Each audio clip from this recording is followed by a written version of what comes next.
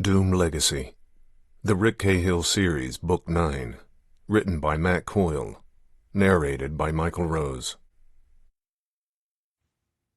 Chapter 1. The nights were the hardest.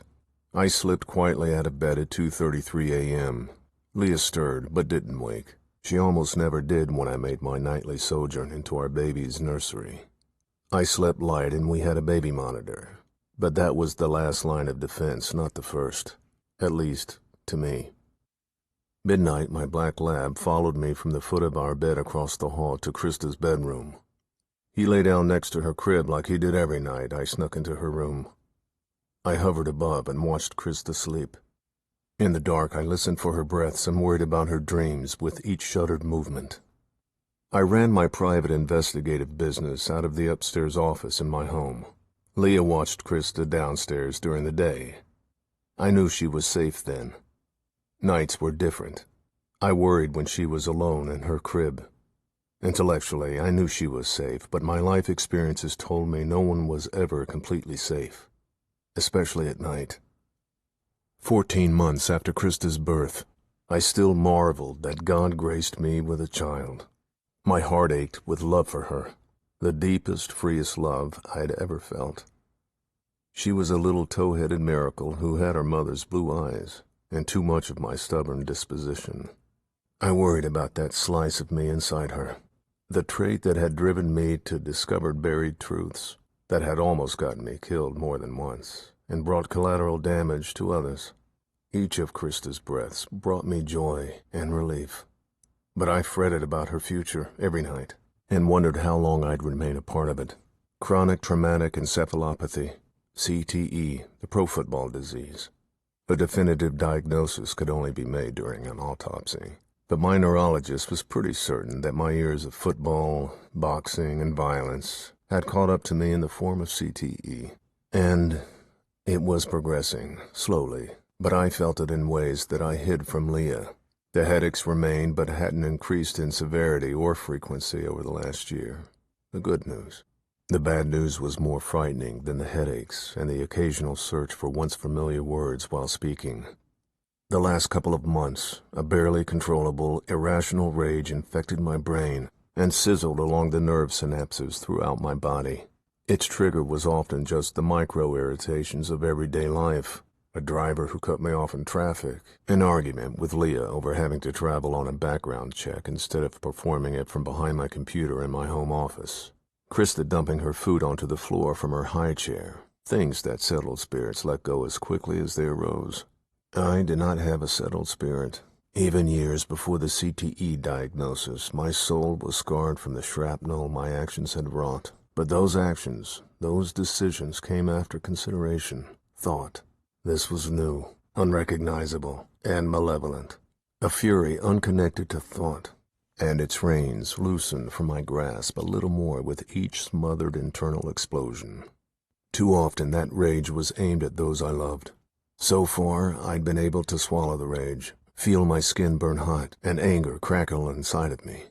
When that happened, I'd pull over my car, or leave the room, or go to the gym in my garage, and pound the heavy bag. Run from the trigger until the rage burned itself out. Sometimes it only took a minute, sometimes 30, and each new episode scared me more than the last. I stood and watched Krista, and worried about the evil in the world and how it might find her. The evil I'd fought, and sometimes become for what I deemed the greater good. Living by my father's code, crossing over the line into the darkness, then finding my way back to the light. I worried about the evil without, and the evil within me. A doomed legacy. Would there come a day when rage from the darkness consumed me, after Krista tossed her food onto the floor one more time and I wouldn't be able to smother it? I pray that God, who gave me Krista, would somehow intervene before that happened. I watched Krista until my legs tired from standing stock still for too long. I fought the urge to bend down and kiss her forehead. I'd done it a few times before, and each time she woke up, sometimes frightened. That drove a stake through my heart and shame down my spine. Caution won out, and I went back across the hall to Leah and our bed. but not before I split the curtains and scanned the street below Krista's second-story window. Clear. Midnight stayed behind in Krista's bedroom, as he often did. He'd become Krista's protector the second we brought her home from the hospital, and he sniffed in her scent for the first time. No jealousy from divided attention. The same bond that he'd shown me ever since I brought him home from Ramona as an 8-week-old pup 12 years ago. He followed Krista around the house and the backyard during her teetering jaunts. With each knock on the front door or unknown visitor to the house, Midnight angled himself in front of Krista, head pointed at the potential danger, hackles in full spike. Tonight he let go a contented sigh as I left the room. The fuzzy red number on the clock next to my bed read 3:07 a.m. when I slipped back under the covers. "Rick," Leah's soft voice floated over my shoulder. "You have to let her sleep through the night. She's fine." I didn't wake her. I kept my back to Leah, but I felt the rustle of sheets as she turned to look at me. "But you have before," the wisp of a rebuke in her voice. I wasn't the only one keeping secrets. Leah knew about my night standing sentinel over Krista's crib, and she'd kept it to herself. "Why didn't you tell me you knew I checked on her?" "At first, I thought it was sweet. You being yourself. Protective." Space between each sentence, like she was choosing her words carefully. "It's not sweet anymore." I kept my back to her, a barrier from the true me. Leah didn't say anything for at least 10 seconds. Finally, "It's become an obsession. One night last week after you didn't come back to bed for an hour, I walked to Krista's door and watched you. Midnight wagged his tail when he saw me, but you didn't even notice. You were almost in a trance. I know that need to protect comes from your heart, but I think you need to give Krista some space when she's asleep. She probably senses your presence watching her as she sleeps. You need to let her wake up in the middle of the night and know she's okay being alone in the dark. The dark is where evil hid. You think I'm stunning her growth?" An edge to my voice I hadn't expected. A smoldering ember tipped over inside me. "Of course not." Her voice blunt, harder than the words. "Not on purpose." My mind scuttled for a blanket, a water hose, a fire extinguisher, anything to smother the flicker burning inside me.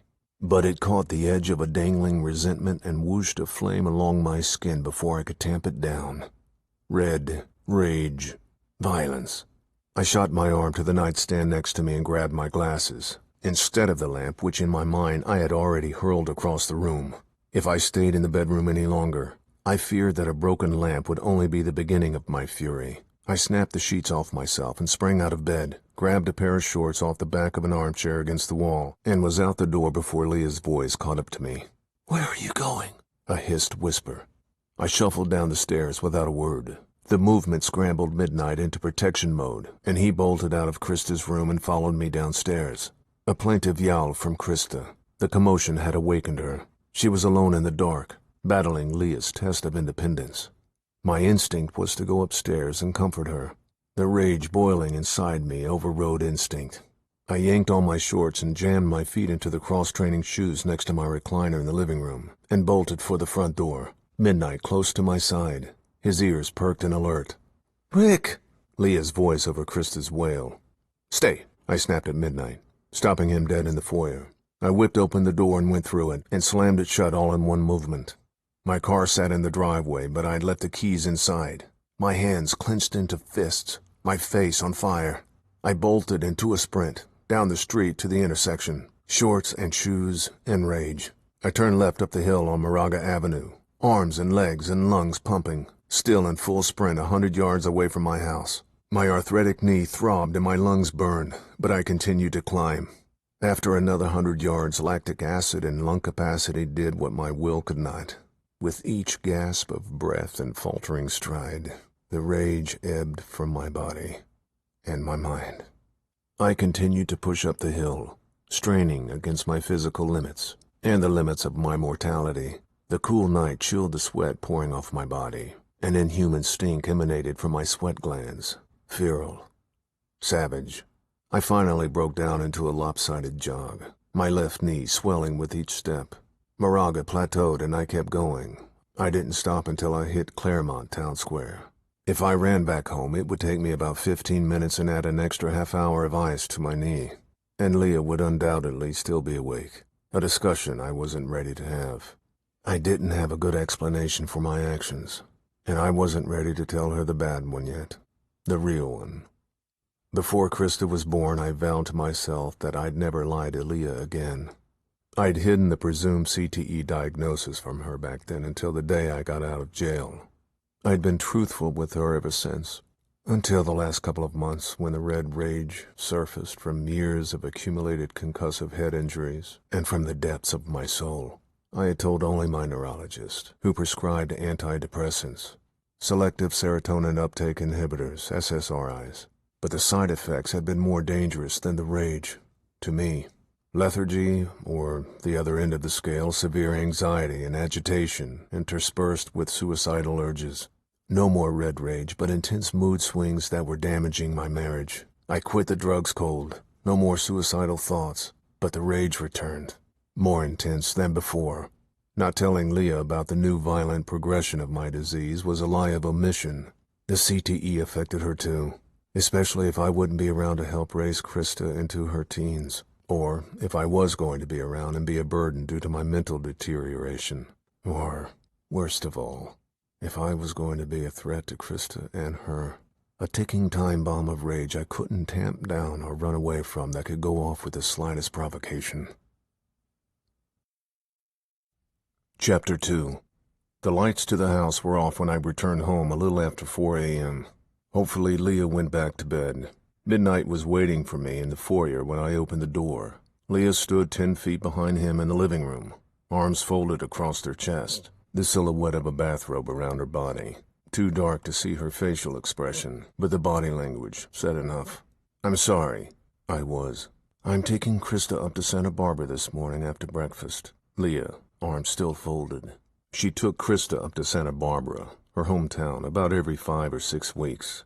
Her family was still there, as well as her design business, for which she had brought in a partner after Krista was born here in San Diego. She was planning to open an office in her new adopted hometown once Krista turned 2.5 or 3. I went with her and Krista to visit her family when my private investigative business would allow, even though they weren't my biggest fans, or fans at all. The family and I had a truce in regard to Krista, the namesake of Leah's murdered sister, and my one-time partner on the Santa Barbara police force.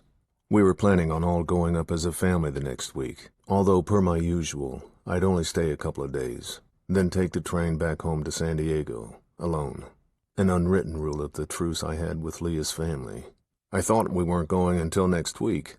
No, Krista and I are driving up this morning, cold. The truth that the words didn't spell out clearly. I wasn't invited. Midnight nuzzled his head under my right hand. 12 years together had attuned him to my moods. He felt the tension in the room. "I could meet you there on Saturday." I heard the plea in my own voice. "It's better that you don't come up this time." Leah walked toward the staircase. I met her at the landing, Midnight at my hip the whole way. "I'm sorry I took off. That was wrong." I gently put my hand on her forearm. "You were right about me watching Krista when she sleeps. I have to scale that back." "So now you want to talk about it?" She put her hands on her hips. "You've been disappearing in a huff any time I want to talk for weeks, and now you want to talk about it? At 4 in the morning? Do you want to talk about this now, too?" Leah walked over to the foyer and turned on the light. She opened the closet and raised her hand up to the top shelf and pulled down a gun, my Colt Python. I didn't say anything. "You told me you weren't going to do this anymore." Leah held the gun to her side, her index finger flat against the frame. She knew how to handle guns. She came from a cop family. "I understand you want to protect your family, but you can't keep hiding loaded guns all over the house. You have a gun safe for that." "None of them are anywhere Krista can reach them." I kept my voice low. "And the safe upstairs, I might not have time to get up there and unlock it if someone breaches the house when I'm downstairs." "Breaches the house? Our home isn't a war zone.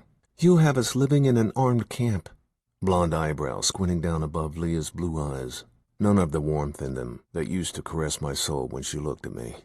"This is not healthy, Rick. We have an alarm on the house, and midnight to warn us if someone tries to break in. And keeping guns out of Krista's reach is not the point.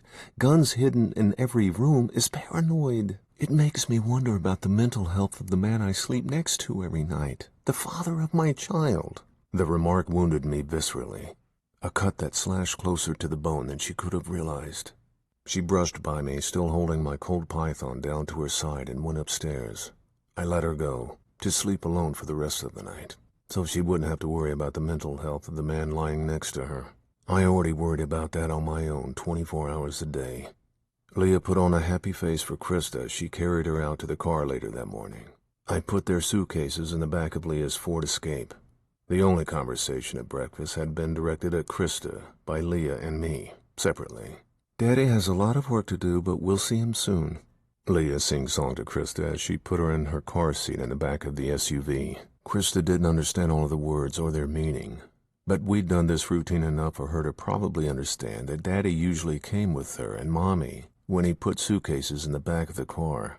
Leah left the back seat door open for me to say goodbye to Krista, and then got into the driver's seat. I bent down and looked at my daughter in the eyes. The same blue eyes of her mother, her wispy blonde hair freshly combed by Leah.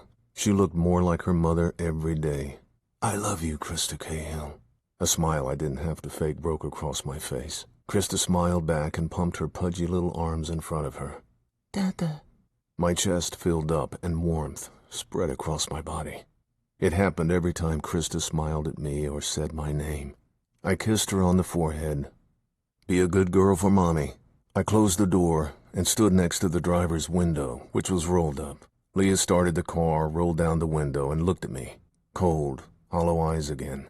"Give me a call when you get to your parents' house, okay?" Our usual procedure, when one of us had to travel without the other. "I'll text." She rolled the window back up. No opportunity for negotiation. I had a weak hand anyway. Leah backed out of the driveway and drove off, Krista's little face disappearing as I walked down the sidewalk waving. Leah made the right-hand turn onto Moraga Avenue and they were gone. Despair sucked all of the hope out of my body so quickly that I could almost hear a whoosh. I always felt lonely when Leah and Krista left, or when I went out of town on business. But Leah and I had never parted on such bad terms before. This felt different. Open-ended. Broken.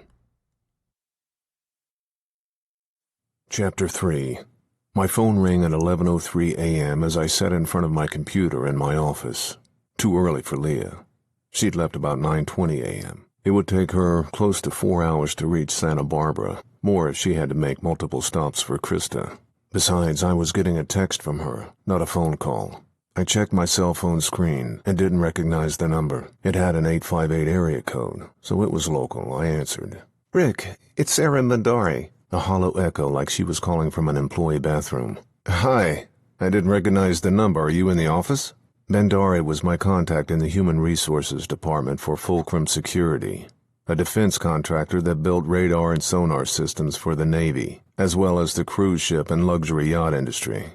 The civilian side gave me steady business running background checks on prospective employees, and Fulcrum was my biggest recurring account. "Yes, but I'm on my cell phone." She spoke quickly and didn't have the usual cheer I remembered. We did most of our communications via email, but talked on the phone at least a couple of times a month. "Is there any way you can meet me for lunch today?" "Is this about work?" Sarah and I had never met in person during the 2 years that I had done background checks for Fulcrum Security. We developed a work friendship, but nothing beyond that, and she knew I was married. "Yes."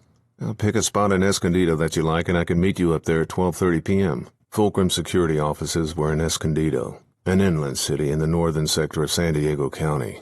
I had other background checks I needed to finish for other clients, but I couldn't say no to my biggest client. "No, not up here." Rapid fire again. "Do you know the hamburger factory in Old Poway Park?" "No, but I can find it." The city of Poway was about 15 miles south of Escondido. I guess Sarah wanted some distance from the office, or maybe she only worked half a day and would be on her way home, wherever that was. "Okay, I'll see you there at 12:30. "Thanks." The last word came out on a burst of air. Poway is a wealthy enclave surrounded by steep, rocking, rolling hills. The great Tony Gwynn, Baseball Hall of Famer, and Mr. Padre raised his family there before he sadly died of cancer in 2014. The hamburger factory was a bit off the beaten track in Old Poway Park. A surprising choice for Sarah Bandari if she had to get back up to Escondido for work after lunch. I would have chosen a restaurant closer to Interstate 15, the main north-south highway in inland San Diego County. Old Poway Park looked to have been cut from the Old West, circa 1870. A scaled-down train complete with open-air wooden passenger cars ran through and around the property, which included a heritage museum, a historical house, and the hamburger factory. The restaurant had wood beams and pillars, and carried on the railroad and Old West motif with a barred window ticket booth, railroad crossing signs and pictures, paintings of trains, and a framed photo of John Wayne in a cowboy hat. A family-friendly, homey vibe that, now having seen it, I plan to take my tiny family to once Krista was old enough to chomp bits of a burger on her own, and once I could make my family whole again.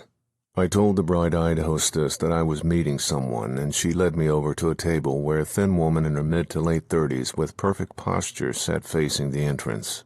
Sarah? Rick, nice to finally meet you in person. She smiled and held out a hand, which I shook, then sat down. She flipped her straight black hair over her shoulder. She was dark-complected and looked to be of Indian heritage. Her eyes showed tension. On the phone, Sarah usually had a dry, snarky sense of humor, which explained our friendship. I sensed none of that now. Business or food first? I asked, and eyed one of the two menus on the table. Let's order first. I have to go back to work. That answered the question about whether she was done for the day. A couple of minutes later, a waitress took our orders. Sarah ordered a chef salad, and I chose a Kobe beef burger. The waitress left us alone, and in silence. Long way to drive just to order chef salad, I said. I wouldn't have minded meeting you in Escondido. I wanted to get away. She gave me the same nervous smile she had when I sat down. I'm glad we finally got to meet in person, but we could have done that anywhere. I smiled, but my eyes searched hers. You chose this place to be sure you wouldn't run into anyone from work, right? Yes. A head nod, but nothing else. Why? Is someone giving you a hard time at Fulcrum? She was in HR. Harassment complaints at work were the kind of thing she probably handled regularly. If the harassment was aimed at her, she must have someone she can report it to in her own department. No, but something strange is going on at work. She spoke quietly and looked around the quarter-full restaurant, presumably scanning for familiar Fulcrum security faces. Like what? Upper management hired some people without getting proper background checks. Are you the only person who sends out for background reports? She was the only person I'd ever been in contact with during the time I'd been running checks for them. No. They hired someone new in the department a few months ago, and she has also been securing background information on potential employees. Then wouldn't it make sense she got the background checks on the new employees? I'm sure I'm not the only private investigator Fulcrum Services uses. I tried to hide the exasperation growing inside me. My interaction with Leah this morning had already left me in a bad mood. Sarah unfolded her arms and leaned forward. It would, but she didn't get any for 3 new hires a couple of months ago.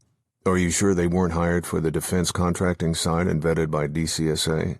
The Defense Counterintelligence and Security Agency was the arm of the U.S. government that was responsible for vetting and giving security clearances to all defense contractor employees who worked on any classified projects contracted by the Department of Defense. I handled the civilian side. I've worked for the company for 7 years. I think I know who was hired for which division and what the process is.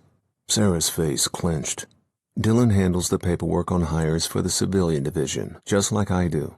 There's a whole other team in the department that handles hires for the defense contractor division. The name Dylan sounded familiar. I'd done a background check on Dylan Helmer for Fulcrum a few months ago. The reason I remembered the name was because Dylan Helmer was a woman, and I always associated the name Dylan with men. I also remembered that her father had been a cop and had been killed on the job. I was a cop who'd been kicked off the force, but always a brother in blue to those who gave their everything protecting the public. I didn't mean that as an insult, I'm just trying to get all the facts. Lunch with Sarah Bandari was a nice capper to the morning I had with Leah. Is this the Dylan Helmer I ran a check on for you a few months ago? Yes. Why did you check on her work? My recollection was that Helmer had a stellar work and personal history. Nothing stuck out. She was out sick Monday, and I took a call at her desk from a prospective employee who wanted to know the status of his potential employment. I got into Dylan's files and found his paperwork, which wasn't completed yet. I checked some other files and found the discrepancies. Natural curiosity, or a deep dive to get ammunition for office politics. I didn't know Sarah Bandari well enough to make that determination. I hardly knew her at all. Wouldn't whoever had the final say in the hiring notice there were no background checks? Yes. Her eyebrows rose and she nodded her head. The production manager for the civilian side. I asked him about it, and he told me he was sure he'd seen a background check report for all the new hires. Well, did you ask Dylan about it? I was thinking up early exit excuses in my head. For some odd reason, Sarah Bandari thought I was the right person to reach out to regarding office incompetence or irregularities. I used to be the person you'd call when you wanted someone followed or disrupted. Yes. I asked her about it Tuesday when she came back to work, and she produced the background check paperwork for the 3 new hires. Sarah's eyes were big again. Problem solved. I scooched my chair back and took out my wallet right as the waitress arrived with our lunches. I really need to get some work completed for a new client by the end of the day. Let me pay for lunch. Sorry. I turned to the waitress and handed her a credit card. Could you box that up for me and run this against the check? Thanks. The waitress set Sarah's salad down and went back to the kitchen with my burger. Sarah squinted down one eye and glared at me. You could have just told me you had a lot on your plate when I called. She folded her arms and tilted her head to the left. I would have waited until I got home from work and called you then. You're right, I should have mentioned it. I didn't realize the drive out here would take as long as it did. I gave her a sheepish grin. But honestly, this sounds like something that you should talk to your boss about or some higher up in the company. You didn't let me finish. She unfolded her arms. There was something I wanted to ask you about before I talked to the CEO of the company. What did you want to ask me? What she could have done on the phone an hour and a half and 20 miles ago. Are you familiar with a San Diego detective agency called Leverage Investigations? No. I knew most of the other investigative agencies in San Diego. I'd bump up against a few in my years as a PI. I competed with a couple of the big ones for background check work. But I'd never heard of Leveraged Investigations.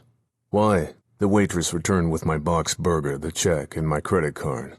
I signed my copy of the check, left a guilt-induced extra-large tip, and grunted a thanks. I want you to check them out, see what you can find out about them. Why? An odd request. That's the agency who did the background checks on the 3 employees that magically appeared in Dylan's files the day she got back to work. We used to only have you and one other agency get us background information. Brady Investigations? We just started using Leveraged Investigations a couple of months ago. I used them once, and their work was inferior. Something is off about them. I can't put my finger on exactly what, but I got a bad feeling about them. Brady was a large agency that had offices all over Southern California, and my biggest competitor. Leveraged Investigations drew a blank. Who's Buddy?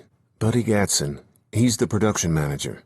This really sounds like an internal work problem, but I'll look into Leveraged Investigations and follow up with you on what I find. Please send it to this address. She handed me a slip of paper with an email address on it. That's my personal Gmail account. More cloak and dagger for a sweater and butter knife problem? Will do.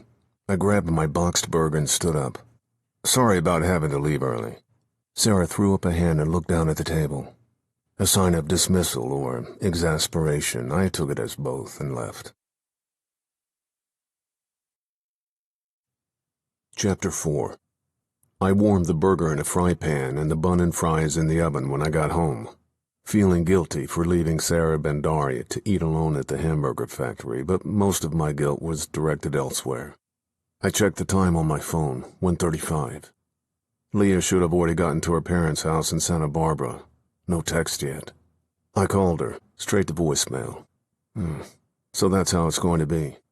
I sent her a text, asking if she'd made it up okay. A reply came 30 seconds later. We're here, everything's fine. Nothing else.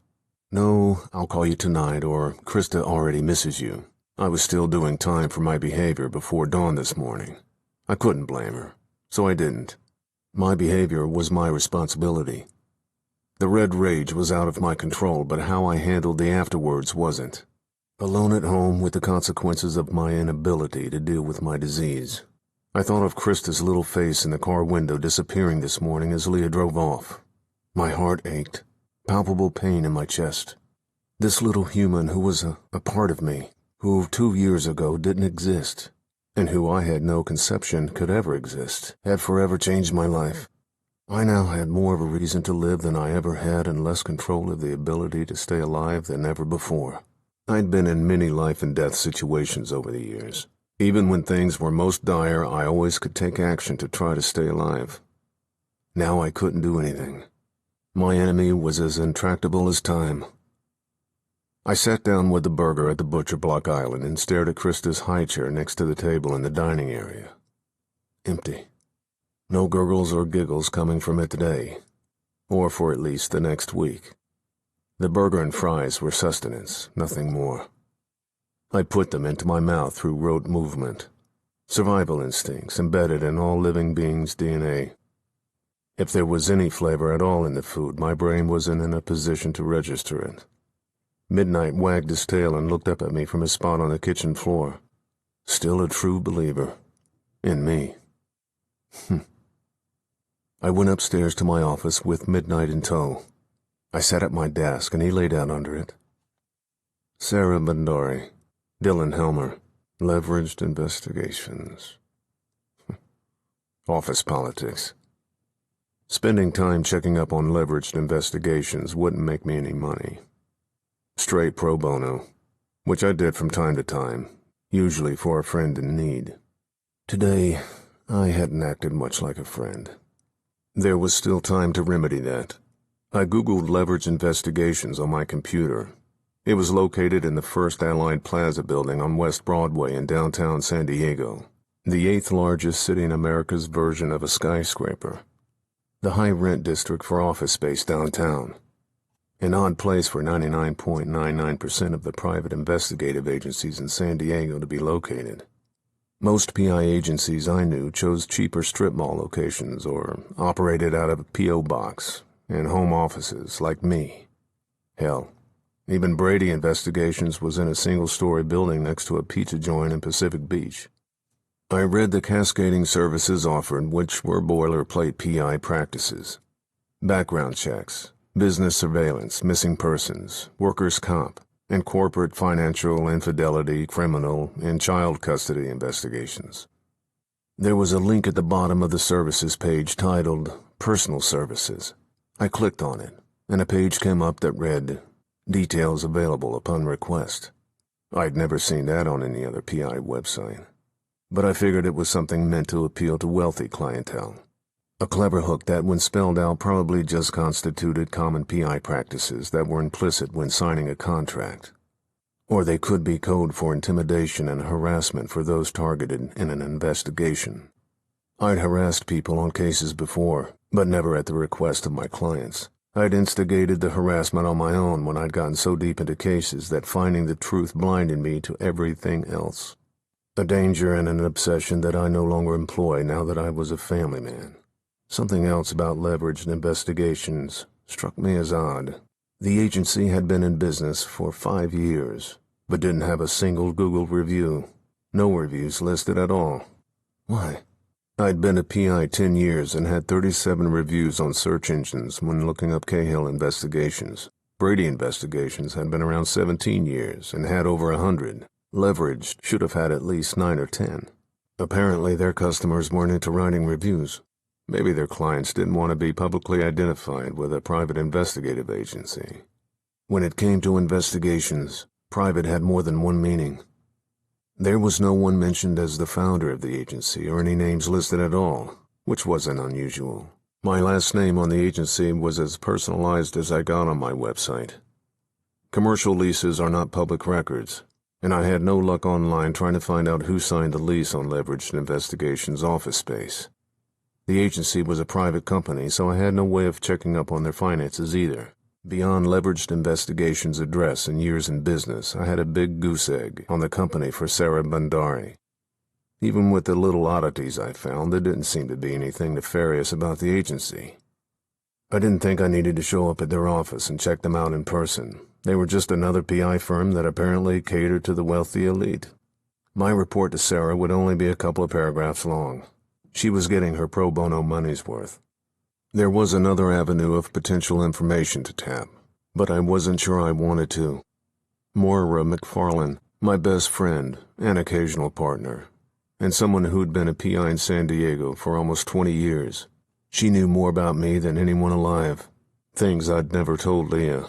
Things that might change her opinion of me, or solidify the opinion she had of late that culminated in her taking Krista to Santa Barbara this morning. Moira was family before I met Leah, and family still.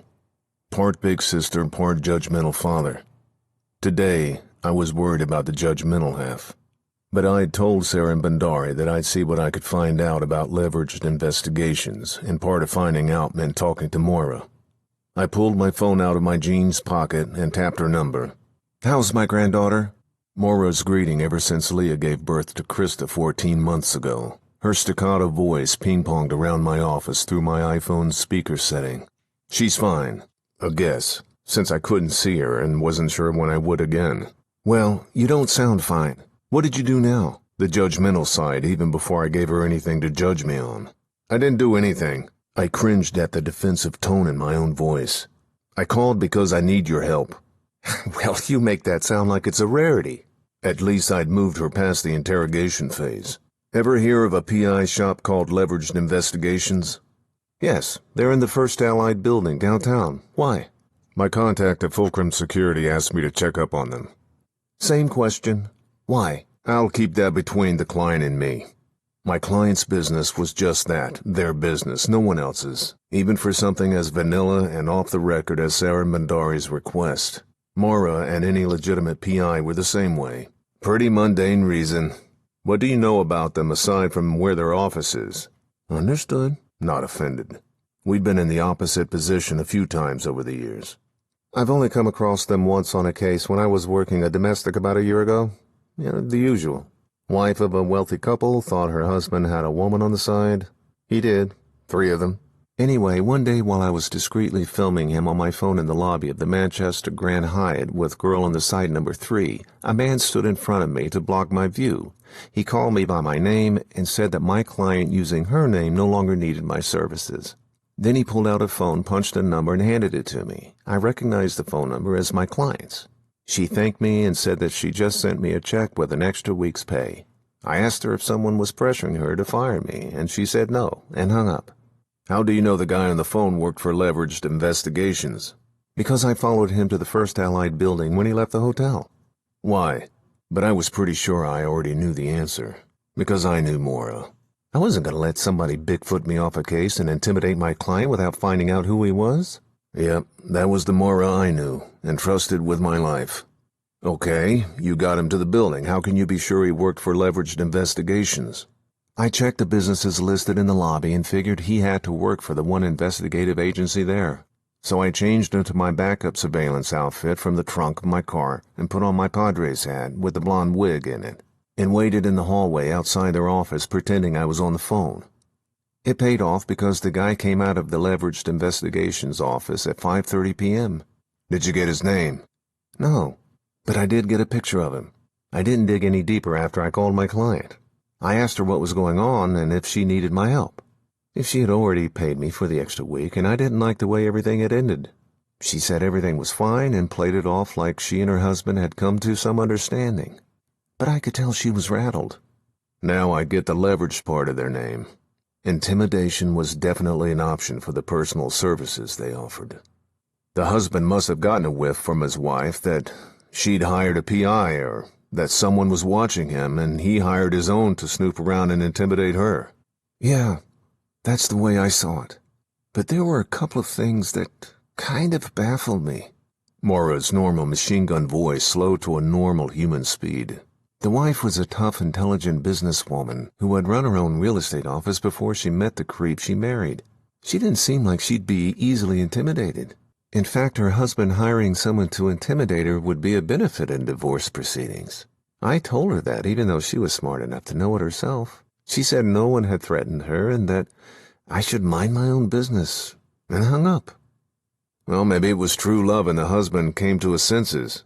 I played devil's advocate, even though I didn't believe my own words. "Yeah, right."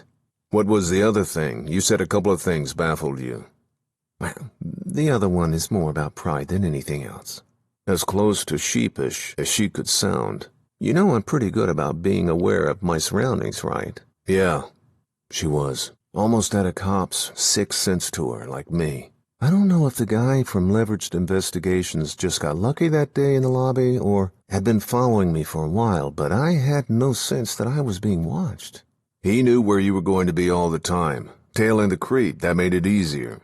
He didn't have to follow you. He only had to know where the creep was going to be, and when. He could set up early and wait for you to show following the husband. Or, like you say, he might have started that day at the Grand Hyatt and staked out the lobby, and you stuck out just enough for him to spot you as a tail. Maybe. Still, it was a little unsettling. It was kind of a reality check. Made me realize that I had gotten a little lax. She blew out a breath. Anyway, do you want the picture of the guy? I'm pretty sure it's still in my phone. Sure, for due diligence sake. Except for the part about Moira concerned about not knowing she'd been followed, the story wasn't too nefarious or that unusual. Powerful men and women had used unscrupulous private eyes to intimidate people, even spouses, since Edgar Allan Poe created Auguste Dupin. Still, it sounded like Leveraged Investigations wasn't as shiny clean as their address would imply. I got off the phone with Moira and wrote up what little I knew about the agency, including a brief summary of what Moira told me, and sent it to Sarah Bandari. A few minutes later, my phone pinged with a text from Moira. The photo of the guy from Leveraged Investigations. He looked to be average height and weight, dressed in khakis and a blazer. Short brown hair, matched by brown eyes. Nothing special. The kind of guy who could get lost in a crowd. A beneficial attribute for a PI on surveillance. I closed the picture, and closed my side work for Sarah Bandari. Chapter 5. I woke up from a fretful sleep at 2:25 a.m., my sheets sticky with sweat. Midnight's face emerged from the darkness next to me at the side of the bed. My dreams had been violent enough to wake Midnight up from his spot at the foot of the bed. But luckily, the dreams were unrecoverable. I got out of bed by rote and walked across the hall to Krista's nursery. Midnight followed behind me, his routine too. I knew Krista wasn't there, but checked her crib anyway. I picked up her little pink blanket and held it against my face. Her baby smell clung to it, and I breathed it in. First soothing, then upsetting. Her essence still here, tangible, but she was 200 miles away. I put the blanket back down in the crib and returned to my bedroom. Tonight, Midnight followed me back inside. I called Leah multiple times over the weekend, and she responded with terse texts, only giving me updates on Krista, but nothing else. I stopped apologizing on the voicemails I left her after the second day. Monday, she agreed to a Skype call between Krista and me. Leah held the phone in front of Krista's face. That and making the call was the extent of her participation. Krista sat on the floor, in a little cornflower blue onesie that matched her eyes. She bobbed up and down, pumping her chubby little arms, a wet smile showing half a dozen teeth. "Dada!" Her chirpy voice filled my soul like no other sound ever had, or ever would again. "Hi, Krista Kumquat," a lilt in my voice straight from my heart that I had no power to control. "I miss you, little girl, but I'll see you soon." "Dada." She tapped her tiny index finger against the screen of Leah's phone. I did the same to mine. Leah's voice from off-screen. "Say goodbye to Daddy." I swallowed the urge to ask for more time. Pride in not wanting to cause a furor in front of Krista kept me silent. I had no control over time in my life anymore. "Bye, Dada." She waved her little hand. "I love you, Krista Kumquat." My voice caught in my throat. I waved and blinked away the tears collecting in my eyes. "Tell Mommy that Daddy loves her." The call ended with a Skype metallic pop. Later that afternoon, I received a call from a former employer of one of the potential employees for Fulcrum Security that I'd run a background check on a couple of weeks ago. A mom-and-pop sporting goods store owner that the candidate had worked for as a teen over 15 years ago. The store had been out of business for 6 years. I'd gotten employer references from his last 2 jobs, as well as character references from friends and former roommates, which had all been positive. I'd sent the report in and noted that I hadn't been able to contact the sporting goods store owner at the time. I hadn't found anything negative on the person, and I figured he'd been either hired or was at the top of the potential employee list by now. The information the former sporting goods store owner gave me might make Fulcrum rethink the candidate's position. The owner had caught the teenager stealing a baseball glove. The kid claimed he was only going to borrow it for a tryout for the high school baseball team. The owner accepted the apology and cut him some slack, until the same style glove and a baseball bat disappeared after one of the kid's shifts a month later. The owner fired him after 6 months of employment, which the Fulcrum security candidate stretched out to a year on his job application, the end of which coincided with his leaving for college. I sent an email with the updated information to Sarah at Fulcrum at 3:30 that afternoon. She didn't reply that day or on Tuesday morning. I sent another email at 1 p.m. Nothing. It was unusual for her not to respond to an email from me, particularly when I followed up. In fact, I don't think I ever had to follow up before. I wondered if my lack of enthusiasm for Sarah's office politics problem had ended my relationship with her, and thus Fulcrum. Yeah, a financial hit that would be hard to make up. I had a family to take care of and a mortgage to pay. Even if my family was having an extended stay in Santa Barbara, Leah didn't plan on working full-time again for at least another year, and she had been searching out a new client base in San Diego when she did. It would take years for her to get near the income she made in Santa Barbara, if she ever could. I grabbed my cell phone off my desk and called Sarah's number at Fulcrum. Her voicemail was full. Well, I'd never encountered that with her before. She had always returned my calls promptly and seemed too efficient to let her voicemail fill up. A faint ping echoed along my spine, the kind I used to get when I was a cop and sensed something was wrong. Danger. The sensation I got as a PI when I worked cases out in the world instead of behind a computer at my desk. A feeling I hadn't felt in a year and a half. The sensation was odd, yet familiar, and one I couldn't let lie. I called Sarah's personal phone number. The call went straight to voicemail. I left a message for her to call me right away. I said it was urgent. I didn't know if it was or not, just that the ping along my spine vibrating louder and louder with each minute I didn't hear from her. I waited an hour without a response, then called Fulcrum Security's main number. A recording answered instead of a human being. I listened and punched in numbers corresponding to Dylan Helmer's extension. She was the one person that worked in Sarah's department whose name I knew. Dylan Helmer, how can I help you? Pleasant, professional. Matched the information I'd turned up when I ran a background check on her a few months ago. I wouldn't have predicted the issues Sarah had with her. I'd never met or spoken with Dylan before. I very rarely interviewed the subject of a background check personally, only if a client wanted me to.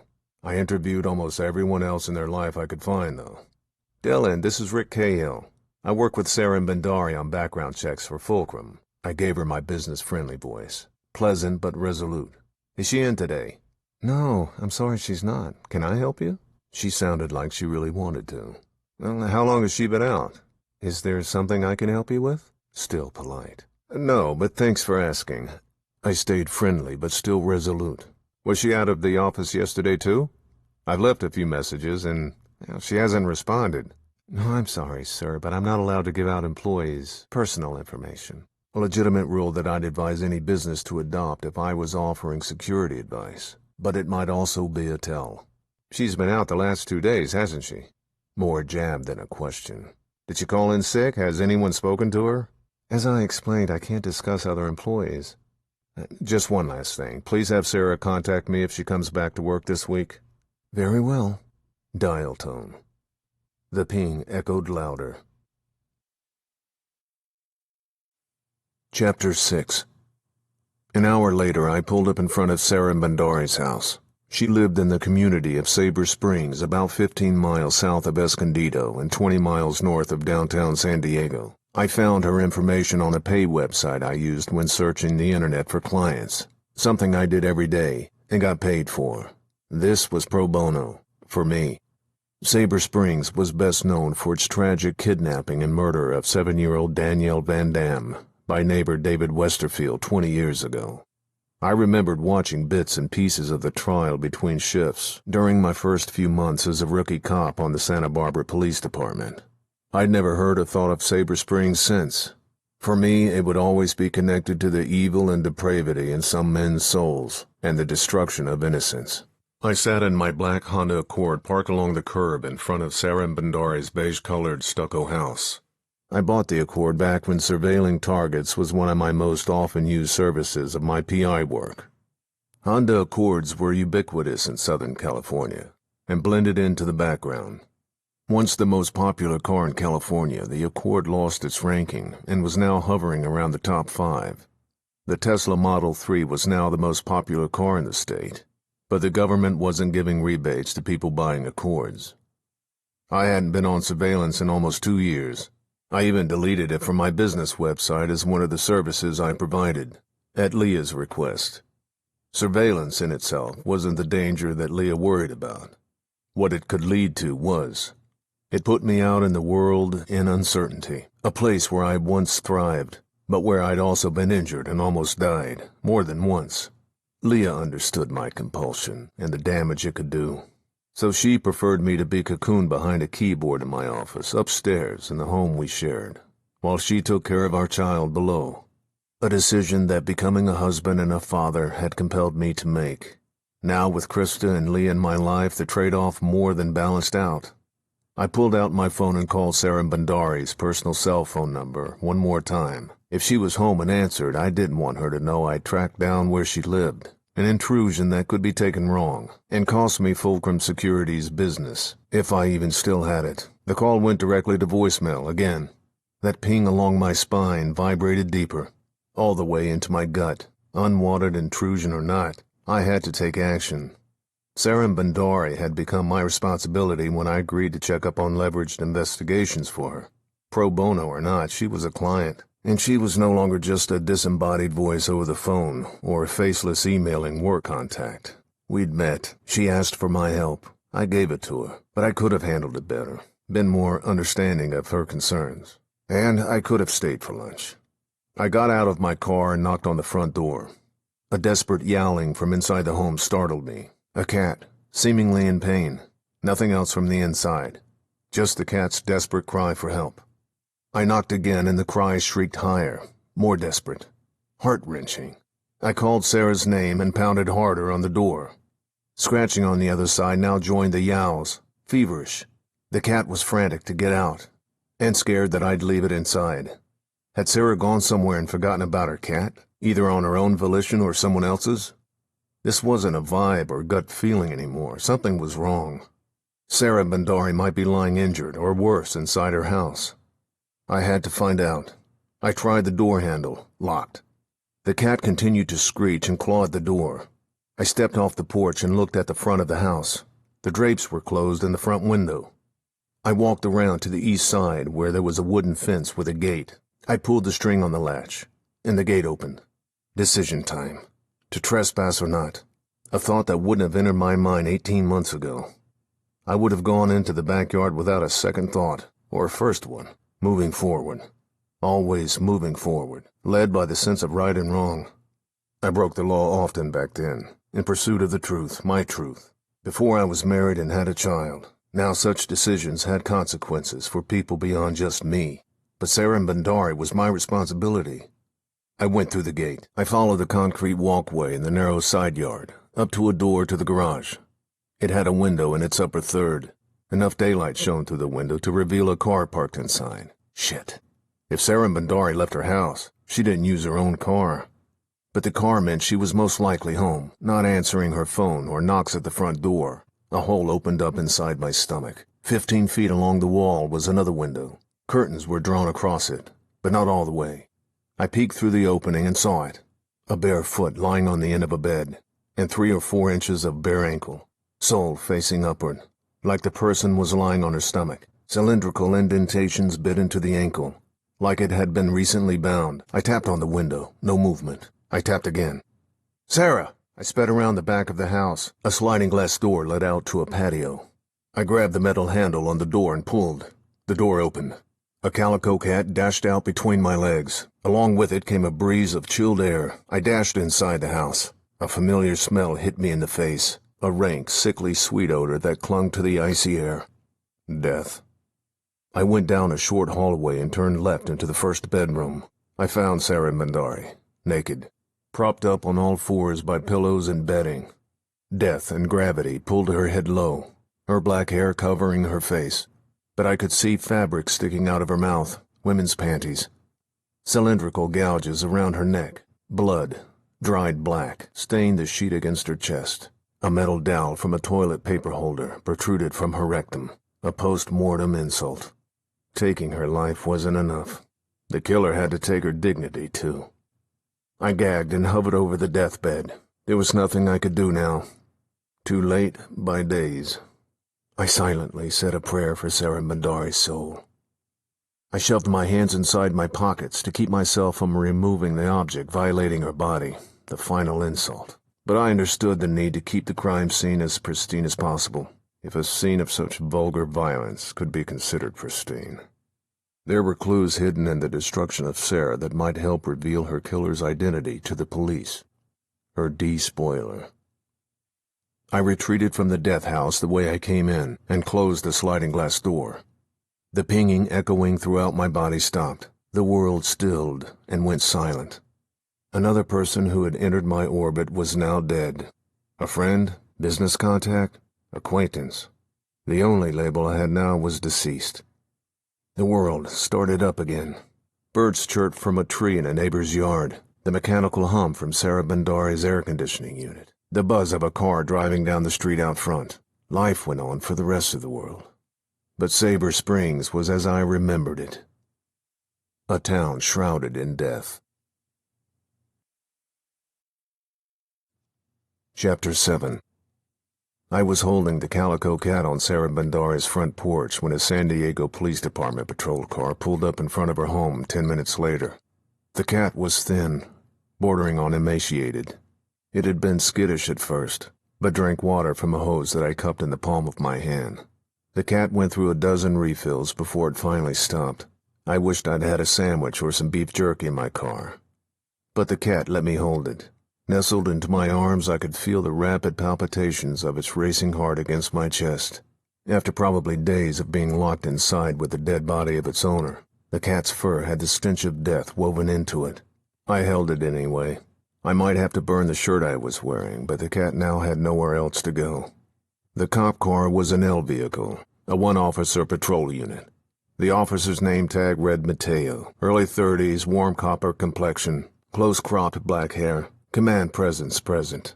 I told him everything that had happened since I arrived at Sarah Bandari's house, right up to my phone call to 911. Exactly how I remembered it. The truth and nothing but the truth. Divergent from my pre-family practice when dealing with law enforcement. Back then I usually withheld just enough information to give my client or myself cover. But now my client was dead, inside her home. Officer Mateo sat me down on the curb in front of his patrol car and called for backup on the shoulder mic connected to the radio on his duty belt. I still held the cat. Mateo was being cautious. If he left me alone and went inside and found a dead body, a possible suspect might flee. Even though I called the police to report the dead body, he'd wait until backup arrived before he went inside the house and found Sarah Bandari's desecrated body. 5 minutes later, a patrol vehicle with 2 officers in it rolled up. The driver was female and had a sergeant's chevron on her sleeve. 40s, tall, dirty blonde hair in a tight bun, and aviator glasses. Name tag read Lintz. Her partner was a young female, also white, hair brown up in a bun like the sergeant's. Her name tag said Davis, on the short side for a cop. By her age, 22, 23, I put her as a boot, a rookie. Sergeant Lintz conferred with Officer Mateo, then told him to stay with me and commanded Officer Davis to go with her to the backyard. Mateo didn't say anything. I stayed seated on the curb, still holding the calico cat. "You got any food in the car, Officer Mateo?" I asked. "I'm guessing this cat hasn't eaten in a few days. It lapped up a bunch of water out of the hose when I corralled it after it ran out of the house." Mateo looked at me, at the car, then turned and opened the passenger door of his cruiser. He reached in and came out with a Jack-in-the-Box paper bag. He must have been in the middle of a Code 7 when he got the call. Radio code for stopping for a meal. Mateo pulled out a hamburger from the bag, ripped off a small portion of the meat, and set it on the grass next to me between the curb and the sidewalk. The cat leapt from my arms and pounced on the scrap of meat before I could even set it down. It inhaled the food like a hungry Labrador retriever, without chewing it. Mateo ripped off another piece and dropped it onto the grass. The cat jumped on it as soon as it hit the ground. Mateo had gone through almost half a patty by the time Sergeant Lentz and Officer Davis returned. Davis's skin was gray-green, her brown eyes lost in a zombie trance. My guess, her first dead body. She wasn't a rookie anymore. Her life had changed forever. "Officer Davis, get the rope out of the trunk and secure the scene." Lentz, precision and certainty in her voice. "Officer Mateo, you keep the log. No one enters the scene without signing in." "DB, Sarge?"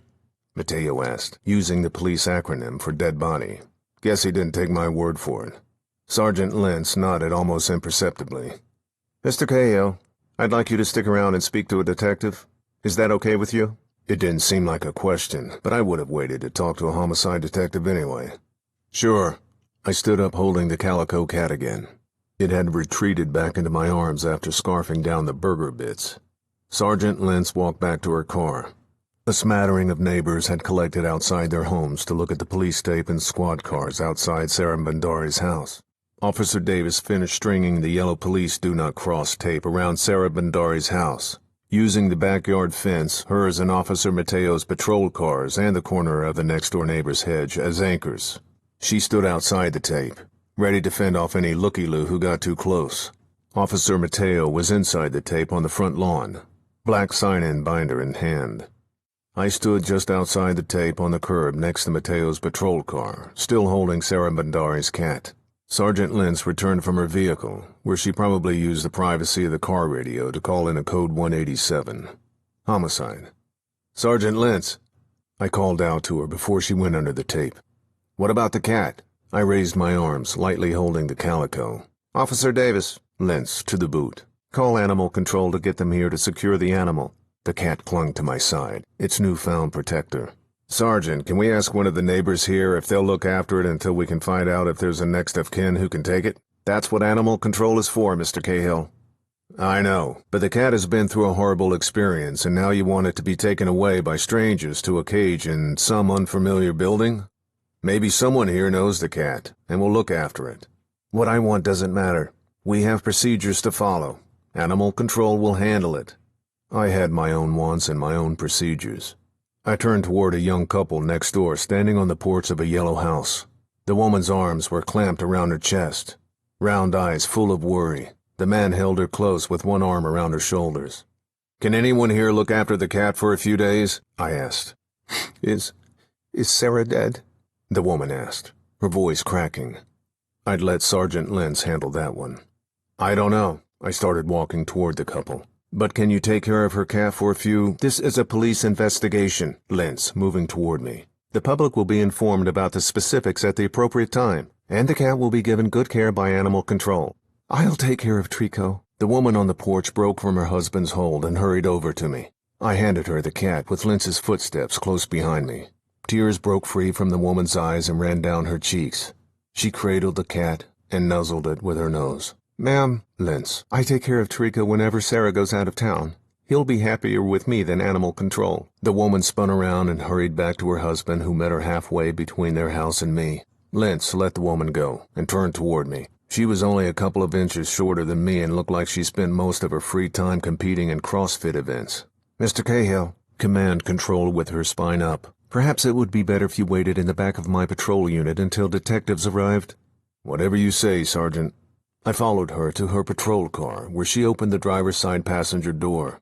I got in and she left the door open, which I thought was a nice gesture, considering I just defied her command. She could have closed the door and charged me with criminal trespass to punish me for my insolence. It most likely wouldn't stick, but would be a time-consuming hassle. Sergeant Lentz followed the book instead of her emotions. My kind of cop. Most of the time. Chapter 8. 10 minutes later, a dark blue slick-top Ford Taurus pulled up and parked in front of the squad car I sat in.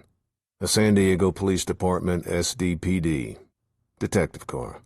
A man with a high forehead and short gray hair and tight curls stepped out of the car. Blue blazer, tan slacks. He looked to be in his early 60s, but I knew he was close to 10 years younger. Life as a cop ages you, even after you've made detective. Homicide Detective Brian Scoopin walked over to Sergeant Lentz in front of the squad car. I watched them through the windshield and the cage wire between me and the front seat. I heard the murmur of a conversation, but couldn't make out the words from inside the car. I got out, and Detective Scoopin walked over to me. Cop's eyes and a head shake. Jesus, Cahill. He stopped in front of me and put his hands on his hips. You turn up around more dead bodies than a vulture in the desert, and another chance to get your name in the paper. We had a history. Scoopin had always been fair to me, but was by no means a fan. Not that I had any of those in law enforcement. I didn't have a witty rejoinder to his remark, and if I did, he wouldn't want to hear it. Detective. Another slick top pulled up, and a detective got out and walked toward Scoopin, male, Latino, at least 10 years Scoopin's junior. Wait here, Cahill. Scoopin met the man over by Sergeant Lentz, just outside the police tape. More conversation I couldn't make out, and a couple of head nods in my direction. The circle broke up, and Scoopin walked back toward me, while Sergeant Lentz and the other detective went under the tape and walked over to sign in with Officer Mateo. Unlike what you see on TV shows and in the movies, police don't allow a parade of people to trounce all over a murder crime scene. Reporting officers, coroner and assistants, crime scene investigators, homicide detectives. That's about it. No lieutenant, captain, or newspaper reporter smoking a cigarette staring at the body. And everyone has to sign the crime scene log when they enter and exit the scene. Most homicide teams split up duties at a crime scene. One stays outside the tape to interview witnesses, and the other examines the crime scene without touching anything, and staying out of the crime scene investigator's way. Scoopin arrived back where I stood at the same time a white coroner's van pulled up. He frowned and surveyed the growing crowd of neighbors edging toward the crime scene tape. By this time, 3 more patrol cars had arrived, and a total of 6 officers stood outside the tape directing people to stay 20 feet back. Let's talk in my car, Cahill. Scoopin led me over to his Taurus and opened the back passenger side door. I climbed in, and he went around the front of the car and got into the driver's seat. The windows were rolled up, and there was enough of a temperature in the air to make it uncomfortable inside. He turned on the ignition, and the air conditioning started up. He looked at me through the rearview mirror. Some environmental activist in the crowd is probably going to call the department and complain that I'm needlessly polluting the air. Scoopin turned and looked at me over the front seat. So, what brought you to Sarah Bandari's house today? I do background checks for her company, Fulcrum Security. They make radar and sonar equipment for the Department of Defense and the cruise ship industry. I do the checks for the cruise ship side. Sarah is, or was, my contact person, the one who sent me the background check requests. You make a habit of going to business contacts' homes? No.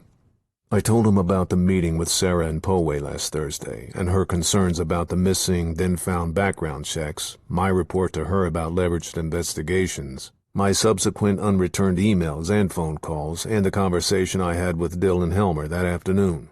He took notes on a little notepad throughout my summary. You have a thing for this woman, Cahill? Scoopin raised his eyebrows and his voice pitched higher, like it was just between us. A few things have changed since we last talked, Detective. That last talk took place at San Diego Police Department headquarters downtown San Diego, and was about someone invading my home and the violence that ensued. I raised my hand and tapped the silver band on my left-hand ring finger. I'm married now, and I have a daughter. Well, that doesn't exactly answer my question. More just between the two of us voice, and a head tilt. You seem to have taken a deep interest in Miss Bandari. You're right. I did take an interest in Sarah. I folded my arms, defensive body language, but it had been a reflexive action, and if I unfolded them now, it would signal awareness of my physical response, and possibly indicate deception. All my clients are my responsibility. I was worried about her when I found out that she hadn't been to work this week, and didn't call in sick. How many times have you been to Miss Bandari's house? Today was the first time.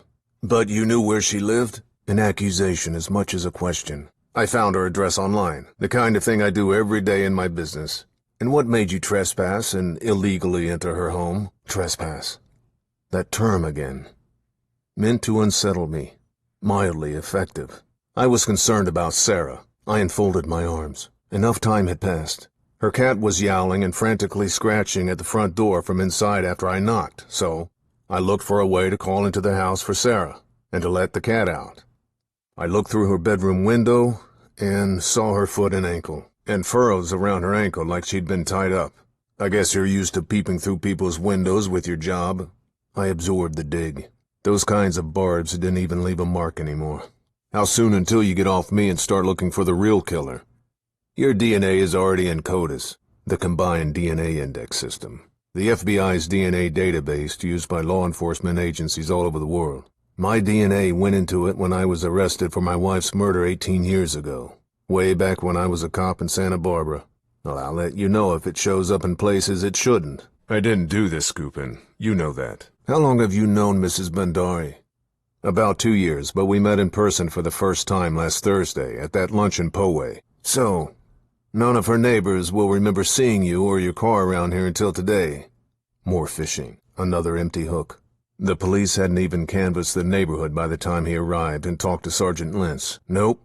Thanks for your cooperation, Rick. He finally called me by my first name. We were buddies now. I have your contact information on file if we need to talk again. You can head on home. I'll help in any way I can, Detective. I put my hand on the door handle but didn't open it yet. I can send you what I found out about leveraged investigations if you like. Who? The private investigative agency I told you about that Sarah had me look into. I fought back the frustration again. The one that supposedly ran the background checks on the 3 hires that Sarah couldn't find the files for, then suddenly turned up the next day.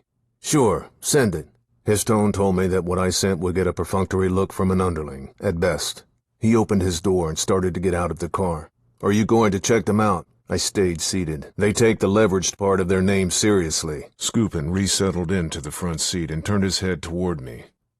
If we need any further help looking into some PI agency, you'll be the first person we contact. Time to go, Rick. Dig deep, Scoopin.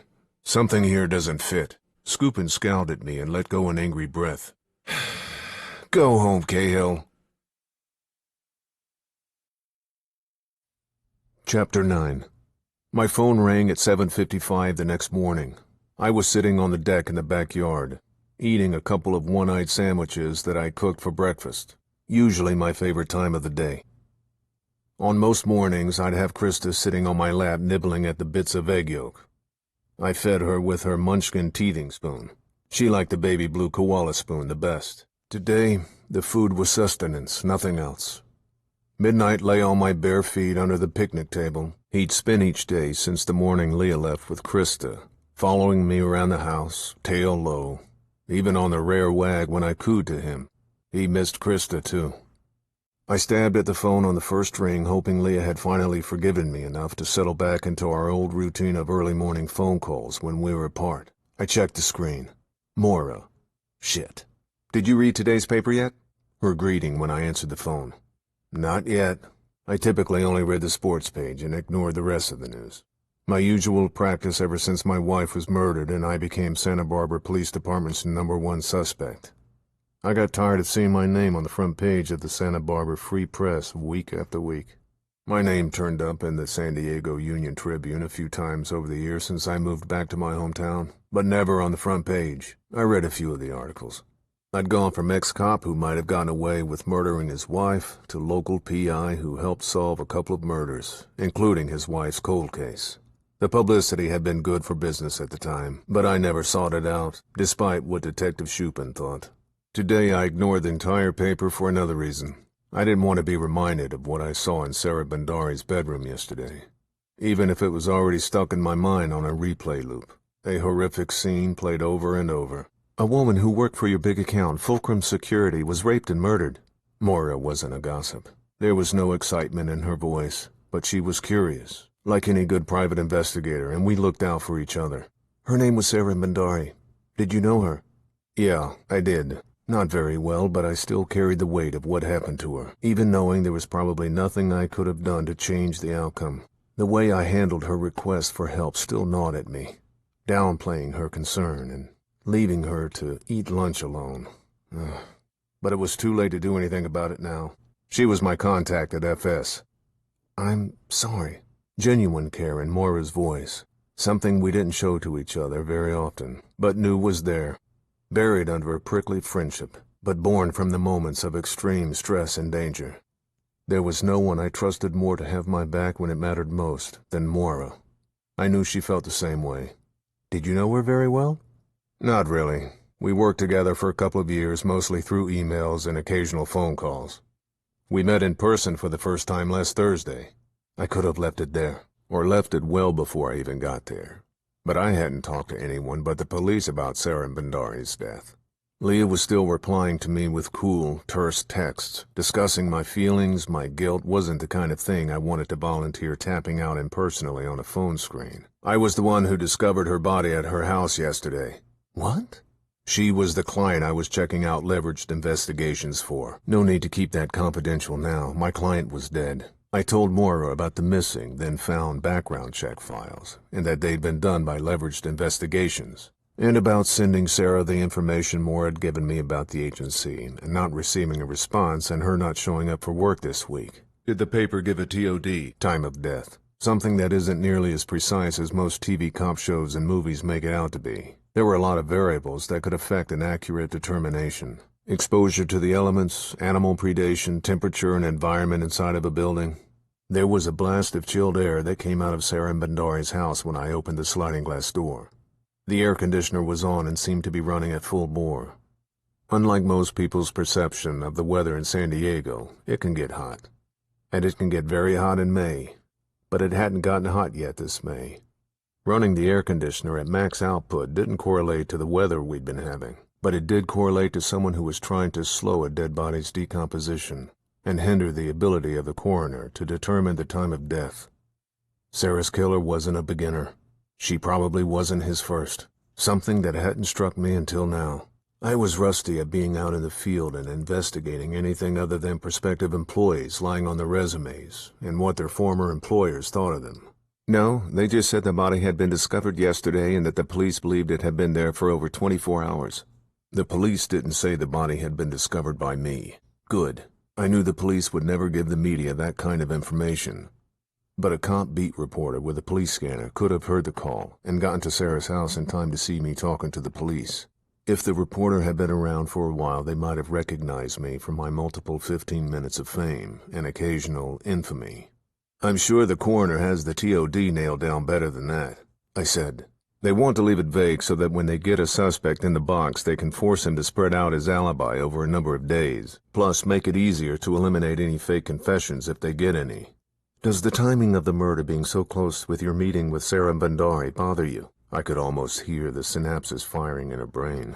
It bothers the crap out of me. I decided I needed to read the article in the paper to get a better feel for where the police were on the case, and what they might be holding back. I owed Sarah that much. But her death seems unconnected, random evil. Or maybe not random. The killer may have been stalking her. Turning up the air conditioning makes me think he's killed before, or is a very fast learner. But regarding Sarah's murder, I think the timing is coincidental. You're probably right. She tried to sound convinced. But her question, and the tone of her voice, brought back that ping along my spine. Moira wasn't a conspiracy theorist. Far from it. When we worked together, she spent much of the time trying to reel me back in from whatever ledge my gut had taken me.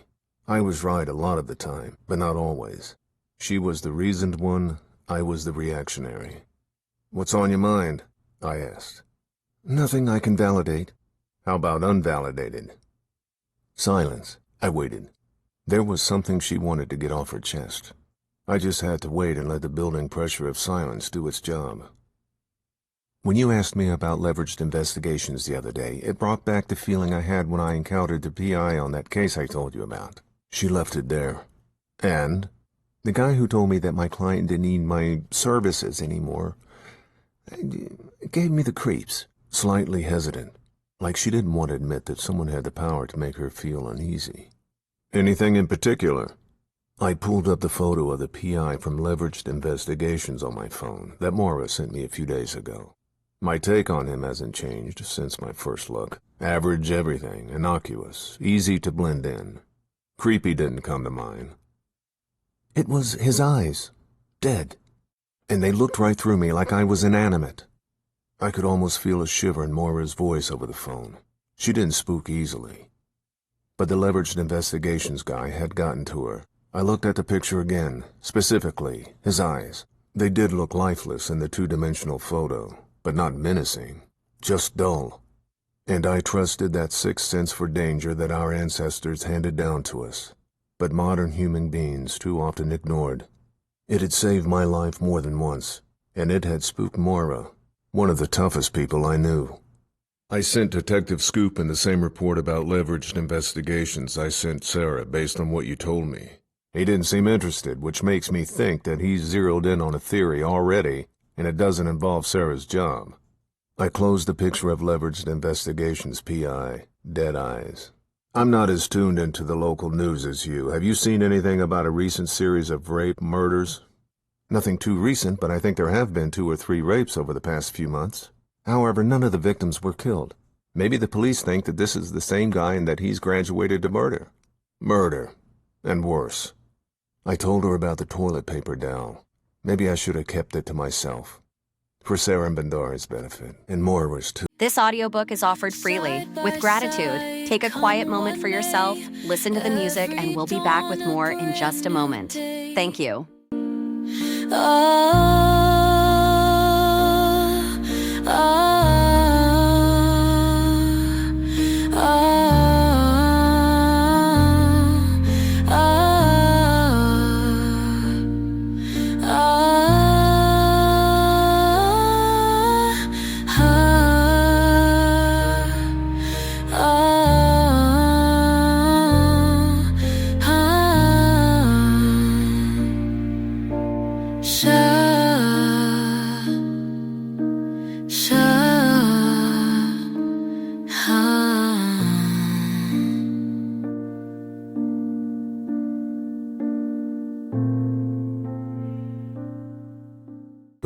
A visual best left unexposed. But Moira had cop friends. The vicious detail could prove important in finding the evil that perpetrated it. What a sick son of a bitch. Sorry about all of this, Rick. The carer poked through again. Hey, when are you and Leo going to invite me over for dinner again and ask me to babysit? I missed that little nugget that was somehow co-produced by your loins. I didn't have an answer to her question. I didn't have an answer to my own. Soon, I hoped. Chapter 10. I grabbed my plate and went inside the house to the kitchen with midnight at my hip. I rinsed the plate and utensils and put them in the dishwasher, then sat down at one of the wooden stools at the butcher block island. Midnight rested his head on my leg. I scratched him, then shuffled through the morning newspaper I'd left on the island and found the local section. The whole section was only 6 pages. I was old enough to remember newspapers before people got their news on the internet, where it's neatly curated to fit one's particular worldview. Newspapers were inches thick before Breitbart, the Huffington Post, and Twitter. Now a morning newspaper had barely enough pulp to set kindling on fire on a weekend camping trip. Nothing about Sarah Bandari's murder on the front page of the local section. I found the article on the second page in the local reports under Crime and Public Safety.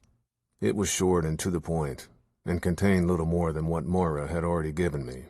Only 2 new pieces of information.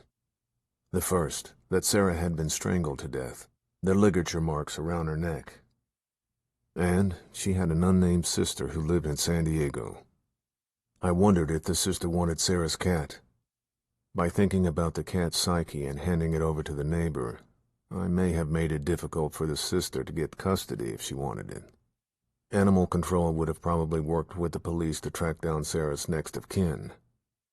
Now the sister would have to be contacted by the neighbor, and they may not even know each other. Maybe Sergeant Lentz had been right. I should have let animal control take care of the cat.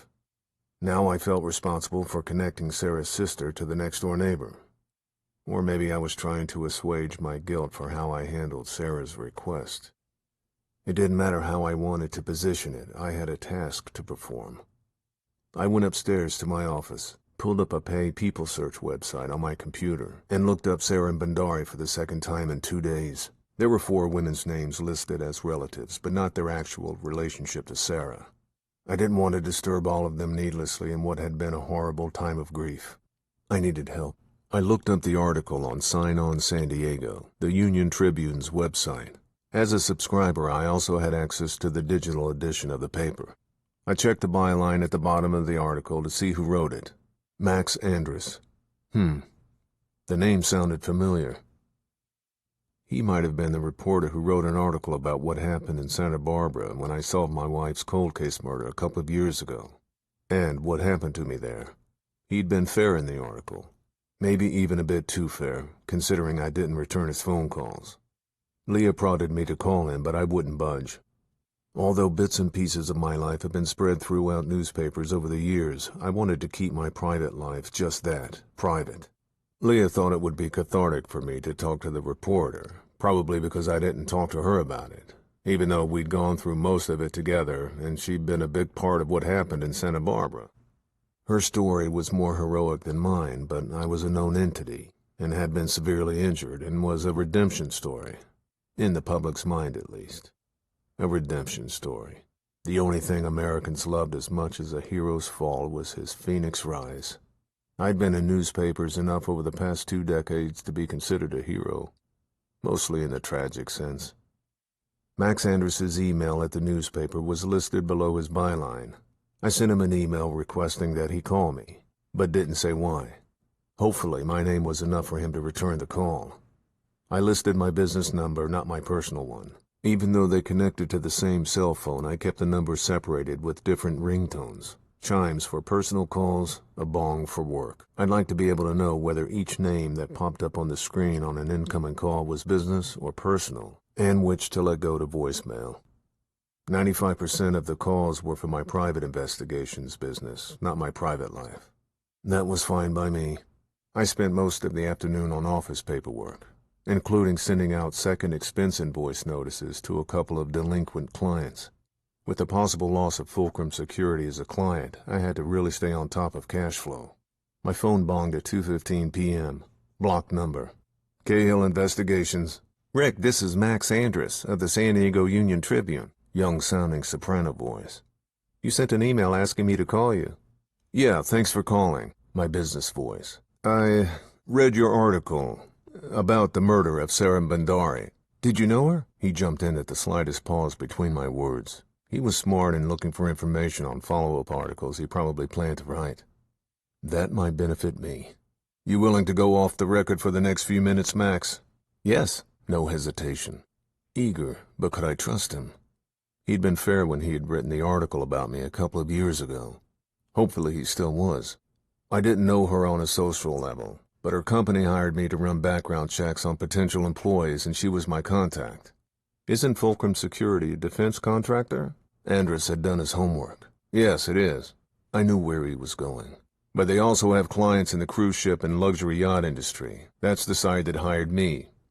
The Defense Counterintelligence and Security Agency with the federal government does background checks for the employees doing defense contractor work. Ah, I see. Thanks. He sounded happy to get a bit of information that might help him somewhere down the road. So why exactly did you want me to call you? I need a favor. You mentioned in the article that Sarah is survived by a sister who lives in San Diego. Can you get me in touch with her? Why? I could almost hear his antennas spring up. I didn't think I could get around telling him that I found Sarah's body without him helping me contact her sister about the cat. Sarah had a cat that, right now, is being taken care of by her next-door neighbor. I want her sister to know where the cat is, in case she wants it for herself. I thought you didn't know Sarah Bandari socially. I didn't. We only met once.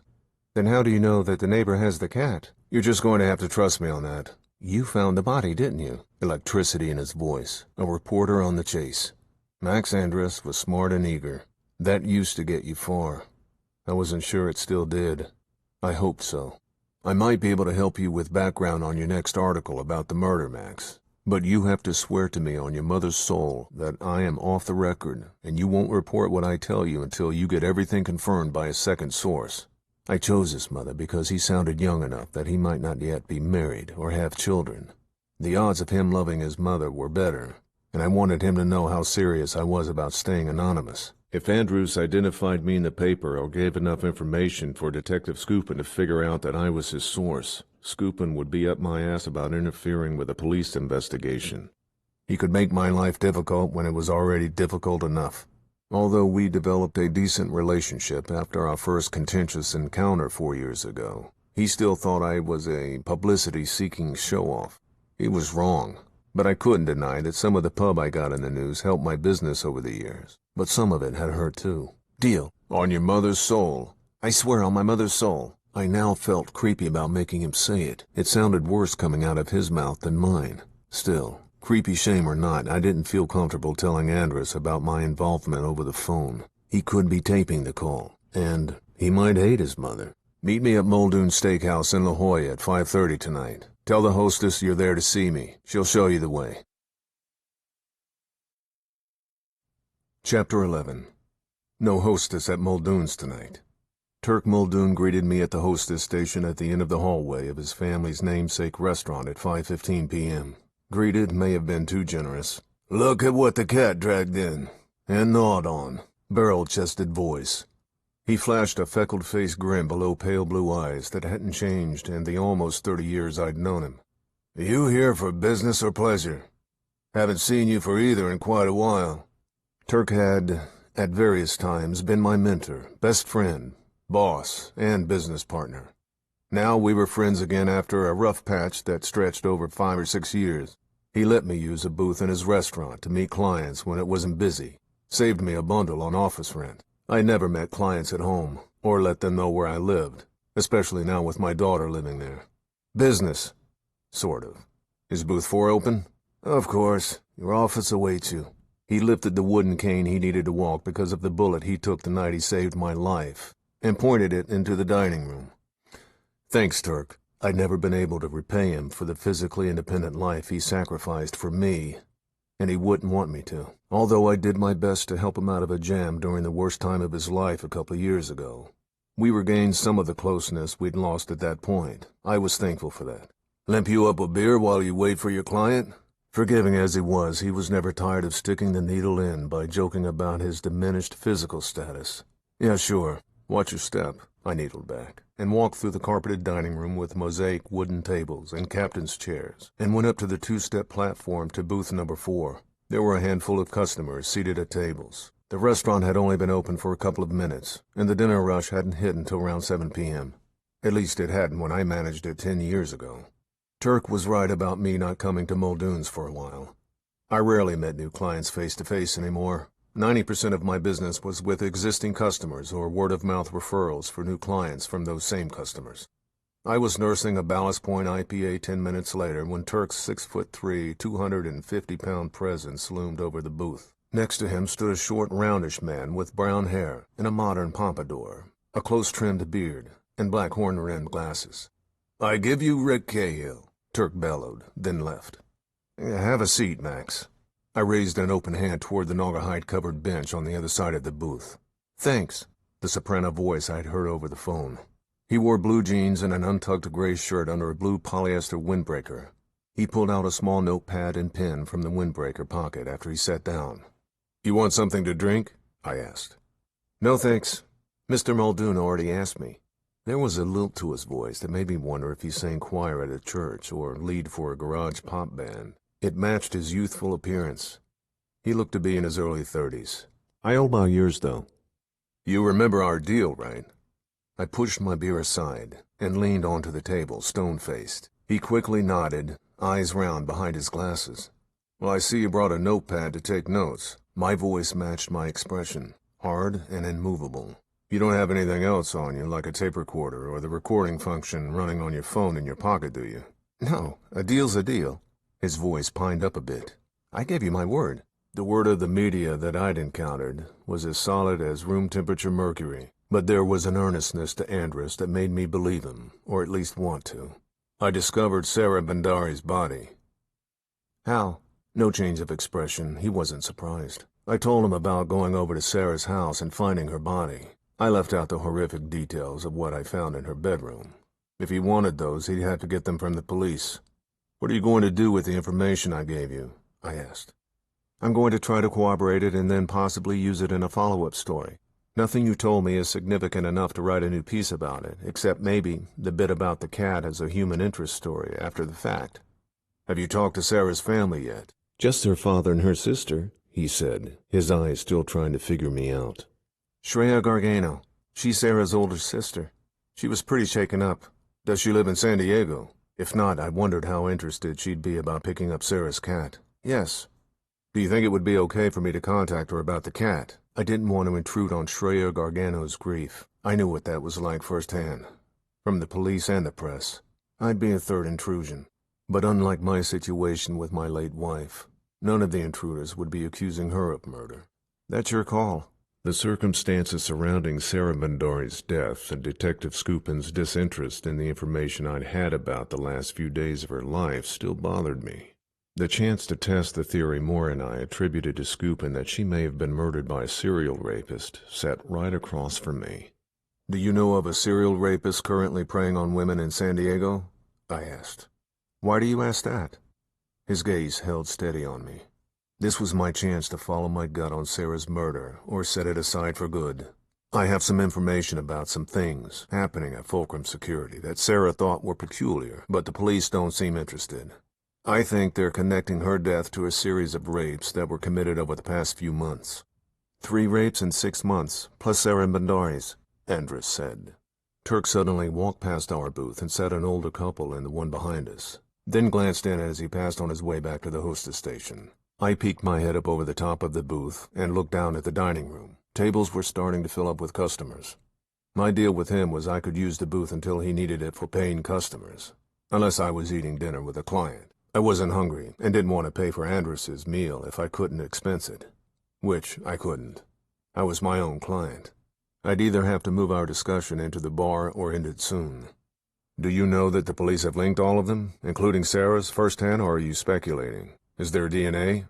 Andrus studied me. Finally. What can you tell me about the irregularities Sarah Bandari found at her work? Quid pro quo, I asked. Call it what you like. Andrus folded his arms and leaned back in the booth, his first feeling of advantage. Sarah thought someone in human... This story is yours to enjoy, absolutely free. Let's pause for a minute with some calming music. We'll continue shortly. Thank you for spending time with us. I feel alive in your arms. It feels like a dream. I'll be wherever you are, as long as we're free. I feel alive in your arms. The world feels like a dream. I'll be wherever you are, as long as we're free. As long as we're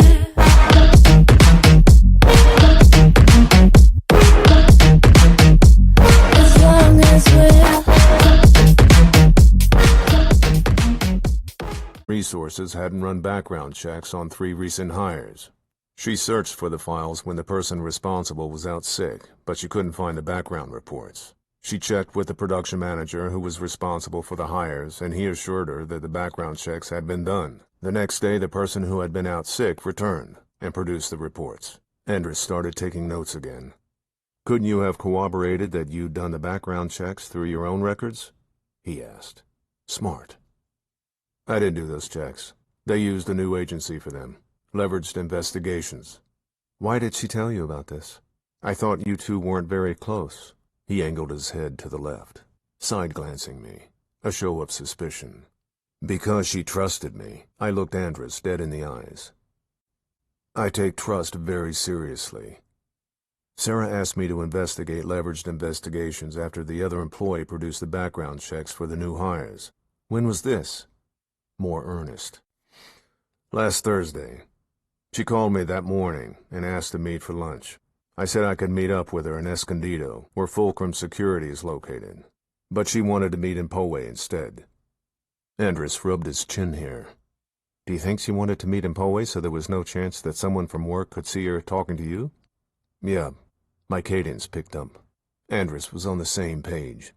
I asked her why she didn't tell someone higher up in HR about the situation, instead of the cloak and dagger with me. She told me she didn't want to get this other person in trouble if there was nothing to it. Did you investigate? He looked down at his notepad. Leveraged investigations? Yes. What did you find out? Not a whole lot. They've been in business for 5 years and have an office in the First Allied Plaza building on West Broadway. I told him what Maura told me about Leverage forcing her off of a case. Is that unusual in your line of work? He did a good job of not making my line of work sound like peeping through people's bedroom windows. If you mean hiring a PI to intimidate a wife to stop having her husband followed, it's not unheard of, but it is rare. I've been inside First Allied Plaza. The lease for office space is probably as high as any in downtown. Is that normal for a private investigative agency to have an office in a building like that too? I looked at Andrus, then from side to side to side, around the booth. This is my office. Even Brady Investigations' office, which is the biggest outfit in San Diego, isn't in a downtown skyscraper. They're next to a pizza joint in Pacific Beach. So yeah, having an office in First Allied Plaza is unusual. Did you give all the information about leveraged investigations to Ms. Bendari? Yes, I emailed it to her, but she never got back to me. A few days later, she was raped and murdered. Andrus looked up from the notes he'd been scribbling. Do you think this office intrigue stuff could have something to do with her murder? You tell me. Do the police think all these rapes have been committed by the same suspect, including Sarah Bendari's? Yes, but there's no DNA. The rapist uses a condom, but no one else was murdered, right? Right. They think the rapist has now escalated to a serial killer. Have any of these details been reported in the newspaper? Maybe I should start reading the front and local pages before I flip to the sports page. A few. Andrus chose then to look down at his notes again. He must have had a source inside SDPD who would shut off the spigot if Andrus went public with everything he knew. What's the suspect's M.O.? We agreed I'd give you her sister's name. I'll even give you her phone number. Andrus wrote something on his notepad, ripped off the page, and handed it to me. Here it is. The piece of paper had the name Shreya Gargano on it, and a phone number. He scooted to the edge of the booth. Hold on. I stopped him before he got out.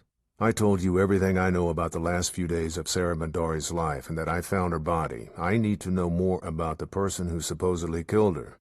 Why is this so important to you? You told me you hardly knew Sarah Bendari. I looked at him, surprised by his words, surprised that my need was so obvious. I thought of the people I tried but failed to help over the years. I thought of Krista and Leah in Santa Barbara, and the empty house waiting for me at home. I thought of Colleen, my dead first wife, because she was my responsibility. My voice cracked, and liquid filled around the edges of my eyes. The emotion snuck up on me, much like the rage that came from out of the dark, the flip side of the anger. I steadied my composure. And I have to make sure she gets justice. If that's the police arresting the serial rapist who graduated to murderer, so be it. But if it turns out that the police have tunneled in on one theory, and Sarah's death is just a box to check in that column, and her real murderer remains unknown, then I have to expose him and bring him to justice, or help the police do it, or help you do it. Andrus now looked perplexed. What you've told me so far seems coincidental. The rapist is a stalker. He plots the crimes out. He could have been stalking Mrs. Bendari for weeks, and last weekend happened to be the time he decided to attack her? I'm not saying it's someone else. I just want to know all I can about the serial rapist and Sarah's murder. I leaned forward and pressed against the table. So part of his M.O. is to stalk. How did the police know that? They don't know for sure, but two of the women who were raped said that they had the feeling they were being followed, each within a week of being attacked. What else? What were the living arrangements of the women? Were they raped at home? How did the rapist subdue them? They were all raped in their homes. All lived alone in freestanding houses, and each had sliding glass doors that opened into their backyards. The police think the suspect entered through the sliding glass doors before each victim arrived at home, from a night on the town, either by jiggling a locked door open or getting through one that was already unlocked. Locked sliding glass doors were notoriously easy to breach. I'd done it myself more than once.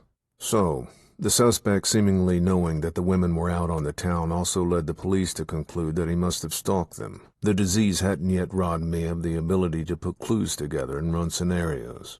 He knew they were out, so he went to each woman's house under the cover of night and snuck inside and waited. Right. How did he subdue the women? He came up behind them and got them in a headlock, then showed them a big knife, and then told them to do as he said, and he'd let them live.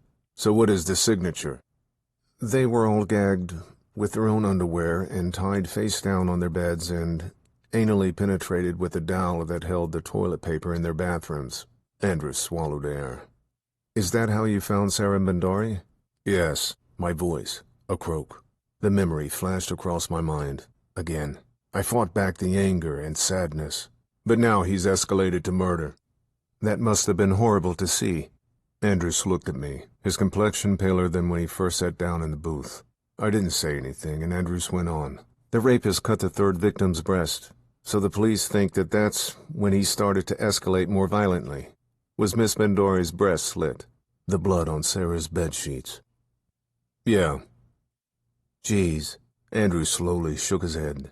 The only thing different about her rape, aside from the rapist murdering her, is that her cell phone geo-tracked home all night, so she probably was too. So they nailed down the TOD? When was it? Saturday night between 9 and 11. What time were the other women raped? Andrews rolled his eyes up to the left, searching for the information in his memory. I think they were all raped between 2 and 4 a.m. I sat silent for a minute and thought about everything Max Andrews just told me. According to him, the police hadn't released any information about the rapist's M.O. and his depraved signature. Tying women to their beds and using a knife wasn't unusual for a serial rapist. But I'd never heard of a sick SOB using a toilet paper dowel the way he did to the women. There was no way a copycat rapist could come up with that on his own. If Sarah wasn't raped and murdered by the serial offender, the person who committed the crime must have had inside information.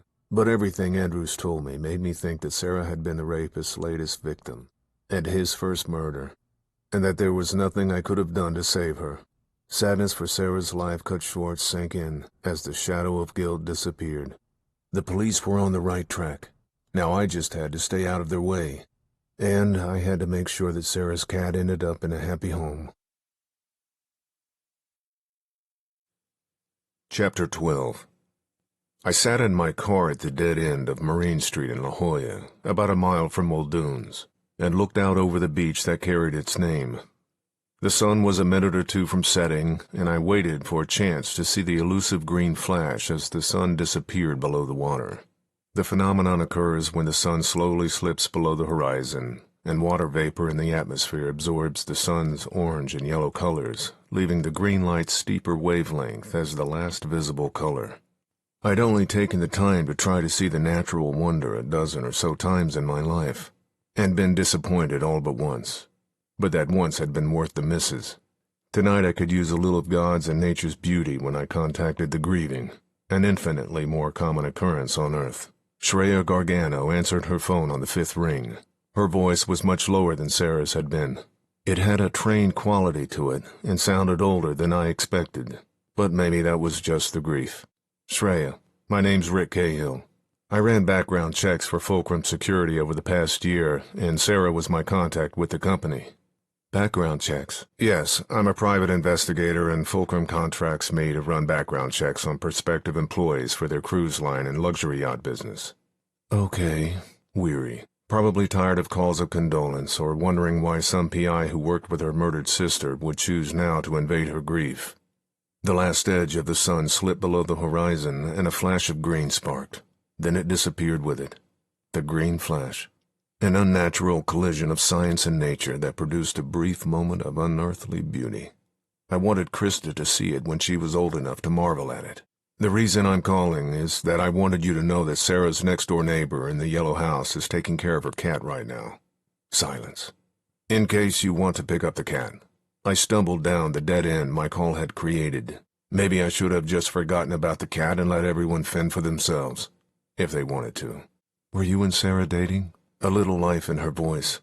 No, we only knew each other through work. We met for the first time for lunch last week. Then, why do you know where her cat is? Back to wary. I should have let animal control take the cat. The dead end had turned into a sinkhole that I probably should have considered might occur before I made the call. Too late now. I was the person who called the police. I was worried about Sarah because I'd left her some messages that she didn't return, and she missed a couple of days of work without calling in sick, so I went to her house to see if she was okay.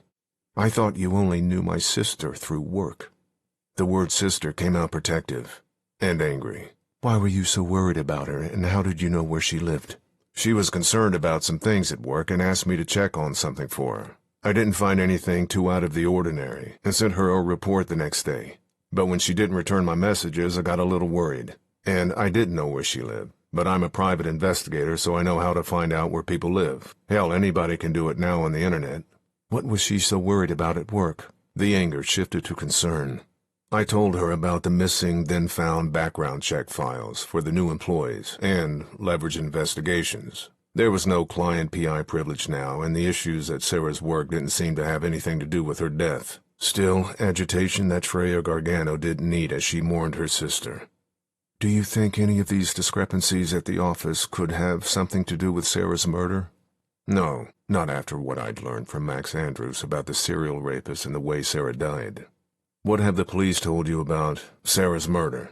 Not very much. The anger resurfaced, just that they think whoever killed Sarah probably raped 3 other women in San Diego. At least SDPD gave Sarah's family something, and it matched the theory that they were running with. Hopefully that was enough for the family for now without having to explain how they got there. That's my understanding, too. Tina closed down the call without further damage. I know Detective Scoopin to be a dogged professional. He'll do all he can to find Sarah's killer. She was a wonderful person, and a pleasure to work with. I meant it, but bordered on cliché. The best I could do for someone I communicated with almost every week, but barely knew. You never explained how you know where Trico is. Trico? Sarah's cat. Shit. Time to rip off the Band-Aid. When I knocked on Sarah's door, the cat started desperately yowling and scratching on the door. I went around back and found the sliding glass door was unlocked. When I opened it, the cat came running out. Did you go inside the house? Her voice pitched high with anxiety, asking questions because she needed to know what happened to her sister, but afraid to hear the answers. Yes. So, you found her body. The words heavy with emotion. Sarah Bandari's body, grossly posed in death, flashed through my brain. I'd opened this Pandora's box when I made the phone call. Now I had to empty its contents. Yes. Oh. Hoarse. She went silent. I'm really sorry for your loss, and for intruding on your grief. The shock and pain of losing a loved one to violence was hard enough to deal with without having to talk about it with strangers. You're not intruding, but thank you. Her voice quivered, and she took another deep breath. I'm sorry I was a little rough on you when you first called. You made sure Trico was safe when most people wouldn't have even thought about that, and then you even called to let me know where she was. I'm glad you did. My daughters love Trico, and they'll want to take care of him. We'll give him a loving home, and he'll be a sweet reminder of Sarah. She loved that cat. Thanks again, Rick. Well, I'm glad he'll have a good home. I didn't even know what else to say. If you ever need any help in dealing with the police or anything else, give me a call. You have my number on your phone now. Call any time. We hung up, and I looked down at the ocean. The horizon kept pulling the night down over it, darker and darker. Midnight greeted me at the front door when I got home. He wagged his tail, but I could see the longing in those expressive Labrador eyes. We'd spent 12 years together. I felt sure I could read him almost as well as he could read me. He felt the same hole in his belly that I did in mine. It used to be just the two of us, Midnight and me. I was his pack and he was mine. But I had a family now and his pack had grown. He missed them like I did, especially the newest member. The little one who was close to the ground on his level, and who hugged him around the neck, and sometimes slept with her tiny head resting on his chest. We both needed to make our pack whole again. Soon. Chapter 13. Shreya Gargano called me on my way to a biotech company in Mira Mesa at 1:40 p.m. the next day. With Fulcrum Security possibly out of the rotation for background check work, I needed new clients. San Diego was a hotbed for biotech, and many of the companies were located in Mira Mesa. The community was about 20 miles north of downtown San Diego, and about 7 or 8 miles from the coast. Most of the companies looking to hire independent contractors doing the work that I did handled interviews over the phone or via email. However, the head of HR at Restorgen, a company that focused on restorative therapeutics, wanted to meet me in person. I was fine with that. Gave me a chance to get out of my house, and maybe for an hour or two get away from my thoughts. I answered Shreya Gargano's call via my Honda Accord's Bluetooth. I picked up Trico from Sarah's next-door neighbor this morning, weariness in her voice. Thanks again for making sure he was taken care of. The family is very nice, and we're happy that we're giving Trico a good home. My girls are giving him lots of love. That's good to hear. I exited Highway 52 onto 805 North and wondered if the cat's new residence was the real reason for the call. I went into Sarah's house while I was over there. The police must have released the scene, but there would still be the residue of Sarah's death there. Blood on the mattress from the monster mutilating her breast. Death is messy and acrid. The police don't clean up crime scenes after they investigate them. That's left to the survivors. Hiring crime scene cleaners to scour and disinfect and rid a living space of the leftover particulates of death, if not the memory. I hope Shreya didn't go into her sister's bedroom. I didn't say anything. I didn't have an out for her. There was no out. She finally continued. Her phone and laptop computer are missing. The police may have taken them as evidence. I'm afraid you may not get them back until after a trial, which even if they already had the suspect in custody would probably be over a year away, maybe even 2 or 3 or 4 years away, depending on how long the defendant was able to delay hearings and the trial.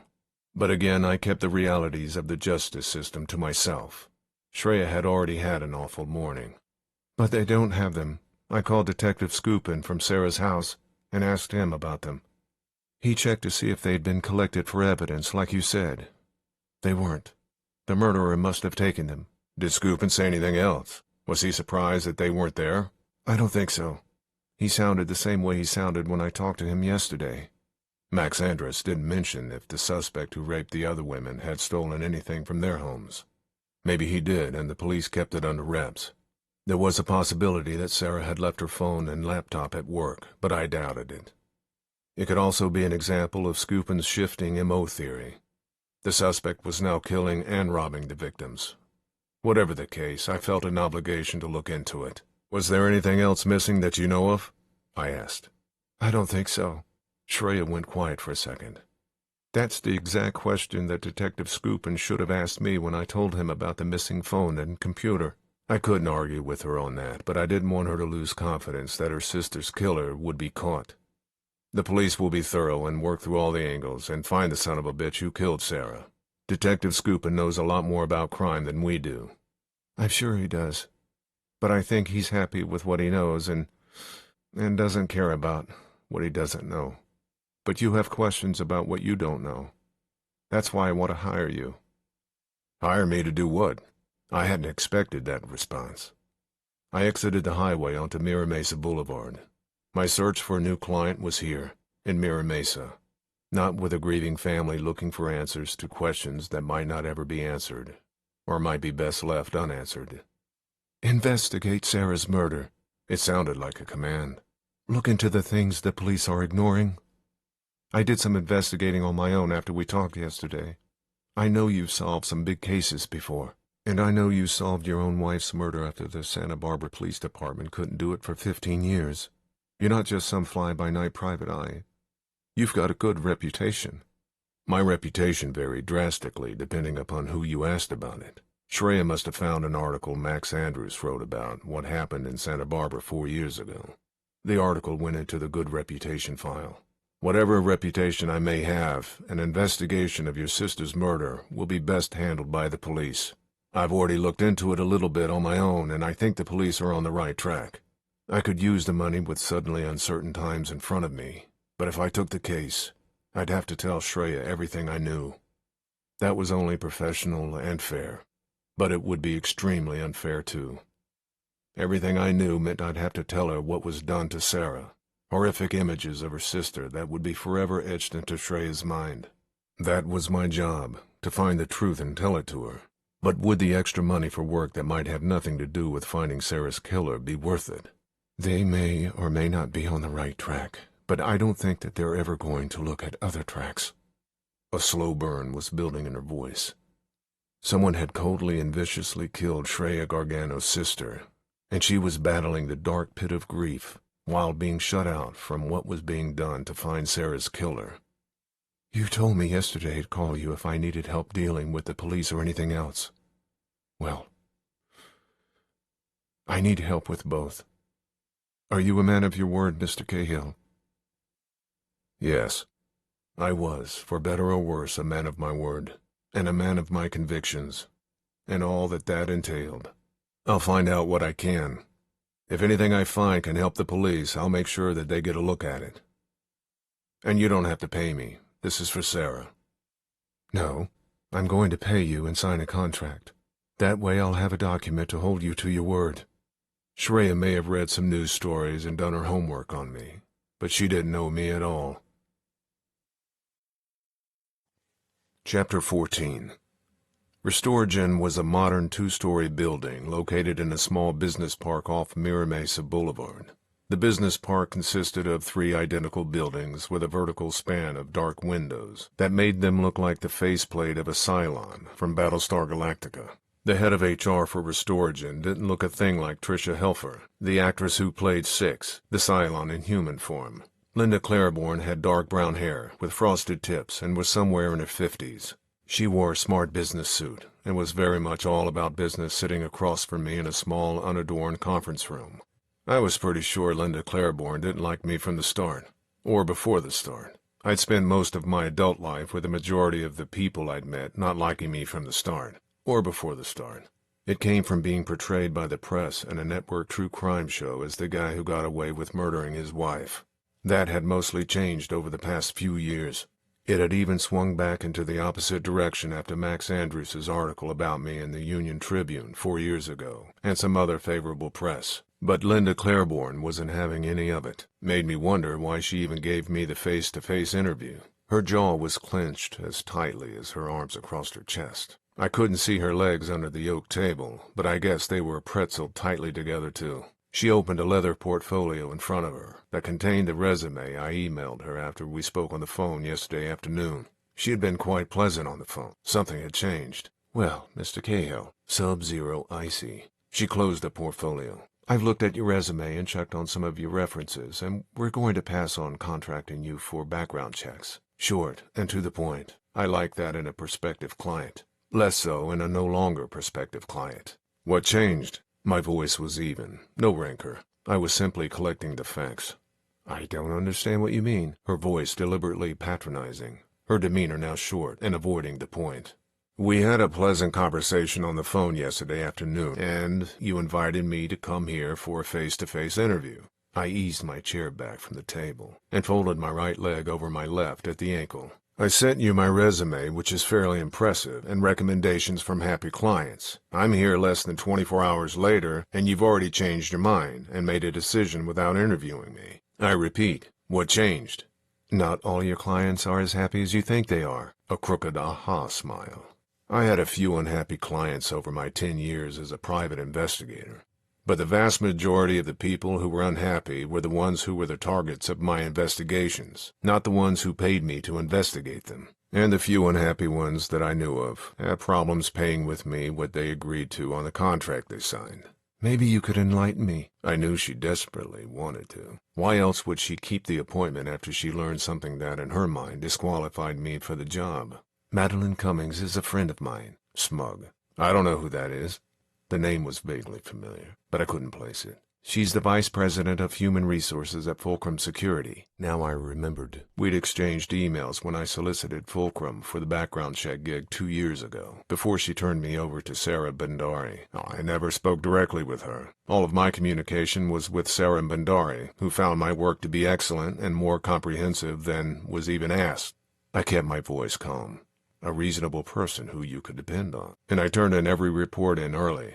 Every single one. "What is Miss Cummings' complaint?"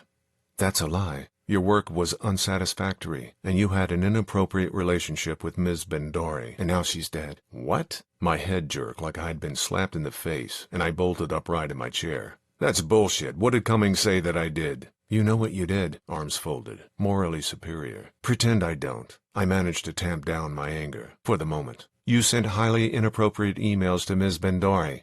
And don't try to deny it, because I have a copy of a disgusting one." She turned and walked to the door. "Show me." My face a blast furnace. I sped to the door and put my hand against it before Claiborne could open it. "Let go of the door, Mr. Cahill." Her voice pitched high, and fear flashed in her eyes. I could feel my own eyes plastered wide open. "Show me the fucking emails." The conference room turned red. My lips receded, exposing snarled teeth. Rage. Claiborne fumbled through her portfolio, hands shaking. She pulled out a sealed manila envelope, and the binder dropped to the carpeted floor. "Here," her voice fluttered as she held out the envelope. I snatched it from her hand and whipped open the door and bolted down the hallway toward the foyer and the front door. I couldn't risk staying in the building in case my rage erupted out of control. "Whoa!" A 20-something dude with a long, squared-off black beard in khaki shorts, Hawaiian shirt, and Birkenstocks pressed himself against the wall as I strode by. "Linda, are you all right?" "Yes." Anger in a voice behind me. "Just make sure he exits the building." "What?" Squarebeard. Then footsteps behind me. Claiborne didn't have to worry. I banged open the glass door and was into the parking lot before Squarebeard could catch up to me. I jumped into my car, skin still burning, and opened the manila envelope. My breath hyperventilated out of my mouth. There were 9 or 10 letter-sized sheets of paper in the envelope. I pulled them out and looked at the top sheet of paper. It was a printed email. I tried to focus my eyes to be able to read the page. I fought to control my breathing and zeroed in on the email. It was dated last Tuesday and appeared to be the last background check report I sent to Sarah about a couple of potential employees. The email was much as I remembered it. I gave a brief summary of what Sarah would find in the report, like I did every time I sent in completed background checks. Sometimes I directed her to pay specific attention to a particular section of the accompanying report. That wasn't the case this time, as I recollected both applicants had spotless employment and personal histories. There was nothing remotely inappropriate about the email. The boil along my skin reduced down to a simmer, and my breathing normalized. The next few pages were the body of a background check report of the first applicant. Then the report on the next applicant filled out 5 of the last 6 pages. I flipped over the last report page to the final piece of paper that had been in the manila envelope that I had snatched from Linda Claiborne's hand. A color-printed image of an erect penis stared up at me. It didn't look familiar. I blinked a couple of times, stunned. A dick pic. Something I'd never taken in my life, much less emailed to someone. I was content with what I had down there, but not proud enough to show anyone but my wife, and certainly not in a photograph, much less to a woman who directed enough work my way so I could feed my family. But someone had tried to make it look like I sent a pornographic selfie to Sarah Bandari a few days before she was murdered. Chapter 15. Midnight greeted me at the door, but I brushed past him and ran upstairs to my office. He lumbered after me. I pulled up my work emails to Sarah Bandari and checked the attachments on the last background check email I sent to her. 2 attachments. I opened them both, even though I knew exactly what was in them. The 2 background check reports were there, nothing else. I was relieved. Not because I thought I might have taken a picture of my penis, sent it to Sarah Bandari, and then completely forgotten about it. My disease was progressing and accentuating the worst part of my personality, my temper. But it hadn't changed who I was at the core. I knew I'd never take or send that type of picture. I was relieved because whoever had somehow attached the dick pic to the email I sent, after the fact, hadn't been able to do it through my computer. But it had gotten there somehow, and the head of HR at Fulcrum Security, or someone else, must have found it when they went through Sarah's company emails, presumably to check for pending work that needed to be completed. Whoever attached the picture to the email must have done it after Sarah was dead. If she had seen it, she would have confronted me about it. And she certainly wouldn't have asked me to lunch 2 days after she supposedly received it. Why had someone gone to the trouble to try to discredit me after Sarah was murdered? Was it related to her murder? The murder the police were seemingly convinced was committed by a serial rapist who'd assaulted 3 other women? Their evidence, or what I knew about it, was hard to refute. The M.O. and, more importantly, the signature of the rapist was the same at Sarah Bandari's murder scene. But there were a couple of differences that I needed to investigate, for Shreya Gargano, and for myself. I had to talk to Max Andrews again. Detective Scoopin would be better, but there was no way he'd tell me what I needed to know. Andrews, who seemed to have an inside source close to the Sarah Bandari murder investigation, might know enough and might even tell me. I checked my emails before I called Andrews. 2 of the 3 queries I sent to companies about background check work replied while I was away from my house. Both were negative replies, but said they'd keep me in consideration in the future. Those were the kind of letters I usually received when a company replied to a job query. Either those or ones with personal notes. The other rejection I received was terse and personal in its blunt, impersonal tone. There was no thanks for contacting us, just, "We don't need your help." The message between the brief lines was, We don't want your help now and never will, so don't contact us again. They checked my references on my resume, Fulcrum Security being at the top of the list. Calls or emails for references to Fulcrum must have been routed up the chain to Madeline Cummings, and nothing good would come from that. A woman who I'd never met, who thought I was a pervert, who sent dick pics on business emails. She'd be only too happy to send out the kind of negative references that so few heads of HR ever gave me on prospective employees I investigated for Fulcrum Security. The kind of irony I could do without, especially now. I needed to take Fulcrum Security off my resume, and I needed a lawyer. I intended to sue whoever attached the dick pic to the email. But before I could hire a lawyer, I needed to find out who we were going to sue. There was one other thing I needed to do, even before that. I pulled out my phone and called Fulcrum Security and told the receptionist that Rick Cahill was calling for Madeline Cummings. After a 2-minute wait, as expected, I was connected to Cummings. I figured she couldn't pass on the opportunity to tell me what she thought of me, someone she'd never met. "Did you call to threaten me too, Mr. Cahill?" Confident voice. "I don't know what you're talking about." "Not exactly, but I had a pretty good idea. Linda Claiborne at Restorgen Solutions called me after you nearly assaulted her at her office." Another victim for my implosion of rage. I didn't assault Linda Claiborne, but what would I have done if she hadn't given me the envelope? 3 months ago, the answer would have been nothing. Today, I wasn't sure. I needed to stop asking myself questions that I didn't know or wouldn't like the answers to. I didn't send the attachment with the picture to Sarah. Somebody attached it to the email I sent after the fact. I stayed calm, rather than giving her confirmation to what she already thought of me. The picture is not of me, and it didn't come from my computer. I'm going to find out who sent it, and sue them for all they're worth. In the meantime, I'd appreciate it if you stopped telling companies that contact you for references that I sent that kind of filth to your employee. If you continue, you'll get a call from my lawyer, and any help in finding those responsible would be very much appreciated. You have a lot more to worry about than prospective clients. A sick joy in her voice. I waited for the dagger. I've already contacted the police about the photograph. Cummings hung up before I could tell her that she'd be hearing from my lawyer. After I hired one. I could have also told her that sending unsolicited dick pics, unfortunately, wasn't against the law in California, but I doubted that declaration would have boosted my claim of innocence. And, legal or not, I didn't want the police or anyone else thinking I was capable of such a despicable act. Worst-case scenario, it might make Detective Scoopin think that I had some kind of obsession with Sarah Bandari, or a creepy relationship, and start digging into me if the serial rapist direction dead-ended. Best case was that Scoopin would think that I was a creep and completely blackball me with any information about the case. So, not much would change.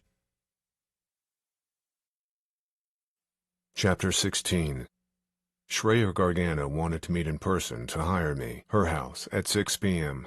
I didn't want to miss an opportunity to have a Skype call with Krista. Leah had texted me that maybe it could happen tonight.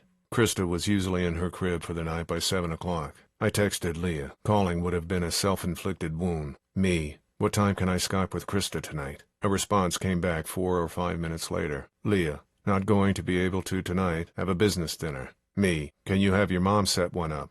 Leah. She's not set up on Skype. I'll try to do one tomorrow. I didn't bother replying. My relationship with my wife wasn't going to be fixed until I fixed it, and that would only happen when she was ready to let me try. Not yet. I called Max Andrews for the 3rd time that day. He hadn't returned my earlier calls even though I left messages asking him to. Voicemail again. This time I changed up the message. Max, Rick Cahill again. I've got new information about Sarah Bandari's murder. I'll give you until 5 o'clock to call me back. And then I'm calling the Times of San Diego. The Times was a much smaller newspaper than the Union Tribune, but I knew they had a crime beat because I ignored inquiries from their crime reporter a few times over the years. 2 minutes later, my phone rang. Max Andrews. Sorry I didn't get back to you earlier. It's been a busy day. He didn't sound sorry, but that was okay. We both lied, but I'd gotten the desired result. We were talking. What is the new information about Sarah Bandari's murder? Did the rapist steal anything from his victims' homes? I asked. I don't think so, but I thought you called me because you had new information. Sarah Bandari's cell phone and computer are missing from her house. The police probably took them as evidence. Now a sizzle of exasperation. They'll check voice emails, text, email contacts. This is standard stuff, Cahill. I thought you knew that, being a former police officer. You're right, but the police don't have them. How do you know? Sarah's sister, Shreya Gargano, went by the house today and couldn't find them. She talked to Detective Scoopin, and he told her that they hadn't been taken into evidence. My voice calm, reasonable. So, if it's the same suspect, he's altered his M.O. 3 different ways in Sarah's attack. He attacked her much earlier than he did with the others. He escalated to murder, and he stole the victim's laptop and phone. You're right. Those are all slight variations from his earlier rapes. Andrews now sounded professionally engaged. But the police figured that he would escalate to murder eventually. So that's not surprising. And still, there's the signature. That stayed the same and is very specific to this perpetrator. It would be an impossible coincidence for two unconnected rapists to have that sick and particular signature. I agree with that. If it's not the same guy, it would have to be someone with inside police information who committed a copycat rape but went all the way to murder. Are you sure that nothing was stolen from the other victims? I'm almost positive, but I can check with my source to be sure. Oh, your source sounds like he or she is pretty close to the investigation. I tried to sound impressed. A detective? I knew there was no way Andrews' source was Detective Scoopin. He was less of a fan of the press than I was. But he wasn't the only detective working the case. San Diego PD detectives work in teams. Plus, with the theory that Sarah's murder had been committed by a serial rapist preying on women for months, there would probably be even more detectives working this case than usual, and all the ancillary personnel around it. Uniformed cops canvassing the neighborhoods around the crime scenes, crime scene techs, police brass. Nice try, a dismissive blast of air. But I have a couple of questions for you, Cahill. What happened to Rick? I asked. We're not friends. You wouldn't even give me the time of day when I tried to interview you about solving your wife's murder a couple of years ago. Now you want to pretend to be my friend so you can use me for information? Don't act like you're above the fray. No anger, just matter of fact. We're both using each other. Information is our business, and neither of us is precious about how we get it. Whatever. His millennial came out for the first time since we met. Anyway, why are you so interested in this case? Is it still the white knight syndrome, or is there some other reason? Most people would move on with their lives and try to forget about someone they knew only tangentially through work who got murdered. I told you last night. Once Sarah hired me, she became my responsibility. I just want to make sure the police get the right guy, and they seem too tunneled in on one theory. Beyond that, the family hired me to look into Sarah's death. I normally wouldn't tell anyone, much less a newspaper reporter, who I was working for and what the case was. But I figured I could leverage the possibility of getting Andrews an interview with Shreya Gargano into him telling me everything he knew about Sarah's murder. Oh, he strung the word out into an accusation. That answers the next question I was going to ask. How's that? I didn't think I was going to like his answer. I was going to ask you why you thought that someone else could have murdered Sarah Bandari. He left it there like I was supposed to read his mind. And I hit the D hard. Well, if the police are right about the murderer being the serial rapist, then there's no reason for your side investigation. On the other hand, as long as Sarah's family thinks the killer might be someone else, they'll still need you to investigate. You don't know me, Andrews. I could take an insult. I'd had a lot of practice. My voice remained calm, but the remark stung on a day when my reputation had already been sullied by a dick pic frame job. I want to find the truth for Sarah Bandari. That's all that matters. Check with your source at SDPD. When you confirm that nothing was stolen from the other victims and that Sarah's phone and computer are missing, give me a call. I hung up and felt heat radiate across my face. Not the fire that came from red rage, but run-of-the-mill controllable anger, like most people dealt with. Chapter 17. Shreya Gargano lived in Rancho Santa Fe, known for its horse properties. Rancho Santa Fe was one of the wealthiest enclaves in San Diego County. In the whole country. The Gargano home was built on a bluff above a valley with green rolling hills for neighbors. No housing tracts in sight. No horses either. Just a view that stretched for miles. The home was an expansive two-story estate made of peach-colored concrete and stone masonry. I parked on the circular brick paver driveway and admired the view. A massive oak front door to the mansion with a large wrought-iron adorned window opened when I got out of my car. I held a leather portfolio containing the contract for Shreya Gargano to look over and sign. A tall woman stood at the door in an elegant gold and blue flowing dress. She was somewhere in her 40s. I couldn't figure out which end. Dark, smooth skin with brown eyes that seemed to sparkle in the porch light, and silky black hair to her shoulders. Stunning. Mr. Cahill? The precise, cultured voice I heard on the phone. Shreya. Please call me Rick. We shook hands. Her grip was firm. I walked inside to a large foyer that opened up into a living room with a view of the pristinely landscaped backyard and the valley below. To the right, a sweeping staircase with carpeted steps and a polished wood and wrought iron banister led upstairs. The entire interior of the house had an elegant colonial vibe. A girl with light brown, naturally curly hair stood in the living room holding a calico cat. The girl was 13 or 14 and looked like her mom, but had a lighter complexion. The cat looked familiar. "Thanks for saving Trico," the girl said and stroked the cat's head. The cat purred. I had done the right thing. "You're welcome. He's a lucky cat to have a family that will take such good care of him." A little face popped up from behind a chair next to a window in the back of the living room. She looked a lot like the girl's sister, but was only 5 or 6. She smiled. I smiled back. "This is Lakshmi." Shreya opened a hand toward the girl holding the cat, then nodded at the one playing peekaboo behind the chair. "And this is Anushka. Girl, say hello to Mr. Cahill." "Hello, hello," in unison. Their greeting touched me deeply in a way I didn't expect. It reminded me of the bits and pieces of Krista's life that I was missing in just a week without seeing her. I hoped that she would be as sweet and well-behaved as Shreya Gargano's daughters when she reached their ages. And I hoped to still be cognitive enough and have enough self-control to be able to help shape her to get there. "Nice to meet you." I looked at Lakshmi, then Anushka, and smiled at each of them. "Let's talk in my office." Shreya led me through the living room, past a large cook's kitchen with gleaming stainless steel appliances, and down a hall into a large room that had an oval office curve in the back of it. 5 vertical windows with the same view as the living room filled out the curve. 2 glass doors set on either side of the bank of windows. The windows and architecture of the office were grand, but weren't the most impressive things about the office. The bookshelf behind the mahogany desk that held at least a dozen gold statuettes of a winged woman holding a slatted globe was. Emmys. I did a quick count. 14. My earlier life. Shreya caught me staring. "Please, have a seat." I sat in front of the desk in an armchair covered in a white textile with little blue roses. Shreya sat behind the desk in a white leather executive chair. Below the 3 shelves of Emmys on the bookcase were pictures of Shreya and her family. There was one of a teenager holding a little girl's hand. The girl was only about 3 years old, and the teenager was probably 17 or 18 and looked like a younger version of Shreya.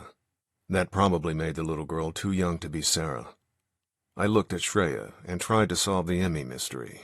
I wasn't completely up on contemporary television, but I think I'd be aware of an actress who'd won 14 Emmys, unless they were for soap operas. Then I thought about the syrupy, smooth command of Shreya's voice, and it hit me. "Television news?" I asked. "Yes. I was a reporter and then an anchor for KTLA-5 in Los Angeles for 13 years. That explained why I'd never heard of her. I didn't watch local news, much less LA telecasts. More Emmys than years of service. Amazing." "Thanks." No more smile. "That was a long time ago. Seems like a different lifetime ago. I got married and then we decided to have children. I quit because I wanted to be a stay-at-home mom." "Well, you've done well. Your daughters are adorable." I noticed Shreya had a large diamond ring on her wedding finger. There were a couple of family photographs of Shreya, her daughters, and presumably her husband on the walls. He was fit, but looked to be a good 10 years older than Shreya. "What does your husband do?" "He's a sports agent. He's out of town right now trying to woo a prospective new client. He didn't want to leave me and my daughters after everything that happened with Sarah, but I made him." She linked her hands together on the desk. "Let's talk about Sarah's murder and what you've learned so far." She looked suddenly older after saying her sister's name. I guessed her true age put her in her early 50s. Probably 14 to 15 years older than Sarah, and not the 9 or 10 that I first thought. I realized that the little girl holding teenager Shreya's hand in the picture was Sarah. Professional responsibility required me to get the business taken care of first. I pulled the contract out of the portfolio and slid it across the desk to Shreya. "Why don't you take a look at the contract first?" Shreya read the contract, a boilerplate that covered almost all contingencies. She looked up after she was done. "This is only for a week. What if it takes longer?" "Then we'll go forward on a per diem. I didn't want to lock you into anything that might be longer than needed." She slid the contract back at me, along with a Mont Blanc ballpoint pen. "Let's make it 2 weeks. If it takes longer than that, we can write up another 2-week contract. And another for as long as it takes. Conclusive, like I didn't have an option. I was fine not having one in this situation. I needed the money. I don't want to have to worry about you taking another case before we find out the truth about who killed Sarah. You can write in the changes and initial them. It's fine with me. I'll make you a copy." I made the changes, initialed, and signed the contract. The first time I'd ever held a Mont Blanc pen. It felt substantial, but the black ink it left on the document looked the same as the ink in a half-dozen Pilot G2 pens sitting in a mug on my desk in my office.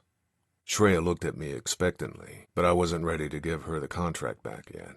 "There's something I want you to know before you hire me." I looked her straight in the eye. "Something odd happened to me this afternoon that you should know about before you decide whether or not to hire me." I told her about the meeting with the head of HR from Restoragen. And the dick pic. She listened patiently, and didn't change her expression when I got to the nasty part. "Is it possible for someone to be able to add the picture to your email in Sarah's inbox?" Her voice gave away nothing. "It has to be." I set the contract down on the desk and leaned forward. "I didn't send it, so someone must have attached it, after the fact." "Why do you think someone did that?" "I don't know.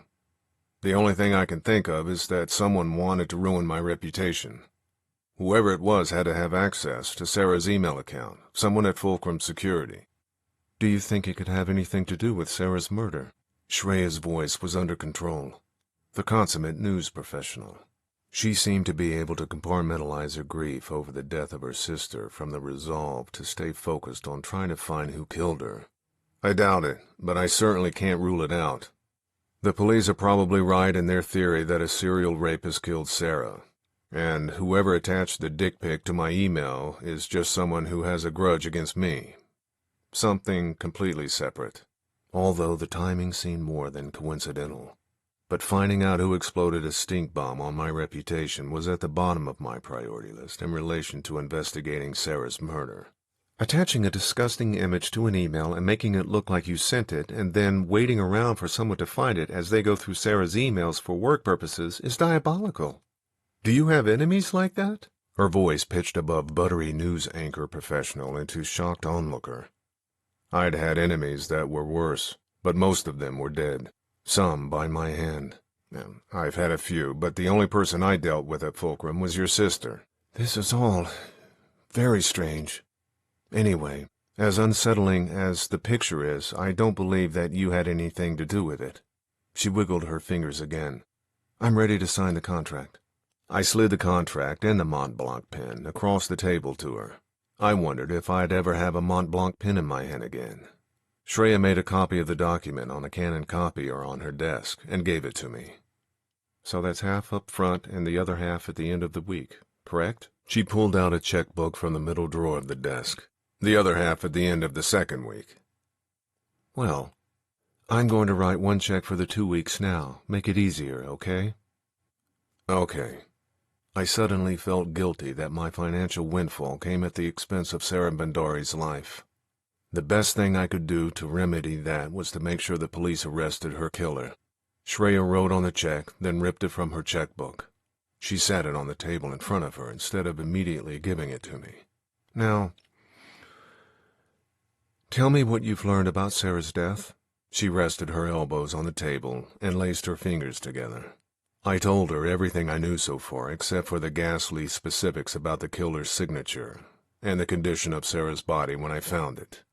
"Why are the police so sure that Sarah was killed by this serial rapist? He's never killed anyone before, correct? Why would he start now? And aren't there some differences in Sarah's situation than with the other women who were raped?" As I feared when I agreed to work Sarah's case for Shreya, I wouldn't be able to shield her from the horrific details about her sister's death if she wanted to know the whole truth. Are you sure you need to hear this? The words hard and blunt. No compassion in my voice or in the expression on my face. I didn't want to give Shreya the impression that I could hold her hand and walk her delicately through the specifics of her sister's death. There was no easy way. Horrible images would be seared into her memory forever. Shreya didn't say anything at first. She swiveled in her chair and looked at the photos below the Emmys on the bookshelf to her right. I guessed she was looking at the one of her and Sarah holding hands when Sarah was a toddler. She must have been deciding if she could bear to let new terrible images intrude on the warm memories she had of her sister. The silence in the room pounded in my ears. Finally, after what seemed like 2 or 3 minutes, but was probably only 30 or 40 seconds, she turned back to face me, and her decision. I need to know the truth, her jaw tight. A compulsion that had caused me great injury over the last 10 years, physical and emotional, and injury to people I care about. As you may know from your years in the news industry, many violent serial offenders repeat physical acts, called signatures, while committing crimes. I paused to try to find the least painful path to explain what happened to Sarah. Shreya filled the brief silence. I thought that was considered an MO, modus operandi. It's a little different. An MO is the methodology a criminal uses to commit a crime. Breaks into a victim's home by popping a sliding glass door off its track. Subdues his victim by holding a knife to her neck. Things like that. I could no longer avoid the black hole of depravity the killer wreaked upon Sarah. A signature is something the criminal does during the crime to serve his emotional and psychological needs, like the kind of injuries the criminal inflicts upon his victims. Another silent pause. I wasn't going to explain further unless Shreya asked. She studied me for a few seconds, then finally spoke. What kind of things did this monster do to Sarah? She set her jaw so tight it could have crushed diamonds. I waited a couple of seconds, then ripped off the Band-Aid. He used the rod from the toilet paper holder to anally rape his victims. I kept talking to try to shuffle past the image I'd just tattooed into Shreya's brain. Although I'm sure this son of a bitch isn't the only offender to do this, it's unique enough that it would be very unusual for 2 unconnected rapists in the same geographical area to have this same signature at the same time. And the killer also cut Sarah's breast, something he had done to his most recent victim before Sarah. Shreya's expression didn't change, but she blinked a couple of times. Her jaw remained clenched until she spoke again. What about a copycat? That's not unusual, right? No, it's not, but none of the specifics about the rapes have ever been reported in the press. Well, you have access to this information. Somebody at the San Diego Police Department must be talking. Is that where you got all this? No. Like a good reporter, I didn't give up my sources, even when my source was a reporter. But this was Shreya Gargano's sister. And I just told her things about the last minutes of her sister's life that she'd never be able to forget. She'd get everything I knew. A reporter at the San Diego Union Tribune has an inside source at SDPD. Is the reporter Max Andrews, who wrote the article on Sarah's murder? Yes. Of course, we have to keep that under wraps if we hope to get more information. I could name names, but she couldn't. I spent 21 years in the news business, Rick. Starting out as a stringer in Sparks, Nevada. I know how to keep a source confidential. No offense meant. I raised open hands to chest level. I'm just being cautious. I'm going to do everything I can to find Sarah's killer. That includes protecting sources. One other thing. How would you feel about giving Andrus an exclusive interview at some point? It could help keep the information flowing. If that's what it takes. She grabbed the check, rose up out of her chair, and reached across the table. I met her in the middle and put the check in my pocket. Thanks. Thank you for helping my family. She settled back into her chair. And by the way, the check is for $7,000. I expect you to work weekends whenever possible, but I understand that family sometimes takes precedence. Family is everything. Her eyes moistened, and she blinked 3 or 4 times. I'll be working the case 7 days a week. I agreed with her on family. I just wasn't sure when I'd see mine again. Chapter 18. I called Leah from my car on the way home. No answer. I didn't leave a message. The phone call was enough. She told me she had a business dinner tonight. It was only 6:50 p.m. She was probably still at dinner, or on her way to it. There wasn't going to be a Skype call tonight. Another day without seeing or talking to my daughter. Precious time lost now that my life was on a clock that ticked faster and faster every single day. I grabbed some Chinese takeout on the way home and had just stuck my chopsticks into cashew chicken when my phone rang. I dropped the chopsticks and reached for the phone on the butcher block island. Maybe Leah had taken me out of the deep freeze and returned my call. Shit. Max Andrews. I took the call.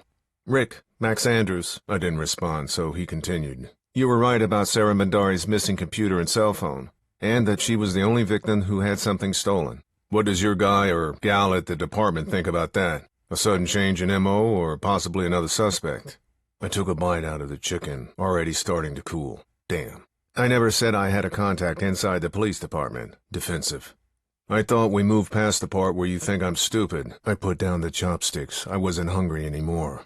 But I'll play along for the sake of brevity. What did your source on high conclude regarding the different M.O.? My source only provides information, not conclusions. Andrews' snippy millennial came out again. That was okay. My Generation X cynicism was already in play. Or maybe it was just my own cynicism. Wasn't fair to blame my personality on an entire generation. Well, what do you think then? Are the M.O. differences in the murder enough for you to think that Sarah's killer could be someone other than the serial rapist? I think it's the coastal rapist's evolution. The coastal rapist? SDPD has given the suspect a nickname? I asked.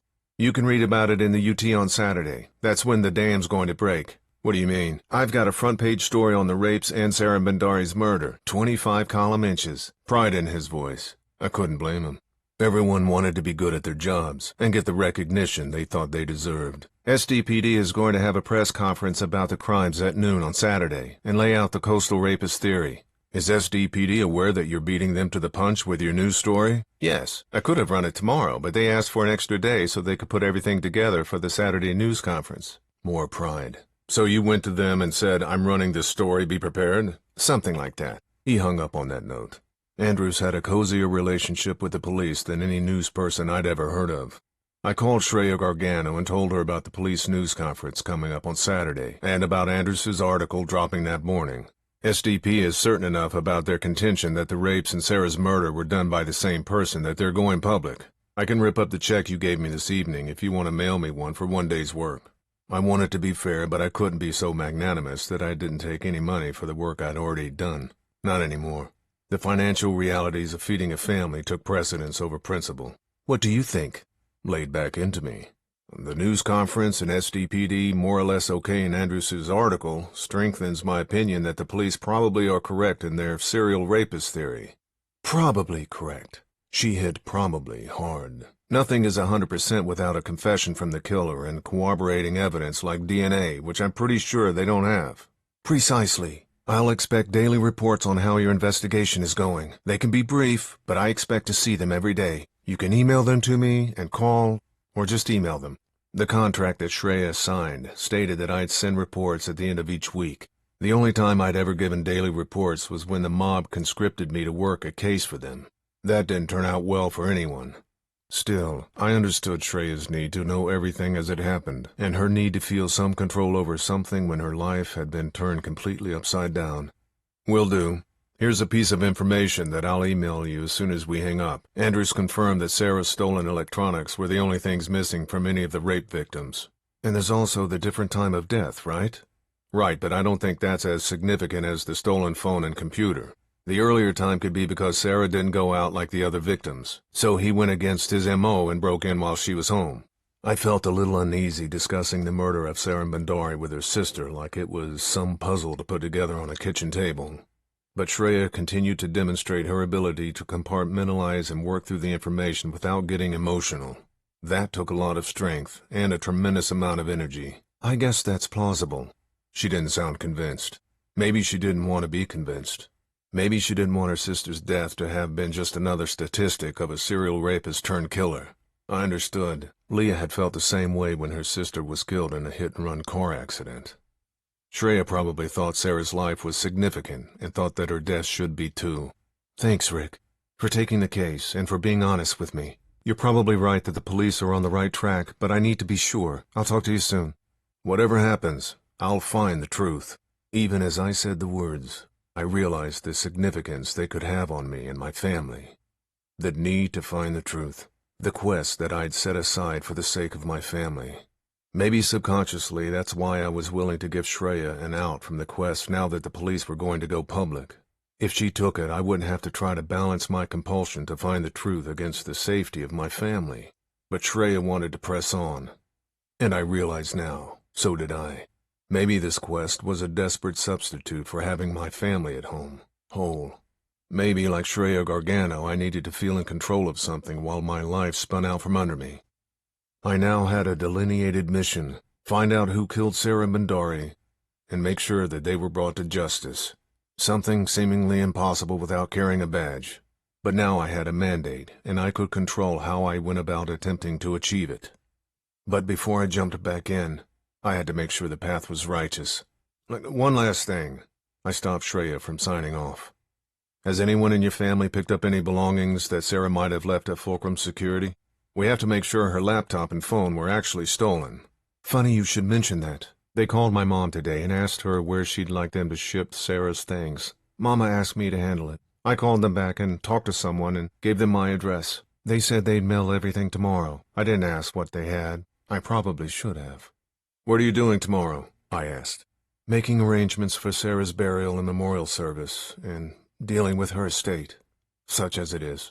How would you like to take a break from that for a couple of hours and drive up to Fulcrum Securities with me and pick up Sarah's belongings? We can get there early before the mail goes out. Why? It will give me a valid reason to get inside the office and look around. And to talk to Dylan Helmer, the employee who had the missing files. Sure. They open at 8. I'll pick you up at 7:45. It could get ugly. You know I'm not very popular there right now. I'll have your back. Chapter 19. I picked Shreya up at her estate in Rancho Santa Fe the next morning. We went over the game plan on the drive north to Escondido. That only took a few minutes, and she was quiet the rest of the way, alone in her thoughts.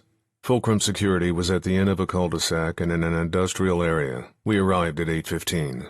Time for the Human Resources Department to be settled in at work, but before the mail would go out. Fulcrum's warehouse was smaller than I expected. Not small, probably 15,000 square feet, but I expected something bigger.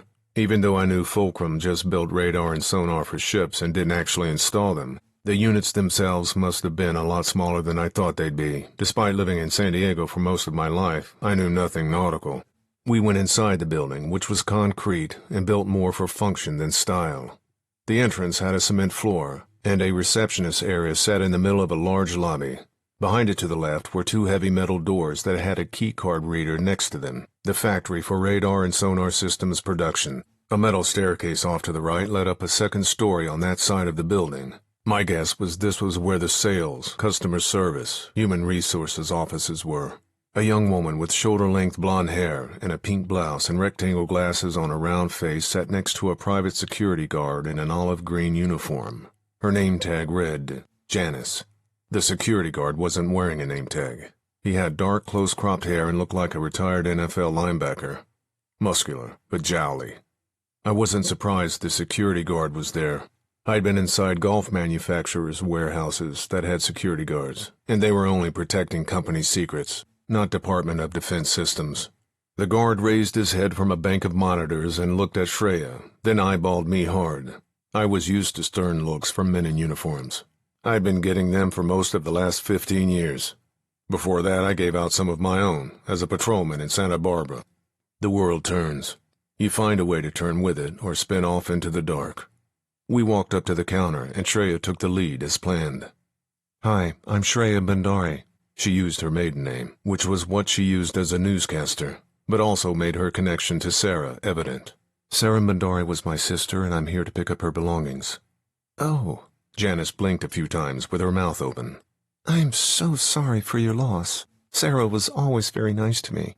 Thank you. Shreya smiled reassuringly to the woman. Now, how do we go about picking up Sarah's things? Of course. Please, have a seat and I'll get someone to come talk to you. Janice waved her hand toward a couple of hard-backed office chairs and a vinyl sofa with an industrial steel frame against the wall. We each chose a hardback chair. They were hard-bottomed, too. Miss Cummings, Sarah Mindori's sister's here to pick up Sarah's things, Janice said into the phone handset. Old school at Fulcrum Security. Okay, thank you. She hung up the phone and looked at Shreya and me. Someone will be down to see you in a minute. Thank you, we said in unison. I hoped Madeline Cummings wouldn't be the person to greet us, but we were ready for that possibility if needed. We'd probably run across her even if she didn't come downstairs because we wanted to get a look at Sarah's workspace. A few minutes later, a woman in her mid-30s came downstairs, tall, willowy, with long strawberry blonde hair. Dylan Helmer. At least she looked a lot like the photo I remembered I had for Helmer when I ran a background check for her for Fulcrum a few months ago. She'd had stellar references, no run-ins with the law, at least none that made paper, and had a 4-year degree from a well-established university. Couldn't remember which. I was happy to be able to pull up that many memories. The disease hadn't beaten me yet. Miss Bendari, Helmer spoke when she hit the landing. She wore a blue blouse that matched her eyes and gray slacks. Her expression was calibrated just right to convey condolence and warmth. Maybe it was sincere. I'm Dylan Helmer. I worked with Sarah and liked her very much. I'm so sorry for your loss. Thank you. That's very kind. Nice to meet you. Shreya stuck out her hand, and they shook. This is Rick, my associate. He's here to help with the belongings and to make sure we get everything. That was one way of putting it. Helmer smiled at me, and I nodded. She didn't appear to recognize me, which made sense. We'd never met. Very few of my background checks for clients required me meeting the prospective employees. Helmer might have recognized my full name if Shreya had given it, and that I was the Rick who called her on Tuesday. We have everything boxed up in the mailroom, which is in the warehouse. I can go get it for you. Pleasant. That would be great. Thanks. Shreya flashed her newscaster point of the triangle in the news team promos smile. Dylan smiled back. But we'd also like to go through her workstation to make sure nothing's left behind. Oh, we got everything. Dylan nodded rapidly and blinked. I made sure of that. I'm sure you did, but I promised my mother that I'd personally check everything. She's very protective of family keepsakes. Shreya recited my script like a pro. The newsreader in her. She didn't seem to have any problem conveying my fake news. She lied with ease. Like me. All for the greater good. Well, I'll have to check with my supervisor. Helmer rubbed her hands together and looked uncomfortable. I'll get the boxes first, and then I'll go talk to Madeline, okay? Madeline. Cummings. Shit. Sure. Shreya. Stephen, could you buzz me in? Helmer looked at the security guard, who nodded. Then she walked to the metal doors in the back of the lobby. The guard must have pushed a button under the counter because the door clicked and Helmer opened it and went into the warehouse. A couple of minutes later, she came out pushing a hand truck with 2 medium-sized moving boxes on it. She stopped in front of us. Shreya took off the top of the first box, ran her hand along a white cashmere sweater. I caught a glimpse of a strip of blue material next to it. These are her belongings. She put the lid back on the box. I gave her that sweater. I'll put these in the car, I said, and picked up the boxes, both fairly light, the bottom heavier than the top. I took them out to my car and put them in the trunk. Dylan Helmer was gone when I got back inside the building. Shreya stood at the reception counter. She had to talk to her boss, Shreya said to me. Janice smiled, and the guard deadpan stared at me. Normality. A couple of minutes later, Dylan Helmer returned down the stairs, smiling. I'll be happy to show you Sarah's workstation, but first we have to get you visitor passes. Can I see your driver's license, please? Stephen, the security guard, spoke as soon as Helmer stopped speaking. I pulled out my wallet and flipped open the clear compartment holding my CDL and showed it to Stephen, while Shreya fished through her black quilted leather handbag with vertically interlocking gold YSL letters. Could you please remove it from your wallet, Stephen? I did as Stephen asked and handed him my license. He took it and propelled his roller chair with his feet to a printer to his left at the back of the reception enclosure. He made a copy of my license, then brought it back to me. He did the same with Shreya's after she handed it to him. Finally, he had us sign our names on a visitor log attached to a clipboard, and handed us visitor badges attached to lanyards. Shreya and I hung up the lanyards around our necks and followed a smiling Dylan Helmer up the stairs to the second floor. There were windows to a large office area with a row of 4 pairs of back-to-back gray 3-walled office cubicles in the middle of the room at the top of the stairs. There were also 4 or 5 cubicles against the far wall and enclosed offices on either end of the room. All the cubicles were full of people on phones and tapping on computer keyboards. A gentle hum like a beehive emanated through the walls. My guess was the sales department, along with customer service. A nameplate on the wall next to the door confirmed my suspicion as we passed. Next up was a much smaller office with 2 back-to-back pairs of cubicles in the middle of the room. 2 women sat with their backs to the window in cubicles on their phones. There was an office to the side. Accounting. Next, an office with the blinds drawn in front of the window. The nameplate read, Production. I guess it made sense for a company that derived over half its income from Department of Defense contracts to not want prying eyes to see too much. Company secrets. There was probably also a production office down on the warehouse floor, closer to the action. There were 2 offices left. A small one set up like an accounting office, and the last one that looked to be larger, and no doubt had a corner window behind the closed door and blinds. The CEO, Trent Boswell's office. Dylan led us into the smaller room. A woman's head prairie-dogged up above one of the cubbyholes when we entered the office. Only her hair and eyes showed. Crow's feet framed brown eyes below bottle brown hair. The head disappeared after a quick scan of us visitors. There was an enclosed office with a window in the far corner of the room. The blinds were up, and a dark-haired woman in her 40s sat behind a desk talking to a man standing opposite to her. He was balding and schlubby. A white dress shirt with tails hung untucked over his cushiony back end. They both stopped talking and turned around and stared at us. The man had a black mustache with specks of gray that dragged down the corners of his mouth. They looked away, and the man put his hands on the desk and leaned forward. Dylan led us over to the 4 cubicles in the middle of the room. One of the 2 facing us was empty, and the other one had a nameplate adhered to the side of it that had Dylan's name on it. This was Sarah's cubicle, she said in front of her vacant workspace. The top of the desk had nothing on it and looked like it had been wiped clean. Shreya opened the long middle drawer. Nothing, not even a leftover paperclip. She opened the top file drawer on the right side of the desk, empty. Same with the one under it. Dylan Helmer was right. They had been thorough. I heard a sound of a door opening behind us and turned toward the sound. The schlubby man exited the office and walked quickly past, without saying a word or looking at us. The dark-haired woman followed him out. She was dressed in a smart black business suit with white pinstripes offset by a pink blouse. She smiled at Shreya and didn't look at me. I caught a glimpse of the schlubby guy through the window as he went down the hall. Ms. Bendari? The woman stuck out a cuff-linked hand to Shreya. I'm Madeline Cummings. I was Sarah's supervisor. I'm so sorry for your loss. Sarah was an important and much-loved member of our team. Cummings was about 5'8" in 2-inch squared heels. She was thin and sharp-featured, small dark eyes and a long nose that anchored her face in an attractive way and gave the impression of forward momentum. Thank you. Shreya shook her hand. I know Sarah liked working here. Thanks for letting us have a look at her workspace. Of course. Cummings' smile managed to convey the same warmth and sympathy that Dylan Helmer's had. Could we chat privately in my office? Sure, Shreya said. Cummings still hadn't acknowledged my existence. She would to Shreya when they talked in her office. She might even pull out a photographic exhibit. That was fine by me. I was confident that Shreya believed my innocence regarding the dick pic. She led Shreya into her office and shut the door. Cummings took her perch behind her desk, and Shreya sat in a chair across from her. I turned to Dylan Helmer, who was still standing next to Sarah's old workstation, instead of sitting down at her own. Thanks for getting all of Sarah's things together. I smiled at Helmer.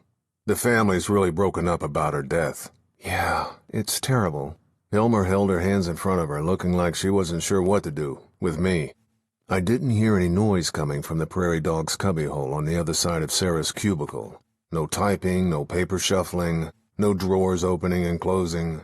My guess was that she was listening on the other side of the wall. The office gossip or just naturally curious. It didn't matter. I couldn't miss the opportunity to talk to Dylan Helmer alone. She probably wouldn't tell me much with her cube-mate listening in. She might not tell me much alone either, but I wouldn't know until I separated her from her office. It's been a long morning already, I said to Dylan. I need a boost of caffeine. Do you have a Coke machine somewhere? Yes, there's one in the break room downstairs. It's right across from the reception desk in the lobby. A hostess at a dinner party smile. You can't miss it. Thanks. I took a step, then stopped, tilted my head, and rubbed my chin.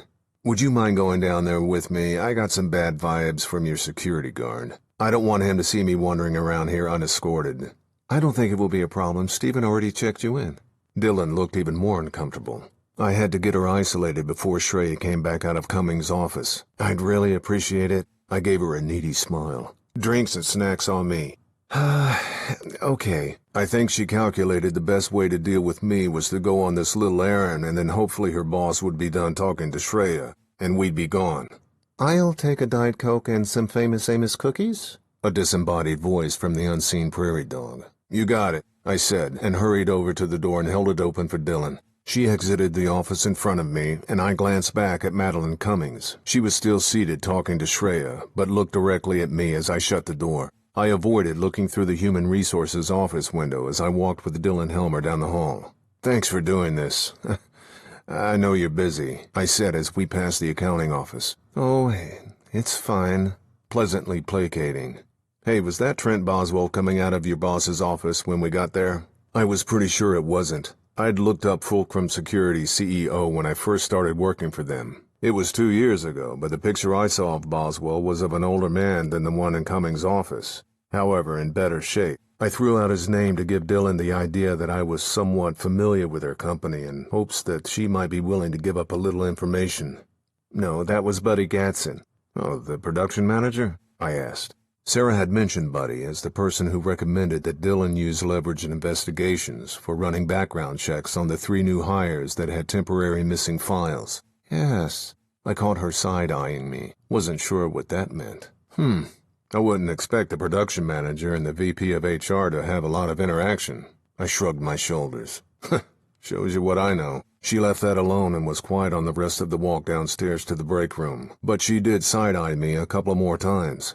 The break room was big enough for 2 small cafeteria-style picnic tables, 2 vending machines, one with snacks, and one that held sugary drinks, a refrigerator, microwave, coffee maker, a sink, and 2 trash cans. What would you like? I asked Dylan as I fed dollar bills into a soda machine and punched the keypad numbers for a Coke for me and a Diet Coke for my prairie dog friend. The cans banged down to the drawer of the machine, and I pushed it open and retrieved the bounty. It hit me at that point that I had to drink the carbonated poison to give credence to my ruse. I hadn't had a soda in 15 years. I popped the top and gagged a sip. I hadn't missed anything but an acidy swallow. I'm fine, thanks. Dylan's side-eye had turned into a head-on stare. You're Rick Cahill, aren't you? Sarah's background check guy. That's me. I shoved $2 into the snack machine. I grabbed the tiny bag of Famous Amos chocolate chip cookies after they dropped from their shelf, and fought off the urge to buy one for myself. I actually did the background check on you before you were hired. Immaculate record, high recommendations. Everyone I spoke with had nothing but praise for you. Well, that's nice. She squinted at me. But why are you here with Sarah's sister? She needs my help. I took a look at the Coke in my hand and thought about taking another sip, but tossed it in the trash instead. The ruse was over. With such glowing recommendations, I was surprised that Sarah discovered that you either didn't do background checks on some new hires or lost their reports. That doesn't sound like the excellent employee I ran a check on. My time in the Fulcrum Security building was quickly coming to an end. I didn't have time to finesse Dylan Helmer into telling me what I wanted to know. I had to try brute force. That was just a mix-up with some files. Helmer's fair complexion flashed pink. Why would you possibly care about it? Dylan Helmer seemed to me to be someone concerned about keeping her job, not about covering up some kind of conspiracy. She might have been guilty of shoddy work, but nothing more. I care about it because Sarah cared about it. I set the Diet Coke and cookies down on the picnic table with a thump. She asked me to look into it, and a couple of days later, someone murdered her. Dylan sucked in a quick, loud breath, and her eyes opened wide. What? The newspaper said she was raped. I don't understand. You think her murder had something to do with work? I don't know. That's what I'm trying to find out, and I need your help. My help? Her voice fluttered. What do you want me to do? What happened with the background checks on the 3 new hires?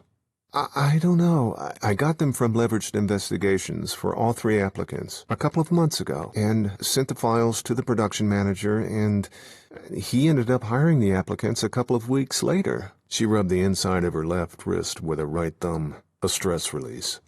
Last week I was out sick on Monday, and when I came back in, Sarah asked me why the background checks were missing from those files. I searched my files, and they were in there. She looked at the floor. Except what? They were in the wrong order in the file. What do you mean? She scanned the open doorway again before she spoke. I always put the background checks behind the proof of citizenship documents in the file, and those were behind the applications. You couldn't have filed them out of order by accident on a busy day? I asked. No, I have a set order. I'm kind of OCD about some things. So you think someone was in your files? Madeline Cummings' voice drifted in through the door from the lobby. If there's anything else you need, please contact me anytime. Dylan froze, wide-eyed. Thank you for your kindness and your concern. Shreya, in the lobby. I have to go. Dylan hurried out of the break room. I picked up the prairie dog's goodies and followed her out. Please give this to your cube mate upstairs. Cummings and Shreya looked at us from the middle of the lobby. Dylan turned pink-face again and took the Diet Coke and cookies from me and walked over to the two women. I'm really sorry for your loss, she said to Shreya. Thank you, and thanks for taking such good care of Sarah's things. Shreya put a hand on Dylan's shoulder. Dylan's eyes turned glossy, and she hurried up the stairs toward the HR office. She really looked up to Sarah. Cummings opened her hands in front of herself. Well, I'd better get back to work. So nice to meet you, Shreya. I wish it could have been under much happier circumstances. Nice to meet you, Shreya said. Cummings turned and headed for the staircase without acknowledging my presence. Again. Chapter 20. We exited the Fulcrum Security parking lot in my Accord and headed for I-15. I'm guessing at least some of your private talk with Madeline Cummings was about me, I said. Yes. Shreya stared straight ahead at the road, giving away nothing. Well? She showed me some emails with inappropriate comments, and she also said that you made veiled threats to her on the phone yesterday if she didn't give you high recommendations to any prospective new clients who contacted her about your work. I never sent Sarah inappropriate emails. They're fake. I glanced at Shreya. Still couldn't read her. And there was nothing veiled about what I said to Cummings. It wasn't a threat. I simply asked her not to continue to tell people that I sent the lewd photo, and that if she did, she'd get a call from my lawyer. Not a threat, just a fact. That was the extent of it. I didn't even raise my voice. Shreya didn't say anything for a while as I got onto I-15 and headed south toward her home, the mansion. I was surprised that she didn't ask me if I got any information from Dylan Helmer. I had the sense that she might be reevaluating hiring me. Did she believe what Cummings told her? I told her about Dylan's claim that she'd received background checks from Leveraged Investigations and sent them to the production manager, Buddy Gatson, and that they were out of order when she produced them for Sarah. Gatson was the man Cummings was talking to when we walked into the Human Resources office, I said. She's sure that the report was out of order? Yes. She claims to have a degree of OCD when it comes to work. I don't think she would have told me about the files if she wasn't sure about how she filed them. Well, maybe Madeline checked to see if they were there after Sarah said they were missing, and she put them back in the wrong order. Madeline, first name basis. Fast friends? Dylan seemed a little spooked, like something wasn't quite right with the situation. I had my own first name basis friend. I think if it was not unusual for someone to check her files, she would have mentioned it. I didn't get a chance to ask her anything else. She heard Cummings' voice in the lobby and panicked. She might just be worried about her job. I think she is worried about her job, but there's more to it than that. I'm going to try and contact her away from work. No response from Shreya. She was back in her trance. She didn't say anything for the remaining 20 minutes of the drive. I parked in Shreya's driveway and tapped the button under the dash to pop the hood of the trunk. Thanks for your help today. She stared straight ahead and seemed to choose the words carefully. The preamble to a verbal Dear John letter. I'm not going to need your services going forward. You can cash the check, but our arrangement ends today. She opened the door and got out of the car before I could respond. I swung my door open and jumped out. Whatever was on the emails Cummings showed you, I didn't write it. Someone at Fulcrum faked them. I'm going to let the police do their job. Shreya walked to the trunk of the car. That's all. I should have hired a private detective in the first place. Bullshit. I met her at the trunk and grabbed the 2 boxes of Sarah's things from it. Cummings said something to you to poison the well. You've been the one pushing me to investigate, and now all of a sudden the investigation is over? Something is off about Fulcrum Security. I saw it in Dylan Helmer's face when she was talking about the missing background checks. It may have nothing to do with Sarah's murder, but it's worth looking into, because of the timing of Sarah's death, if nothing else. I'll take those boxes. Shreya reached out her hands. I'm going to drop them on your porch. I brushed past her on the brick paver driveway and set the boxes down in front of the multi-million-dollar home. Whatever Cummings told you about me is a lie. Thanks for having my back. I walked back to my car as Shreya passed by me without a word, and wondered what kind of venom Madeline Cummings had injected into her bloodstream. And why. Chapter 21. Moira McFarland's white Honda Accord was parked in front of her California craftsman's cottage on Fay Avenue in La Jolla. The small lot didn't have room for a driveway or a carport, much less a garage. Moira usually tackled paperwork, expense reports, and invoices at home at the end of the week. The best PI in San Diego always had a lot of paperwork to take care of because she never lacked for work, and she usually never lacked for wisdom either. My sometimes missing ingredient. I went through the white picket fence and up the short walkway that bisected her small front lawn and onto the porch. An idyllic setting that hadn't produced an idyllic life for Moira. She had lost her husband to an early death. She had almost lost her son to the same fate. She was still single in a lonely world 10 years after her husband's death, and she had adopted me as a younger brother, friend, and pain in the ass. I knocked on the front door on the covered porch, a porch where we'd coughed tear gas out of our lungs and almost took our relationship in a wrong direction 6 years ago. The door opened 10 seconds later. Moira, all 5 feet, 100 pounds of her, frowned up at me, more sarcasm than irritation in her dark eyes, her perma-puckered lips twitching away the beginnings of a grin. "Your phone doesn't work?" Neither one of us was a fan of the unannounced drop-by, but each had been guilty of it more than once. I was in the neighborhood being all of San Diego County. "Then by all means, come in." She smirked and swung the door open wide for me to enter. The house's modern open floor plan was in direct contrast to its classic California craftsman's cottage exterior, though it still maintained a dark wood interior. Moira walked to the head of the dining room table. Stacks of paper surrounded an open laptop. A mug with steam rising sat next to the papers. An herbal smell filled up the house, giving it a lived-in, comfortable feel. And I didn't even like tea. Moira didn't sit down. "Can I get you some refreshments?" She laced her fingers together in front of her, her voice thick with sarcasm. "Some tea? Fresh lemons? I've got some lemons in the fridge. It will take just a moment for me to squeeze the juice out of them. Or I could cook you some breakfast. Is Eggs Benedict to your liking?" I sat down at the dining table. "I get it, you're busy. I won't be here long." She sat down and folded her arms in front of her. "What's the problem?" I had more than one problem, but I decided to keep my home life out of it. Sarah Mandari's sister hired me to look into Sarah's death and fired me all within 2 days after she gave me a check for 2 weeks of work. Why did she fire you? I gave her the rundown of the last 48 hours, complete with a dick pic from Fulcrum Security. A dick pic? A question of why, not what one was. Yeah, and Fulcrum's VP of Human Resources has already told potential clients about it. She leaned back in her chair and pursed her lips. What?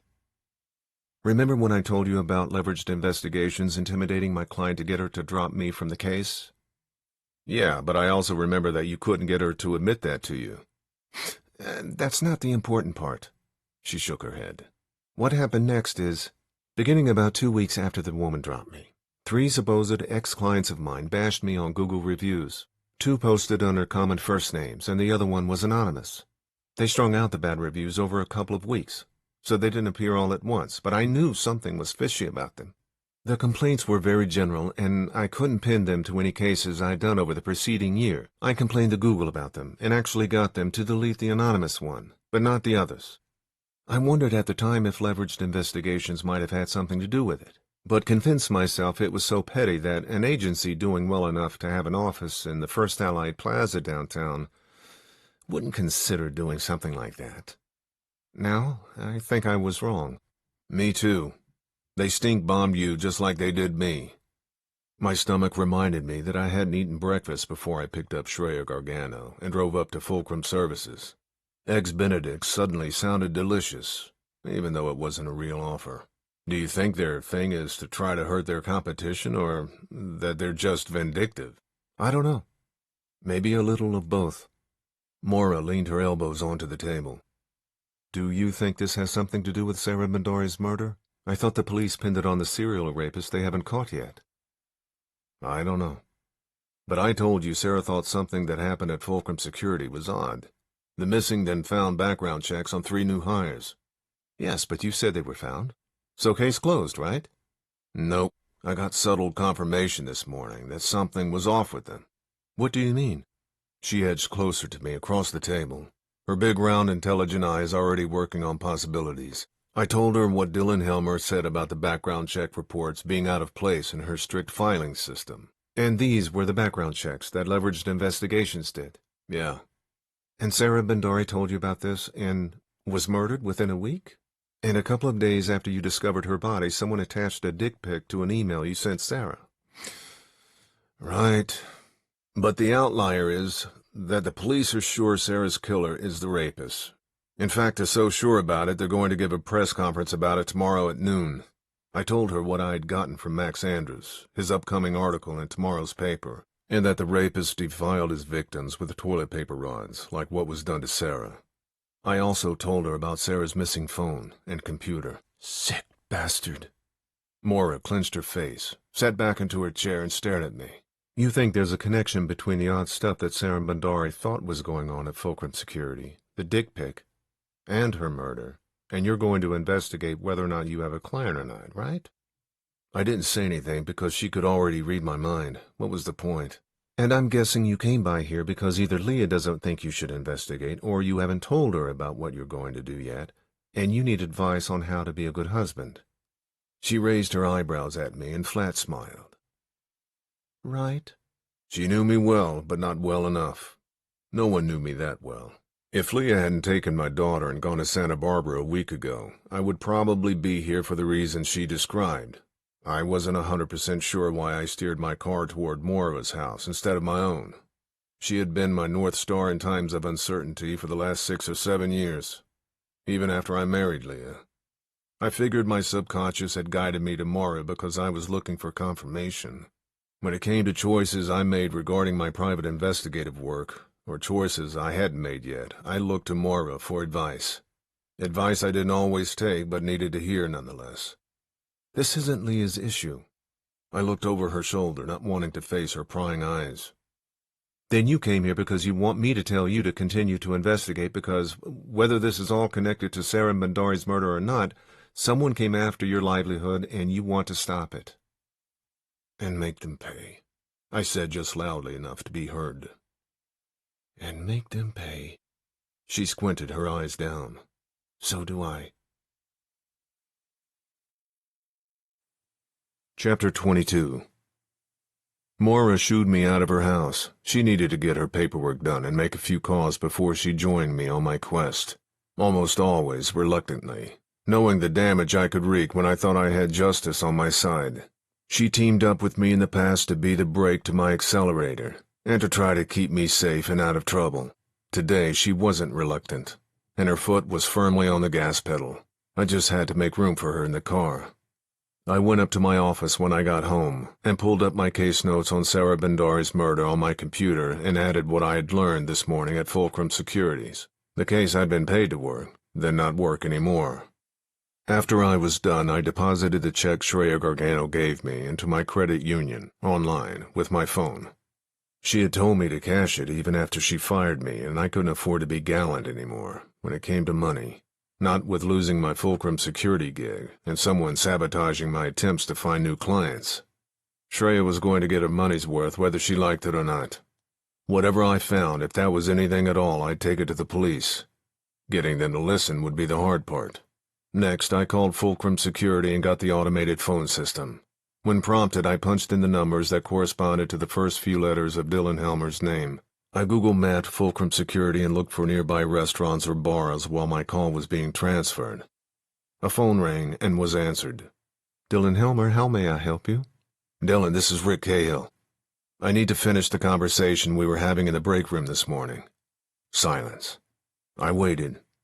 If she hung up, I just called back. She may have been weighing that possibility in her head. Thus the silence, and not a dial tone. I'd like to help you, but that's not something that's possible. Like someone was close enough to hear the conversation and I was a Fulcrum customer. Probably the prairie dog. Let's find a time and a place where it can be possible. I scanned the area around Fulcrum on Google Maps. There's a Starbucks across 78 in the Nordall Marketplace. What time do you get off? 5? 5:30? Silence. Finally, in a hushed voice, 5:30. Bingo. Dylan Helmer had more to say, and whatever it was bothered her enough that she'd probably be risking her job to tell me about it. I pulled away from my desk and went downstairs. Midnight scrambled after me. He beat me to the kitchen door that led to the backyard, but waited for me to open it instead of using the doggy door. I let us both outside. He pranced over to the picnic table on the deck, tail wagging, big open-mouthed lab grin. He knew me well. We both could use a break from the dark cloud hanging in our empty home. I grabbed a tennis ball off the table and tossed it 20 yards along the grass. Midnight bolted after it, snatched it in his mouth on the bounce, and pranced back, head held high. We repeated the simple yet favorite routine for a few minutes until Midnight dropped the ball in the grass mid-trot, coming back and growling, his head pointing at the house. I quieted him, then heard the gong of the doorbell. I was tempted to let whoever was out there knock and ring all they wanted. The world could take a breath. Midnight and I were enjoying the afternoon. A knock on the door or a rung bell was rarely good news, but I'd found over the years that it was best to take bad news head on. The longer you avoided it, the worse the news got. I put the ball on the picnic table and wiped Midnight's slobber off my hands with a towel I kept there just for that purpose, and went inside the house. Midnight clung close to my side, ears and hackles spiked. I looked through the peephole. I was right. Bad news. Detective Scoopin looked like he hadn't slept or changed his clothes since I last saw him at Sarah Bandari's house 3 days ago. His partner looked better rested. The other detective I'd seen at the crime scene. Latino, early 40s, short-cropped brown hair, lean. Looked like he worked out to stay in shape, not to bulk up. His slacks and blazer were tailored, but thankfully the pants weren't skinny. I was pretty sure I knew why Scoopin knocked on my door, but not why he didn't call instead. Cahill. Scoopin, weary. Midnight growled. Maybe he sensed something worse than bad news. Danger. Outside, I snapped my fingers toward the kitchen, and Midnight slunk away, through the living room, kitchen, and out the doggy door. He stood sentry outside the sliding glass door in the living room, staring inside. Detectives? I didn't move from the door. What can I do for you? It'd be easier to talk inside. Scoopin, a frown below basset hound eyes, and a multi-creviced forehead. Okay. I swung open the door and let the 2 SDPD homicide detectives into my empty sanctuary. We walked into the living room and Scoopin nodded at Krista's toys corralled in a playpen in the corner. I see you weren't lying about having a kid. He gave me a half-smile. Why would I lie about that? I folded my arms, splayed my feet, and didn't offer the detectives a place to sit. Scoopin sat down on the sofa opposite my lazy boy, anyway. People lie for all sorts of reasons. Full smile now, but without any warmth. Sometimes innocently, sometimes not. I didn't say anything. You want to sit down, Cahill? So we can keep this friendly. Keep what friendly? We're just here to talk. An extra wrinkle in his forehead. Sit down. I didn't like being told what to do, especially from uninvited guests in my own house, even if they were SDPD homicide detectives. But sometimes it was better to just play the game than try to win it. I sat down in my recliner. You going to introduce me to your partner? I asked. Detective Ramos. Scoopin. I looked at Ramos. He kept his eyes pinned on mine, like he had since I answered the door. He wasn't mean-mugging, just studying me. Does he talk? I asked Scoopin, but kept my eyes on Ramos. His expression didn't change. He listens. Scoopin scooted forward on the sofa. How about you tell us about your relationship with Sarah Bandari? Yep, I knew exactly why 2 homicide detectives knocked on my door. So did Madeline Cummings. As I told you earlier, it was strictly work-related. She was my contact with Fulcrum Security. I do background reports on potential employees for them. Did background reports. And you weren't seeing her on a social basis? Nope. Like I said on Tuesday, she invited me for lunch last Thursday to talk about work. That's the first and last time I ever talked to her in person. I rehashed what I told him at Sarah's house, sitting in his detective car, about Sarah's concern regarding the missing files. I added what Dylan Helmer told me this morning about her files being in the wrong order. Did you keep up an email correspondence with her? Here we go.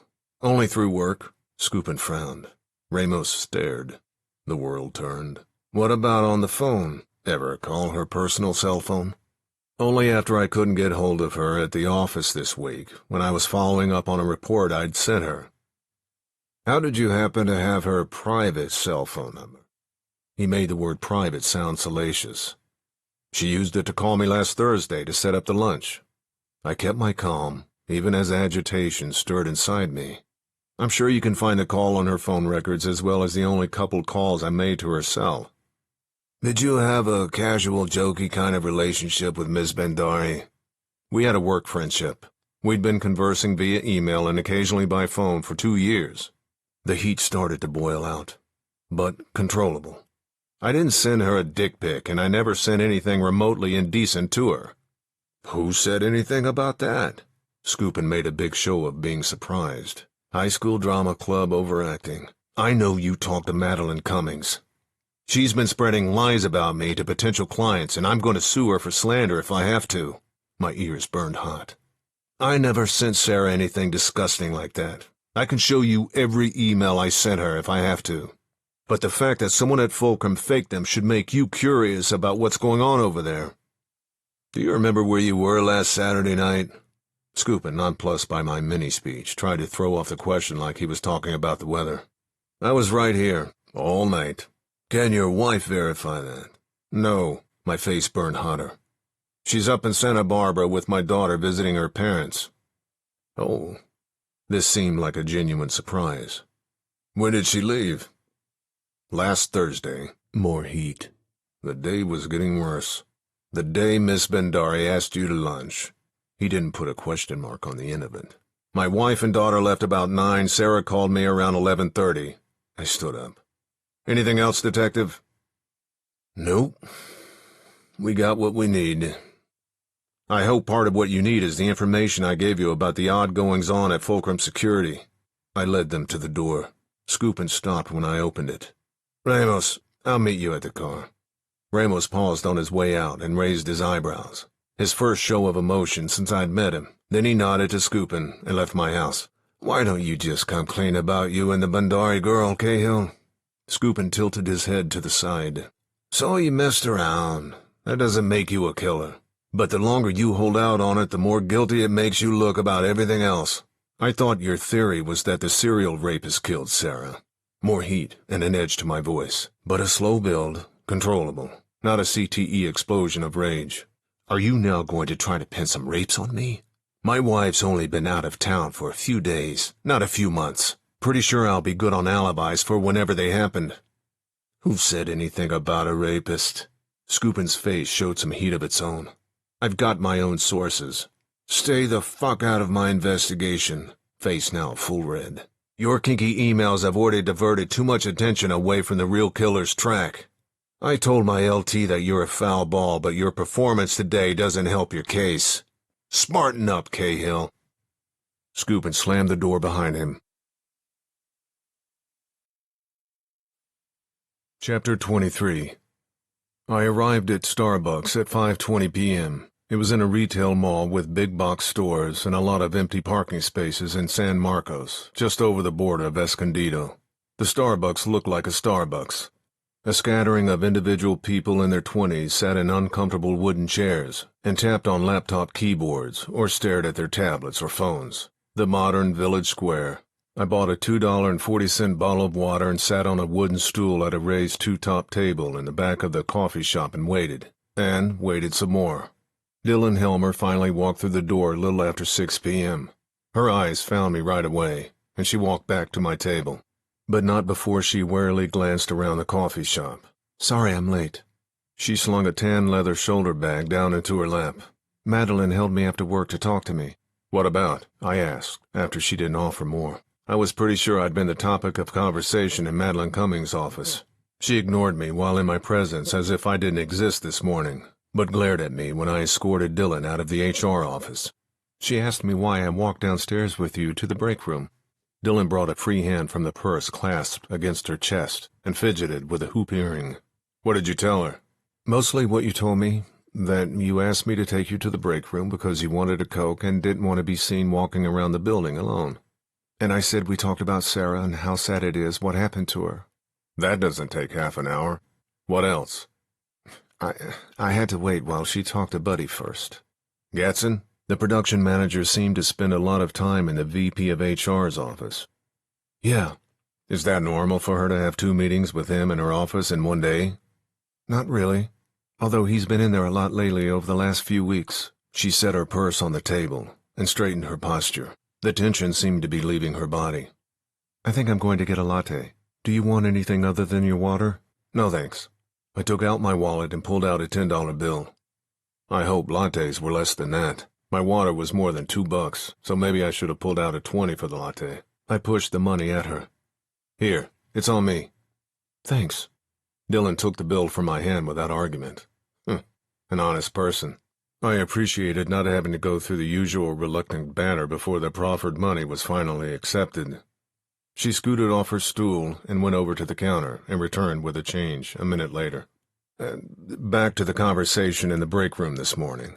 I tried to make it sound offhand and as non-threatening as possible. You said the background checks in your files on those 3 recent hires were out of order. Did you tell Sarah that at the time? No. She frowned and glanced down at the table. Why not?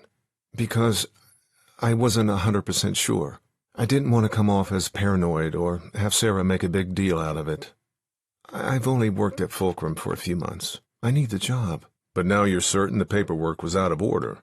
I knew memories rarely improved with time, but there were occasional exceptions. Was this one, or did I want it to be, so I could wedge in a confirmation that something was wrong with Fulcrum security, and my quest was not a fool's errand? Yes. Dylan nodded her head and stared at me, studying me. I'm not sure what she saw. Oh, why are you doing this? None of this probably has anything to do with Sarah's murder.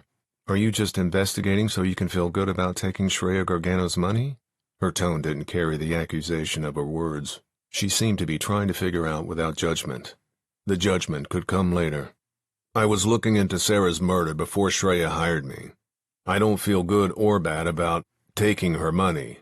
I air-quoted taking. That's my job. People pay me for the work I do. Incidentally, Shreya fired me after she talked to your boss this morning. She told me to keep the money, and I didn't argue. But I'm still working the case. If the police are right about the serial rapist, then I'm wasting my time. But if they're wrong, I'm giving them a head start they don't know they need when they finally realize they've been running down the wrong path. Dylan's left eye slowly blinked, and her head did a slight slow-motion nod. She believed me. Someone took the background reports from my files, and then returned them, she said. Can you think of any reason someone would do that, and who that person might be? I had my suspicions on who, but not on why. First, regarding who, it would have to be someone with access to my files when I'm away from my desk. Some of Dylan's father's cop DNA beaconed in her posture and voice. She sat upright and spoke with certainty. One would be Sarah, who we can rule out. The others are Bridget, who you bought the cookies for this morning, Madeline, and maybe Buddy, because he's in the office a lot and works late. Mr. Boswell for the same reasons, and the cleaning crew that comes in twice a week after we're gone. Madeline coming seemed like the most likely option, but I pulled out my notepad and wrote everyone's name down, including the CEO, Trent Boswell. What about the why? The linchpin that had to explain the office intrigue that Sarah got me involved in. The fuse she lit that led to her murder, or trivial office politics that added up to nothing, and somehow led to someone trying to damage my career? That's the part I can't figure out. She sounded like she'd been thinking about who grabbed the reports, then replaced them, long before I asked her about them.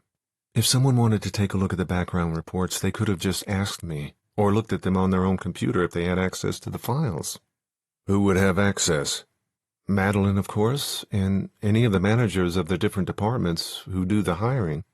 And Mr. Boswell. What about Sarah and Bridget? Would they have access to your files on their computers?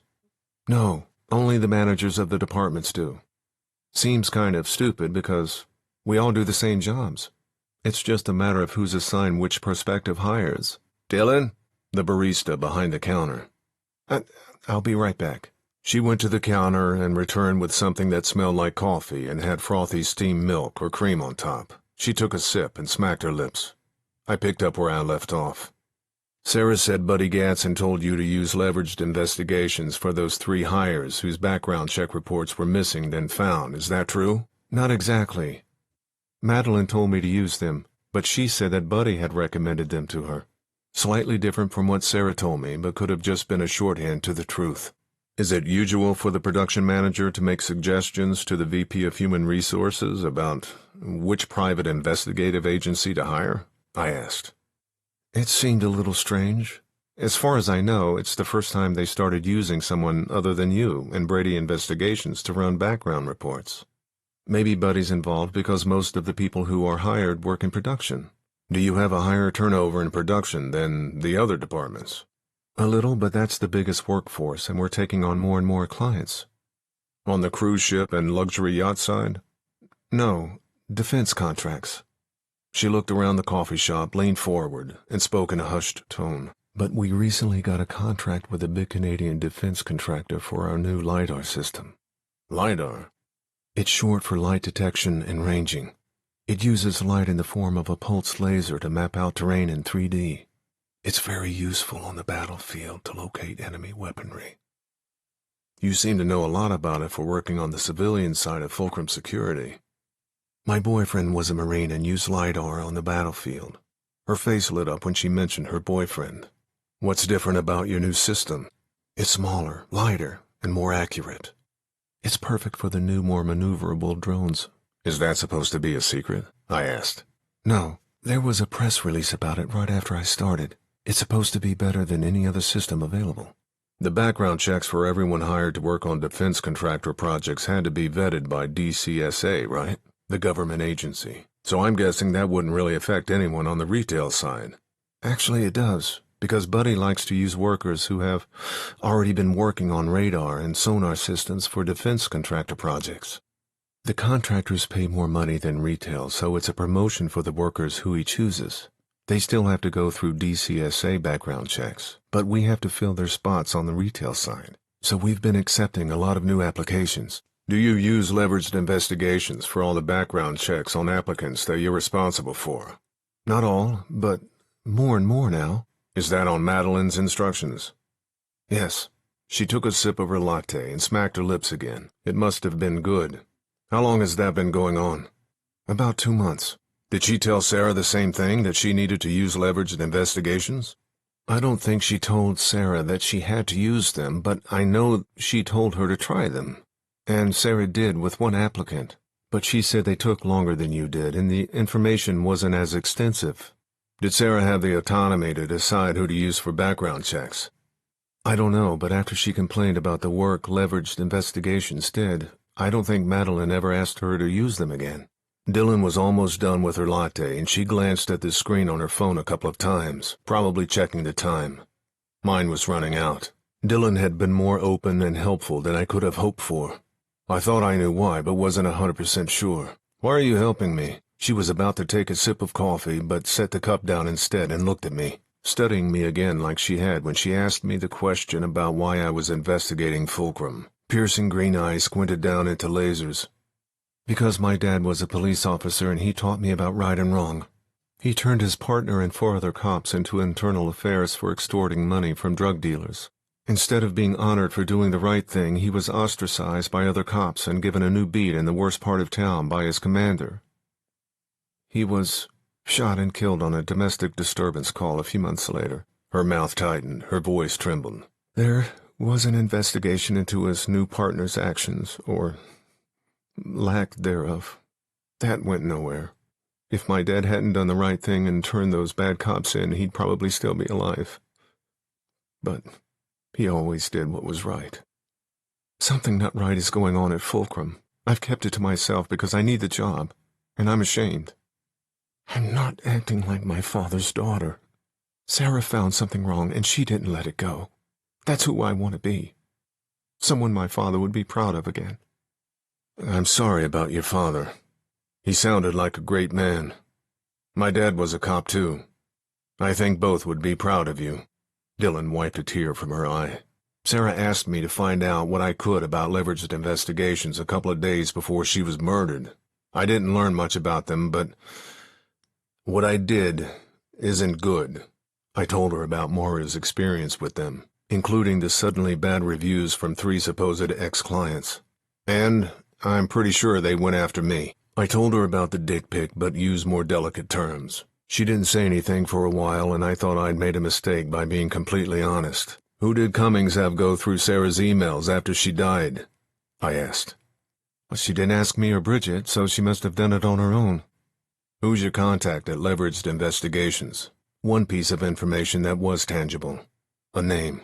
Something I could take a deep dive into online instead of dealing with gossamer supposition that dissolved when you try to put your hands around it. "There are 2. Mark Fields and Jeff Grant." Bingo. Dylan Helmer was all in. Mark Fields and Jeff Grant. I wrote the names down. Both common names that weren't memorable. Have you ever met them? "No." I pulled up the photo of the guy from Leveraged, who Maura tangled with. I looked at the blank canvas face and showed it to Dylan. "Have you ever seen this man at the office or anywhere else?" Dylan looked at the photo. "No. Who is he?" "He works for Leveraged Investigations, but I don't know his name. I was hoping he's one of the 2 investigators you deal with." "I couldn't tell you if he's either one of them. Sorry." "No worries." I smiled and patted her hand. "You've already been a big help. But I have 2 last asks. Would you be able to get into Sarah's email and send me a copy of the email I sent her that has the added attachment?" "I don't think so. Her computer is in Madeline's office now. And everyone's computers are password protected anyway. What's the other thing?" "Can you get me copies of the background reports for the 3 hires that disappeared then reappeared?" "I wouldn't be comfortable making copies and sending them to you. Management can monitor my emails, and you have to put in your personal code when you print something on the printer. Everything could be traced back to me." She frowned, then bit her lower lip. "How about I text you the names and social security numbers of them instead when I'm back at work on Monday?" "Perfect." I pulled a business card out of my wallet and handed it to her. "My phone number's on there. If anything else strange happens at work and you want to talk about it, call me." "Thank you." Dylan opened her purse and put my card in it. When her hands came back out, she was holding another business card and a pen. She wrote a phone number on the back of the card and handed it to me. "That's my cell number. Please call me if you find anything else out, or can think of something that I might be able to help you with." "Thanks. I will." I put the card in my wallet. We both slid off our stools to leave. "Sarah was sort of sarcastic and hard to get to know when I first started working at Fulcrum." Dylan slid her bag over her shoulder. "She helped me a lot with work. And we were finally kind of becoming friends. I want whoever killed her to get caught and go to jail." "So do I. Or worse." Chapter 24. The next morning, I grabbed the newspaper off the driveway, barefoot in cotton workout shorts and a t-shirt. My newspaper delivery person, an adult in a car now, instead of a kid on a bike, has yet to land the paper on the porch. Plenty under my car, though. I took the paper inside and sat down at the butcher block island in my kitchen, my most cherished piece of furniture in the house, and opened it. Max Andrews's article made the front page. Just above the fold, the headline read, "Police Intensify Investigation of Murdered Sabre Springs Woman." I doubted Shreya Gargano and the rest of Sarah Bandari's family would be happy when they read the headline. It suggested that SDPD wasn't going full bore from the beginning, which, despite my reservations with the direction of their investigation, was misleading. I never doubted their intensity in the hunt, but the headline itself created a sense of urgency, and the hook the paper hoped would grab readers' attention. It would have grabbed mine even if I wasn't already investigating Sarah's death, or knew her in life. The second thing that may have bothered Sarah's family was a picture of Sarah below the headline. She was beautiful, or had been beautiful, and that fact would attract eyes too. I was on the fence between thinking the photo was exploitive or beneficial. While the photo of a beautiful dead woman would attract readers to sell newspapers, it would also attract attention to Sarah's case and possibly help unearth new information. A mixed bag that tilted me toward the side of beneficial. Andrews didn't bury the lead in the article. He put it right in the first sentence. San Diego Police Department homicide detectives investigating the murder of Sarah Bandari of Sabre Springs believe that her death may be related to a string of rapes that have been committed throughout San Diego County over the last 6 months. He went on to mention the dates and places of the first 3 rapes, but didn't name the living victims, which was the accepted procedure for the press. Thankfully. Also thankfully, there was no mention of me, or my supposed creepy emails. Maybe Andrews' source wasn't as tuned into the investigation as I thought, or hopefully Scoopin' and the crew had already moved on from me. In the article, Andrews also mentioned that the police concluded that all the rapes and the murder had similar MOs, but didn't give specifics. There was no mention of the rapist's signature. Holding back that information was Crime Investigation 101. The police saved that to corroborate a confession from a good suspect during an interrogation and for a trial. The best cops and prosecutors, the ones who were truly seeking justice and not just a win, understood that confessions had to be supplemented with evidence. If they were able to break down the real murderer and rapist and get a confession, him admitting to his sick actions with the toilet paper holders would slam the prison cell door on him for life. I put Detective Scoopin' in that class of cop, a justice seeker. We had our differences in the past, and again with Sarah Bandari's death, but I knew he wasn't in it for the glory. Justice meant something to him, and so did the victims and their families. I just hoped I could get him to listen if I came to him with information that might not jibe with his serial rapist theory, or have him listen to any new information at all. Sometimes my prior actions left scars on more people than only those I meant to injure. Andrews mentioned that SDPD would hold a press conference at their headquarters on Broadway. I doubted the local TV stations would carry the news conference live. There'd probably only be snippets of it later on the nightly news. I wanted to see all of it, not just the parts a TV news director thought were important. For the first time in my life, I wish I had a press pass. Andrews didn't say where the press conference would be held at SDPD headquarters. Most of the footage of the ones I'd seen on television had been held in the press room, but a couple had been done outside in front of the building. If they did do it there, I might be able to get close enough to hear it, but I'd have to be incognito so Scoopin' didn't recognize me. I didn't want him to think I was meddling with his investigation, or have him think I might be worried about what the police might have on me. I was, a little, but that was secondary to what I wanted to learn about their serial rapist theory. Chapter 25. After breakfast, I got onto an online paid people search database on my computer. Midnight settled in at his favorite spot under the desk, familiar spots for both of us over the last couple of years. But today felt different. I wasn't going through the mundane task of checking business histories of Fulcrum Securities and other businesses' potential hires. I was on the chase of an elusive target, and the information I found sitting in front of my computer would be ammunition I would use when I was out on the street tracking down the people trying to ruin my business and who may have had something to do with Sarah Bandari's death. Mark Fields and Jeff Grant, Dylan Helmer's contacts at Leveraged Investigations. Not surprisingly, there were a lot of Mark Fields and Jeff Grants to search online. Nothing came up for either when associating them with Leveraged Investigations, San Diego. I started doing individual searches on each of the Mark Fields. There were 10. One was 17 years old and 2 were over 75. Of the remaining 7, one was a choreographer, one was a teacher, a restaurant worker, golf salesman, cardiologist, grocery store manager, and the last was a retired cop. Bingo. Worked at SDPD from 1996 until 2018. The year 2018 rang a bell with me. I googled Leveraged Investigations and saw that their establishment year was 2018. Private investigator was the go-to second career for retired cops. I was one myself, although the retirement wasn't my choice, and there was no gold watch ceremony or party at a cop bar with all my brothers and sisters in blue. You don't get those when you're fired after less than 3 years on the job, or a pension. I found a copy of Mark Wilson Fields' California driver's license, 57 years old, 6'2", 185 pounds. Lived in Santee, a city in the eastern part of San Diego County. His CDL photo didn't match the one Mora had given me of the Leveraged Investigation PI.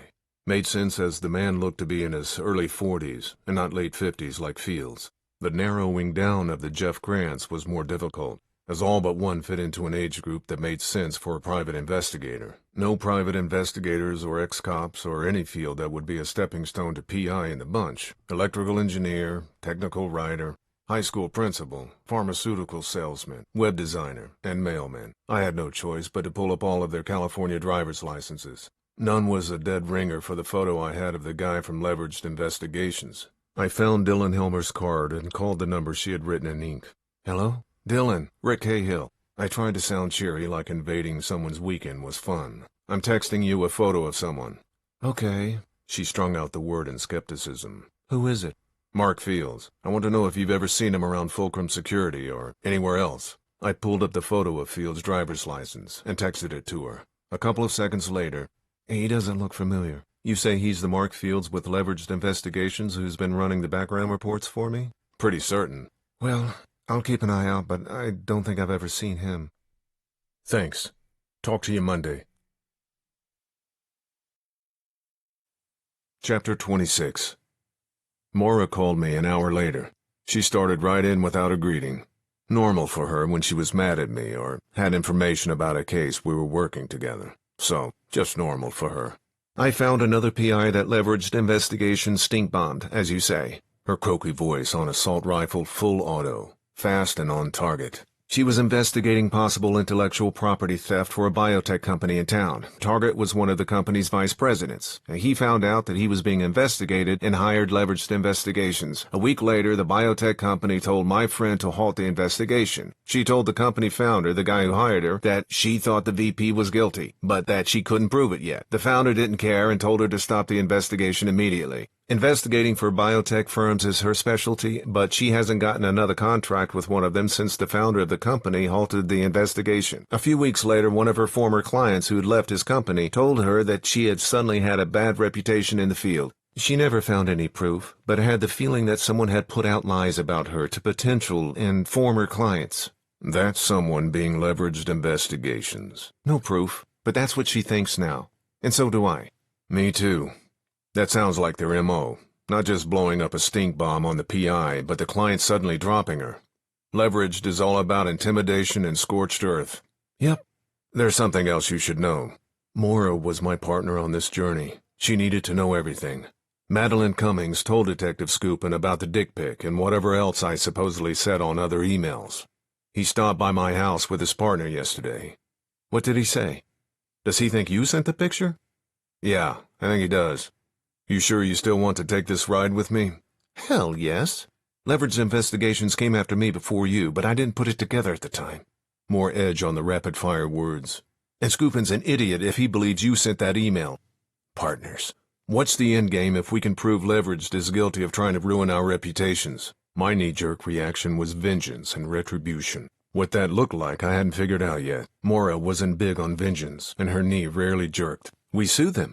Juliet Fisher, the PI I just told you about, is in, and I already talked to Angus. Angus Butis, a lawyer Maura sometimes did work for and who let her use his office to meet clients. He thinks if we can prove all of this, we can sue for slander. Also, Juliet and I are putting feelers out to see if any other PIs have experienced the same thing. Angus thinks if we can find 20 of them, we could file a class action lawsuit. 20? You'd be lucky to find 20 licensed PI agencies in San Diego that earn enough to pay their bills. Even if you could come up with that number, how much money do you think a court could squeeze out of one agency? And even if we won, which is questionable at best, we'd have to split the money 20 ways, which probably wouldn't cover the cost of a lawyer. Class action or not, Angus would take the case on a contingency basis. And it's not about the money anyway. It's about putting Leveraged Investigations out of business, or at least shining a spotlight on their practices so people know who they are. Some clients are looking for a PI agency that uses those exact practices. This could ultimately give them the kind of PR that could help their business. I'd turn down jobs from a few people looking for those kinds of underhanded practices, even when I needed the money. This is about doing the right thing, Rick, older sister voice. These people need to be stopped, and I'm going to do that. Are you? My late father, before he was kicked off the police force for allegedly being hooked up with the mob, lived by a credo that he verbalized to me when I was 10 years old. Sometimes you have to do what's right, even when the law says it's wrong. I didn't understand what that meant at the time. He was a police officer and was supposed to protect the law. Later in life, when I became a cop myself, I saw that there was gray between black and white, a lot of it. I finally understood what my father meant and adopted his credo as my own. But it had always been inside me, anyway, transferred through my father's blood into mine, and into my psyche by the actions he took. Nature and nurture. I was my father's son. If Moira's right didn't pan out using the courts, I'd do what was right. My right. I'm in. Good, because it turns out that it might be more going on than just bad behavior. Her voice perked up. On the chase. I've been trying to figure out who pays for the lease on Leveraged Investigations' office in the First Allied Plaza building since yesterday. I contacted a friend in commercial real estate to get the answer, and he's only been able to track it to one shell corporation after another, holding companies that seem to be nothing more than a name. It looks like the one that the checks are written on is called Obsidian Holdings. It's located in Monterey. Mexico? No, the one next to Carmel, in California. Talking to me like I was the dumb kid in class. I knew there weren't any dumb kids now, just different thinkers. Maybe that's what I was. Yeah, I've heard of it. Monterey is located along the rugged central coast of California, 400-some miles north of San Diego. Just to the south of it is the city of Carmel, where I spread my late wife Colleen's ashes 18 years ago. The Central Coast was an area we both loved, and where I was able to filter some good memories past the lone bad one. But I didn't know that that was the center of corporate high finance. Plus, I thought shell companies didn't have brick-and-mortar addresses, just paper entities that move around anonymous money and limit tax liability. I'd been paid by a third party once for services rendered. I didn't know at the time if it was a shell company, but later suspected that it must be. But the work I'd done for the client had been legal, so I didn't worry much about it.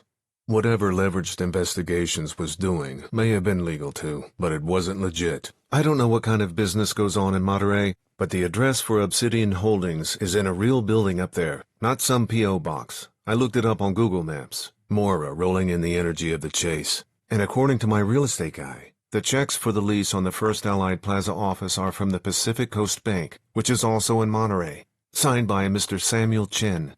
You ever hear of a PI office having their office rent paid by a shell company? Moira had been in the game over twice as long as I had, and knew more about the ins and outs than I did. I tended to look straight ahead, one step at a time, even if there was a brick wall in front of me. Nope, I've never really checked up on an agency before to find out how the rent is paid, but I'm pretty sure all the ones I know of in town pay out of their own bank accounts here in San Diego, with checks that have their own signatures on them.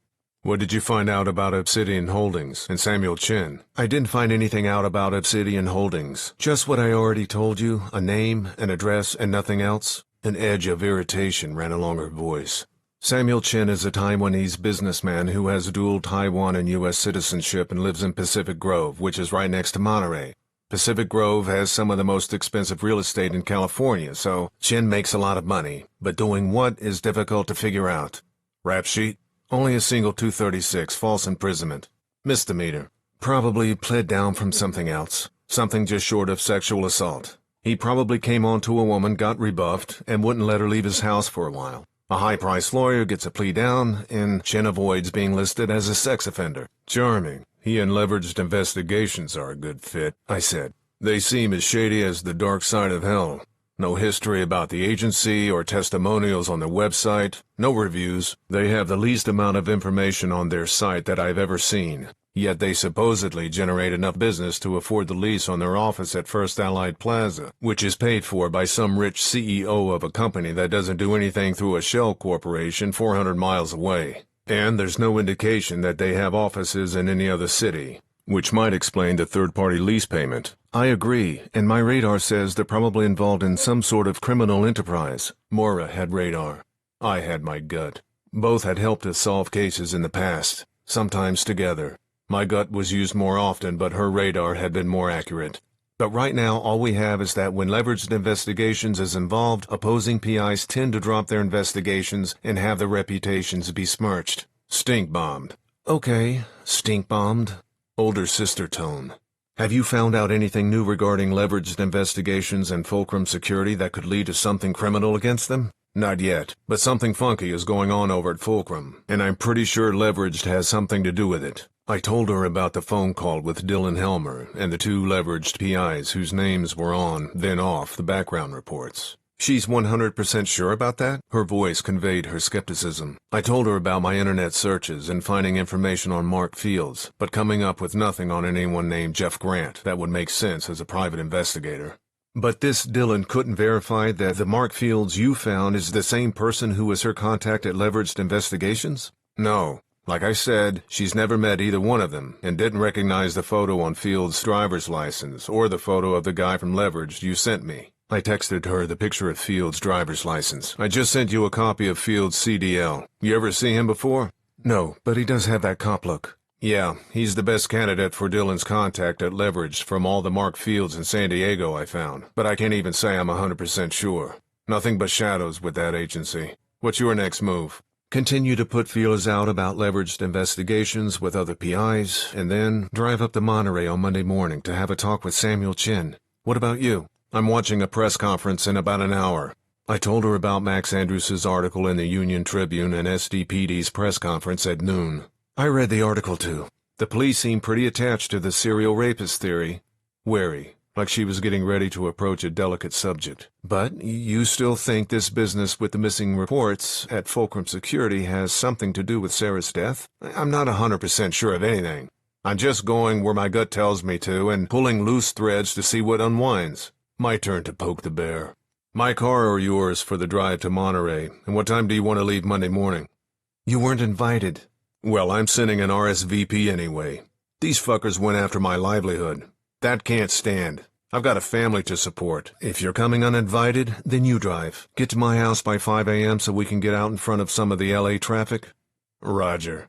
What's Leah going to say about you going away to Monterey with a cougar like me? A tease in her voice that I'd normally welcome and poke back at with a snarky rejoinder.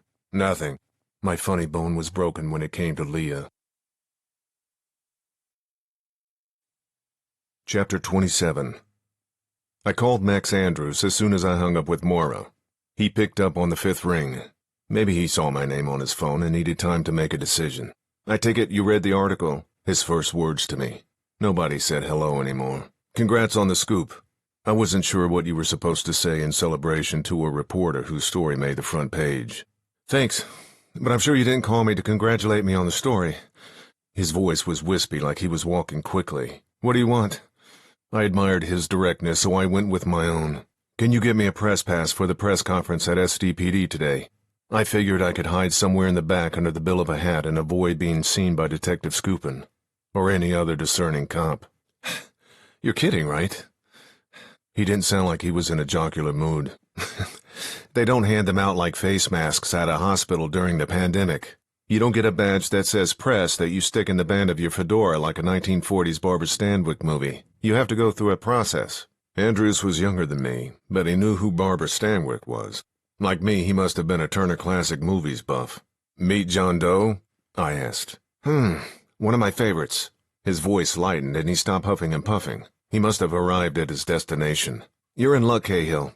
The press gaggle is taking place in front of SDPD headquarters, not inside it. You don't need press credentials to attend an outdoor press conference given by the police. Good to know. Thanks, Max. I guess I'll see you here, but good luck getting close. San Diego Police Headquarters was located downtown on Broadway, a couple of blocks from San Diego City College. The structure was 6 stories of hard angles that the architect tried to soften by making the pillars outside the building, and the lower panes of the numerous windows baby blue.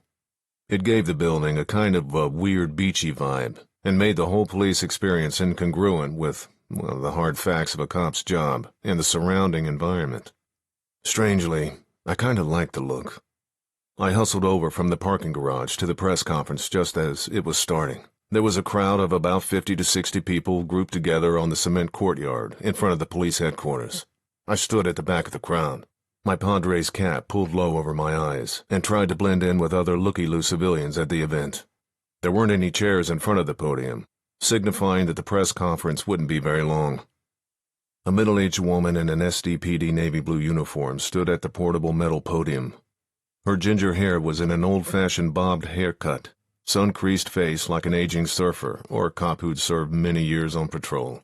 She introduced herself as Deputy Chief Connie Bristol in a husky voice. A phalanx of uniformed officers and plainclothes detectives stood behind her. One of the detectives was Brian Scoopin.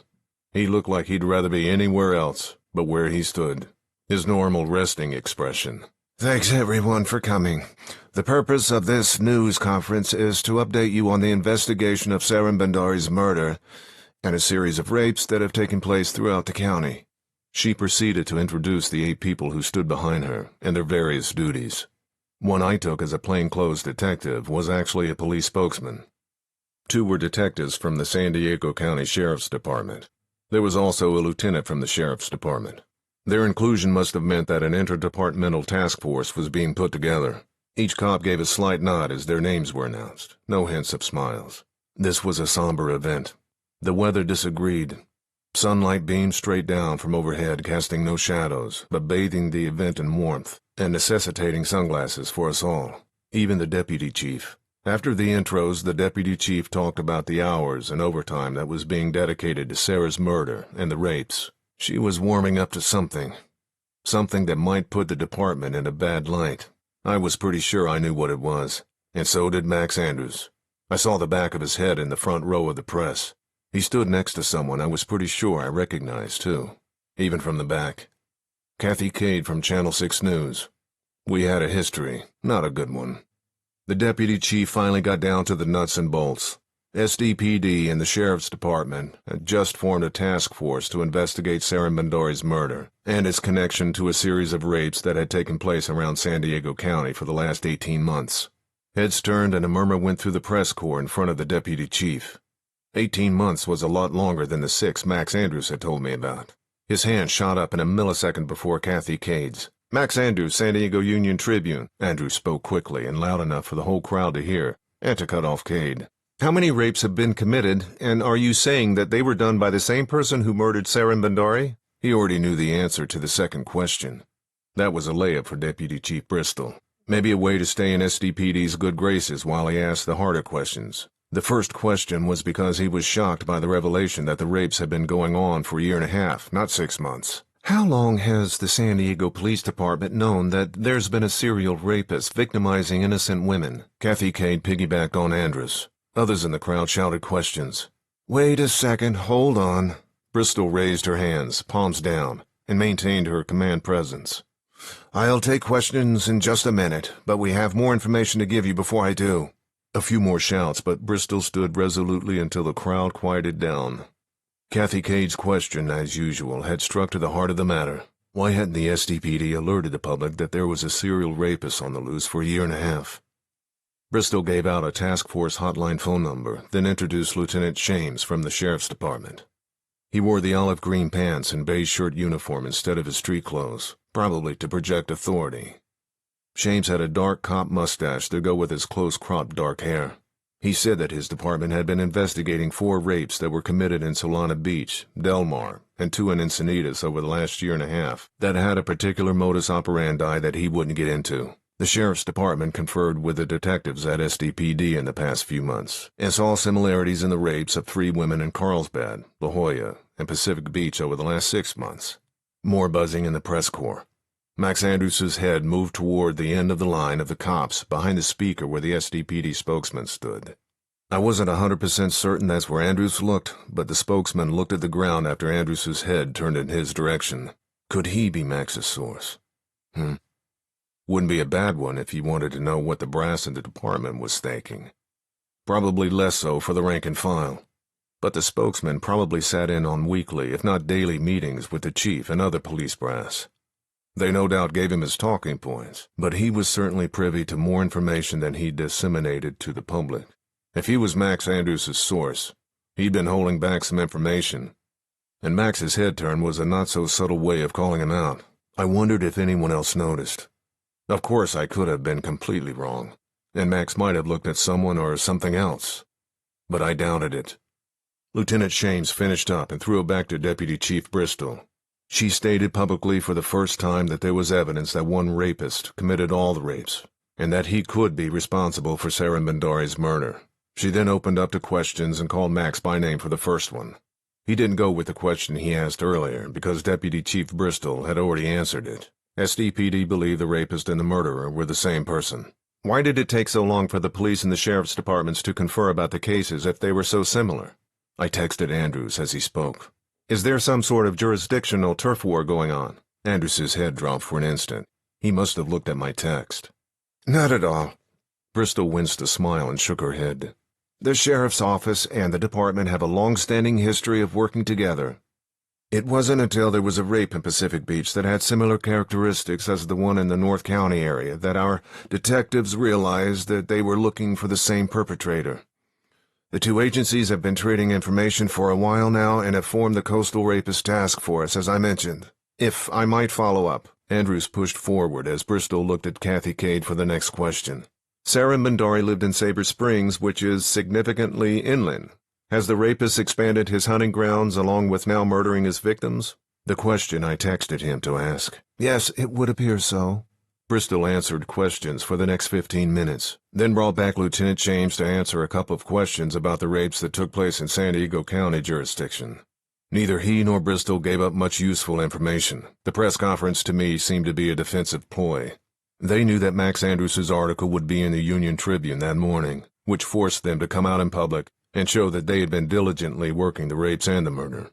The press conference was for public relations and very little else. The only new news to the assembled reporters, including Max Andrews, being that there were a total of 7 rapes committed plus the murder of Sarah Bandari over the past year and a half, not the 3 rapes over 6 months that Andrews told me about. Jeremy Thalen, the SDPD spokesperson, stepped up to the podium after Bristol cut off questions. Thin, late 40s, short blonde hair, gently receding, gave off a metrosexual vibe and was immaculately dressed in a skinny-legged blue suit and a colorful polka-dot tie. I should have discerned at first glance that he wasn't one of the homicide detectives who had been lined up behind Deputy Chief Connie Bristol at the beginning of the press conference. No bags under his eyes, and his suit was neatly pressed. The detectives all looked like they were wearing the same clothes that they'd left on the bedroom floors the night before, or they'd slept in the SDPD quiet room when they got their first 3-hour nap in 5 days that morning. Thalen introduced himself, gave the Coastal Rapist Task Force tip hotline number again, and told the media that they could contact him with any questions about the case going forward. He shot a quick glance in Max Andrews' direction before he stepped away from the podium and went inside SDPD headquarters. Or the glance might have been at Kathy Cade, next to Andrews. The crowd broke up, and a man in a white t-shirt, cargo pants, and a Padres hat off to my left caught my eye. He looked familiar, but I didn't recognize him. Late 30s, early 40s. Short brown hair below the cap, neatly trimmed sideburns, sunglasses that blocked his eyes, no visible tattoos or a distinctive look. Well, he could have been me, off the clock, or even on the clock, working surveillance. He looked like 100,000 other men on the streets of San Diego. That's when it hit me. I took my phone out of my pocket and pulled up the image of the guy from Leveraged Investigations that Morris sent me. I looked at the photo, then back at the man who was now walking down Broadway. The angle on the photo was only 3/4 straight on, and I only got a glimpse of the man's profile before he passed in front of me. He could have been the man in the photo, and he could have just been one of the other 100,000 men walking the streets. The height seemed about right. Moira's stealth cell phone photo caught him coming out of the Leveraged Investigations office, and the door was in the frame for reference. If he was the same man, like me, he was at the press conference incognito. What did he have to hide? He kept heading west, toward West Broadway. So did I. 50 feet behind him. Chapter 28. I pulled up First Allied Plaza on Google Maps on my phone as I followed the man in the shorts and the Padres hat, 30 feet behind him. First Allied was a straight shot about a mile down Broadway. The man's pace was leisurely. He stopped at crosswalks and waited for the red do not cross lights to turn into the white walking stick men. He wasn't in a hurry. At one point, the man pulled out a cell phone out of his pocket and appeared to be talking on it. After about a minute, he put the phone back in his pocket and continued his stroll. I gave him plenty of space, and he never looked over his shoulder like he was worried about being followed. No panoramic look when he stopped at crosswalks. I didn't think he made me, but if he wasn't the man in the photo Moira sent me, he'd never even considered that he was being followed.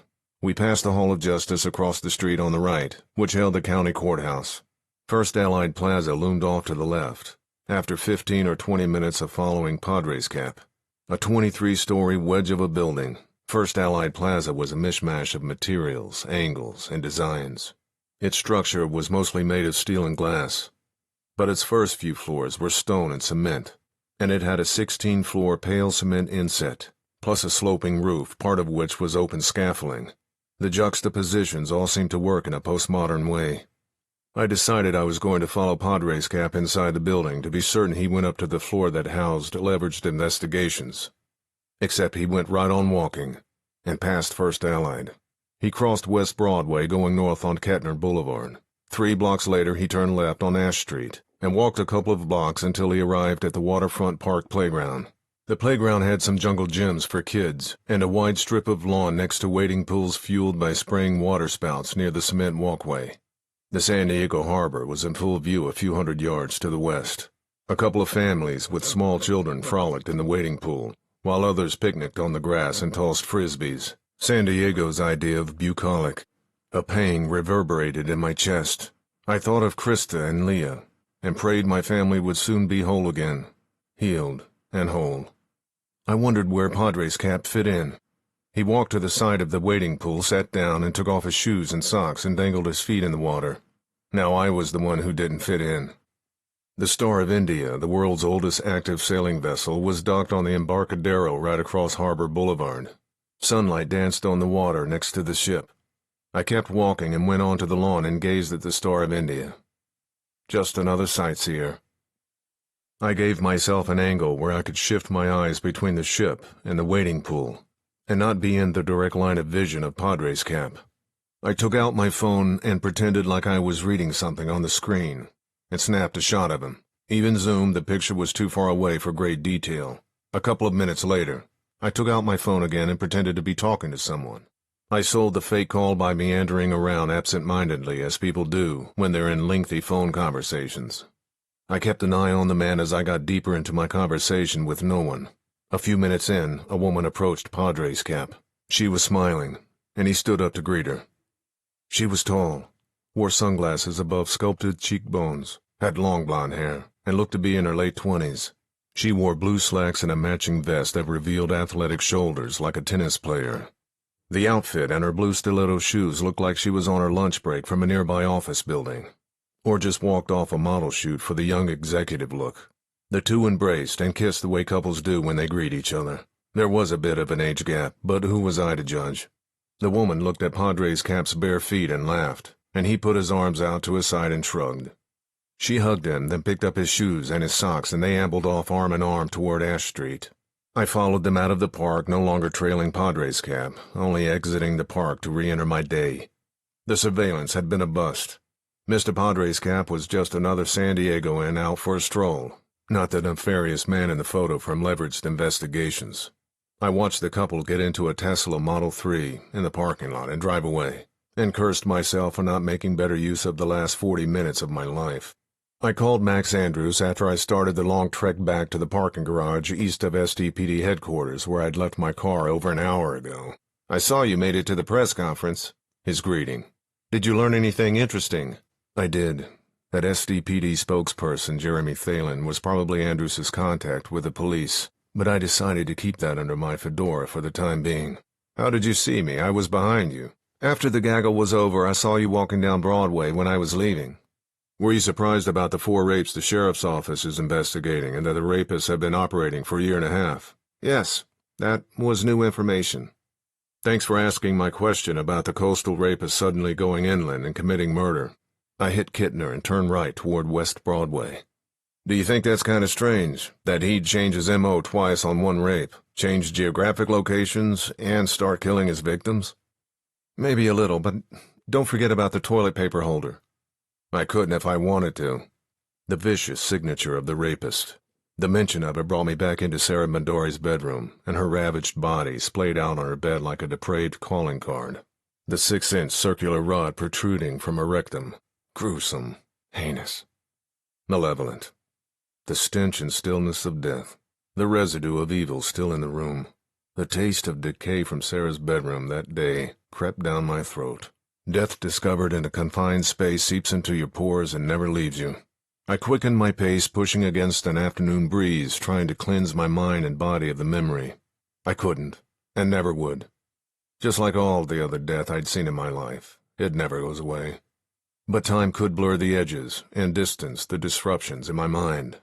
Still, they'd occasionally spike into my thoughts as clear as the day I saw them, every single one of them. Sorry." Andrews's voice softened. But you know what I meant. The signature. I do. That's a hard one to overcome unless Sarah Bandari was killed by someone with intimate knowledge of the serial rapist's crimes.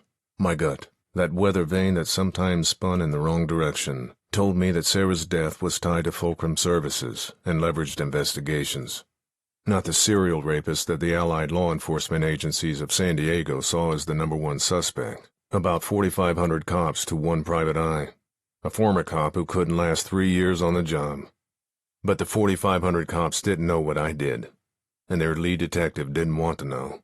What? His voice pitched high, in tune. Are you saying a cop killed Sarah Bandari and tried to make it look like the coastal rapist did it? Seemed like Andrews liked having a nickname for the rapist. The media love nicknames for serial predators. Makes for great headlines and chyrons along the bottom of TV screens. Grabs your attention, your imagination.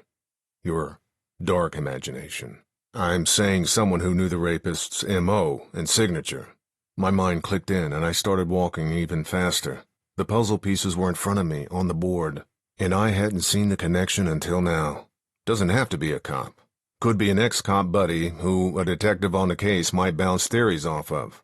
The photo of retired cop Mark Wilson Field's driver's license billboarded in my mind. Retired in 2018. The same year leveraged investigations began. You're way out on a limb, Rick. Sarah Bandari's murder fits the coastal rapist's M.O. and signature to a T, again with the nickname. I hit the corner of Kettner and West Broadway and saw the First Allied Plaza edifice across the street to the left. Leveraged investigations. Mark Fields. Not quite to a T. In the rapes before Sarah Bandari, he entered the victims' houses while they were out and raped them when they came home. I crossed Broadway and headed toward First Allied. Sarah's phone was at her house the whole night she was murdered, until the killer turned it off and took it, so she must have been at home when the killer entered the house. Plus, there's the location. Sabre Springs is 15 miles from the beach. All the other rapes, including the ones that Lieutenant Shames revealed today, were all close enough to the coast to be able to smell the ocean from the crime scenes. And, the most important difference, Sarah was murdered. He left all the other victims alive. You were a cop, Rick. You know that serial rapists can graduate to murder. Look at Joseph D'Angelo, the Golden State Killer. He raped 50 women before he started murdering people. It's hardly unusual. Some do and some don't. But there are too many other issues surrounding Sarah's murder, loose threads that need to be examined. I decided against telling Andrews about what I learned from Dylan Helmer yesterday. I didn't want to put her job in jeopardy if Andrews decided to call Fulcrum Security and start asking questions. At least, not until I absolutely had to.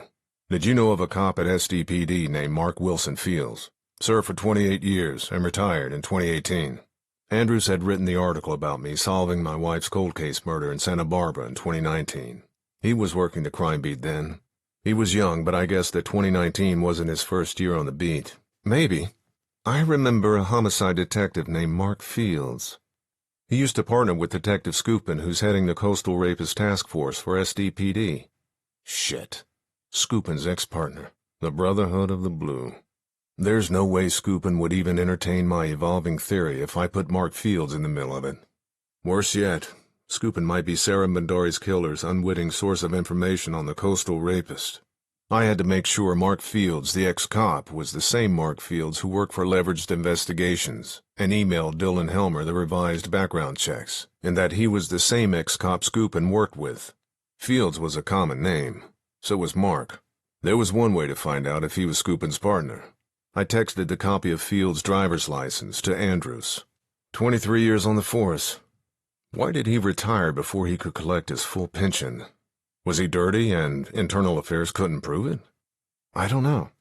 I think I remember some talk going around that he might have been dirty. I don't think anyone on the crime beat ever looked into it. I was new and didn't really know the ropes yet. I just texted you a picture of the Mark Fields I'm interested in. Is he the same guy who worked with Scoopin? Silence. The driver's license picture is a little grainy, but I think it's the same guy. Why all the interest in Mark Fields? Involved in an infidelity case I'm working, trying to get all the dirt I can. I lied. Thanks. The Mark Fields I had tagged for working for Leveraged Investigations had a possible source for information on the coastal rapist. The bad news was that source was Detective Scoopin. I got off the phone with Andrews and entered First Allied Plaza. Chapter 29. The lobby of First Allied Plaza was sterile chic. Cement walls with 20-foot-high thin light fixtures running up them vertically. Hard-line geometric shapes on a huge accent wall. I found the listing for all the businesses in the plaza. Leveraged Investigations was on the 7th floor. Not quite the penthouse, but far from the maddening crowd. I didn't have a game plan. I didn't even know if Leveraged had office hours on Saturdays.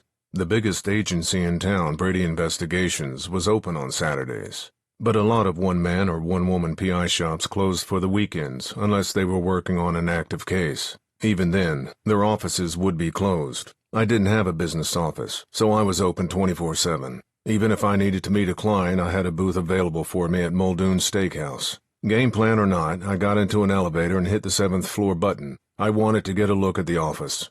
Get a feel, a vibe, if there was one. A quick trip up and the elevator door opened into a foyer. The first office I saw was a law office that had a plate glass window in the waiting area. If all the offices had windows, at the least, I'd get a look into Leveraged Investigations. They did, and I did, and saw the young blonde woman I'd seen with a guy in the Padres cap at the waterfront park playground. She sat behind the receptionist desk, overlooking a small waiting area. A coincidence that I just happened to see her at the park with her older partner who looked a lot like a private investigator that Mara confirmed worked for Leveraged Investigations? If he wanted to attend the press conference because he was concerned about the progress of the investigation into a business contact's death, why the subterfuge with the ball cap and shorts and the walk past his office to the water park? Because he made me. He saw me at the press conference before I saw him. When he started walking back to the office, I followed him. He had to change it up. He didn't want me to see his connection to Leveraged Investigations. Even if he thought I knew he worked there, he wanted to try to convince me that 2 and 2 equaled 5. Well, he failed the test. The Leveraged Investigations private eye who intimidated Moira's client and pushed Moira off her case had gone incognito to the press conference about the murder of Sarin Bandari, who his agency had a connection to. Why? The woman looked up and our eyes met. A micro flash of recognition in hers. Then she tried to camouflage it with a pleasant receptionist smile. Decision time. The woman recognized me. I was certain of it. But how? I didn't see her look my way when I spied her in the Padres cap at the water park playground. It's possible that she eyeballed me when she walked up to greet her supposed partner, but I doubted it. And I was wearing sunglasses that blocked my eyes in the park. I was 60 feet away from Padres cap and at an angle not behind him. If she didn't see me at the park, she had to have recognized me from somewhere else. My picture hadn't been in the newspaper or the local TV in years, and now I wore eyeglasses, which I didn't back when my face showed up in the paper or the news. Even if that was where she had initially seen me, why would she remember me after so long? She didn't. She recognized me because someone brought me to her attention. She knew who I was before the park. But why? Time to find out. I opened the door to Leveraged Investigations and went inside. The belly of the beast was elegantly furnished in an understated way. Mahogany reception desk, wainscoting, textured coastal landscape oil paintings with adobe skies and rugged sea cliffs on the walls that looked like they'd been done by Kristen Schumacher, a rising star in the La Jolla art world whom I'd met at the San Diego Festival of Arts a couple of years ago. There was a nameplate on the reception desk that I couldn't see from the window outside. It read Jasmine Streck. She kept up the polite smile. Her hazel doe eyes popped below dark prominent eyebrows and long blonde hair. "Hi, Jasmine?" I asked. "Yes?" "Have we met before?" I gave her my friendliest smile. A creepy come-on for almost any situation, but even more creepy from someone 15 years or more older than her. But in this circumstance, a legit question not meant as a come-on. Her brows furrowed convincingly. "I don't think so." "Oh, my bad. It's just that when you looked at me through the window, it seemed like you recognized me." "Nope." Probably like she had many times in her life sitting in bars, the grocery store checkout line, or about anywhere else. Beautiful women are magnets to the male libido. Some are able to grow a hard shell to ward off such probes. "How can I help you?" "Hardened calcium. Is Mark Fields in the office today?" I glanced down the hall to the left, which I assume led to individual offices and a conference room. "No, I'm afraid he's not." A spark of triumph in her voice. She looked at me and waited for my next attempted disruption of her day. At least I got confirmation that there was a Mark Fields who still worked at Leveraged Investigations, matching the name on the background check sent to Dylan Helmer at Fulcrum Security. A minor victory. I was tempted to pull out my phone and show her the photo of the ex-cop's driver's license and ask if it was the same Mark Fields, but that would be giving away way too much. I'd be showing my hand, and that it was weak. How about Jeff Grant? A couple of quick blinks. I struck a nerve, but she recovered quickly. Oh, there's no one here by that name. She was almost believable. If I didn't know what I knew. Not here today, or no one by that name works here at all. Would you like to make an appointment with one of our investigators? The business smile again, like we weren't going through a game of tug-of-war. The earliest I could have you meet with someone is next Tuesday. Would you like to fill out a questionnaire here, or would you prefer to do it online at your convenience? Oh, you mean there are no investigators here on Saturdays? I put my hands on the receptionist's desk and leaned forward, invading Jasmine's space. What about the guy in the Padres hat that you met at the water park playground on Ash Street about a half hour ago? Is he hanging around the office on his day off? If you don't want to make an appointment with one of our investigators, I'm going to have to ask you to leave. The gig was up for both of us. I had to leave, and Jasmine didn't even try to hide the fact that Padres Cap worked at Leveraged Investigations. Another confirmation. One that further cemented my belief that I was on the right track. Their PI who intimidated Moira's client watched the police press conference about Sarah Bandari's murder incognito, then pretended that he didn't work at the agency. Why go to the press conference? He could have watched the highlights on TV later that night. Did he just want to walk the mile to police headquarters for the exercise? Or did he go so he could see who was in the audience instead of at the podium, searching the audience for someone like me? He must have already known who I was. Was he there looking for me? Was he the one at Leveraged Investigations who planted the dick pic on my email to Sarah? If so, he'd known about me for almost a week, maybe longer. Why? Because something was going on at Fulcrum Security, like Sarah thought before she was murdered, and what Dylan Helmer believed now. And Leveraged Investigations was somehow in on it. Oh, they were dirty, and I was going to prove it. But what would I be able to do with the proof once I got it? Detective Brian Scoopin, lead detective on the Coastal Rapist Task Force, wouldn't be open to hearing a theory about how the private investigative agency his old partner worked for was somehow tied up in Sarah Bandari's murder. Especially a theory that Scoopin may have inadvertently fed the crooked PI information that helped conceal their part in it. And he certainly wouldn't want to hear the theory coming from me. What were my options beyond the leader of the Coastal Rapist Task Force? Go over Scoopin's head to his lieutenant? Maybe. But the thin blue line thickened up when there was information that could make the police department look bad. The FBI? Oh, nothing federal at this point. Max Andrews and the press might be my only option, at least at first. I'd worry about that and what might follow when I found the proof I needed, that I knew was out there, somewhere. Thanks for your time, Jasmine. I turned and walked to the door, but was stopped by Jasmine's voice. Who should I tell Mr. Fields was looking for him? The triumph returned to her voice. I turned to face her.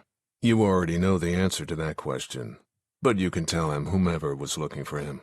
A little triumph in my own voice. And you can tell the same to Jeff Grant. I exited the Leveraged Investigations office, knowing about as much as I did when I entered. But I replaced everything that had question marks before my visit with exclamation points afterwards. And if the operatives at Leveraged Investigations didn't already know it before today, I'd shown them that I was on their trail, and put a target on my own back. Chapter 30. Leah called me around 7 as I sat on the deck drinking a beer in the backyard. "How's Krista?" I asked. Our daughter and Leah's interior design work were the only acceptable topics of conversation since she took Krista to Santa Barbara. "She's fine. Mom and Dad are spoiling her rotten, and she chases Spritz around the house all day." Spritz was the Lindingham's little white fuzzball dog. "She misses you and Midnight, though. She says da-da and night a lot." The edge I'd heard in Leah's voice on her infrequent phone calls over the last couple of days had smoothed down a bit, almost back to normal. That's where I wanted to go. Back to normal. If we got there, I had to figure out how to make it permanent. How to squelch the rage that went from simmer to volcanic with one wrong word or look. I had an appointment with my neurologist on Thursday.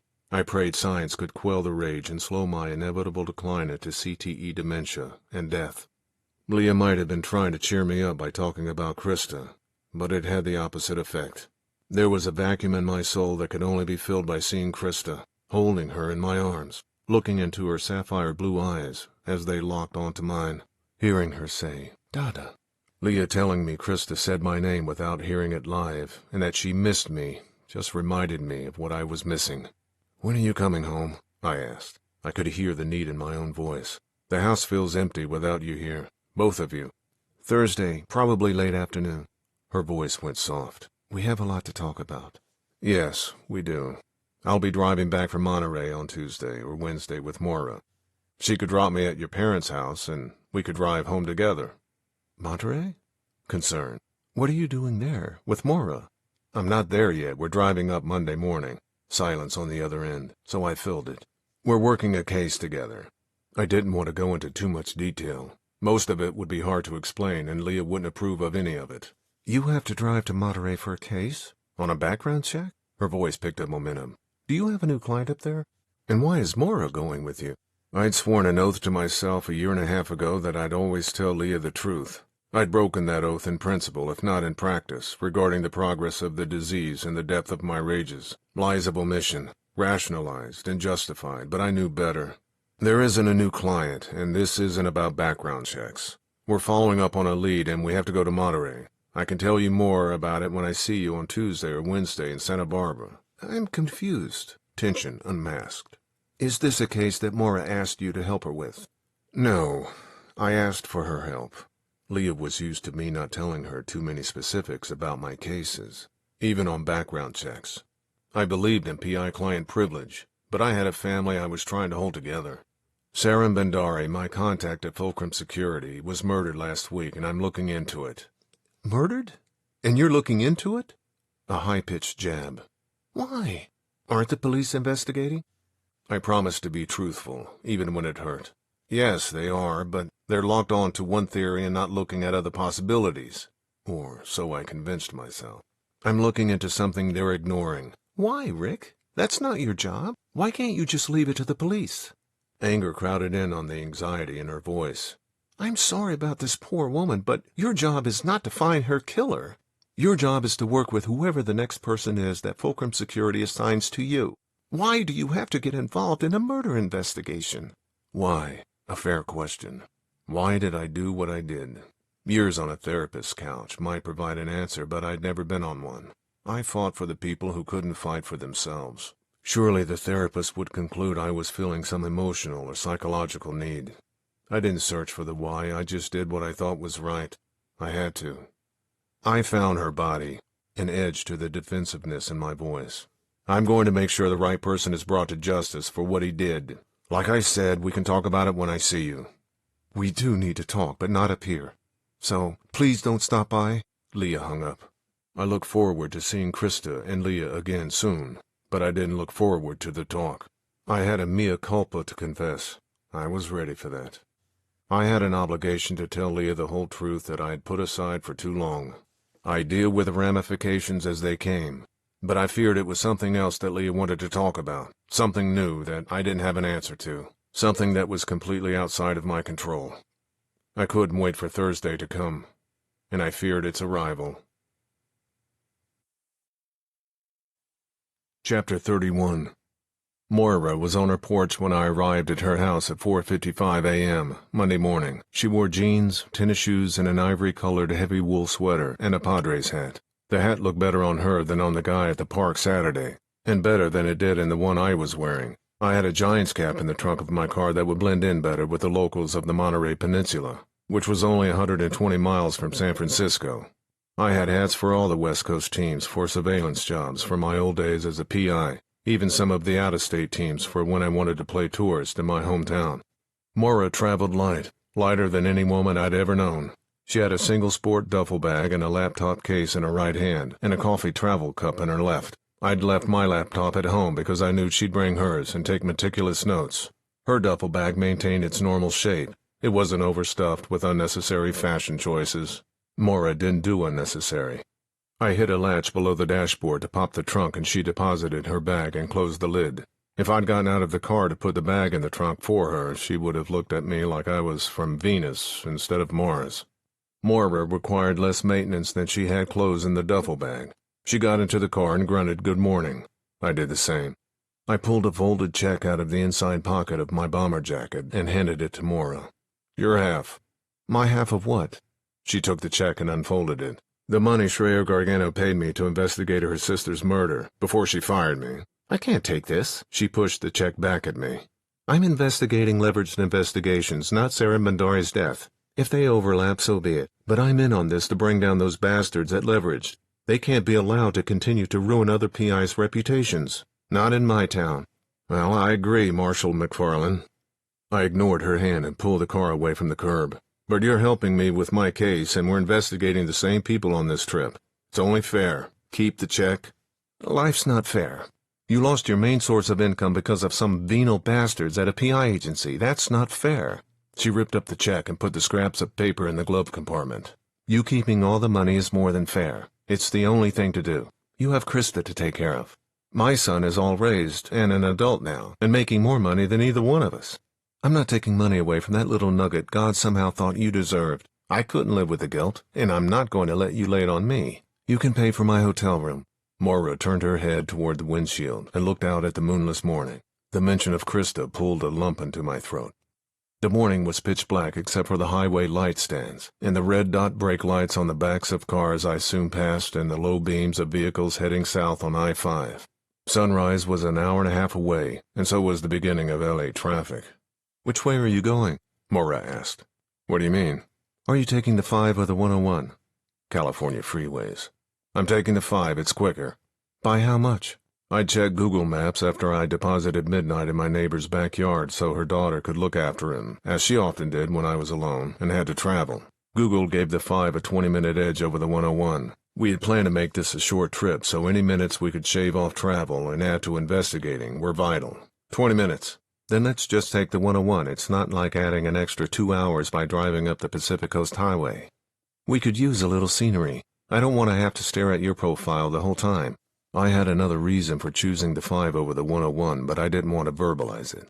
And I didn't want Moira to nag me for 400 miles as we drove up the monotony of the Central Valley. Okay, I'd handle my issue with the 101 the best I could, in silence. I'd already given Moira the rundown of the SDPD press conference and my tale of the leveraged investigations agent on the phone Saturday afternoon. Moira agreed with me that Padres Cap had been trying to hide that he worked for leveraged investigations that day. Neither one of us was sure what his attendance at the SDPD press conference meant, but we figured whatever it wasn't good. We didn't speak again for the next 45 minutes, examining our own thoughts in our heads. An easy silence that didn't need to be interrupted for the sake of small talk. Country tunes from Sirius Radio's The Highway filled the gaps. Moira finally spoke after we were north of San Clemente. I learned some interesting facts about Obsidian Holdings and Samuel Chin yesterday. She turned toward me, and I caught the excitement in her eyes. There are 3 other businesses with the exact same address in Monterey as Obsidian Holdings. Why are you just telling me this now? I turned down the radio. I wanted to give us something to talk about on the drive other than you pointing out your idea of landmarks along the way that I could care less about. San Juan Capistrano coming up, I said. Home of the Mission and the returning swallows. Exactly. What type of businesses are the other 3 at the Obsidian address? One is a real estate investment company called... She took out her cell phone and pulled something up. Celestial Shores Real Estate. Another one is called Enviro Strategies, which has something to do with studying the environment. And the last one is Bioethics Strategies, which, according to its website, consults biotech companies on ethics relating to research. That's the one that really caught my eye. Why? Remember the domestic case I was working on that the leveraged investigations guy shut down? Yeah, Padres Cap. What? That's the name I gave him when I was tailing him Saturday. He was wearing one. Whatever. She shook her head. Anyway, the cheating husband I was surveilling was a founding partner in a biotech firm in Mira Mesa. The firm had something to do with biofuels like algae. And Juliet Fisher, the other PI I told you about who ran up against leveraged investigations, was investigating possible intellectual property theft by a vice president of another biotech firm. So leveraged investigations, which has ended investigations by other PI agencies into executives who worked in biotech, has its rent paid by Obsidian Holdings at an address in Monterey, where a company connected to the biotech industry is also located? Exactly. Mora bobbed her head for emphasis. Is it possible that these other companies are located in different suites in the same building? I looked up the address online after you gave it to me, and the building is part of a small office complex. I asked my real estate friend the same question, and she assured me that all the businesses are located in the exact same suite. Is Samuel Chin's name connected to any of them? Samuel Chin, the name on the checks that paid the lease on the Leveraged Investigations office at First Allied Plaza, and the only officer listed with Obsidian Holdings. No, but the founder and CEO of Bioethics Strategies is a doctor and professor at Taipei Medical University in Taiwan, named Albert Chen. Chen is a fairly common Chinese name, right? That could just be a coincidence. Now I was being the cautious one, unwilling to immediately jump on a possible conspiracy, role reversal, or a byproduct of my antagonistic relationship with Mora. We constantly play devil's advocate to the other's theory. Or it was just to be annoying, but ultimately, it forced us to narrow our focus on cases we worked together. Today reminded me how much I missed working cases with Mora. Cases that required putting puzzle pieces together and testing theories, and getting out of the office to investigate. Yes, but Samuel Chen of Obsidian Holdings is also from Taipei. I'm sure, along with hundreds of other Chens who live in the city. It's Taiwan's capital, right? Probably their biggest city, too. This coming from the guy I have to constantly pull down off the conspiracy theory ledges that pop out of his head every time we work together. Mora turned her entire torso to face me. Wait. You're just being contrary to be a jerk, aren't you? Yeah, the thought never crossed my mind. I smiled, but kept looking straight ahead.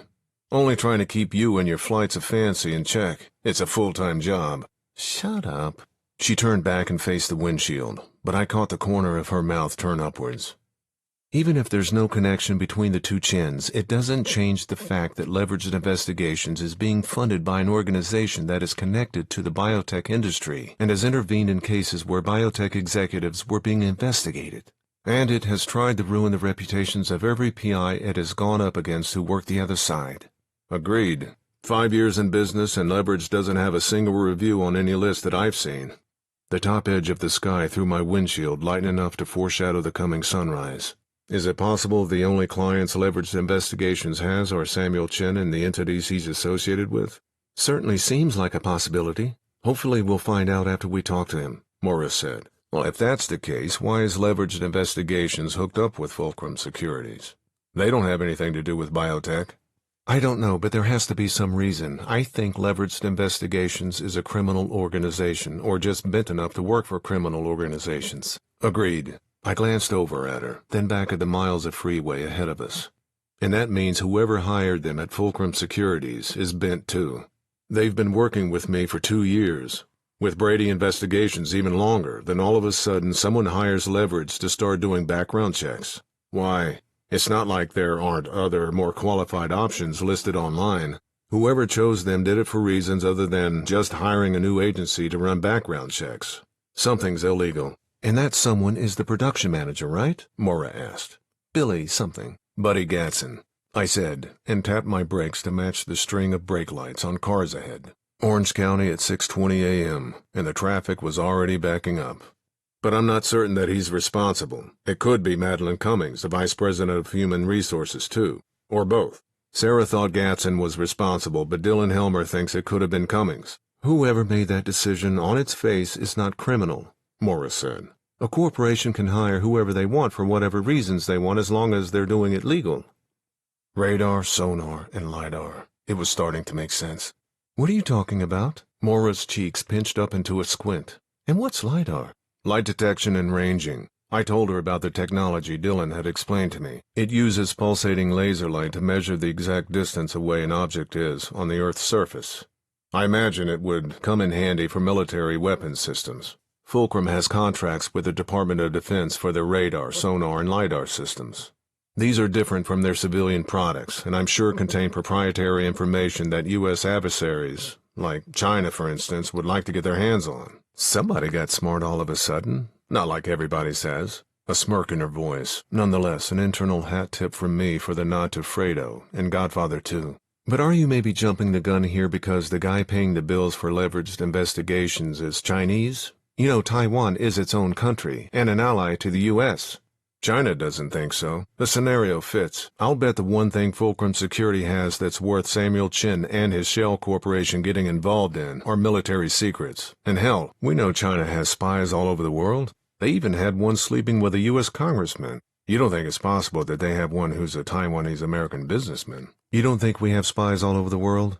I know we do, and if they're involved in Sarah Bandari's death, I'm going to find them and bring them to justice. But I doubt that's the case here. Radar, sonar, and LiDAR, those are keys. It makes too much sense. And it has to be connected to one or all of the 3 new hires at Fulcrum that Leveraged Investigations did the background checks on, the ones that were missing, then found. Is there any way to find out? I don't think so. Dylan said the original reports weren't attached to the new ones, like they're supposed to whenever a report is revised. Wait a second. Maura shook her head. I remember that when you first started working with Fulcrum, you told me that you were only allowed to do background checks for their civilian side, yachts and cruise ships. That some U.S. agency handles all the background checks on employees that work on defense contracts. Right, the DCSA. And the 3 new hires with the wonky background check reports were for the civilian side, right? Yes. Then that shoots a hole right through your international intrigue theory. The new hires wouldn't even have access to the defense contractor side, right? In theory, but someone went to a lot of trouble to replace those background check reports. Why? I don't know, but cool your jets, James Bond. Let's follow the leads we have before we cause an international incident. Moira reclined her seat, toed off her shoes, and put her feet on the dashboard. Her short legs left her plenty of room. She pulled the brim of her Padres cap down over her eyes. I'm going to take a little nap. I didn't get to sleep till 1 this morning. Wake me up before you decide to nuke China. Will do, Moneypenny. Shut up. Chapter 32. I left the music low and swallowed the expletives I wanted to shout at drivers who concentrated more on their cell phones than the road and made the traffic even worse. Occasionally, a purred snore would come from Moira until she shifted her position. They were barely audible over the music and road sounds. Midnight's nightly snorts at the foot of my bed were much louder. My phone rang through the car's entertainment system at 7:05 a.m. Dylan Helmer. Moira woke up, wiped her mouth, and looked at me. I answered the phone on the speaker through the car. Rick, it's Dylan. Energy crackled from her voice. I'm texting the names and social security numbers of the 3 new hires that Leveraged Investigations did the background reports for, but I found something else. The speaker pinged the arrival of her text. Are you in the office? Yes, but there's no one else here. What did you find? Something I didn't notice at first. Jeff Grant was the name on the background reports on the 3 recent hires when they were emailed to me. I'm sure of it. But I just checked them and the name's been changed to Mark Fields on all of them. On both my hard copies and the ones stored in our computer system. The ping along my spine echoed in my ears. Are you sure? Yes. Could Fields have sent revised reports in place of Grant's earlier ones, and they went to someone else in your department maybe? Maybe Madeline, and she replaced them in your files? A rare occurrence for me when doing background checks, but I'd revised reports a couple of times as I learned new information. I did it on the last week that Sarah was in the office, the last week of her life. I really doubt it. Someone would have told me about it, and only Madeline or someone else in upper management would have been able to access my computer files. Concern clung to her words in a hushed echo. And even if someone did put a revised report in my files, they would have attached it to the existing one. That's the procedure we're supposed to follow with any revised reports or new ones. And the name Jeff Grant isn't on any other background checks or any other emails? No. Why do you think someone would replace the reports or change the name of the person who sent the originals? She was quiet for 10, 15 seconds. Finally, because they didn't want Jeff Grant to be affiliated with the reports? More of a question than an answer, but the same one I came up with.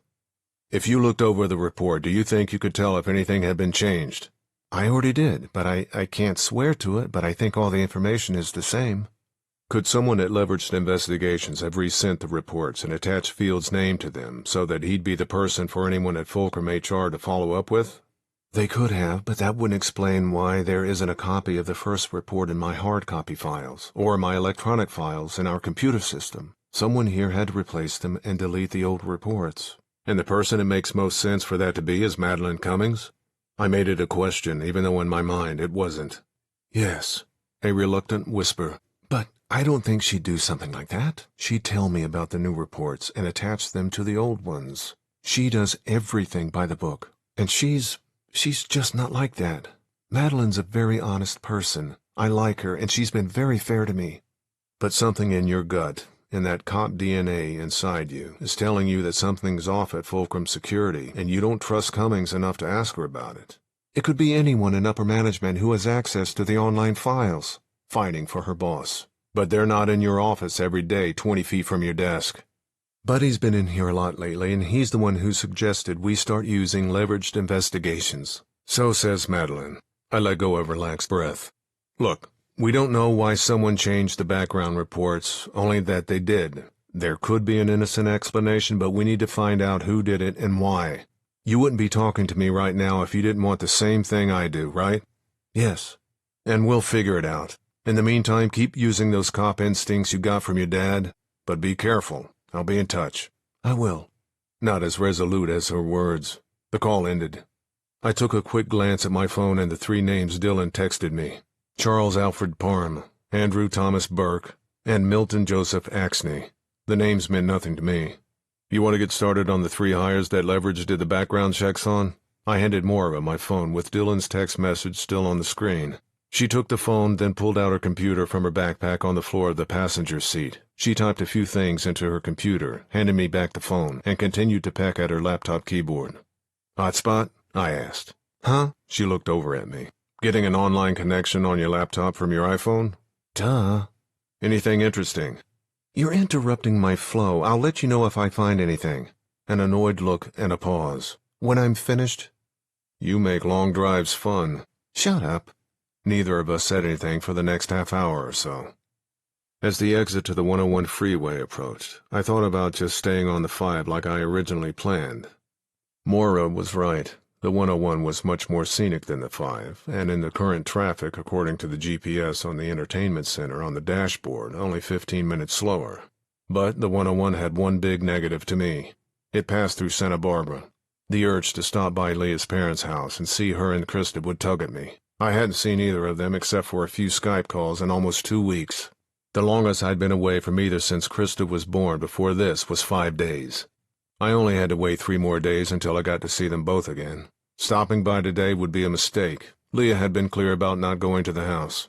She wanted to see me on her timeline, not mine. She needed the extra time to let the anger dissipate. But I wanted and deserved to see my daughter and my wife on my timeline. But I'd wait. Seeing them both meant Leah and I would have to talk about my progressive disease. And she said there was something she wanted to talk to me about. I took the exit onto the 101 and decided to risk temptation. Santa Barbara was only a few exits on the highway. They'd go by quickly, at 75 miles an hour. Chapter 33. Moira finally lifted her head up from her laptop. The sun was up outside the car, but camouflaged by the heavy marine layer that gave the morning a gray tinge. The ocean spread out to the horizon on the left, rolling hills tight above the freeway on the right. She'd spent the last 90 minutes tapping away on her laptop, running her own background check on the 3 Fulcrum Services employees who'd been the subjects of the missing background reports, using their social security numbers to dig up what she could online. "Where are we?" Moira tipped the bill of her hat and looked past me at the ocean. "Ventura." "Oh yeah, this is where we get closest to the ocean."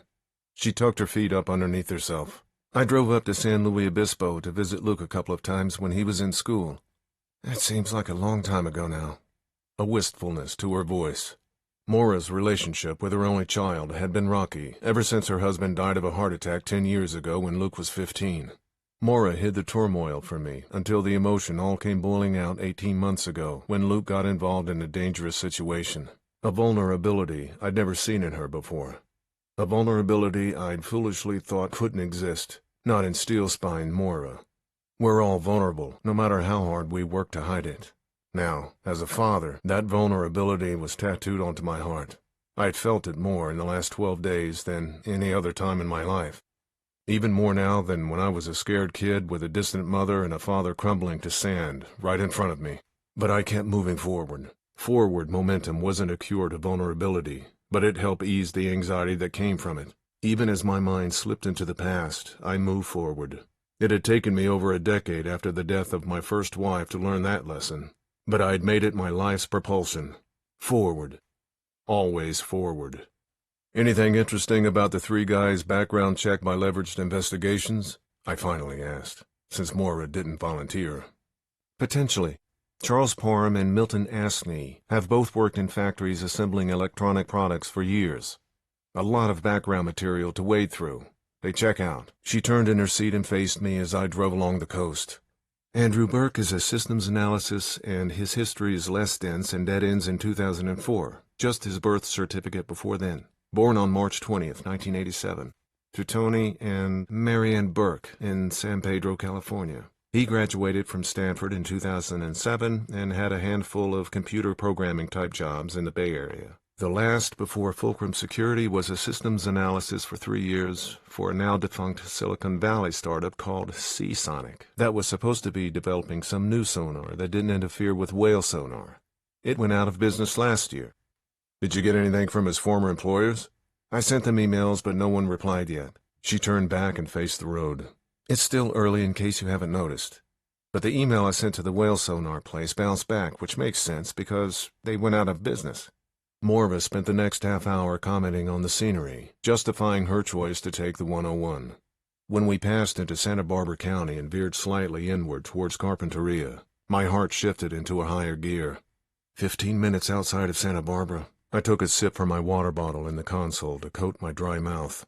Santa Barbara had good memories for me, where I married my first wife, Colleen, where I'd fulfilled the goal I'd had ever since my father died, to become a cop. And later, where I met Leah, but bad memories outweighed the good. Santa Barbara. Where Colleen was killed, and I was arrested for her murder. Where the Brotherhood of the Blue turned against me. Where I failed Colleen irrevocably and defiled our marriage the night she died. And now where Leah fled with my daughter to get away from me. I stepped on the gas and pushed the car up to 85. Weaving through traffic on the 2-lane northbound highway, racing past exits I knew too well. Wow, Moira straightened in her seat. You trying to make up time for not taking the 5? 20 minutes is not going to kill us. I didn't say anything, and continued to weave as I got closer and closer to the exit that led to Leah's parents' house. I whipped past the West Mission Street off-ramp. Los Positos was 1.25 miles ahead. I eased off the gas 1/4 mile south of Los Positos. The exit sign loomed on the side of the highway. My hands gripped the steering wheel. A few hundred feet more, and Leah and Krista would be in my rear-view window until Thursday. Forward. Always forward. I whipped the car across traffic, cut off a driver in the slow lane, and took the Los Positos exit. What the hell? Moira jammed her hands against the dashboard and shouted above the blaring car horns. What are you doing? Going to see my daughter. My voice tight in my throat, my lungs short on air. What? Krista's in Santa Barbara? She shifted to face me. I turned left onto Los Positos at the light. Is she visiting her grandparents? Yes. She and Leah are at Leah's parents' house. The words were sharp and brittle in my mouth. Why didn't you tell me we were just going to visit them instead of this stealth bullshit and scary driving? I don't mind. Moira deserved an explanation, but I wasn't ready to give her the messy details. Just the results. Leah took Krista up there, almost 2 weeks ago. Guilt and shame clung to my voice. Oh. For all her brashness and direct inquiry, Moira knew when to let what was written between the lines speak for itself. One of the reasons we were friends. Best friends. A couple of minutes later, I turned onto Portezuelo Avenue, drove up the hill, and stopped in front of the driveway that led up to the Landingham Ranch-style home on a bluff. I let the car idle and looked at Leah's Ford Escape parked in the driveway. The marine layer still washed the morning in gray. Does she know you were coming up? Moira read the situation perfectly. No. I let go a long breath. And she probably doesn't want to see me. She and Krista are driving home Thursday. We sat in silence, with the car idling, for another minute. Well, what do you want to do? Moira finally asked. I want to see my daughter. Then you should. I pulled into the driveway, punched off the ignition, and took out my phone and texted Leah. I'm outside in the driveway with Moira, period. Here? Question mark. Yes, I wanted you to know before I knocked on the door, period. You can't come inside, period. Krista's still asleep, period. We shouldn't wake her, period. Why is she still asleep? Question mark. Krista usually woke up around 7:30 a.m. It was 8:25 a.m. She caught a little cold and was up late last night, period. I need to see her, period. Wait outside, period. You should probably wait here, I said to Maura. No problem. She nodded and patted my leg. Take as much time as you need. I got out of the car and walked over to the covered red brick porch. The front door opened immediately. Leah stood holding the door, anger in her blue eyes, her mouth a tight line. She wore shorts and a t-shirt, one of mine that she sometimes slept in. The t-shirt sent a warm pang to my heart. Even with her anger up front now and the residue of it from 12 days ago, she'd taken a little piece of me with her and wore it close to her skin. I ached to see Krista, but I ached for Leah in a different way, in many ways. Leah had given my life a second chance, and given us both Krista. We were family, the three of us, and we needed to be together. Hi. I fought the urge to touch her arm, to pull her close, to feel her against me. Hi. The tension around her mouth loosened a fraction. Why didn't you tell me on the phone the other night that you were planning on stopping by here? I just decided 5 minutes ago.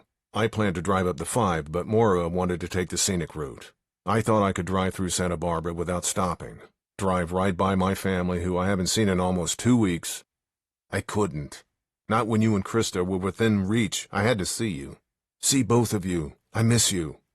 Leah let out a breath and stepped out onto the porch, closing the door behind her. Her shoulders slumped. Her eyes glistened with moisture. Dazzling, even in pain. You think this has been easy for me?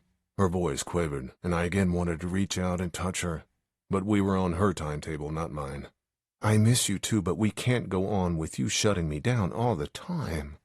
Married couples need to talk things out. Whenever I wanted to discuss something, even some tiny disagreement we're having, you freak out and storm off in the car or go into the garage and pound your punching bag. Your face turns red and your eyes, so much anger. I don't even recognize you, and it frightens me.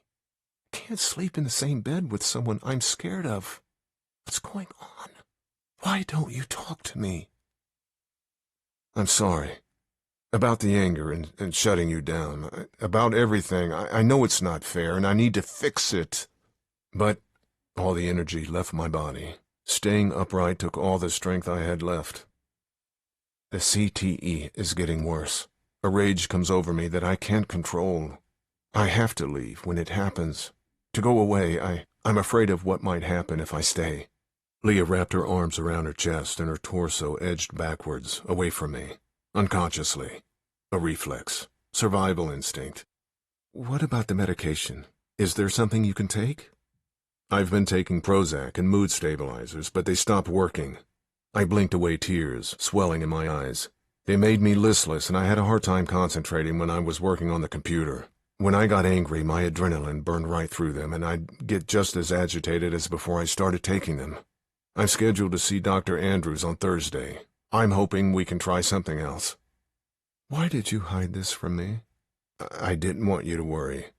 My voice caught. And I was embarrassed. Tears ran down Leah's face. I grabbed her and pulled her toward me. She collapsed into me, huffing breaths and tears on my neck. My own tears slipped from my eyes. I tucked my head against hers and held her body against mine. She was my lifeline. Krista, my eternal flame. Together, my reason to live. To battle the rage and the brokenness of my soul. Life had been cruel to Leah. Her sister Krista, our daughter's namesake, and my training officer, when I'd been a cop, had been killed 4 years ago. And then Leah fell in love with me. I was imperfect, like everyone else who had ever walked the earth, but one, more imperfect than many. I'd done evil cloaked in the shroud of righteousness, just like many others. But I wasn't evil, broken but worth redeeming. I deserved to be happy, and I deserved to be married to Leah. But there was a time bomb ticking inside me that neither Leah nor I knew about when we fell in love. My disease may or may not have been fair. I'd live a life of violence, first through sports, then as a cop, and finally as a private investigator. Knowing what I know about the disease now, CTE was a likely outcome. Maybe its sudden progression was unfair, but every sane adult knew life wasn't fair. Its unfairness manifests itself differently in everyone's life. Mine had splashed over onto Leah, and that could have been avoided if I'd known I had the disease earlier. Now my life's sentence was hers too. She'd accepted me with my faults and loved the good in me, but she was stuck to deal with what she hadn't known. Even if we didn't stay together, I was the father of her child, and my decline would affect Krista. We'll find a way to get through this. Leah pulled her head back and looked at me. The sparkle of her beauty gashed a hole in my heart. But you need to be honest with me about everything. I need to know how the disease is progressing. You can't keep hiding things from me. I know. There are some things I need to tell you, but I have to see Krista. I put my hands on Leah's shoulders. Even if I just get a glimpse of her sleeping, I need to see her. Okay. She took my hands in hers, opened the front door, and led me into the foyer. Chapter 34. The kitchen and living room were to the right, the bedrooms to the left. Leah's parents, Spence and Miriam Landingham, sat at the kitchen table in bathrobes with coffee mugs in front of them. Not a hello or a smile from either. Not even a head nod, slightly cooler than normal. They didn't like me and never had. Only after the birth of Krista did they put up a facade on their hostility. Leah led me down the hallway to Krista's bedroom. The door was ajar, and I could see the back of Krista's head through the slats in her crib, the same model crib as the one in her bedroom at home. I quietly nudged the door open and walked inside. Leah put her index finger up to her lips. As much as I wanted to hold Krista, ached to hold her. It wouldn't be fair to wake her up. To show up after being away from her for so long and then quickly disappear again would be too confusing to her. I needed to see her for my own sanity, but I wasn't so selfish that I'd risk possibly traumatizing her just to hold her in my arms. I edged toward the foot of the crib to get a look at her face, which was turned toward the wall. She slept on her tummy. A tiny pink blanket matching the one at home was wedged under her arm.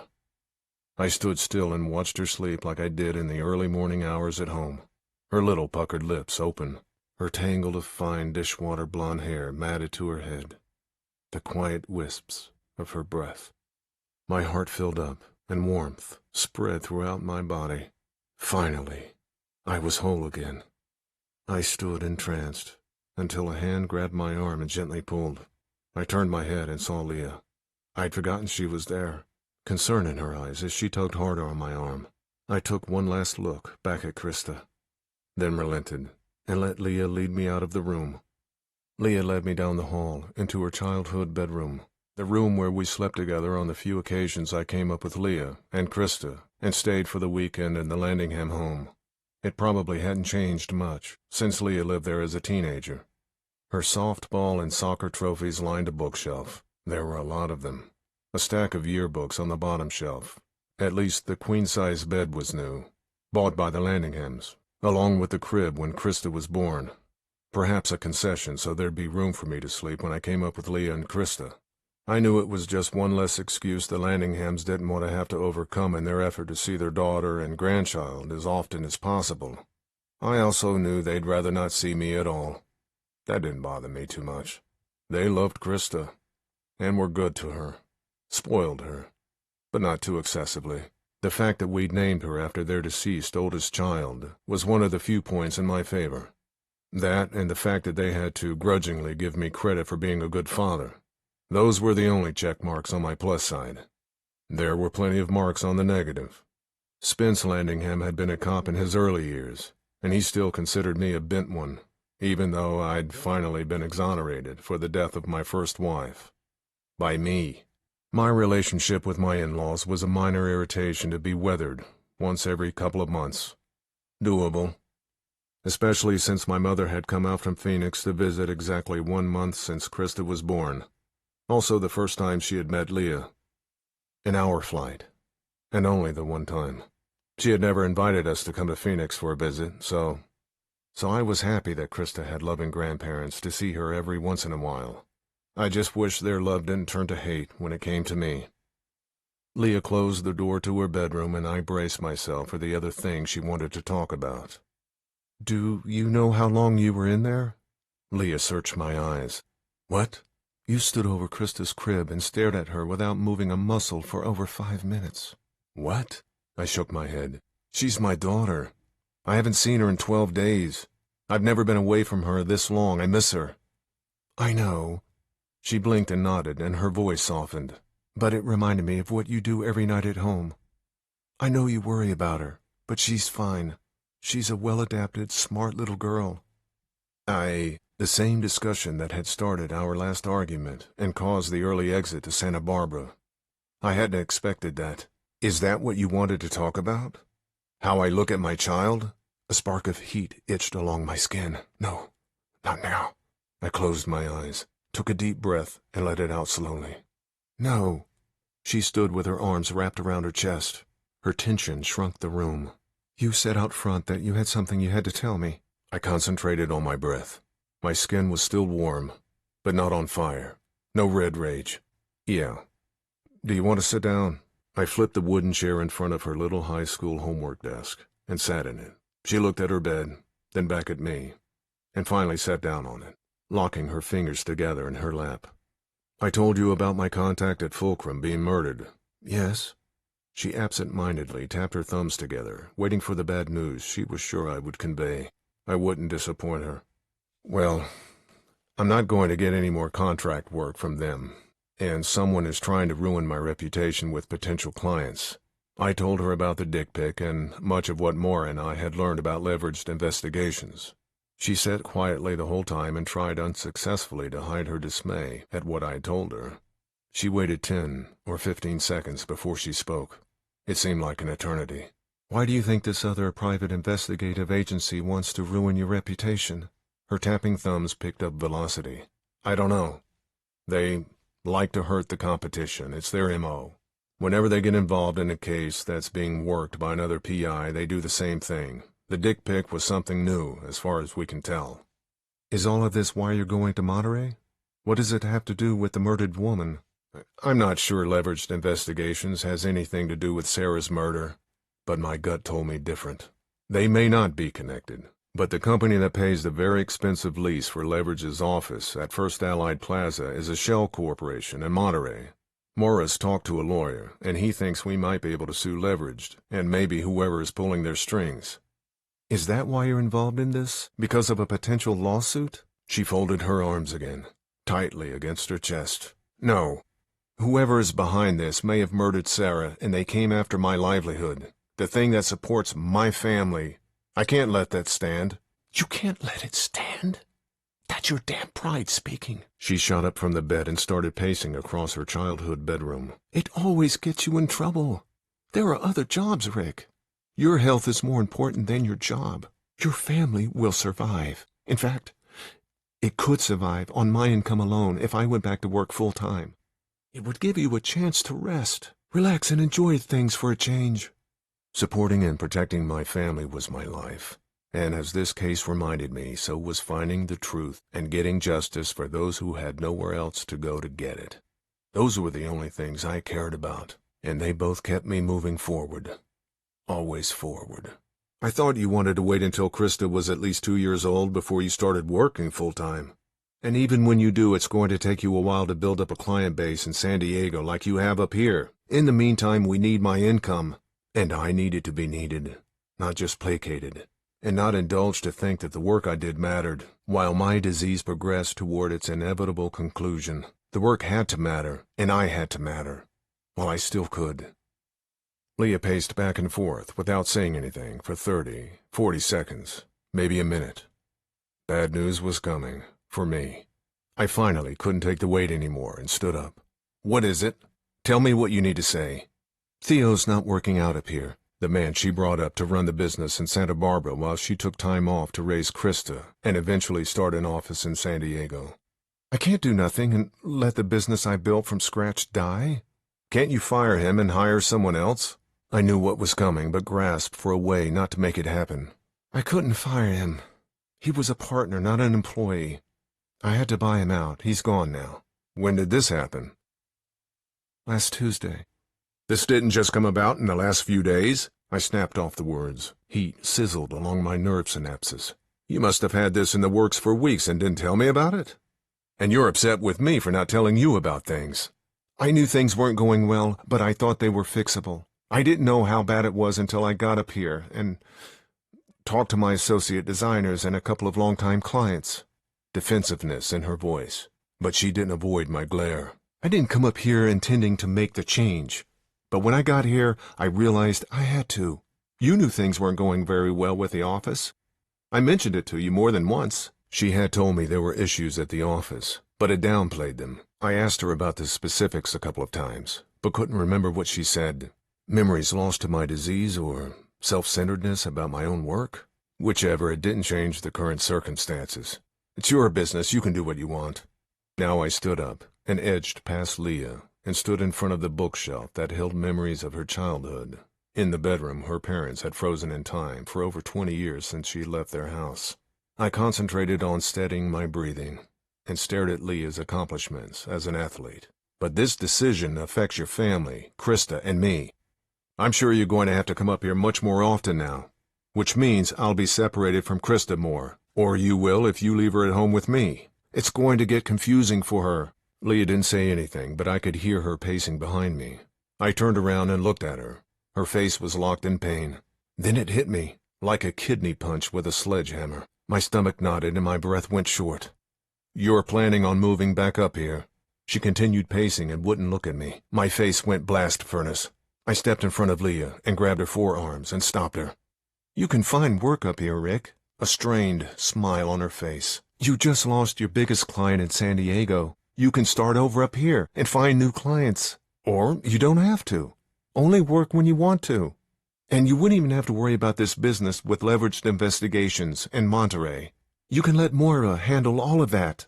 There's new business waiting for me up here now that Theo is gone. I already have a new project. We can start fresh again, here, where we fell in love. We can stay here until we find a new home. Krista loves playing with her cousin Spencer. She loves it here. Here, Santa Barbara, where Colleen was murdered, and where I dishonored our marriage. Where her ghost would always have dominion over me. And in the Landingham house, where I'd never be good enough for the daughter whose room her parents had bronzed, like baby shoes. I'd be despised, or at best, tolerated. I was done being tolerated. We fell in love up here, but Krista was born in San Diego. We've built a life there. We have a home there. We don't need to live in your parents' house. We can get your business going in San Diego, no matter how long it takes.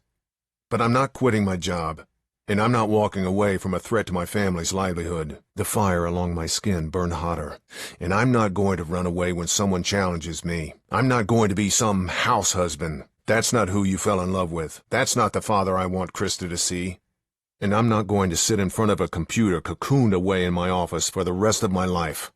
I'm going to live my life doing what I'm meant to do while I'm still capable of doing it. What do you mean, what you're meant to do? Helping people that need it. Not hiding behind a keyboard all day.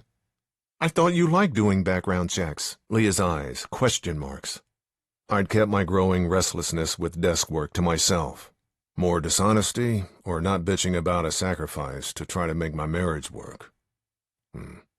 Leah had moved to San Diego and paused doing the work she loved to be my wife, and raise Krista. So I had done what I thought was the right thing to do and shut up about my unease. Spouses made sacrifices for each other and their children. It was the unwritten clause in the contract. But it had started to chafe and affected me more than I knew until the death of Sarah Bendori brought it into stark reality. It's a job, and I'll continue to do it, but I need to take other cases too. And I need to stop the people who are trying to ruin my reputation. So you're going to put your pride and your ego ahead of your family? Leah snapped her hands to her hips. How are you helping your child when you're chasing bad guys and going after private eyes who offended you? They didn't offend me. They came after all of us. The room turned red. And if I die protecting my family, Krista will know I wasn't a coward who hid from danger in his office upstairs. Shh! You wake Krista up. Me? I'm the problem. I'm not the one trying to break up our family. That's on you. The bedroom door snapped open. Spence Landingham stood in the doorway, his once tall, angular frame now slumped and softened. pajamas showing under his open robe, blue hatred in his eyes.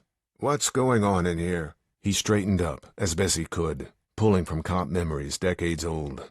"I'm not going to let you come into my house and yell at my daughter when her baby is down the hall." "Her baby is my daughter too, asshole." "Rick!" Leah's eyes went round. Wails from Krista echoed down the hallway and into the bedroom. "Get out of my house." Spence Landingham took a half step inside the room, his hand raised, pointing toward the hall, mouth in a snarl, a challenge. My breath shotgunned in and out of my mouth. Rage raced past reason. I took a step toward him. "Rick!" A pleading voice. Someone grabbed my arms. My eyes were targeted on Spence Landingham. I yanked my arms out of the grasp and took another step toward my aggressor. Rick! Look at me! Look at me!" Two hands wrapped around my face and pulled it downward. Terrified, blue eyes stared up at me. I blinked 10, 15 times. The face around the eyes came into focus. Leah. Terrified. I shook my head and looked back at Spence, a step back from the doorway now, fear in his eyes. Krista wailed in the background, Miriam Landingham's gentle voice trying to quiet her. The rage ebbed, lost its grip, and slipped back into the shadows. The soul-crushing weight of shame took its place. You need to go, Spence. Now! Krista, you need to go, Rick. Leah dropped her hands in front of my face. Disgust replaced terror in her eyes. She had seen my rage, at its full, uncontrolled fury, the slip of the mask I'd been trying to hide from her for the last 2 months. The violence that was closer to the surface than she could ever imagine, and that I would ever admit. Until now. I stepped away from Leah toward the door. Spence moved backwards, into the hallway, and I walked out of Leah's bedroom, wails still coming from Krista's room down the hall to the left. I turned right, and kept walking. Chapter 35. Maura didn't say anything when I got into the car. My look must have said everything. I wanted to yell at her for convincing me to take Highway 101 instead of Interstate 5 up to Monterey. But the decision, ultimately, was mine, as was the choice to stop at the Landinghams. I held my tongue, punched the ignition, and sped out of the driveway in reverse. Maura eyeballed me till we got back onto the freeway. I found the restraint I couldn't in Leah's bedroom, and kept the car under 75 the rest of the way to Monterey. The drive along the 101 north of Santa Barbara calmed me a bit. The muscular rolling hills dotted with oak trees reminded me of my grandparents' ranch in Northern California when I was a kid, before everything turned to shit, and I had to grow up a lot sooner than I wanted to, sooner than an adolescent kid should have to. Signs for San Luis Obispo showed up along the highway about an hour and a half after we left Santa Barbara. "Do you want to stop in San Luis Obispo?" I asked Maura, the first words either of us had spoken since we left the Landingham's driveway. Home to the University of California at San Luis Obispo, where her son went to college. "Look at any of Luke's old haunts, the campus, anything like that?" "No, thanks." She spoke again a few seconds later. "I only visited him here a couple of times. That's all he could stomach. Something for you to look forward to when Krista goes to college." Maura knew about my disease and its ticking clock. She knew about it before Leah did. Not that I had CTE, just that there was something wrong with me, and that I was seeing a neurologist. She was the first person I told about the specifics after I told Leah. She knew that I might not be mentally cognizant or even alive when Krista was old enough for college. Her remark had been an entreaty for me to open up about what happened at the Landingham house. And it was a dose of optimism, conveyed in a way that only she could deliver, to a friend, when I really needed one. "Leah wants to move back to Santa Barbara." It didn't feel good to say it out loud, but it was nice to be with someone who would care. "She wants me to try to make a go as a PI up there. Either that or let her be the breadwinner and sit in a rocking chair while the disease steals pieces of my brain one day at a time." "I'm sure that's not what she said." "Close enough." "How did you end it?" She meant the discussion. She might have been asking me about my marriage. "I almost attacked my father-in-law. Terrified my wife, and left the house listening to my daughter crying in the background. Shame crept back up into my chest and strangled my heart. Krista's wails, Leah's eyes, the terror, the disgust. "What?" Maura snapped her body toward me. "What happened? What did you do?" "It's what I almost did." Even as I stared straight ahead, out of the windshield, I could see Maura's mouth hanging open. My brain wouldn't let me not see it. What I wanted to do.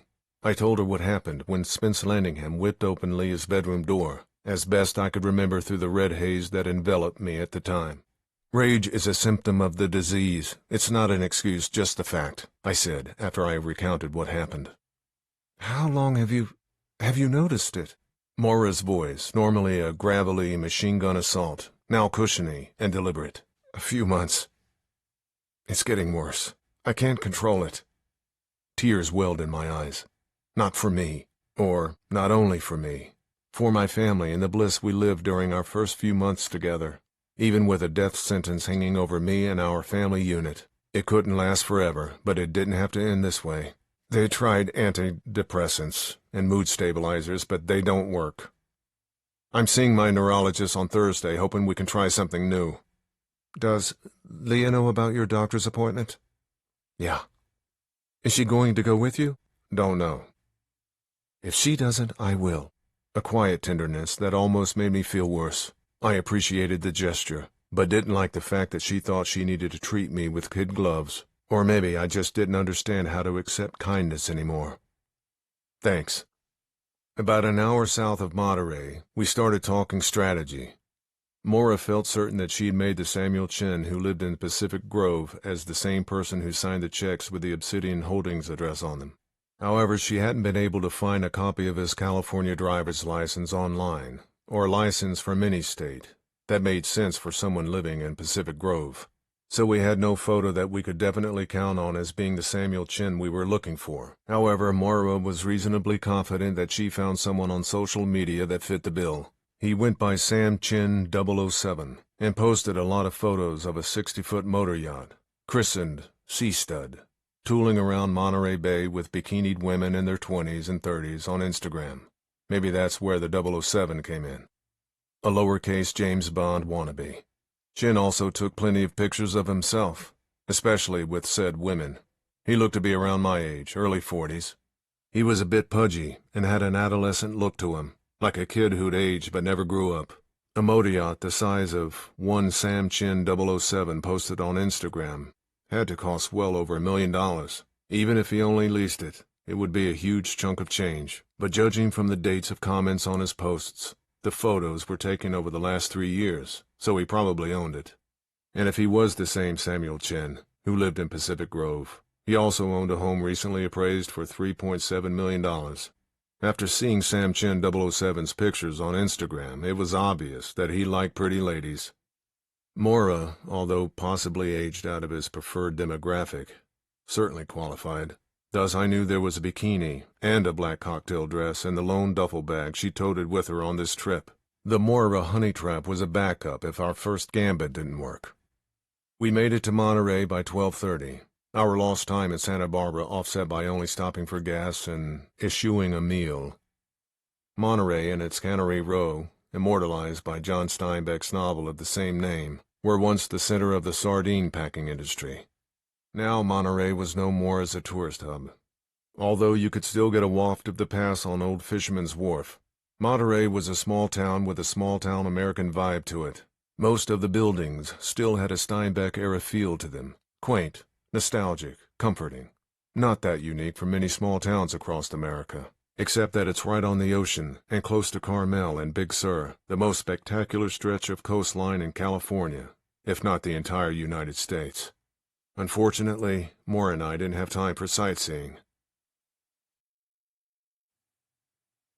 Chapter 36. After we made a quick pit stop at a nearby Best Western, Moira parked on the street about 100 feet down from Obsidian Holdings, with a view of the parking lot. She wore a black cocktail dress, sling-back heels, and tasteful makeup, and wine-red lipstick that accented her natural attractiveness. Her facial features, taken individually, wouldn't seem to go together, but they meshed into exotic beauty. Large, round, dark eyes, full lips, and a dainty button nose. I'd only seen her in makeup and lipstick 2 other times in the 8 years I'd known her. In both instances, we were working a case together. She didn't give much thought to her appearance, but she didn't have to. "You sure you don't think I should come with you?" Moira asked. "Not for the preliminary. You're the second act." Easy, buddy. You're hardly a headliner yourself. That's not what I meant. Go, dummy. I tapped on the recording app on my phone, got out of the car, and started walking.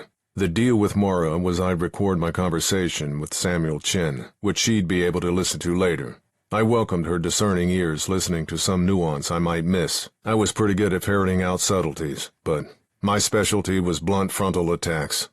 Obsidian Holdings was located in a faded mustard yellow 2-story office building with a red tiled roof on Munros Avenue in the heart of downtown Monterey.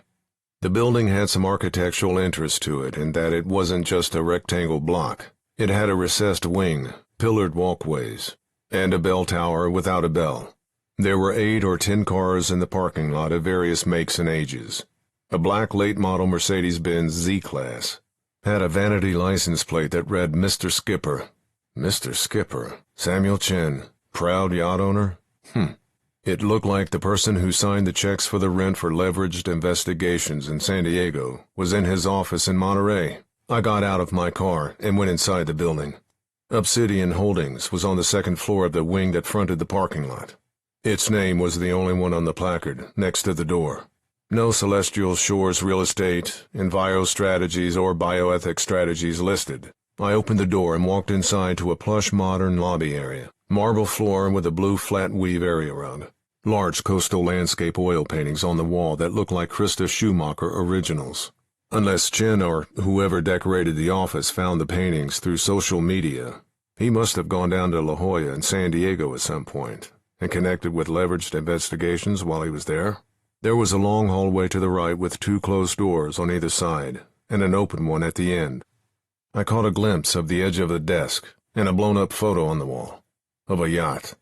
I'd yet to get a look at the Samuel Chen of Obsidian Holdings, but I felt certain that he was the same person as Sam Chen 007, who posted photos of himself and pretty women in bikinis on a yacht on Instagram. Progress.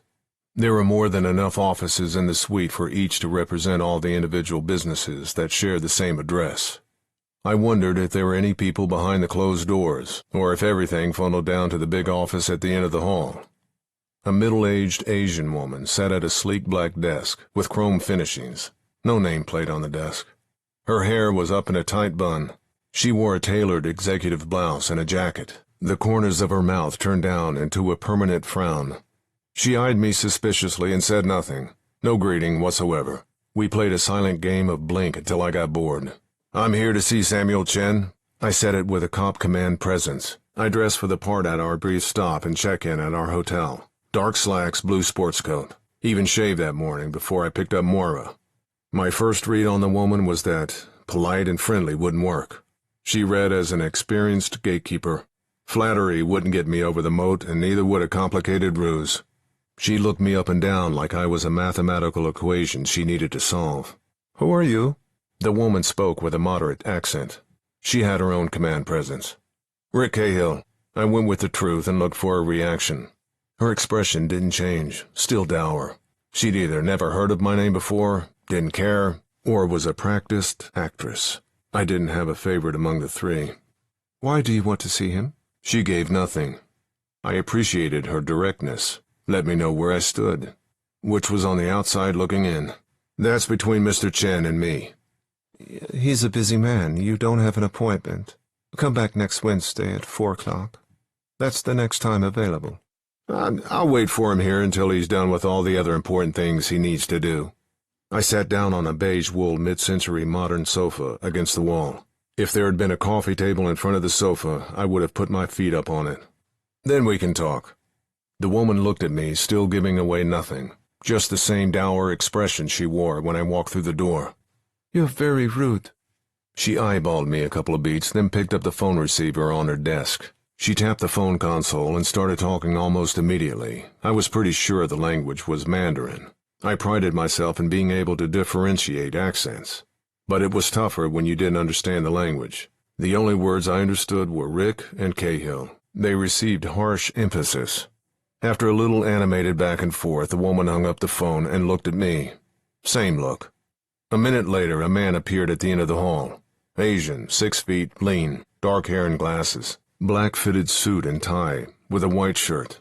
Could have been a well-dressed accountant or undertaker, or anything in between. He walked straight at me, smiling with an outstretched hand.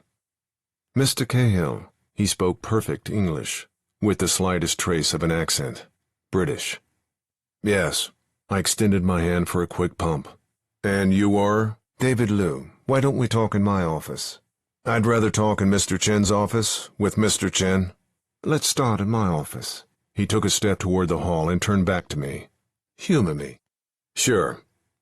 I followed him into the first office down the hall on the left. The door at the end of the hallway was now closed. Someone else knew I was there. David Liu's office had nothing in common with the lobby 15 feet away from it. Rudimentary metal desk, the kind you'd expect to see in a shop foreman's office on a working warehouse floor. Armless rolling office chair behind it. Nothing on the stark white walls.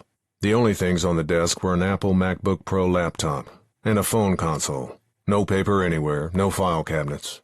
Only a wire trash can with nothing in it. Liu closed the laptop when we entered the office. Company secrets or private ones? The laptop had some wear to it, like it got a lot of use and maybe a lot of miles on airplanes. Please, sit down. Liu gestured to the lone old-time wooden desk chair opposite him. He sat in the cheap armless roller in his tailored suit. Not only didn't the office match the lobby, it didn't match David Liu. I figured it was merely a cubbyhole for him to use while he was in town. In town from where? I didn't know. Taiwan, Hong Kong, mainland China, could have been any. Or L.A. or San Francisco, or San Diego. Whatever the case, I knew it wasn't his main office. I had the feeling there was the same setup behind all the other doors in the hall, but the one at the end, or the other offices, had nothing at all in them. The emptiness inside of a shell corporation. But someone was doing business out of this address, and signing checks for a lease on office space in San Diego. Samuel Chen, the man who didn't want to talk to me. I sat and made a show of looking around the room before I spoke. Quite a place you have here. Liu faked a polite laugh. I will admit, it's a little Spartan, but it serves its purpose. And what purpose is that? Another forced laugh. Work. Commerce. It's what makes the world go round. A smile. Now, how can I help you? I don't think you can. I smiled. I'm just sitting here to humor you. Remember? I'm here to talk to Samuel Chen in the office down the hall. And what would you like to talk to Mr. Chen about? Well, that's between him and me, Mr. Liu. I leaned over the desk. And what exactly do you do here anyway? Are you part of Celestial Shores Real Estate, Enviro Strategies, or Bioethic Strategies? The tiniest of flickers in his dark eyes. I struck a nerve. Made a tiny crack in the shell of a shell corporation. I'm afraid I'm not going to be able to help you unless you tell me what it is you'd like to talk to Mr. Chen about. This smile was strained. He's a very busy man, and he doesn't have time to talk to just anyone who comes in off the street. I'm not just anyone off the street unless the street you mean is West Broadway in San Diego. Another flicker in Liu's eyes. Tell him I'm here to talk about leveraged investigations. He stared at me for a couple of ticks, then looked at the phone on his desk, possibly debating if he should call the office down the hall. If you'll excuse me for a minute. He stood up. I'll be right back. Sure. Whatever Liu had to talk to Chen about, he didn't want to do it in front of me on the phone. Didn't even want to risk it in Mandarin. He walked out of the office and turned left down the hall, towards the office in the back. He left the door open behind him. I quietly slipped out of my chair and hurried around the front of the desk. I hovered over Liu's laptop, stared at the door, and listened for movement outside the office. Nothing. I flipped open the laptop and hit enter. The screen illuminated, with a password prompt. Shit. What I expected, but worth a try. I closed the laptop and went back to my chair. Liu returned 5 or so minutes later, which was about the maximum my rear end could have remained in the uncompromising wooden chair. Follow me, please. He led me down the hall to the office at the end. Sam Chen 007 from Instagram sat behind a Scarborough House solid wood mahogany desk. I recognized the claw feet and lion's head on the corners. A wealthy client of mine from earlier PI days had one that looked similar. Probably cost 15 to 20 grand. Chen's chair was equally grand. He sat in a red velvet high-backed throne chair. He looked a little older and paunchier than he did on his Instagram posts. Probably used a filter on the photos because many of them were recent. He wore a navy blue silk blazer and a collared shirt with 2 buttons open, revealing a tan, hairless upper chest. A thin gold rope chain hung around his neck. He looked more like an after-hours club manager than a titan of industry. Please, sit. He pointed at one of the 2 leather wingback chairs in front of his desk. The door closed behind me, and I assumed that David Liu had left the 2 of us alone. The office was bright and modern, and had a couple of large oil landscapes, similar to the ones in the lobby, to go along with some photos of his yacht, Sea Stud, none of which matched the dark mahogany desk. Incongruous, kind of like the fashion sense of Samuel Chin in relation to his being the face of the shell corporation, Obsidian Holdings. What's so important that you need to interrupt my day without an appointment? He spoke in perfect, unaccented English, and raised his left hand in the air dismissively. No wedding band on his ring finger, only a bulbous gold pinky ring. His fingernails looked manicured. Whatever Obsidian Holdings was involved in, it seemed to be making Samuel Chin a lot of money. Thus he had a lot to lose, especially if Moira and her lawyer Angus Budis sued Leveraged Investigations and him. A good lawyer is going to find a connection with deep pockets in any corporate malfeasance civil suit. Obsidian Holdings had those deep pockets, and Angus Budis was a good lawyer. As much as I now needed the money we might win in a civil suit, suing Obsidian Holdings wasn't my top priority. Finding out how deeply Leveraged Investigations was involved in Fulcrum Securities, and possibly the death of Sarah Bandari, was. If I had to forfeit the civil suit and a big payday to find the truth, so be it. What's your association with Leveraged Investigations in San Diego? Chin frowned deeper and pushed his head backwards, adding an extra chin to the 2 he already had.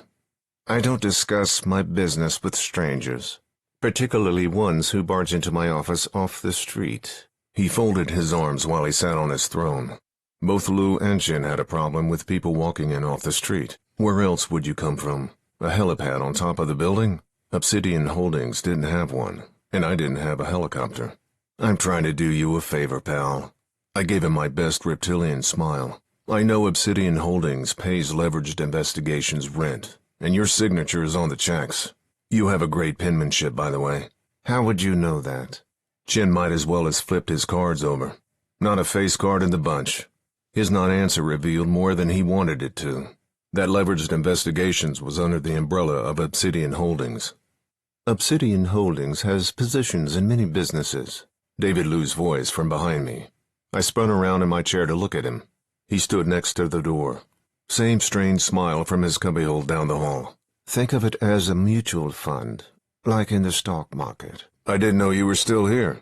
I smiled. A mutual fund. So why would investors who pool their money put it into a private investigative agency? Seems like a bad investment with limited returns, if any. We like to keep things diversified. Liu, would you mind sitting down over here so I don't have to keep straining my neck to look at you? I then turned my back and faced Samuel Chin. Since you seem to be the one who's doing all the talking now. Chin snarled a lip at me. Good. I wanted him to be angry. More likely to crack out of turn to show me he was in charge, which I was pretty sure he wasn't. I was now convinced my read on him from his social media posts was right. He was a dilettante, not an astute businessman. He was the figurehead of Obsidian Holdings, not its brains. If he was somehow in charge, would he need Liu in the room with him when he talked to me, and have Liu do most of the talking? The fact that I knew he signed the checks on the lease for Leveraged Investigations shouldn't have surprised him, particularly after Liu must have told him I knew Obsidian Holdings was connected to Leveraged. Even if he was somehow surprised, a man in charge would never let me know that. Not a competent one, at least. Liu walked over and sat in the wingback chair next to me. We've answered your questions about Leveraged Investigations. Mr. Chen is quite busy. Do you have any more questions before we ask you to leave? Actually, you didn't really answer my question about Leveraged Investigations. You hedged and avoided telling me the truth. Why does a shell corporation in Monterey have any connection to a crooked PI agency in San Diego? Crooked? Chin slid his eyes from me to Liu. Nervous eyes. Leveraged Investigations has a spotless reputation and maintains the highest ethical standards. Liu, silky smooth. They use intimidation to bend people to the will of their clients. and try to ruin the reputations of other private investigation agencies. And that's just on the surface. I looked at Chin the whole time I spoke. He glanced at Lou, more worried with each word that came out of my mouth. Leverage's tactics were news to him. They've done worse and broken the law. But here's what should interest you, Mr. Chen. If some sharp lawyer gets to them before the police do and decides to sue them, your connection to them is going to be a problem. For you. An expensive one. Are you? Lou started to speak, but Chen cut him off. What are you talking about? Chen looked at me, his face pink. Obsidian Holdings pays the rent on Leveraged Investigations' office. Your signature is on the checks. If they get sued, any smart lawyer would discover your connection and your deep pockets and name you in the lawsuit. What lawsuit? Chen looked at Lou. What is he talking about? Is this some kind of shakedown, Mr. Cahill? Lou ignored Chen and looked at me. The silk in his voice turned to sandpaper. I'm just letting Mr. Chen know what's going on outside the cocoon of his office. Obsidian Holdings is connected to some bad people. I turned toward Chen. Your little piece of paradise with your throne and your yacht and your house in Pacific Grove is sitting on a foundation of Jenga blocks. When the wrong block gets pulled out, everything is going to come tumbling down. No more bikini boat rides on Monterey Bay. Chen's face went from pink to red, and he started shouting at Lou in Mandarin. Lou seemed to be trying to placate him in a soothing voice. But Chen continued to shout and gesticulate. Lou's body language changed, and he snapped off some words in a husky timbre and slammed his hand down on Chen's $20,000 Scarborough House desk. Chen went backwards like he'd been slapped. His eyes went big, and his mouth stopped talking. Lou stood up and turned to me. It's time for you to leave, Mr. Cahill. He buttoned his jacket and snapped his cuffs. I can assure you that if you try to extort money from Obsidian Holdings or Mr. Chen on the grounds of these specious allegations, we will get the authorities involved. Which ones? I stood up. The authorities here or the ones in Taiwan, Hong Kong, or Beijing? Lou went to the door and opened it. You must leave now. I'm pretty sure you don't want any U.S. authorities involved. I didn't move from the front of Chen's desk. They might ask questions that I have answers to, not specious allegations. I think I have your connection to Leveraged Investigations figured out. I'm still working on where Celestial Shores real estate, enviro strategies, and bioethics strategies come in, but I'm getting close, particularly with bioethics strategies, and Albert Chen, the Taiwanese citizen who owned the company whose name Mora had dug up online. I looked at Samuel Chen. Relative? Chen looked at Lou again. All the color washed out of his face. I'd be happy to introduce you to the Monterey Police, Mr. Cahill. David Lou still holding the door. I don't need international authorities to have you charged with trespassing. Deep pockets get picked, Mr. Chen. I snapped my own cuffs, then left Samuel Chen's office. Chapter 37. I played the recordings of my conversations inside Obsidian Holdings for Mora back in the car. She frowned after it was over. Didn't get much, she said. They're dirty and obviously hiding something. I tried to keep my irritation at bay. She was just mad that I'd convinced her to let me go it alone, but I had a reason for that. We sat in silence until Samuel Chen left the Obsidian Holdings parking lot. In his Mr. Skipper vanity-plated Mercedes-Benz at 2:55 p.m., less than a half hour after I was kicked out of his office. Mission accomplished. I'd rattled him. His carefree playboy life just got disrupted. After my talk with him and David Lou, two things were clear to me. The first being that Obsidian Holdings was dirty, and Samuel Chen was a prop, a dupe, the public face for a business that was really a criminal enterprise. The other thing was that Chen didn't know the depths of Obsidian's criminality, if he even knew they were criminal at all. David Lou knew. He may or may not have been the brains behind the operation, but he knew what Obsidian was about, and had a hand of what they did. I was sure of it. But he'd been a tough nut to crack, if not impossible. Chen, on the other hand, had a soft shell. Moore and I followed his Mercedes. Moira still wore the black cocktail dress she had on when she dropped me off, but I changed into a different set of clothes from my duffel bag. Jeans, gray sweatshirt, tennis shoes, sunglasses, and a San Francisco Giants baseball cap, close enough to pass for a local, and different enough from what I wore in Samuel Chen's office that he wouldn't recognize me on the tail. Chen headed toward the ocean on Figueroa Street. His house was to the northwest in Pacific Grove. It looked like he was taking the scenic route. I couldn't blame him. The sun shone brightly down on the day from a mostly cloudless sky in cleansing rays. Chen's soul needed some cleansing. So did mine. He drove past Del Monte Avenue, which led west to Pacific Grove, and continued toward the ocean. "Shit, he's going to the marina," I said. "Probably going to take his yacht out on the water and wonder how he can get his suddenly upside-down life back on track." "That's okay. I'm prepared." Maura pulled her dress over her head and shimmied out of it, exposing a black bikini against her tan skin. She carefully rolled up the dress and put it in the duffel bag at her feet. She slipped off her heels and replaced them with flip-flops, then wrapped a short purple sarong around her hips. The whole costume change took less than 30 seconds. "I guess you are." She took out a cloth shoulder bag from the duffel that had a beach towel and a bottle of sunscreen in it, tapped the screen of her phone, and dropped it inside. My phone rang. I answered the call from Maura and muted it. I'd be able to hear her conversation live with Chen. Hopefully, there'd be one. "Did you turn on the recording app?" Maura tilted her head and frowned at me. "Armed?" Chen pulled into the Municipal Wharf 2 parking lot, not to be confused with Old Fisherman's Wharf, and parked near the walkway to the marina and the boat slips. There weren't many cars in the lot on a Monday afternoon in May, so I didn't have a lot of cover. Maura needed to be within hailing distance of Chen when he got to the locked gate on the pier that led down to the docked boats.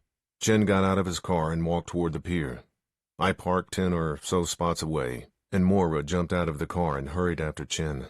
I stayed put and watched through binoculars and listened through my phone's earbuds. Maura was within 10 feet of Chen when he got to the gate and unlocked it. "Could you hold the gate open for me, hun?" Maura added a little purr to her normal throaty voice. Most men are malleable to a woman with a sexy voice calling them hun. Chen turned and looked at her. Sunglasses hid his eyes, but a tiny smile cracked his lips. His day had just taken a turn for the better, or so he thought. "Sure." Bigger smile now, as he held the gate open.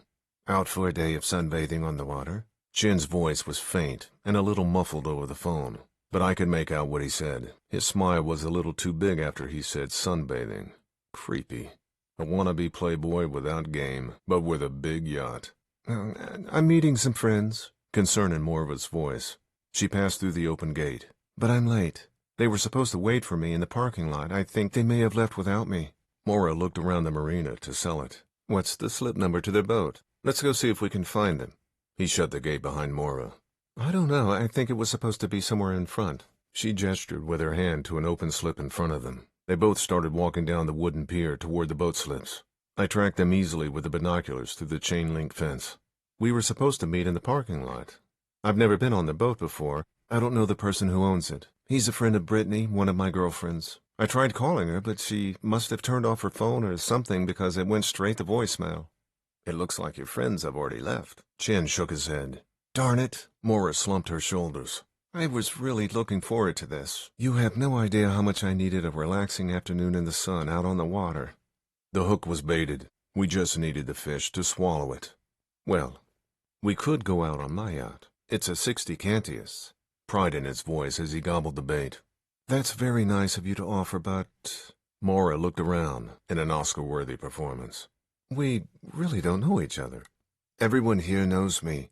I've had the Sea Stud here for 3 years. Everyone knows the Sea Stud. How could they forget?" "Well, we can cruise around the marina if you like, or even just sit in the dock. Sometimes I come down here to the Sea Stud and just sit in the helm to feel the rocking of the water." "Okay, sure." Maura bobbed her head. "That's really nice of you." "My pleasure.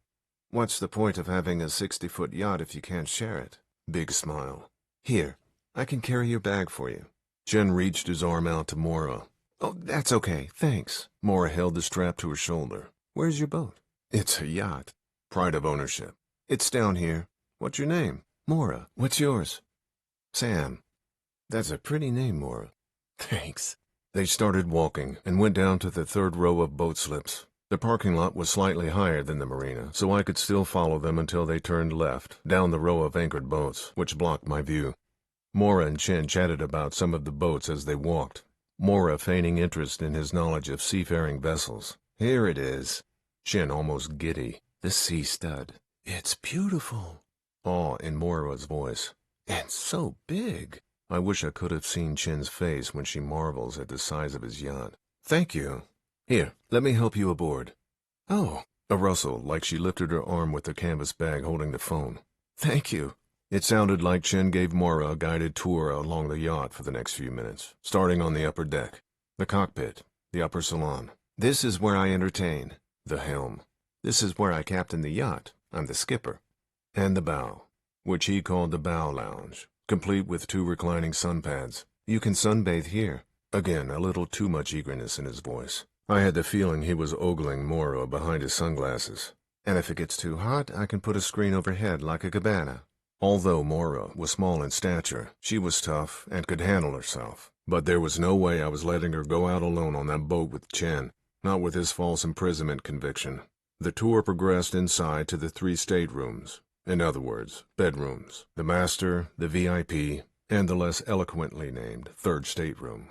I have plenty of sleeping areas for guests when I set sail for a weekend of adventure. He tried to make weekend of adventure sound mysterious. It just sounded creepy. And I hardly knew anything about sailing, but I figured you actually needed sails to set sail for somewhere. I guess it sounded more romantic than saying, when I drive the boat. Chen finished the tour of the master stateroom in my ear. See? An ambient rain shower head. Very soothing after a day in the sun. Things were getting creepier. Good to know. Let's go back up to the upper deck. It's a beautiful day and we should be outside. Of course, of course. A hint of frustration in Chen's voice. Let's go up to the bow lounge. A shuffle of movement as they must have been heading back up to the main deck. A 6 or 7-year-old Jeep Cherokee pulled up in between Samuel Chen's Mercedes and my Honda. 3 college-age males wearing swim trunks and T-shirts got out and headed for the gate to the marina. 2 were also wearing Giants ball caps. My chance to get inside without scaling the fence. I got out of my car and walked quickly after the young man, getting to within 3 feet of them, when one of them keyed the gate open. He went through it and turned to hold the gate for his buddies. After they went through, he held the gate open for me too. Thanks. I walked through the gate. Go Giants, the other kid wearing the Giants hat said. Go Giants, I parroted and gave a thumbs up, the word sour in this Padre fan's mouth as I walked down the pier toward the 3rd row of boat slips and Samuel Chen's yacht. The Giants fans veered off to the 1st row. Let's get out on the open water so we can enjoy this beautiful day, Chen through my earbuds. Why don't we just sit in the dock for a little bit? I'm still getting used to being on a boat. Okay. Disappointed. Then a few seconds later. I haven't been on the yacht for a while and I need to run the engines. If you let the engines sit idle for too long, the seawater can make the propellers seize. I didn't know if that was true, but according to his last Instagram post, Chen had been on the boat in open water on Saturday, 2 days ago. I hurried down the pier. Okay, as long as we don't leave the dock. Mora's voice. I'll be right back. A few seconds later, I heard the whir of engines. I turned on the 3rd row of slips and scanned the boats docked there. Mostly sailboats and yachts, and 1 cruiser yacht at the end of the dock. Its upper deck visible above the other boats. The sea stud was backed onto the slip, like a few other boats I saw. All the rest were bow in. I was 20 or so slips away from the sea stud when I saw Chen exit from the stern. Now wearing a windbreaker instead of the suit jacket I saw him wearing in his office. His attention was directed over his shoulder at the bow as he hurried to a metal cleat on the dock and untied the line connected to the boat. His movements were practiced and swift. Swifter than I expected from the pudgy playboy wannabe. He hurried back onto the stern of the boat and disappeared inside the main deck. He wasn't running the engines for maintenance. He was planning to leave the dock. I bolted down the pier at full sprint, a shuffle of movement through the earbuds. What are you doing? Mora to Chen 5 seconds later. I'm taking the boat out for a spin around the marina. Chen playfully innocent. Oh, the harbor master won't let me sit in the dock and run my engines. Other owners complain, so I have to take the sea stud out of the slip and take a trip around the marina. It will only take about 15 minutes. Let me off, a command. Now. It's just for a few minutes, and then we can come back. The sound of the engines changed when I was 5 slips away from Chen's boat. Water churned below the stern, and the boat started to move slowly forward, out of the slip. I hit a gear I didn't know I still had, and leapt at the boat. I landed on the swim platform on the stern, tumbled forward, and almost slid off the other side into the water. Stop the damn boat! Mora in my ears through the air. I scampered up the 4 steps onto the main deck and the cockpit area. I could see Mora shouting at Chen through the salon, as he sat at the helm of the boat. Both Mora's and Chen's backs were to me. It's fine. Really. 15 minutes around the marina. It's fun. I entered the salon. "Where are we going, Sam?" I spoke loudly enough to be heard over the hum of the engines. Chin's body lurched forward, over the boat's wheel. Mora snapped her head toward me. I nodded at her. Her shoulders relaxed. "What are you doing on my yacht?" Chin's shoulders and head were now turned toward me. The Sea Stud idled in the water just outside its slip. "I think the better question is, what are you doing on your yacht?" Chin stood up and pulled a phone out of his windbreaker jacket. "I'm calling the police. You're trespassing." "Good idea. We can talk to them about you holding Moira against her will, and about your connection to a woman who was murdered in San Diego." Chin's mouth fell open, and he dropped the hand holding the phone to his side. Chapter 38. "What woman?" Chin's eyes still wide, and his voice rose an octave. "I've never killed or hurt anyone in my life, and I haven't been to San Diego in months." He sat on the covered bench seat behind a dining table. Moira and I were on a small sofa across from him. I wanted him behind the table so he'd feel somewhat confined. The boat was back in its slip. Moira had gone down and tied it to the cleat on the pier. Chin could refasten the line correctly after we left. The important thing was the boat wasn't going anywhere right now, and neither was Samuel Chin. As creepy as Chin had been with Moira, I was still convinced that he didn't know much about Obsidian Holdings' connection to leveraged investigations and whatever nefarious enterprises they were involved in. But I needed to scare him, to get him to tell me what he did know. "Sarah Bhandari." I gave Chin a stone face. "She worked at Fulcrum Security, who your investigative agency, Leveraged Investigations, did background checks for." "I don't know this woman." "Leveraged Investigations is not my company," adamant, his voice more confident. "Your signature is on the Obsidian Holdings checks that pays their rent." Moira, an edge to her voice that didn't come out often. Her dislike for Chin, after he tried to get her alone in the middle of the ocean, showing. "You're involved with Leveraged Investigations, and they're involved in some bad things. That makes you involved in bad things." "Who are you?" Chin looked at Moira. "Why are you and this man trying to set me up? You set yourself up. You invited me onto your boat, promised that we'd stay docked, then you tried to isolate me alone with you out on the ocean." Moira's machine gun voice picked up momentum. "Sounds a lot like false imprisonment. Like on your rap sheet? You seem exactly like the kind of creep who would have something to do with the people who would murder an innocent woman." "I was only going to sail around the marina, like I said." His voice went up again. His face burned red. "And I don't know anything about this Sarah woman. I just signed the checks for the rent. I don't know anything about Leveraged Investigations. I sign a lot of checks." Bingo. "A lot of checks for whom, and for what?" I asked. Chin pressed his lips together like a child who got caught saying something he wasn't supposed to. Too late. "I don't have to tell you anything about my business." He folded his arms across his chest.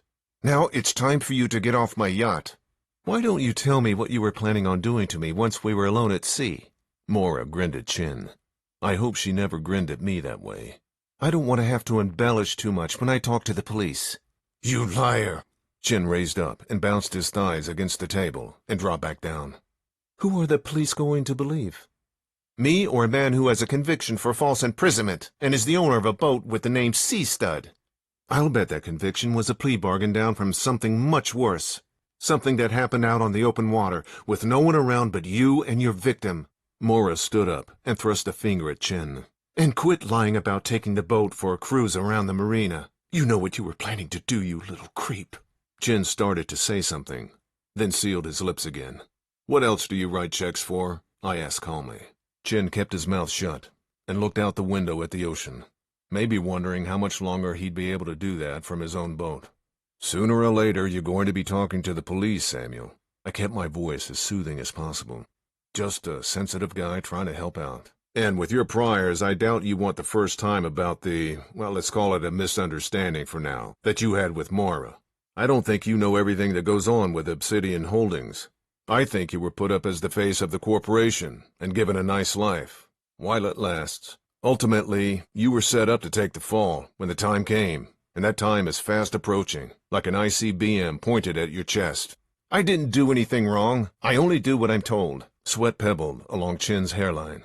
"What do you want to know?" "Who tells you what to do?" I asked. "David Liu?" "Yes." He looked down at the table. He had more to tell. "Who else?" He kept staring at the table. Albert Chin? Do you get orders from him too? Is he related to you? Samuel Chin still wouldn't look at me, but he nodded his head. Yes. Yes, Albert Chin is related to you, or yes, he tells you to do things? Mora jumped in. Both. Chin, head down. How are you related to Albert, and what does he ask you to do? I asked. He's my uncle. Chin finally lifted his head. He tells me what he wants me to do through David, and comes here 3 or 4 times a year. From where, Taiwan? Yes. How did you come to be the CEO of Obsidian Holdings? I asked. My uncle offered me the job.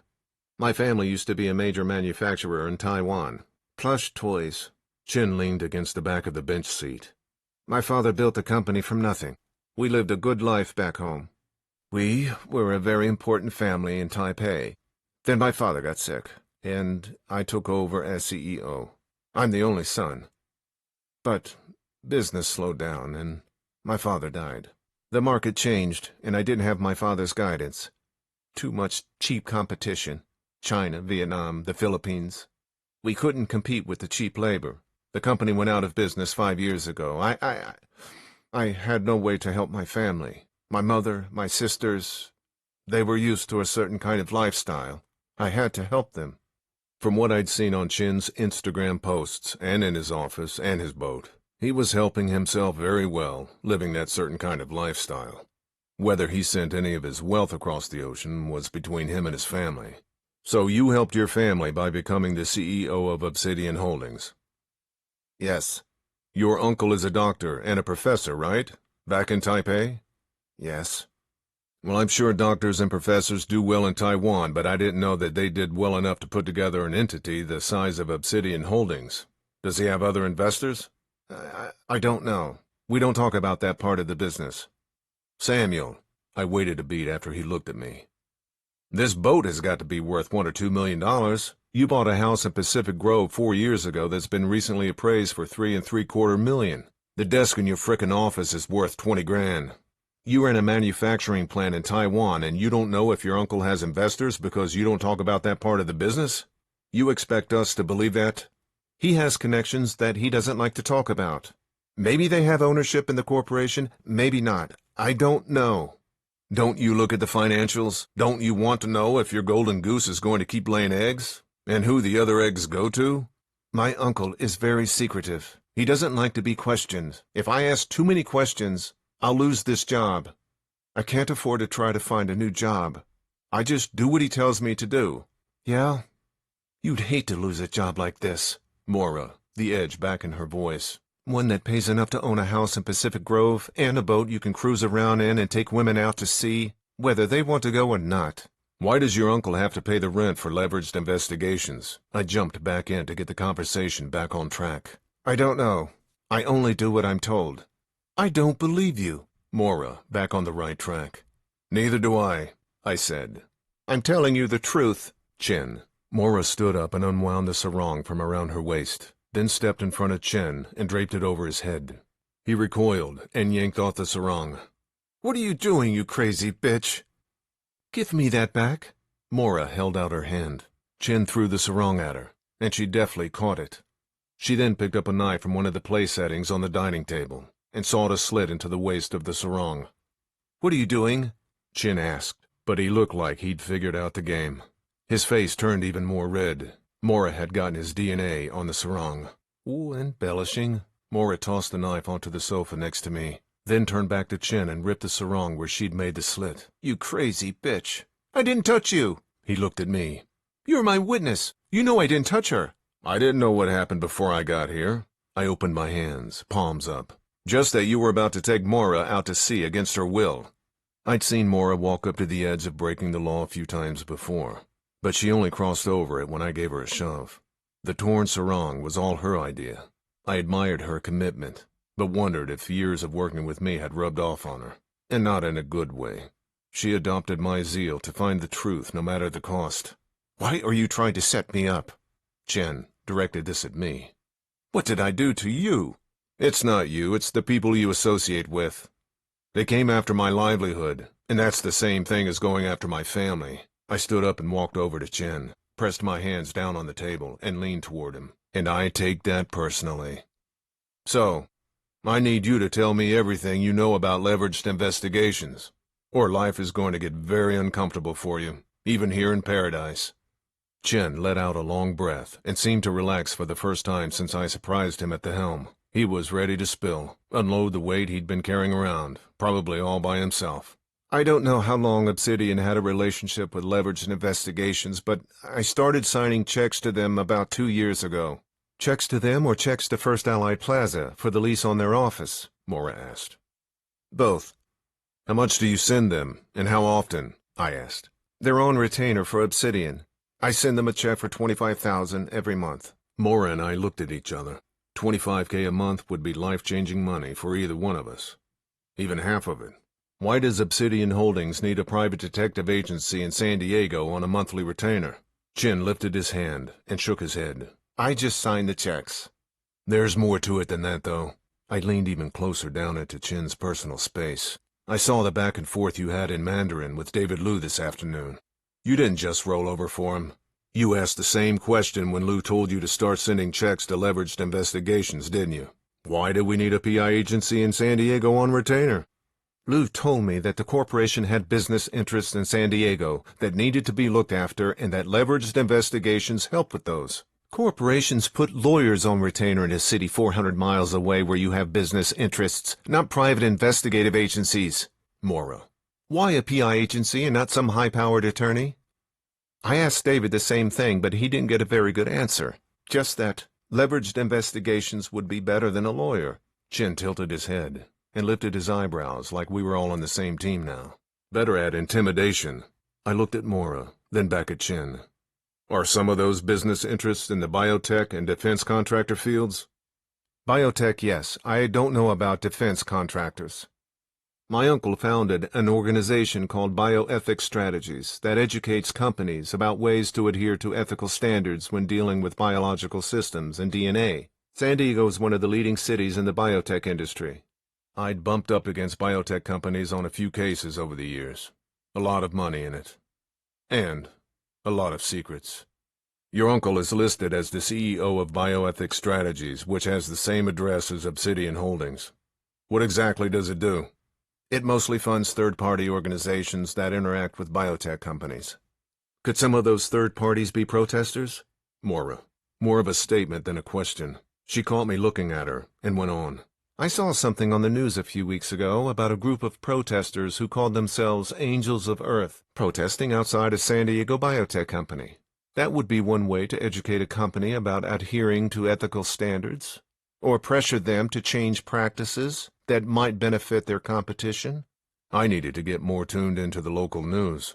Never know what piece of information might come in handy. It's possible. He was an activist when he was a student at university decades ago. What kind of an activist? I asked. He was a member of the Democratic Progressive Party in Taiwan that helped reform the government and make it more democratic. He also protested against the over-industrialization of once rural areas. This is the same guy who is now the man behind the curtain of an international holding company? A former anti-industrialist? Yes. He and my father used to argue about politics all the time. Uncle Albert was kind of a black sheep for a while. He mellowed as he got older, but he and my father never saw eye to eye on the family business. How did he go from anti-industrialist to captain of industry? Mora. I wouldn't really call him a captain of industry. Obsidian Holdings has interests in a diverse field of enterprises. He sounded like a brochure. You don't get more industrial than a defense contractor. I sat back down next to Mora on the small sofa. We had a president once who said beware of the military-industrial complex on his last day in office. Fulcrum Security makes radar, sonar, and LiDAR for the Defense Department. Why did leveraged investigations all of a sudden start running background checks on prospective employees for Fulcrum Security? I didn't know that they did. Like I keep telling you over and over, I don't know very much about them. Something popped into my head that should have been there sooner. When I told you about the murdered woman in San Diego, you said you hadn't been to San Diego in months. I gave Mora a quick side glance. How many months? I was there in February. Chin's eyes went up to his left, like he was trying to remember. The first week. I was there in February. What did you do there? I had to go to leveraged investigations. His eyes moved to the right. Now he was hiding something. Why? I asked. David Liu asked me to. He didn't look at me. Maura bolted up and threw her sarong at Chin. Again.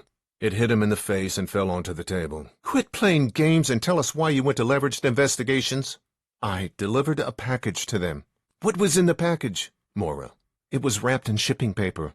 Avoiding both Maura's and my eyes. Lou wrapped something up in shipping paper, then had you deliver it? I waited until he looked at me. Let me guess. He had you drive the package down to San Diego instead of flying it there, right? Yes, he nodded his head. How much money was in the package? I asked. How do I know? It was all wrapped up. Because you're not as stupid as you pretend to be, and you wanted to know what was in the package Lou made you deliver to San Diego, via car, in case it was something illegal. I leaned forward on the sofa and rested my hands on my knees. So you opened it. How much cash did you deliver to leveraged investigations? Chin stared down at the table some more. Oh, I'm coming up with new ideas on how to embellish my story when I talk to the police, Sam. Maura. $250,000. Wow, that's a lot of money. Maura. What was it for? I don't know. I just delivered the package. I taped it back up after I looked at it, then drove it to San Diego. If I asked what the money was for, Lou, then my uncle, would know that I opened the package. Who did you give the money to at leveraged investigations? I opened the photo library on my phone and pulled up the picture of Mark Field's driver's license, the one-time cop, and now PI for leveraged investigations. I leaned across the narrow salon and held the phone up to Chin's face. This guy? No, it was somebody else. His name is Jeff Grant. Maura and I looked at each other. Jeff Grant was the name on the first set of background check reports for the 3 late hires at Fulcrum Securities that disappeared, then reappeared, with Mark Field's name on them. I yanked back my phone and pulled up the photo Maura snapped last year of the leveraged guy who pushed her off the domestic case, and the man in the Padres cap who I tailed from SDPD's press conference on Saturday. I showed the photo to Chin. Is this Jeff Grant? Yeah, that's him. That's the guy I gave the money to that day. And I saw him one other time. He was with Lou up here about 2 weeks ago. Lou used my office to talk to him, but didn't include me in the meeting. Maura and I exchanged glances again. 2 weeks ago? When? Give me the exact date. My heart pistoned in my chest. Today was Monday, May 22nd. I met with Sarah Bendari on Thursday, the 11th. She was murdered sometime on Saturday night, the 13th. Sometime roughly 2 weeks ago could be a coincidence. Any time specifically between the 11th and the 13th wouldn't be. Let me see. Jim pulled out his phone and tapped the screen a couple of times, probably pulling up his calendar. It was actually Friday, the 12th, the day after I met with Sarah Bendari for the secret lunch, and the day before she was murdered. Chapter 39. Maura and I sat in my room at the Best Western a few blocks from Obsidian Holdings. Maura on the bed, me on the wooden desk chair. The police are convinced that Sarah Bendari was murdered by the coastal rapist, Rick. Adamant. I saw the clips on the news of their press conference on TV that you saw in person. There's probably a lot more to the rapist's M.O. and the signature than your reporter friend knows about.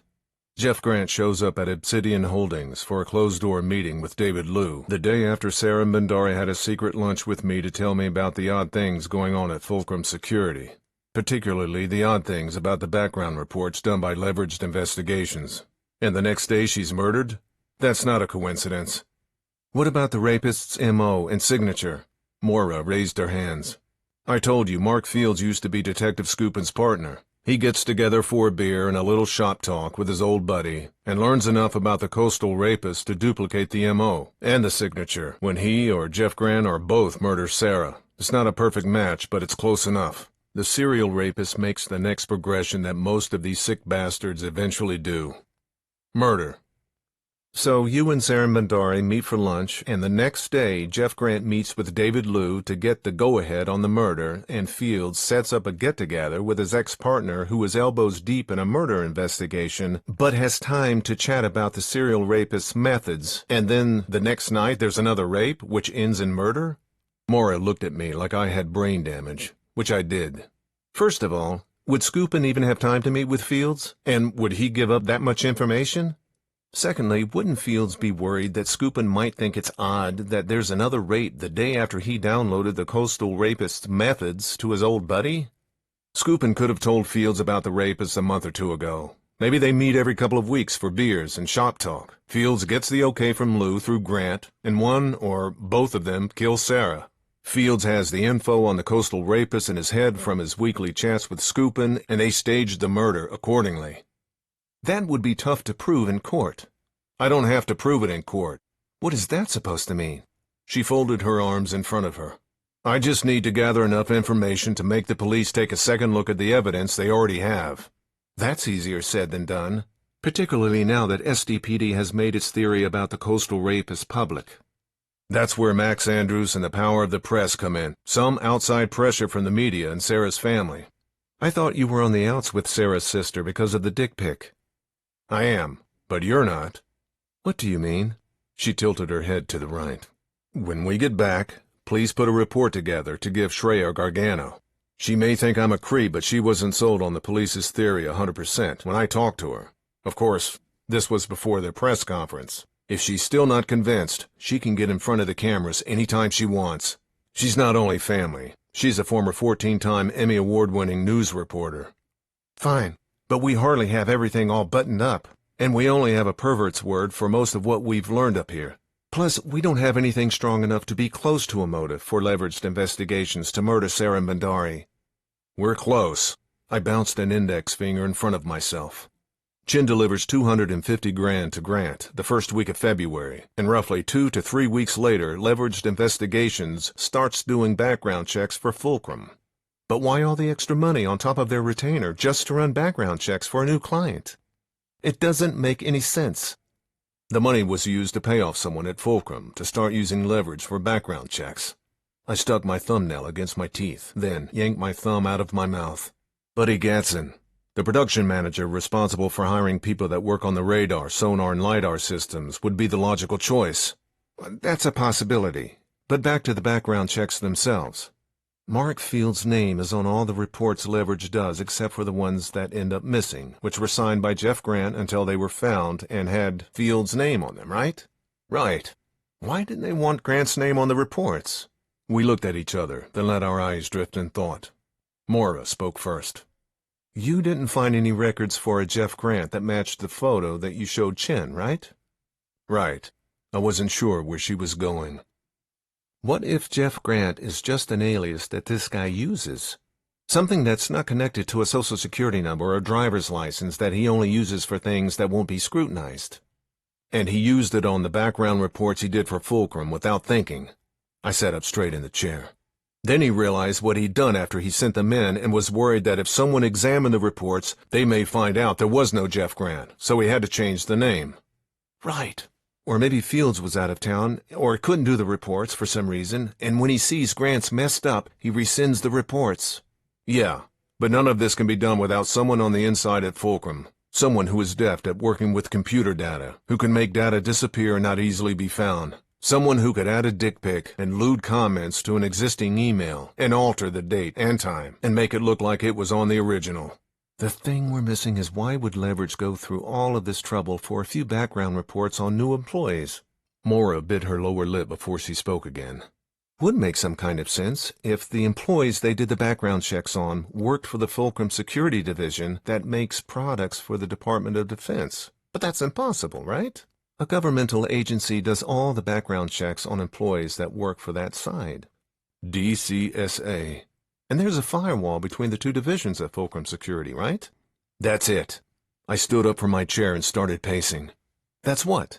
Maura got off the bed, caught up in my energy. Andrew Burke, the systems analyst, Leveraged Investigations, did the background check on who Fulcrum hired.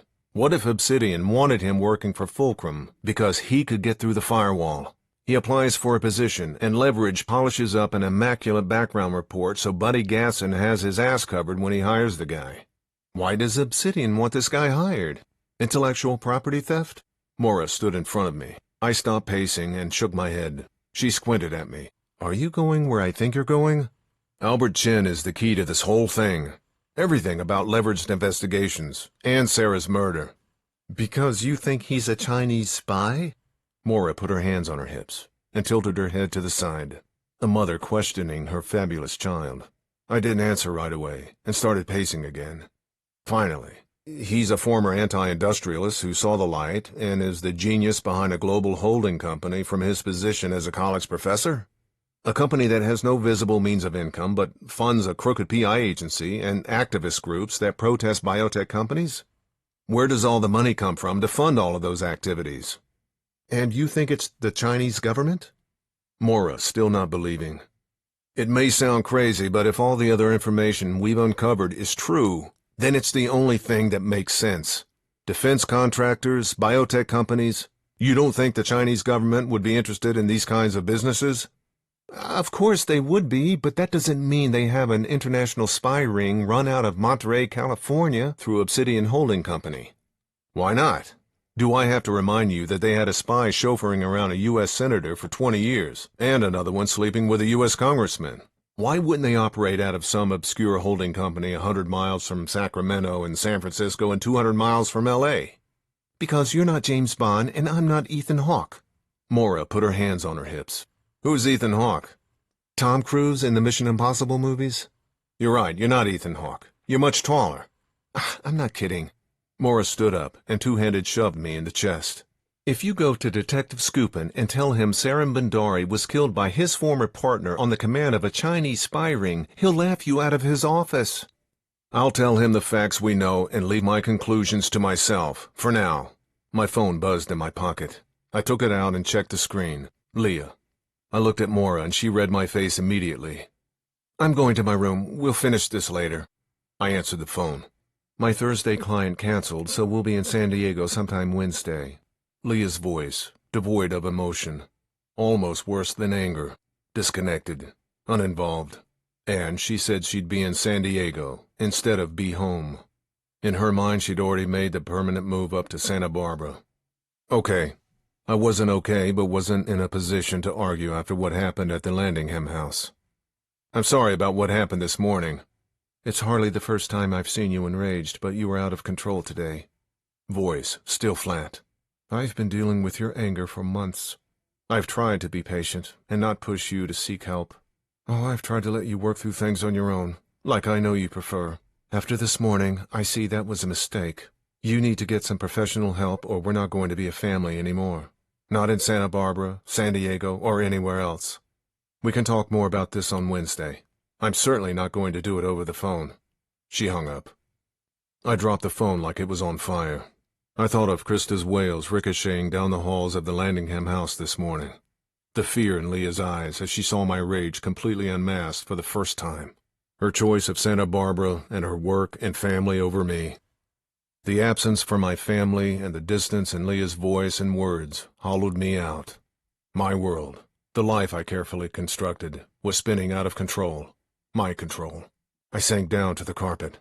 For once, the emptiness and frustration inside me was filled with sadness, instead of rage. Chapter 40. We got on the road a little after 8 the next morning, on the drive south. Mora didn't say a word, or even look at me when I took the 46 east at Los Robles, off the 101, to eventually catch the 5 south. There'd be no sightseeing on this drive, or the potential for a Santa Barbara drop-in. We'd be 40 miles east of Santa Barbara on the wrong freeway, the route I wished I'd taken on the way up. A couple of hours into the drive, Mora started typing out a rough report on her laptop about what we'd learned in Monterey. She had a copy of my running report in her email, going all the way back to my first notes from my lunch meeting with Saram Bhandari. Her concern about the missing, then-found background reports that I had initially thought was just some run-of-the-mill office mess-up that was overblown, if not paranoid or delusional. I could not have been more wrong. The way I'd handled Sarah's initial request still bothered me. Not the work I did, which was diligent from the start, but my attitude when I talked to her at lunch. I'd let my blow-up with Leah and her running off with Krista up to Santa Barbara affect my disposition that day. Sarah had come to me for help, and I had made it seem like an inconvenience. She was concerned about something at work that she could have easily ignored and gone on with her everyday life. But most people wouldn't have given it a second thought. If it didn't affect them or their income, let it go. But Sarah Bandari didn't let it go. Something was wrong, against the norm, and she had to figure out and fix whatever it was. She'd gone out on a limb alone, risking her job to ask for my help. She had done what I'd strived to do ever since my first wife died: find the truth. She'd been right about her concerns, and I wasn't going to let her death be in vain. Maura peppered me with questions about the case as she typed, and I drove, forcing me to defend my conclusions. A good exercise, and it enabled her to sharpen the report she planned to present to Shreya Gargano, if Shreya would agree to see her. An added benefit to Maura hearing my defense was that I was slowly winning her over to my conspiracy theory. I could hear it in her voice, and in the adamance of her questions. The questions she asked me she also silently asked herself, and agreed with my answers. I read Maura better than I did my own wife. My strength as a partner versus my shortcomings as a husband. Maura finally put her laptop away around noon. "Did you also write a report for Angus?" I asked. Angus Butis was the lawyer she sometimes did work for, and who was going to potentially sue Leveraged Investigations on her behalf. And I guess mine too. "Just some notes to myself." Maura didn't sound enthused. "Do you think anything we learned would help in a lawsuit against Leveraged?" I glanced over at her. "Probably not something civil. I'll leave that to Angus." She looked straight ahead through her sunglasses. "That's not my main concern right now. Finding out what Leveraged Investigations was up to at Fulcrum Security, and if they had anything to do with Sarah Bandari's murder, is. And if they did, making sure they get caught." "Roger that." I called Dylan Helmer's cell phone through the Bluetooth connection in my car as we started up the Grapevine, the pass through Tehachapi Mountains from the San Joaquin Valley into Los Angeles County. I wanted to see if she'd learned anything more about the leveraged background reports on the 3 hires. 5 rings. Then voicemail. I left her a message to call me. A minute later, a text pinged through the entertainment system of my car, which was connected to my phone through Apple Play. The female mechanical voice declared a text from Dylan. I hit play. "Can't talk right now. Police are here. Buddy Gatson is dead." Chapter 41. "The production manager." Maura snapped her head toward me. "They're tying up loose ends," I said. "He's the one who did the hiring for production. The guy who Sarah said made the decision to start using Leveraged Investigations for background checks." "You're jumping to conclusions again? We don't even know how he died. He could have died in a car accident or had a heart attack. The police don't show up at someone's work for a car accident or a heart attack. Let's wait until we talk to Dylan Helmer before you get paranoid." Dylan called me a half hour later, as Maura and I passed by Pyramid Lake in Lebec, north of Los Angeles. I put the call on the car speakers.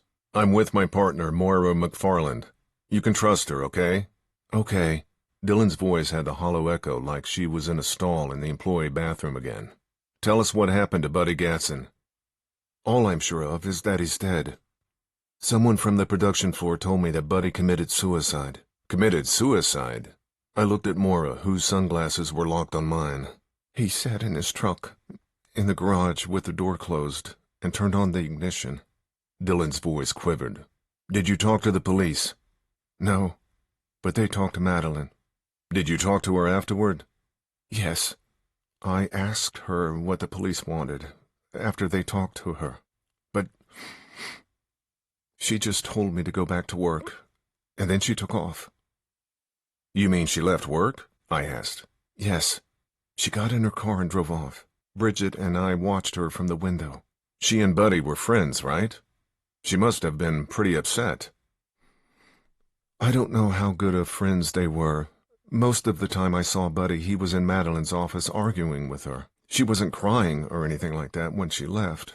She almost seemed afraid." I glanced at Maura. Her eyebrow was raised above the frames of her sunglasses. "Who found the body?" "The shop foreman." Dylan's voice, now steady in the hollow echo of the bathroom. "Buddy didn't come to work today and didn't call in sick. He never missed work. The foreman called and texted him all morning because there was an issue with a big order, but Buddy didn't answer, So the foreman drove over to his house a couple of hours ago to check on him. When he got there, he smelled exhaust fumes coming out of the garage. My friend told me that the foreman opened the garage door and found Buddy in his truck, dead. Do you know if the engine was still running? Maura asked. I don't know. That's a good question. Are you thinking about the time of death? Dylan's cop father's DNA and experience running through her veins. Maura tilted her head and pressed her lips together, surprised by the question. Yeah, but we'd have to know how much gas was in the tank, and when the truck was started to get a time of death window that way. I answered and mouthed, Father was a cop, to Maura. Unless the ignition was turned off when the foreman found Gatson, then you've got a murder, not a suicide. The odd thing is that no neighbor smelled the exhaust if the truck ran for a long time. If they did, you'd think they would have called the police. I guess so. Dylan. Maura took out her phone and started tapping away on it. Do you know where Gatson lived? I asked. No, sorry. Maura looked up from her phone. Dylan, do you know what Buddy's given name is? No. I'm guessing Bud. I muted our side of the call. What's up? I looked up what name Buddy was a nickname for, and not only is it one for Bud, it is also one for Robert, Donald, and William. That widens the field a bit. You trying to find his address? Yes. I thought we could take a look at his house on the way home. I'd better go now, Dylan threw her car phone. Okay, but be careful. It was possible that Buddy Gatson committed suicide, but it seemed more likely to me that someone killed him. And I bet Madeline Cummings felt the same way. That's why she fled from work. I will. Dylan Helmer hung up. I looked at Maura after I hung up. I shouldn't have gotten Dylan involved in this, should I? You didn't know as much then as you do now, but yeah, even then it was a dicey call. I didn't say anything, and Maura went back to work on her phone. The need to find the truth no matter what. Rebirthed after being dormant for the past year and a half. In my blood, my DNA. The pursuit of the truth was an admirable quality in most people. The no matter what was problematic when I got other people involved. It always had been. But now more innocents were involved. Not only the ones who were sucked into situations out of their control, but my family was in play now. They could be hurt as part of collateral damage from the evil I sought out and confronted. My life no longer allowed me the selfishness of my heroic quests. I think I found him. Maura's voice pulled me out of my thoughts. Who? William. Probably also known as Buddy Gatson. Luckily, there aren't that many Gatsons in San Diego County. I found a William Gatson in Rancho Bernardo, age 56. Does that sound about right? Yeah, I'd put him in his late 50s. So that works. And Rancho Bernardo is just south of Escondido. The traffic had turned to a sludge in the northern part of L.A. It didn't matter what time of day it was. You were always going to hit stop-and-go traffic somewhere along the way on a journey through Los Angeles. Doing 80 in the free flow of traffic was a lot less hazardous than going 5 miles an hour in bumper-to-bumper. I felt Maura staring at me, and risked a quick look. Her sunglasses were pulled down on her nose, her eyes boring into me. I know where Rancho Bernardo is. I've lived in San Diego my whole life. That's why I targeted this William Gatson. She held up her phone to me. Is this him? I grabbed the phone and held it in front of me so I would have the traffic in my background vision. I shot a look at the picture she'd pulled up on the phone, then handed it back to her. Yeah, that's Buddy Gatson. What else did you find out about him? Divorced, 2 grown children, 1 of each. No police record. Your average middle-aged American male. Except he supposedly got into his truck, left the garage door closed, turned on the ignition, and left it in park. Yeah, that part's not average. Chapter 42. William Gatson lived at the end of a cul-de-sac a couple of streets north of Rancho Bernardo Road. Rancho Bernardo is a master-planned community in a hilly part of the county, about 30 miles north of downtown San Diego. A lot of greenery, and one of the nicer places to live in Southern California. We knew we found Gatson's house when we turned down his street. The house was police-taped off, and there was still a couple of San Diego police cruisers and a slick-top detective car parked out front. I parked along the curb 3 houses back from Gatson's.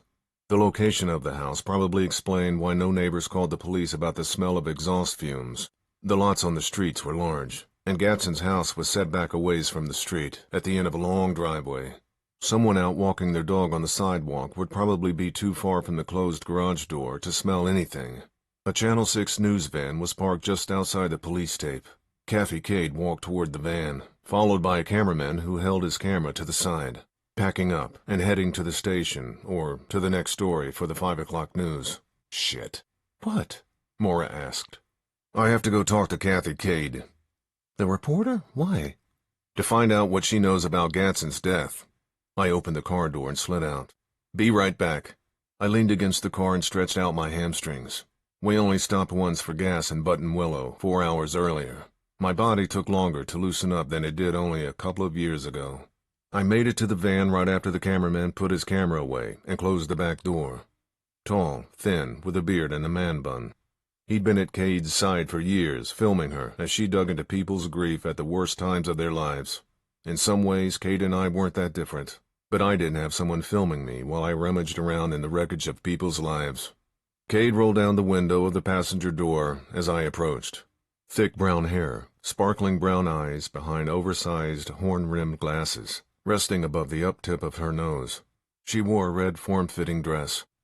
Rick Cahill, Private Eye, the confident voice that could turn from solemn to perky in a blink, for whatever news events necessitated. It's good to see you out and about again. I like the new-look glasses. The guy with the man bun got in the driver's side of the van, but didn't turn on the ignition. Thanks. They're for vision, not fashion. I smiled. I had a couple of encounters on camera with Kate in the past, and a couple off camera. She was bold and relentless. That's what made her a good reporter. It was never personal to her. Just a story. It had always been personal to me. Just my life. I never held it against her, though. At least, not for more than a week or two. Police tape, and you're here to report. Who died? What brings you to a crime scene this far from Bayho? She knew where I lived. She hounded me all the way up to my front door once, a few years ago, live, on camera. That one took more than a couple of weeks for my steam to settle. Crime scene? I raised my eyebrows. Was someone murdered? Yellow tape. You know what I mean. It's a suicide. Kate squinched her face at me. Why are you here? Happenstance. No such thing. She smiled, a dazzler that played well in front of the camera when a soldier was reunited with his family or a couple celebrated their 75th wedding anniversary. Did you know the deceased? Are you investigating him for a case you're working on? Didn't know him personally. Fulcrum Security is one of my background check accounts. Heard third hand what happened and was in the neighborhood, so I came by for a look. So, you never met Buddy Gadsden? Thick brown eyebrows rose above her eyeglasses. And you're not investigating him? No, mostly true. The usual amount I reserve for the press, if I talk to them at all. Why are you all the way up here from your station in Claremont? I didn't know that suicides of unknown factory production managers were newsworthy. Sleeping pill suicides in the privacy of your own bedroom aren't newsworthy. Closing your garage door and turning on the ignition of your truck isn't as spectacular as jumping off the Coronado Bridge, but it does have a certain compelling public interest to it. I love how you romanticize the news. I winked at her. Did he leave a note? Anything suspicious? Why would there be anything suspicious? Just doing my due diligence. So, you are investigating this? Trying to get answers for a friend of Gadsden's at Fulcrum Services. Mostly a lie. A favor. Was there a note? What's the friend's name? Cade. Still digging for a deeper story. It's just someone who wants to know what happened. No grand conspiracy, big picture thing. But I'll ask the person if they want to talk to the press. If they do, I'll make sure you get first dibs. For now, it's confidential. Okay. She grabbed a purse from the floor of the car and pulled out a business card and handed it to me. Tell the friend they can be interviewed on camera or off, whatever they're most comfortable with. Roger. Did Gadsden leave a note? You'll just have to watch my report at 5, 6, and 11 p.m. Come on, Kathy. I gave a little. Now it's your turn. Okay, but keep it to yourself until after the 5 o'clock broadcast. He left a handwritten note that simply said, I can't take it anymore. Chapter 43. I can't take it anymore. Maura repeated the phrase I told her. Yeah, in his own hand. We sat in the car. Or, supposedly in his own hand. I guess if the police are interested enough, They could talk to someone who knew his handwriting or have an expert compare it with something he'd written earlier. He could have been forced at gunpoint to write the note, Moira said. but the killer couldn't sit in a truck with the engine running in a closed garage and hold a gun on Gatson unless he was breathing through a scuba tank. If the coroner's toxicology report shows Gatson was sedated, then maybe we have a murder. Otherwise, it's a suicide. I guess so. I pulled away from the curb. You want me to drop you home, or are you up for making one more stop? What do you have in mind? See if you can find Madeline Cummings' address. I spelled out Madeline for her. Okay, I'm up for that. Moira went to work on her phone. I think I found her. Moira looked up from her laptop a few minutes later. Not too many people in San Diego County spell Madeline that way. I found a 3-year-old California driver's license for Madeline Cummings Wershing. Married to a Kenneth Allen Wershing. Former residence. Reno, Nevada. Moira handed me her phone. Is that her? The woman in the photo on the phone had a Poway address. She had long blonde hair and a lot of eye makeup. Cummings' hair was shorter and brown, but the eyes matched. Brown. The Madeline Cummings at Fulcrum Security wore eye makeup that was much more restrained. However, there was a facial resemblance, and a similar curl to the lips. I'd only met Cummings the one time and couldn't be certain without more information. The age of the woman on the driver's license was listed at 42. 3 years ago, I'd put Cummings in her early to mid-40s, so the age range was close enough. I think so, but can't swear to it. If it's her, she changed her look a little. Dark hair now, less makeup. The woman on the CDL was married 3 years ago. Maybe she got divorced and reverted back to her maiden name, Cummings. Or maybe she dropped the Wershing unofficially. Maybe. It happens all the time. I took one last look and handed Moira back her phone. I found something else kind of interesting on Madeline Cummings Wershing on Google. 6 years ago, she won $103,000 playing video poker at Caesar's Palace in Las Vegas. Moira scrolled through her phone, then stopped. The Reno Gazette-Journal reported that she won a progressive jackpot with a royal flush. Apparently, she was with a bunch of girlfriends for a bachelorette party weekend. Gambling wasn't even on our itinerary, said bride-to-be Lisa Green. But Maddie gambled alone late into the morning the night before we left. She bought us all drinks on the plane home the next day. The article concluded with, Wershing declined to be interviewed for this story. There wasn't a picture attached to the article. She gambled alone late into the night on a bachelorette weekend trip in Vegas. I said as much to myself as Moira. You have to sit at a video poker machine for hours to get a progressive pot to build like that. And she lived in Reno. Easy access to casinos 24 hours a day. So, you're thinking the same thing I am? I asked. That Madeline Cummings may have a gambling problem? Maybe. Moira looked back down at her phone. Let's drop by her house. I have her address. Poway? The city listed on the copy of the California driver's license. No. She now lives in Escondido in a house she bought under the Cummings Wershing name. Maybe the Poway residence was when she was married. She's got a handful of casinos with poker video machines within an hour of Escondido. The closest being Haraz and Valley View and Valley Center. I took my phone out of my pocket, looked up a contact, and tapped it. The call was picked up on the second ring. I put it on the car speakers. Bow, Rick Cahill. Rick, how goes it? Still a noticeable Mandarin accent after living 25 years in the States. Good. And you? Very perfect. No more inside cheats after work you did for me. What favor do you need? To the point, the way I liked it. I need to know if you or Valley View, Haraz, Pala, or Casino Palma have a Madeline Cummings or Madeline Cummings Wershing on your VIP list. I spelled out her name. And if you do, if she's ever gotten out of line. The sound of keystrokes on a keyboard came through the speakers. We never have. Give me a half hour, and I will find out about the others. He hung up without a goodbye. Business over all else. Who was that? Moira. Bao Zhao. I started the car and exited the late Buddy Gatson Street. He's the casino manager at Barona Casino. They got hit by a cheating ring a few years ago, and I confirmed for him that it was an inside job. 3 dealers and a pit boss were in on it, with an offshoot of the Tran ring. Took Barona for about $100,000, but some other casinos for a lot more. The FBI got involved and in the end made some arrests. I remember hearing about that. You never told me you were involved in that investigation. You never asked. Asshole. I got onto the I-15 and headed north. Maura tapped away on her phone the whole time. By the time I got off the freeway at West Villa Rancho Parkway, she'd already sent emails back and forth with a realtor friend and found out that Cummings still owed $780,000 on the home she bought for $999,000 2 years ago. And she'd been 3 months in arrears on her mortgage back in January of this year, but was now current. She's 3 months behind on her mortgage in January. I shot a glance at Maura. Samuel Chin drives to San Diego and drops off $250,000 to leveraged investigations the first week of February. And they're suddenly doing background checks for Fulcrum Services where Madeline Cummings is the VP of HR who hires PI agencies to run checks, and all of a sudden, she's current on her mortgage. But you said that Buddy Gatson was the person who made the change to leveraged, to run the background reports.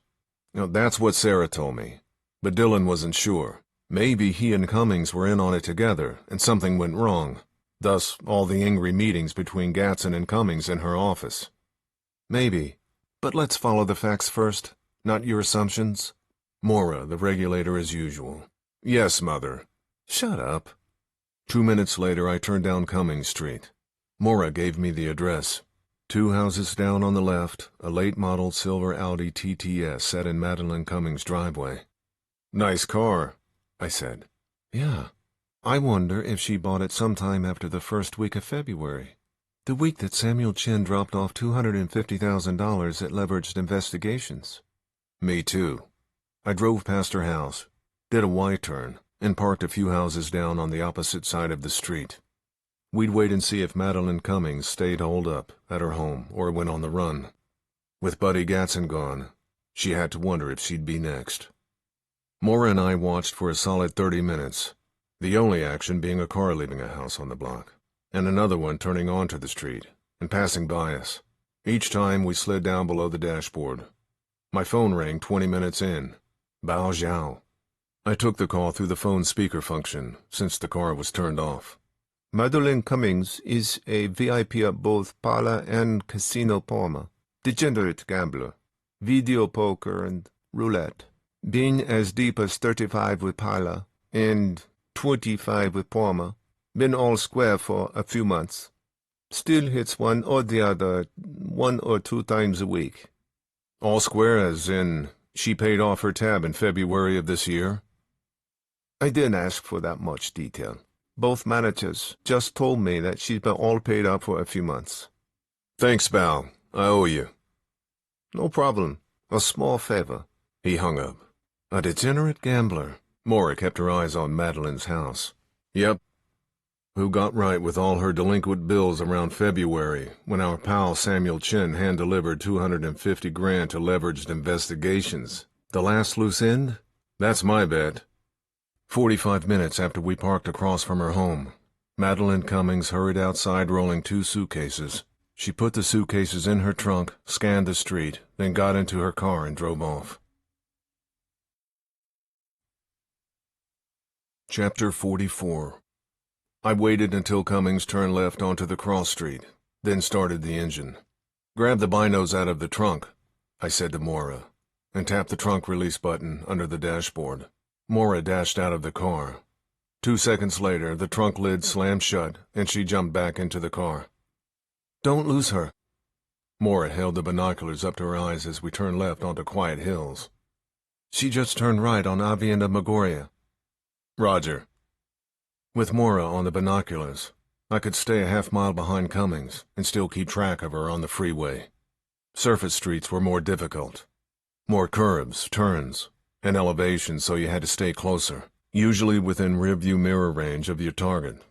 The problem for the person manning or womaning the binoculars was that for most of the drive it looked like you were about to rear-end cars that were 100 yards ahead of you. It took some getting used to, and I drove fast.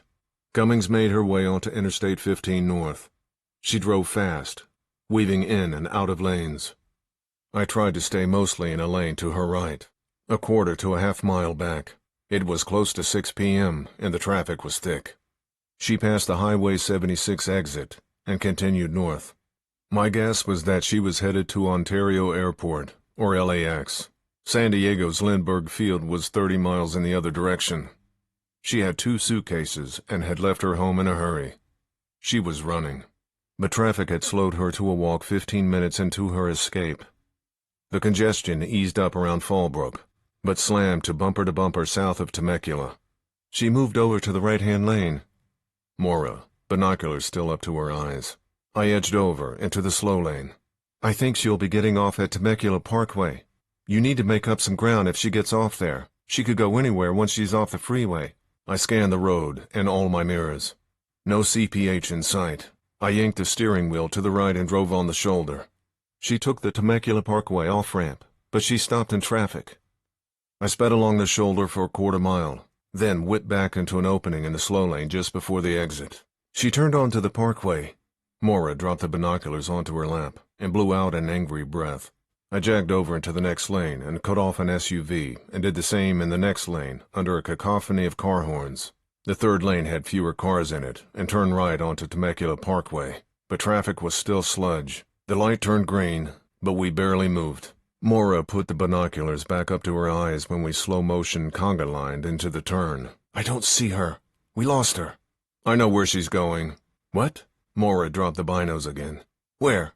Pechanga. Oh. Mora pinched her lips and nodded her head. Pechanga? Pechanga Resort Casino was owned by the Pechanga Band of Luiseño Indians, and the largest casino on the west coast, snuggled in Temecula in the valley of the Temescal Mountains. Temecula was a bedroom community at the southwestern corner of Riverside County, just north of San Diego County. It had a piece of both counties in its DNA. A little bit of the suburban beauty of San Diego and the inland ranginess of Riverside. It sat among the rolling hills that produce a thriving wine industry.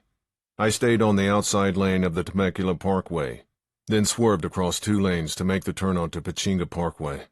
Even if I knew where Madeline Cummings was headed, we still needed to get a visual on her to find out what room she was staying in. I sped down the street, blowing through a yellow to a red light on Loma Linda Road. Mora again had the binoculars to her eyes. Got her. She's approaching Via Eduardo. I pinned the gas to the floor and made the light at Wolf Creek Drive. She had to stop at the light. Mora took down the binos. Cummings' Audi now visible to the naked eye. The light turned green. Cummings started up and I got the tail end of the yellow and sped to the entrance of Pechanga. I gained ground on Cummings as she turned onto the resort property.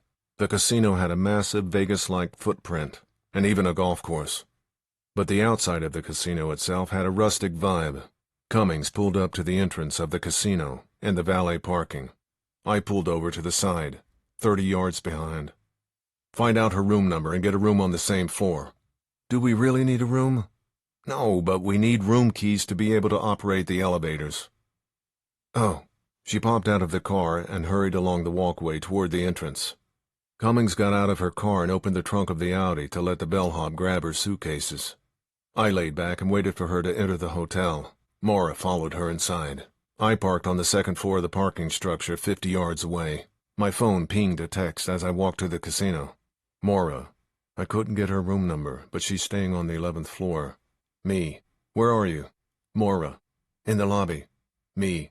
Be there in 5. I walked into the marbled lobby and saw Mora standing next to the 30-foot-high chandeliered water feature. Vegas-y, but tasteful. What do you want to do? Stake out the elevators? Mora. I might have an easier way. I pulled out my phone and tapped the most recent call. 2 favors in 1 day, bro. Bao Zhao. After not hearing from you for over a year, what's the ask this time? Harder than the first one. I looked at Mora and mentally crossed my fingers. I'm in the lobby of Pechanga, and I'd like to know if you can find out which room the woman I asked you about earlier just checked into. Do you have a contact here? I do have a contact there, but I can't ask her a favor like that. Dismissive. Too much potential liability if something were to happen to this woman in her room. Hell, bro. I wouldn't give you that information for my casino. I understand. It was a big ask, and a creepy one on its surface. This Hail Mary was going unanswered. Thanks anyway. Moira frowned. I said I couldn't get you her room number. Bao sounded offended. I didn't say I couldn't do anything. Give me a little time. Same name as earlier, right? Same both names. Madeline Cummings and Madeline Cummings Worshing. Thanks, Bao. Wait until I see what I can do before you thank me. Stick by your phone. He hung up. Chapter 45.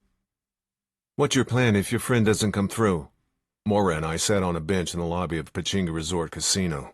Have you stand in front of the elevators on the 11th floor until she comes out of her room, and we see where she goes, and who she meets, if anyone. If she spends the next couple of days just gambling, then we wasted our time and she packed up her suitcases and rushed out of here because she had a gambling Jones that had to be fed. If that's the case, she would have driven 25 minutes to Valley View Casino instead of coming up here. Probably. My phone vibrated in my pocket. I took it out. Bao Zhao. This is the best I could do for you, bro.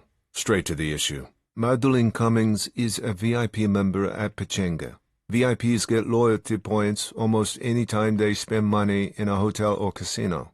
They gamble, they get points. They get dinner in a restaurant, they get points. They just have to punch in the loyalty number or give it to the casino cashier, waitress, blah, blah, blah. It all goes into a computer. The casino manager can get real-time updates on what a VIP has spent their money on and in what area of the casino.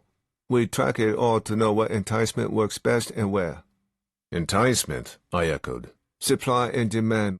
Anyway, Regina, the casino manager at Pachinga, is going to monitor this Cummings woman and contact me when her loyalty number goes into the system. She'll know if she's on the casino floor, in the restaurant, or playing video poker at the bar. Then Regina will contact me and I'll call you. Got it? Roger. Thanks. One last thing. His normal flat voice livened a heartbeat. Don't make a scene with the woman. That would reflect badly on me. I used up some chits for this, bro. Got it. Thanks, Bao.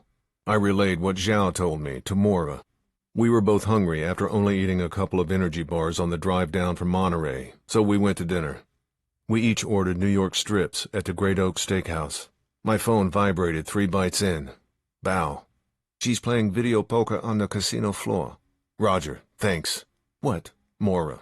Video poker on the casino floor. I quickly sawed off another bite of steak and shoved it in my mouth. The few bites of food had only reignited my hunger instead of partially sating it. Why don't you go looking on the floor and I'll get these boxed up and pay the bill? Me? Now? Moira quickly took another bite of her own steak and talked with a mouth full, like me. She just started playing and we know she likes to gamble. We probably have time to finish dinner. Another quick bite for each of us. Can't risk it. One of us has to go, and I'm paying the bill. Damn it. Moira stood up, finishing chewing, leaned over and sliced off another piece of meat, forked it into her mouth, and hurried away from the table to the restaurant exit onto the casino floor. I held up my hand for the waitress, a gesture I always thought was rude when I managed a restaurant. Maybe everyone I saw do it over the years were private investigators who had to run to catch a tail. At least I didn't snap my fingers. Moira texted me as I shoved the meat into my mouth while I waited for the waitress to return with the check and my credit card. Moira. She's seated at video poker machine in middle of casino next to a bunch of slot machines. I'm at a slot machine diagonally across from her. Me. Roger. 5 minutes. A busboy boxed our steaks and put them in a plastic bag. The waitress returned with my card and the check. Could you do me a big favor? I asked the waitress, and I wrote in a $50 tip and handed her back the check. Could you have someone put the bag in a refrigerator for us while we take care of some business? Sure. She glanced at the check. I'll write your last name on the bag, Mr. Cahill. I hustled out to my car, changed into a white T-shirt from my suitcase. It was wrinkled, but that would enhance the look of a low-profile gambler. I put on the Padres cap I wore when I drove on long trips and went back into the casino. I spotted Moira first, then Madeline Cummings on the floor of the casino. Early evening on a Tuesday night in May isn't peak time for casino action, but 25% of the slot machines and video poker machine chairs were full. Enough bells and chimes and dongs sounded to remind you where you were. An eternal night with neon lights, where the occasional winds are accented with manufactured joyful sounds, and the cascading losses are endured in grim silence. I texted Mora. Here. Mora. I know. I spotted you walking up. So much for my stealthy capabilities. Or she could have been lying to mess with me. Most of the gamblers were dressed similar to me. Casual, not so chic. Mora fit right in with the weekday evening gambling community in her white t-shirt and blue jeans. She looked totally engrossed in the slot machines in front of her, but she had the angle on Cummings. From behind and to her right. I sat down at a row of slots to Mora's right, farther away from Madeline Cummings. The middle-aged woman next to me smelled of cigarettes, whiskey, and desperation. I bought in $20 worth, and pushed the button every minute or so while I kept my eyes on Cummings. She wore faded jeans and a threadbare black AC/DC t-shirt that she either wore every day or was 20 years old. My guess, the t-shirt was a good luck charm. In the years I'd known degenerate gamblers, good luck charms were more imagination than sure things, or anythings. I saw Cummings glance around the casino a few times, even looking behind herself. The glances didn't correspond with any of the jackpot sounds occasionally going off. They weren't "let's see what's going on" looks. She was searching, studying faces, concern in her eyes, looking for someone in particular. Her glances moved past Mora quickly. I never let her catch my eyes hidden below the bill of my Padres ball cap. After each circumnavigation of the casino, her eyes went right back to the video poker machine, and so did her fingers. Neither AC nor DC appeared to be working, because I didn't hear a lot of mechanical bells and whistles coming from her direction. I was about $15 down, which was fine. The less bells and whistles going off around me attracting attention, the better. I heard one whirling jackpot from Mora's machine. She played it low-key like an experienced gambler. 45 minutes in, Cummings reached quickly into her back pocket and pulled out her phone. She looked at the screen instead of putting the phone to her ear. A text. Her head snapped up from the screen, and she looked directly to her left. I was blocked by the slot machines, and couldn't see who or what she was looking at.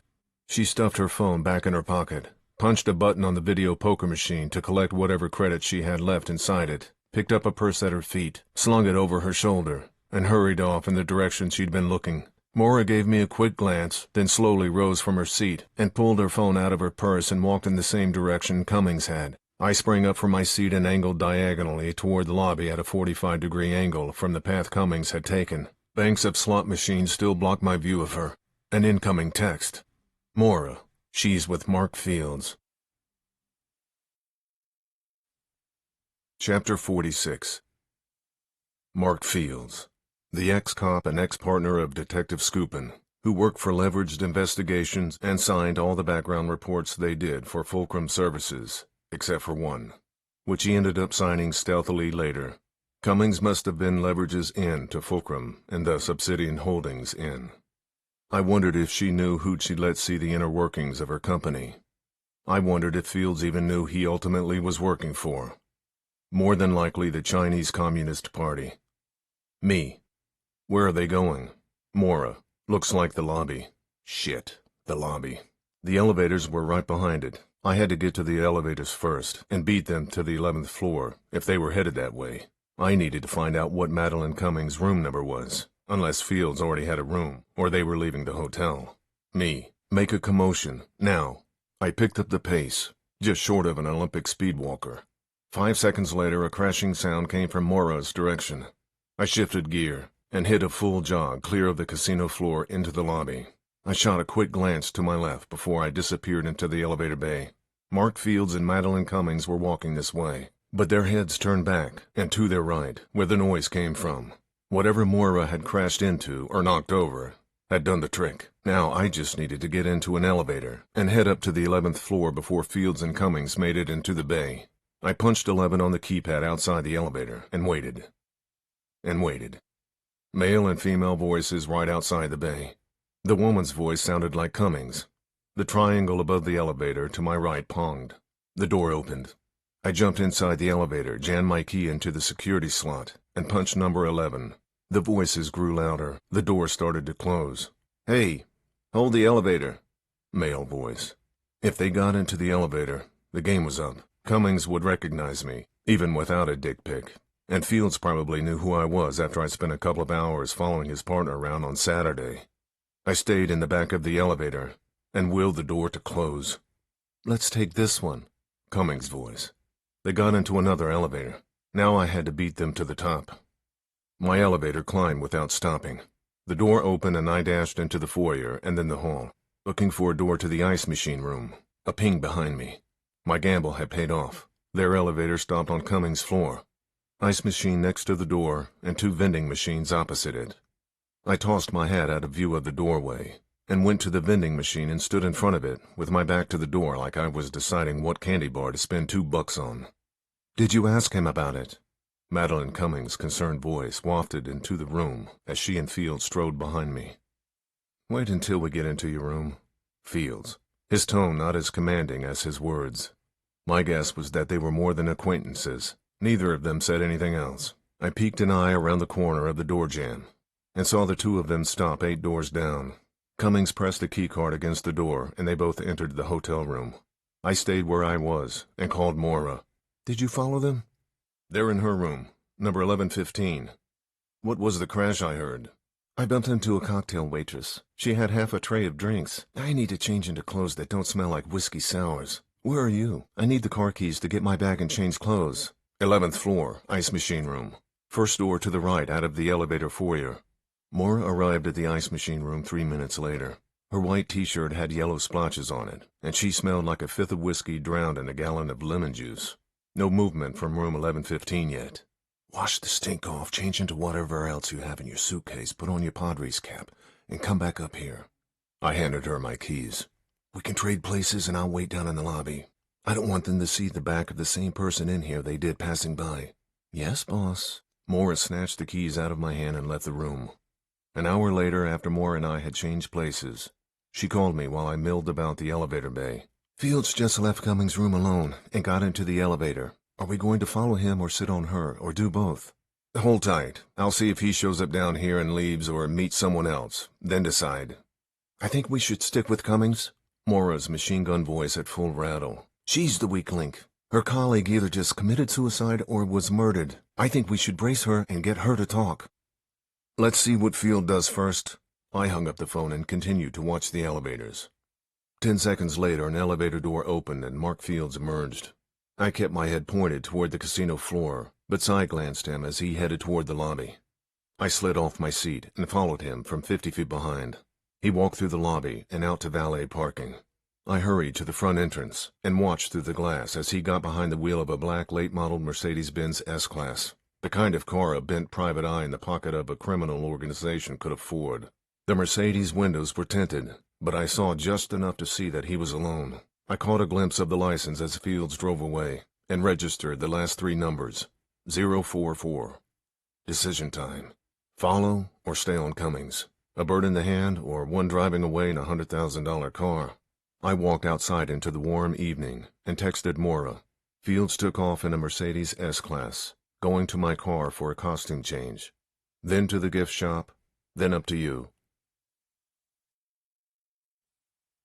Chapter 47.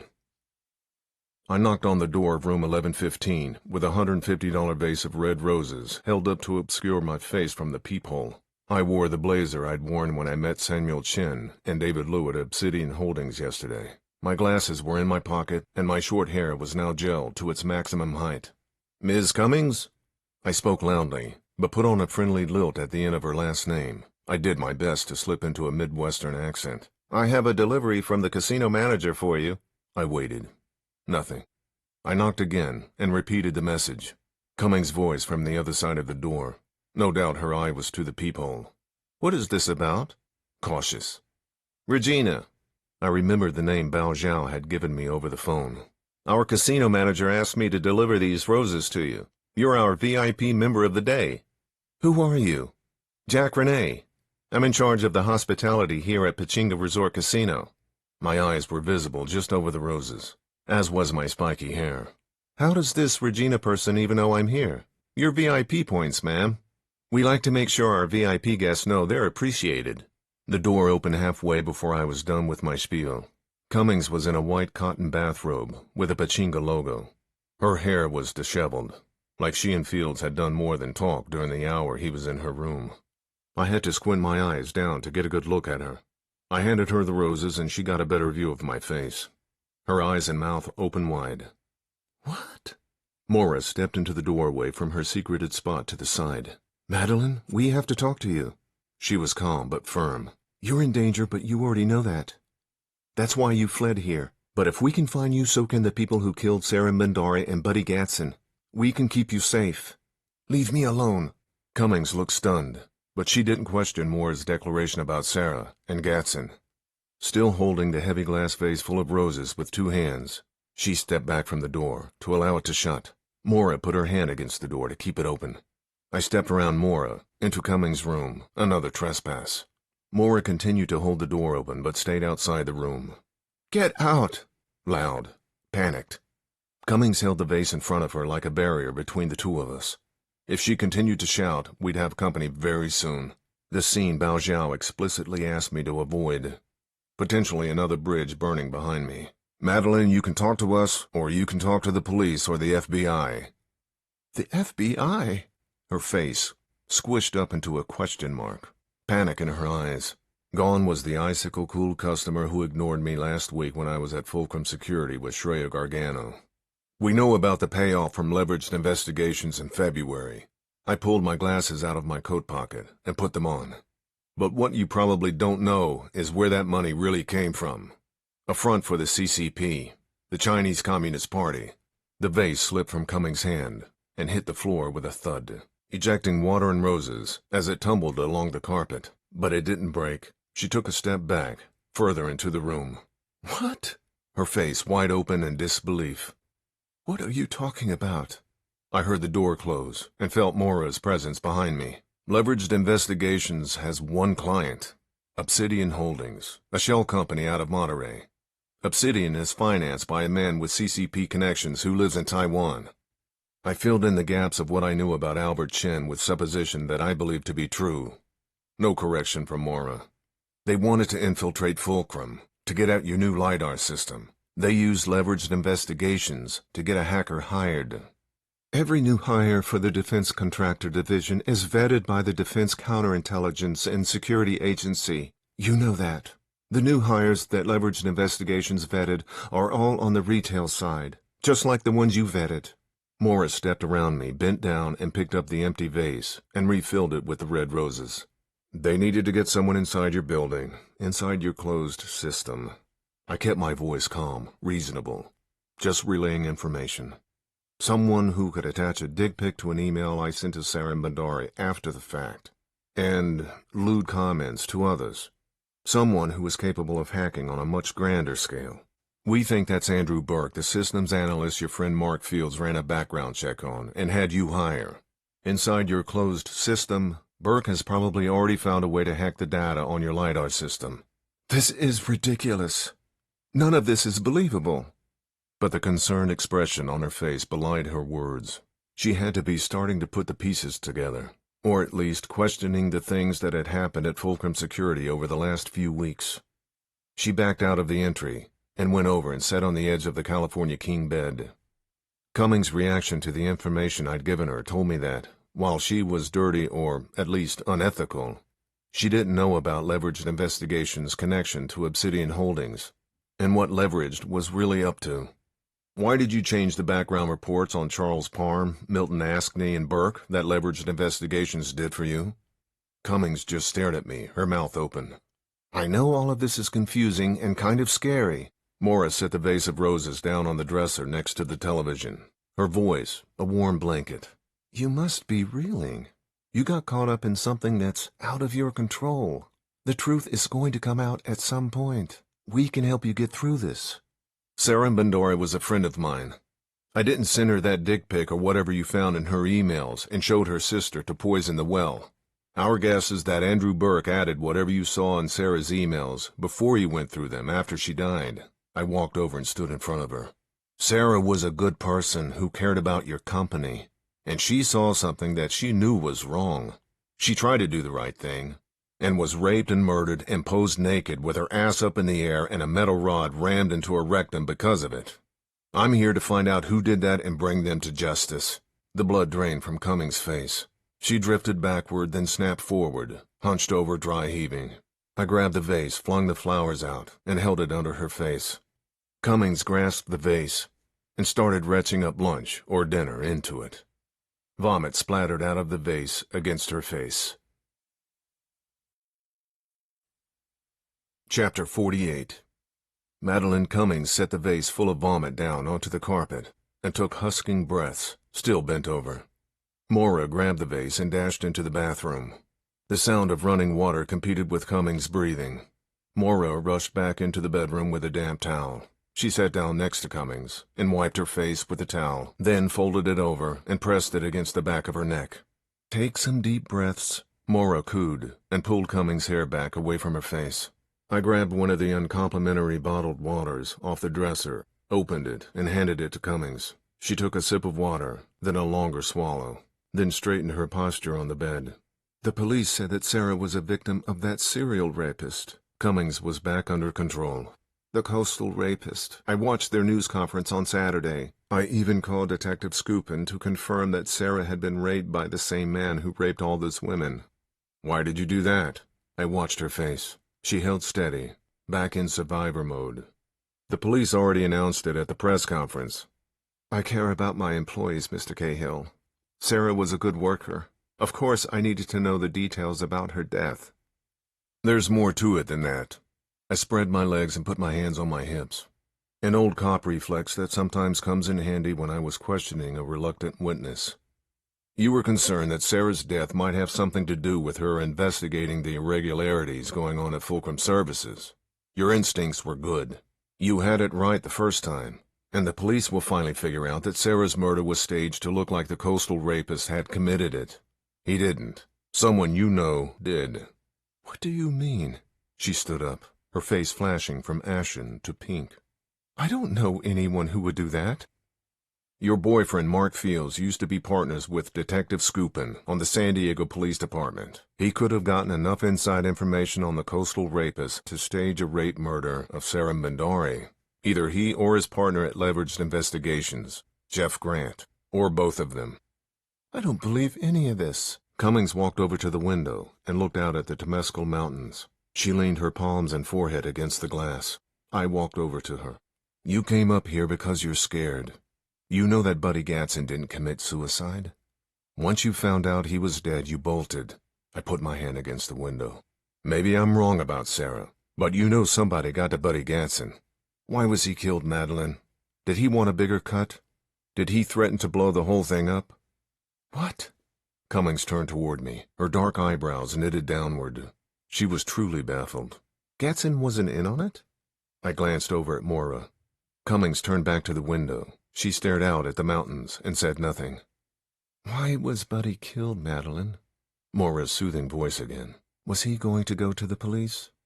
"There was nothing to go to the police about." Cummings spoke without looking up. "We didn't do anything illegal." "What did you do?" I asked. "Nothing. We just hired someone new who Buddy didn't like. He wanted to fire him, and I told him he didn't have just cause." "Andrew Burke?" I asked, but I was sure I already knew the answer. "Yes." Cummings walked over to the minibar and twisted the tiny cap of a 2.5-ounce bottle of vodka and took a sip. Seemed like a risky move after what she just spewed out into the flower vase, but everyone handles stress differently. "Why did Buddy want to fire him?" "He was hired to implement our new inventory control system, and Buddy didn't think he was making progress quickly enough." "That's it?" I asked. "Buddy thought he was secretive, too." Slow and secretive because he was probably spending all his time trying to burn a hole through the firewall between the system for the luxury retail line and the defense contractor projects. "What happened after you told Gatson he couldn't fire Burke?" I followed Cummings to the minibar. Another sip, this one longer. Finally, he said he was going to talk to Trent about it. "Boswell?" The founder and CEO of Fulcrum Security. "Yes." "When was this?" Maura. "Yesterday." She drank the rest of the mini vodka bottle and opened another one. "The last day Gatson was at work. They found his body this morning. Tuesday. Nobody said anything for a solid 10 seconds. "Do you know if he told Boswell?" If he did, then whoever killed Sarah Bandari and Buddy Gatson would have at least one more person to kill. Trent is on vacation in Barbados until next Monday. Cummings, 2/3 of the way through with her second mini vodka bottle. He doesn't like to be disturbed on vacation unless it's an emergency. Wanting to fire someone wouldn't qualify. But Gatson was going to tell him when Boswell came back to the office next week, right? I tried to talk him out of it. Cummings' voice cracked high with emotion. I asked him to give Burke a little more time. We know the whole just cause thing was bullshit. I shot a look at Mora, then back at Cummings. You told Fields that Gatson wanted to fire his hand-picked employee, and Fields' employer couldn't let that happen. When did you tell Fields, and what did he say when you told him that Gatson wanted Burke gone? Cummings downed the last mini vodka bottle number 2. I think it's time for you to leave. She put the empty bottle down on the dresser, then turned toward me and crossed her arms. A power move, maybe buoyed by the vodka. You think they're going to let you live? The truth, blunt and hard. My power move. They killed Sarah Bandar just for asking questions. Gatson was only trying to get a bad employee fired. According to you, he didn't even know that leveraged investigations had funneled Burke into Fulcrum Security. They were just secondary players, unaware of what was really going on. You're a main player in this. Without you, Andrew Burke would have never infiltrated Fulcrum. Sarah and Gatson didn't know anything, and they had to go. You know everything. How long do you think the people behind leveraged investigations are going to let the one person who can expose them and what they're up to keep breathing? You're a liability, and you're dangerous. Surely after Buddy Gatson's death, you're starting to put the pieces together. Madeline Cummings walked to the end of the dresser, hesitated, and walked back the other way. She continued to pace in silence. I glanced at Mora. She micro-frowned and slowly shook her head, her sign that I overstepped. I didn't care. Cummings was the linchpin holding the criminal enterprise together. She may not have understood the magnitude of what she had done in the beginning, but she did now. And all the wreckage that had come from her decision to accept a package full of money to cut corners and step beyond the company's boundaries in hiring people, and then report on a couple of Fulcrum security workers who tried to look out for the company's best interests. What happened with the background reports of the 3 employees, including Andrew Burke, that Jeff Grant signed off on? I asked. I don't know what you're talking about. There was a reason Cummings played video poker instead of the real thing. Her entire face was a towel. It was red and angled away from mine. Mark Fields asked you to pull them, didn't he? He didn't want Grant's name on anything because it was an alias. And you forgot to replace them with the new ones Fields signed until Sarah found that they were missing, right? It was a simple clerical mistake. Cummings stared at the carpet. Why did Fields meet you here today, Madeline? Mora asked. Cummings let go a long breath, air out of a balloon. The truth would come out next. I called him today after Ernesto, our shop foreman, found his body at his house. She stopped pacing, but her voice was tight. I'm not stupid. The day after I told Mark that Buddy was going to talk to Trent about Andrew Burke, Buddy supposedly committed suicide. I asked Mark if Thomas killed him. Mora and I looked at each other. Thomas? A new person we knew nothing about. Thomas? I asked. Thomas Wendell. He also goes by Jeff Grant. I took out my phone and pulled up the photo I had of the man who worked at Leveraged Investigations, who I believed to be Jeff Grant, and showed it to Cummings. Is this Wendell? Yes. What did Fields say when you asked him if he thought Thomas, killed Buddy Gatson?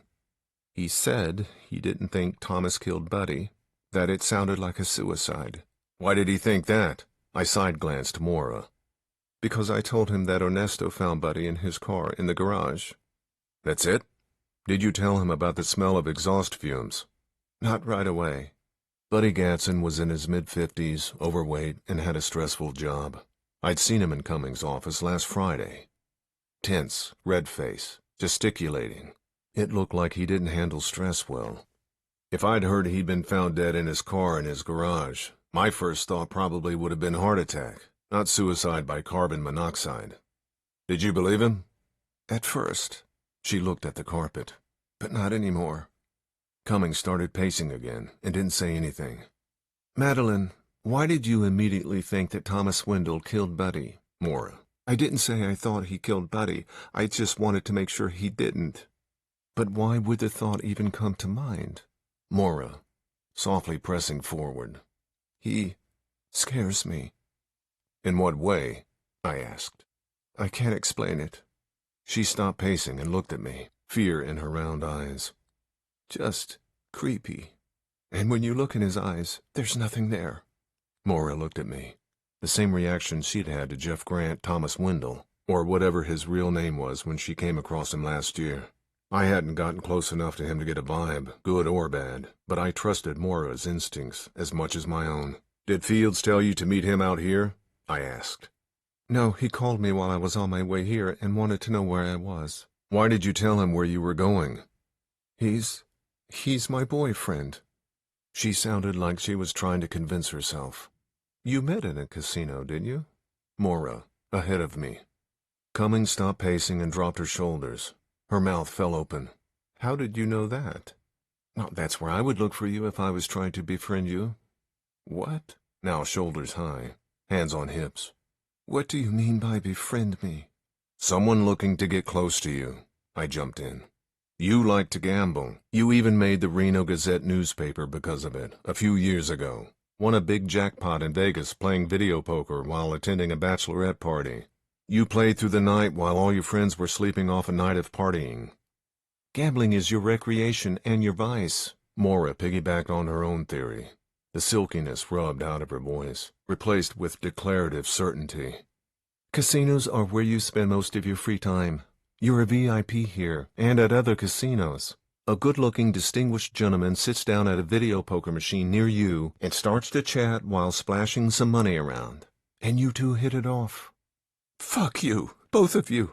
Cummings stomped over to the window again, but she didn't ask us to leave. When did you meet him? I asked. Sometime in February, a few weeks after Fulcrum Security put out a press release about their breakthrough LiDAR system. It wasn't like that. Cummings sounded like she couldn't even convince herself. What was it like? I asked. Cummings hugged herself and didn't say anything. Look, Madeline. Mora. I know all of this is very shocking, but you have to be careful. You're not safe here. Maybe we're wrong about Mark Fields, but if he knows you're here, so does Thomas Wendell. He can't let you live. You ran because you were scared, I said. Your survival instincts kicked in, but because you asked Fields if Wendell killed Buddy Gatson and then ran, Wendell knows that you know too much. Mora's right. He can't let you live. Oh, no. Fear and panic raced across Madeline Cummings' face. Dylan. What about Dylan? I fired the words out. I told Jeff that Dylan talked to you alone in the break room last Friday. We were supposed to have dinner together tonight, but he left here a couple of minutes after I told him. Chapter 49. I whipped my phone out of my pocket and stabbed Dylan Helmer's phone number.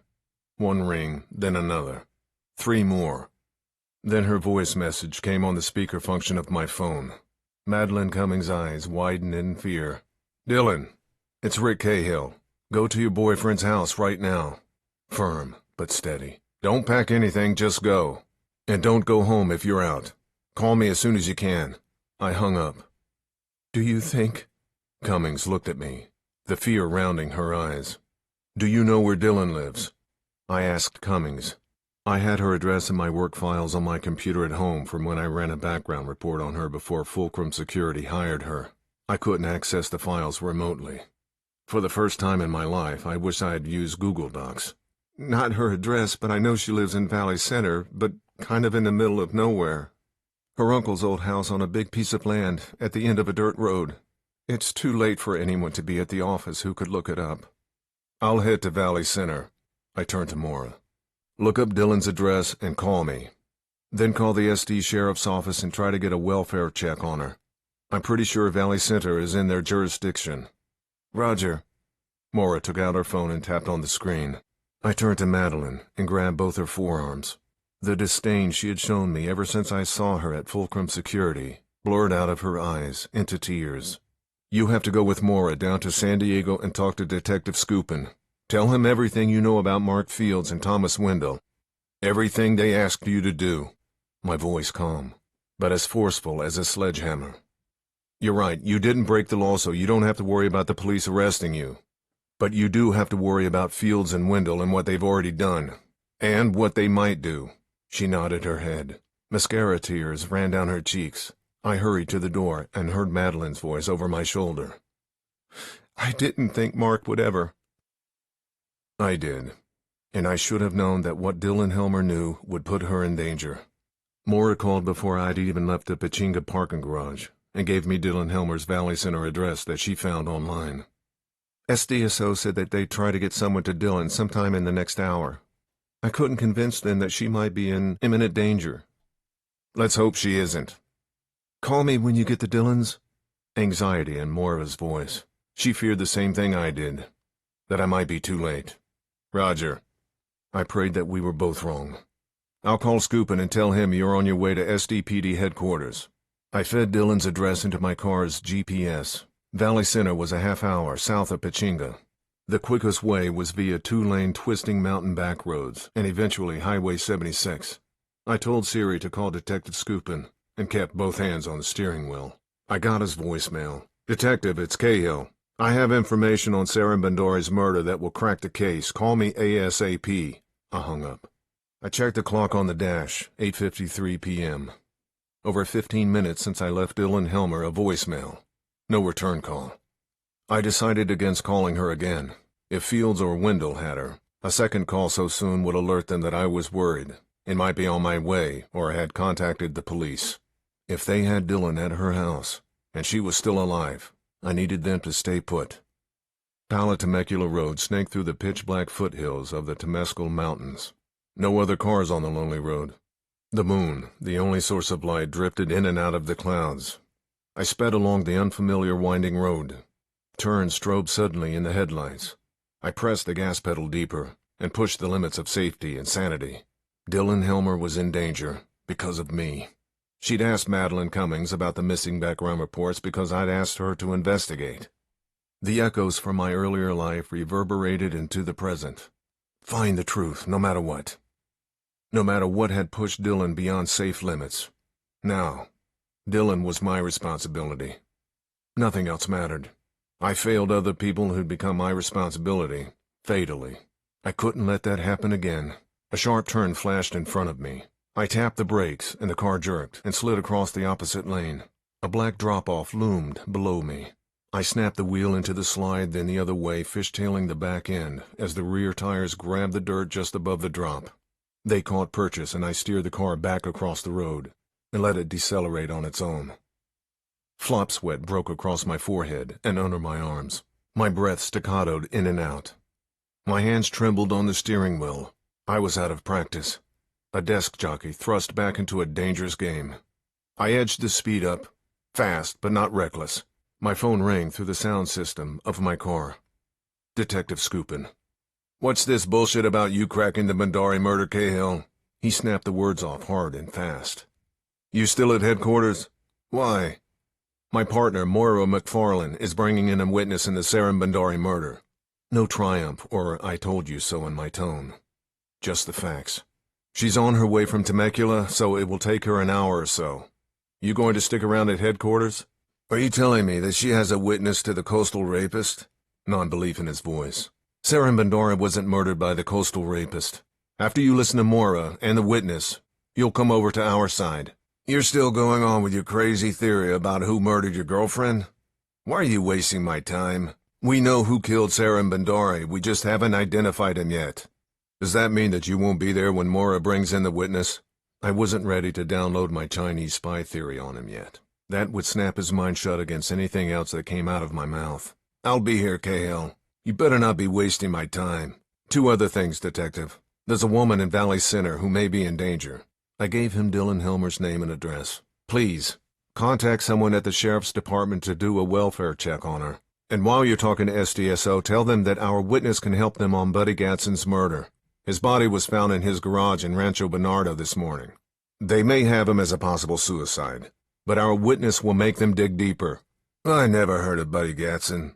Dismissive. And you need to give me more on this Dylan Helmer woman. Why do you think she's in danger? Because your old partner Mark Fields, or someone named Thomas Wendell, may try to kill her.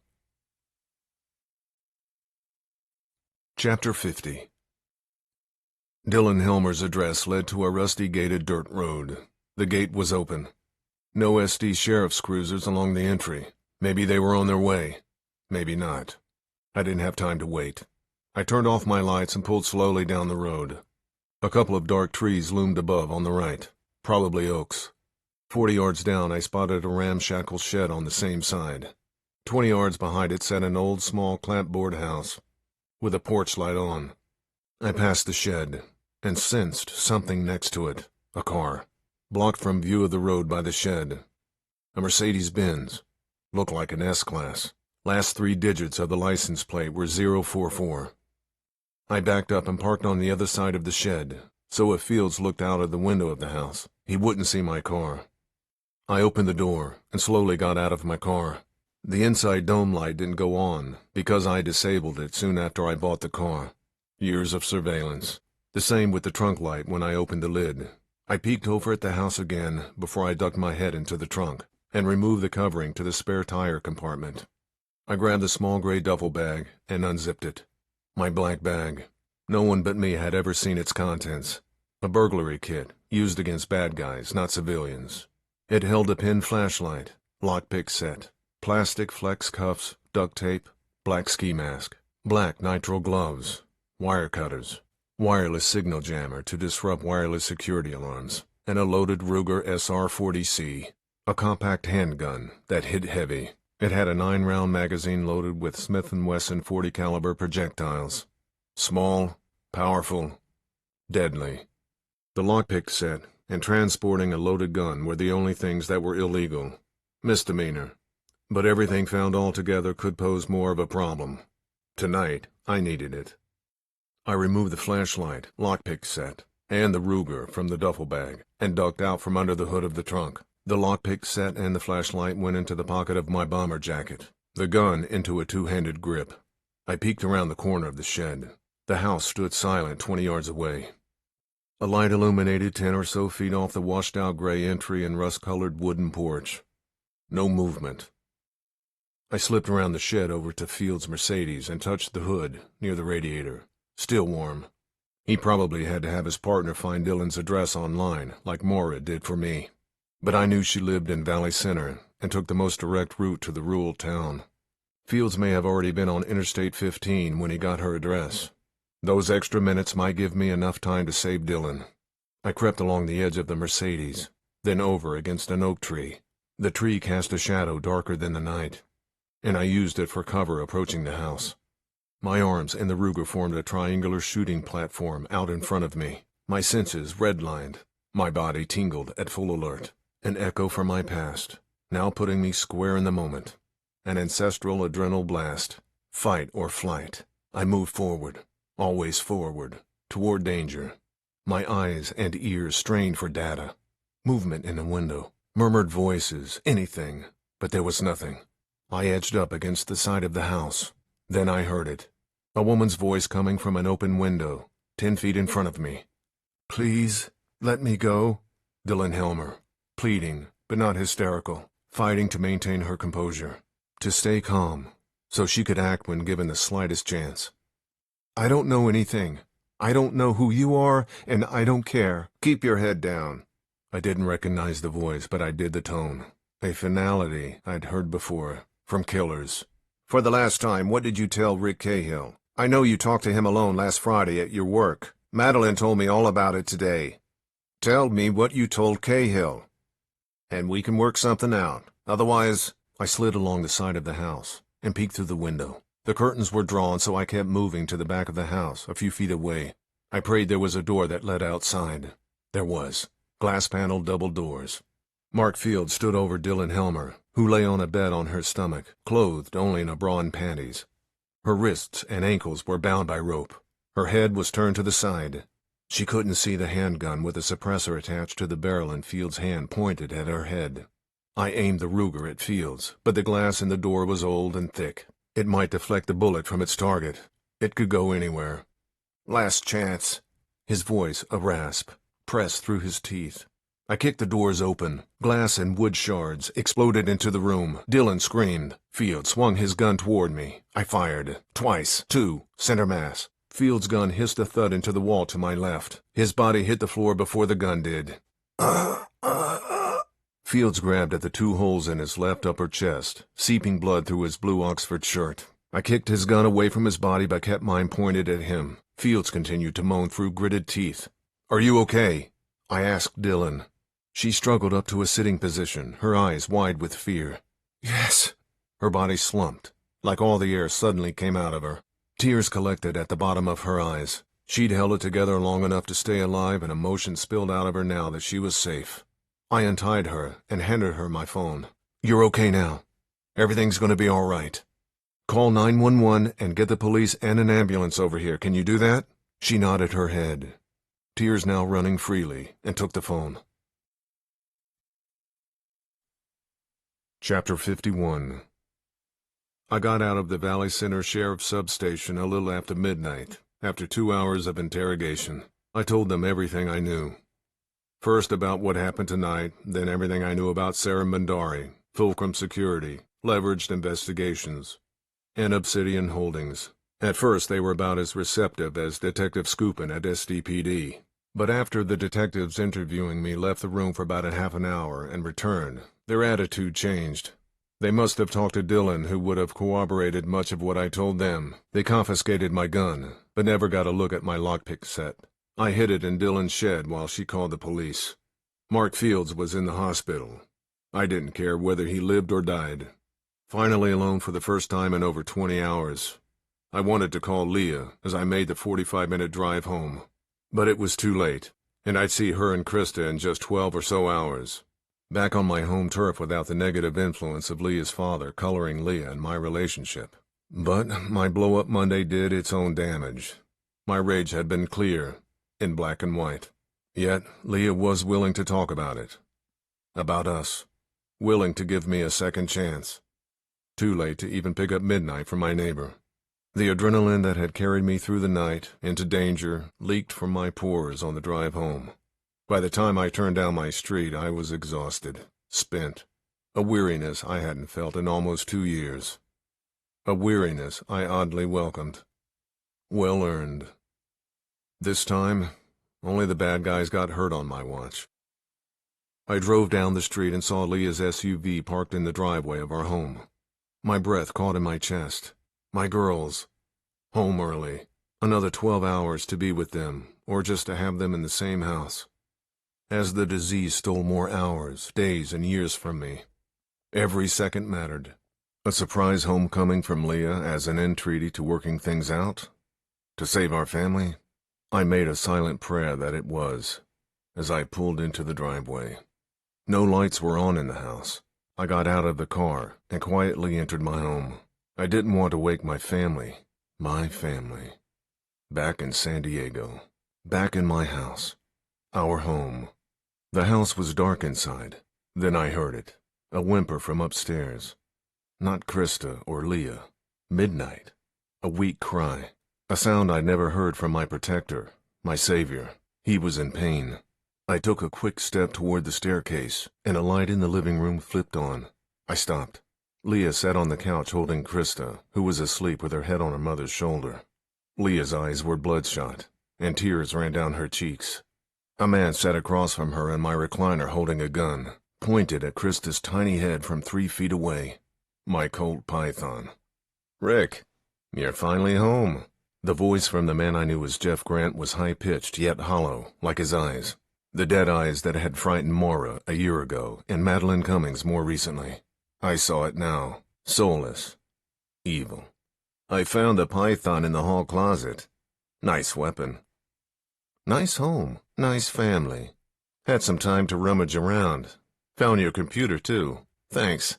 I glanced at Leah. She held Krista gently, but securely, against her body. Krista, mercifully, was still asleep. "Are you okay?" I kept my voice calm as I looked at Leah. She nodded her head, but the tears poured harder out of her eyes. Midnight's whimpers grew louder from upstairs after I spoke. He heard my voice. A sickening slumping sound came from each whimper, like he was trying to propel himself along the floor upstairs. to get to me. Sorry about your dog. Not an iota of remorse in his voice. I've been waiting for you for hours. I finally hear a car in the driveway, peeked outside, and saw your wife and kid. Your wife's one thing, but I didn't want to deal with a damn kid. I hid upstairs, and a couple of minutes later your wife comes in with the damn dog, and he flew right upstairs and found me. A cracked smile on a face that would blend into almost any crowd. Figured he would have bled out by now. Fire burned along my nerve synapses like a lit fuse. The heat reached my face, and blowtorch sweat along my forehead. The room turned red, my breathing jackhammered. The rage. I couldn't let it loose. Not yet. Krista and Leah would die. Look, my wife and child are no threat to you, so you can put down the gun. They don't know anything about you. Voice still calm as the rage boiled up inside me. In fact, I don't know much about you. I don't even know your real name. It's Roby. The devil's smile. Nice to meet you, Rick. Roby, let's you and I go outside and take a drive. We can discuss whatever you need to in the car. No, I'm comfortable here, Rick, sitting with your family. He looked over at Leah and Krista, and I snuck a half step forward. But we do have something to talk about. Why don't you tell me where Madeline Cummings is, and I'll be on my way? A lie, of course. Leah and Krista was still alive only as pawns that he could leverage to get the information he wanted. Once I answered, he'd kill us all. The killer was about 15 feet away from me. I could cover that ground in about a second from a dead start. I might be able to get to him before he spun the gun from Krista toward me and fired, but not quickly enough to keep him from pulling the trigger with the gun aimed at Krista now. No good options. But if I didn't act, my family would die. I needed time. The right moment. But for what? No cavalry was coming. It was just me and a sadistic killer, but I didn't have anything else. Another second, another minute, another breath might give me a chance to get between the gun and my family, and give Leah a chance to flee to safety with Krista in her arms. You going to kill Cummings like you did Sarah Mandari? I watched the gun, not his face. It remained trained on Krista. I don't know what you're talking about. Feigned ignorance with a chuckle at the end. The police said the coastal rapist killed her. Remember? We were both at the press conference when they said it. You made mistakes. Detective Scoopin is already figuring it out. Whether you kill us or not, you're going to have to go on the run.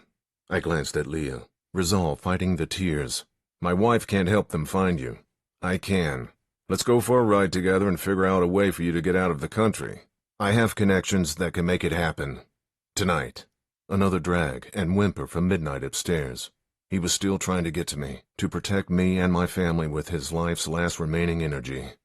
My skin boiled atop my bones, my whole body a clenched muscle. The rage strained to break loose from the shredded reins holding it back. I fought for control. Enough. A jagged edge to his voice. Where's Madeline Cummings? I don't know where she is. Maybe you should ask Mark Fields.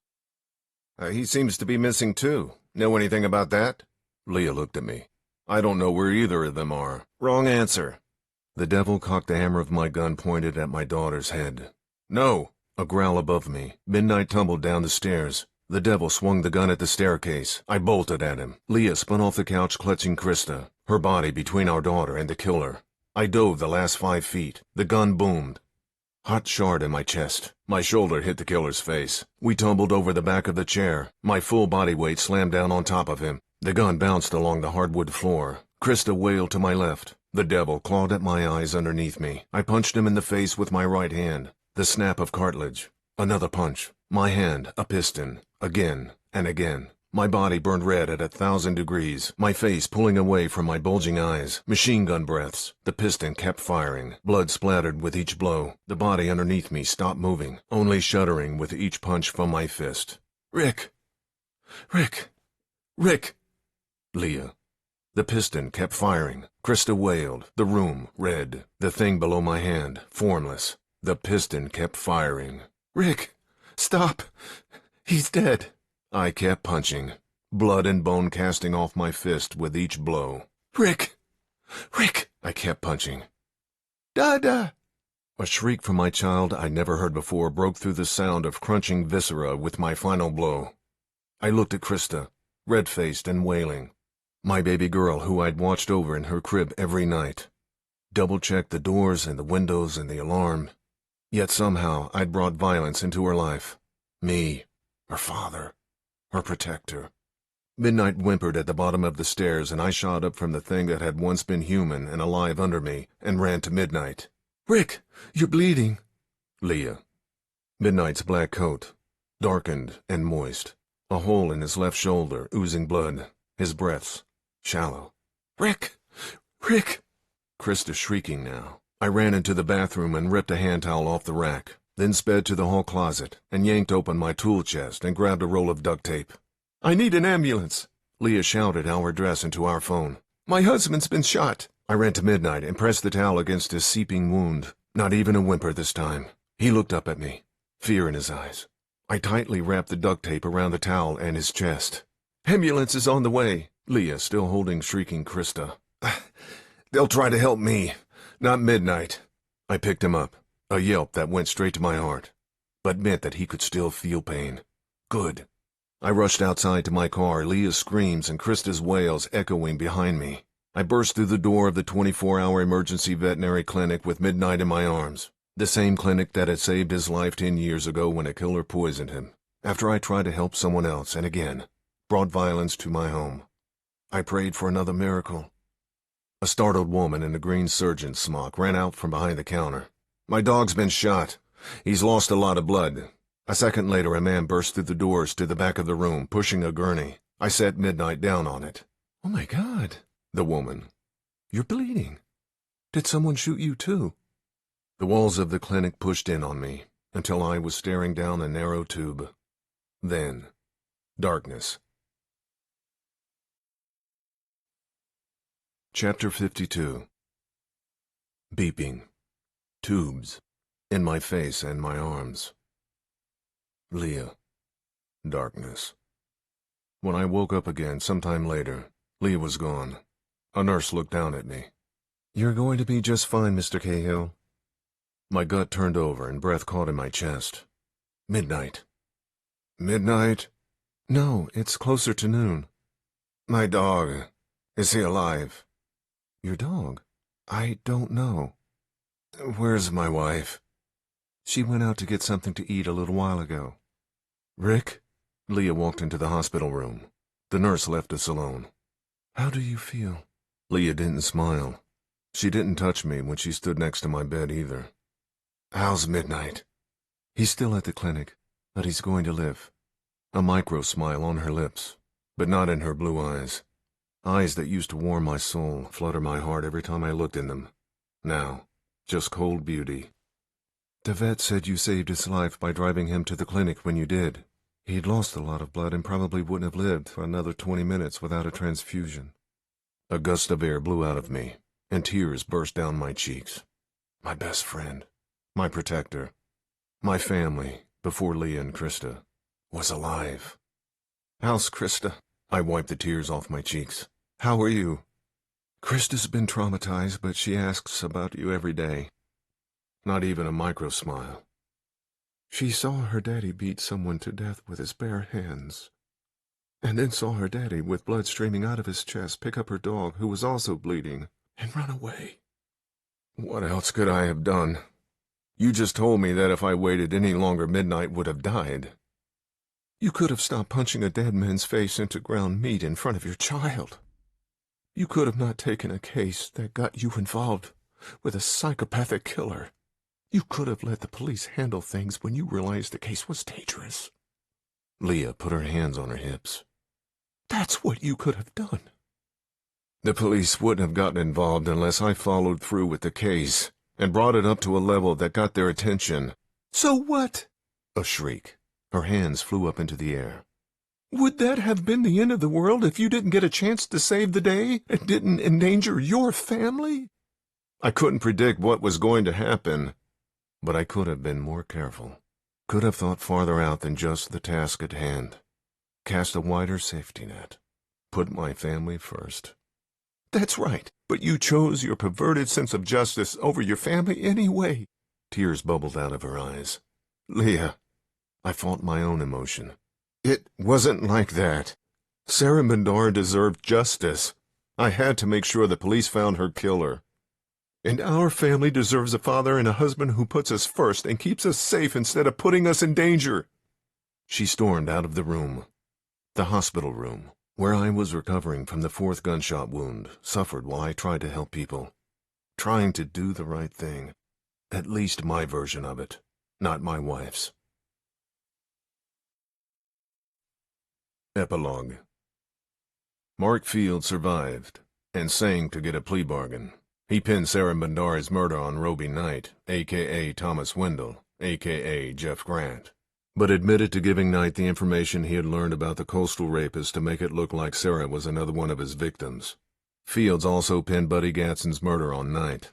He said Knight forced Gadsden to down a few remaining prescription sleeping pills, then maneuvered Gadsden into his truck while he was still mobile and turned on the engine. Gadsden went to sleep from the pills and stayed that way forever from the exhaust. Samuel Chin's yacht was found a mile off the coast of Monterey, but he wasn't on it. His body was never found. David Liu fled to Hong Kong. As far as anyone knows, Albert Chin is still in Taiwan, what the Chinese CCP refers to as China.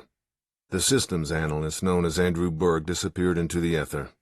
The cleanup was complete. The FBI got involved and carried the ball for a few months, then disbanded the case. No one wanted to admit that Chinese spies could infiltrate private American companies so easily.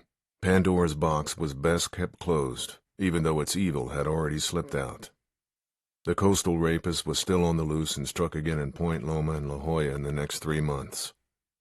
No charges were brought against me. I was again portrayed as a hero in the press, not by my wife or her family. My hand took longer to heal than the bullet wound in my upper chest. I broke 4 bones in it when I beat Roby Knight to death. Beyond death. I had to wear a cast for 6 weeks. Maura moved into my house for a couple of weeks during my home recovery. Leah and Krista are living with her parents in Santa Barbara for now. Leah told me she was looking for a new house. But at least, we're talking. I see Krista for a couple of weeks a month, here in San Diego. My neurologist prescribed marijuana as a more holistic approach to deal with my rage, since the harder drugs weren't working. It's had mixed results, and I haven't gotten used to the numbness that comes with it. That numbness is a buffer from real life, which is meant to be lived and felt. Oh, I'm in therapy, too, telling a stranger my secrets and fears every week. He's become less and less a stranger with each session. The red rage still takes over me sometimes, but not as often. And it's slowly fading to pink. I still have a few background check accounts, but most of my work takes me out of the office. Back on the street, where I was meant to be. Midnight now walks with a limp, moves a little slower, and is grayer around the jowls. He lights up when Krista visits, and moves even slower after she leaves, just like me. It's mostly just the 2 of us now, my protector at my side, my family's savior, my truest friend. Doom Legacy, the Rick Cahill series, Book 9, written by Matt Coyle, narrated by Michael Rose.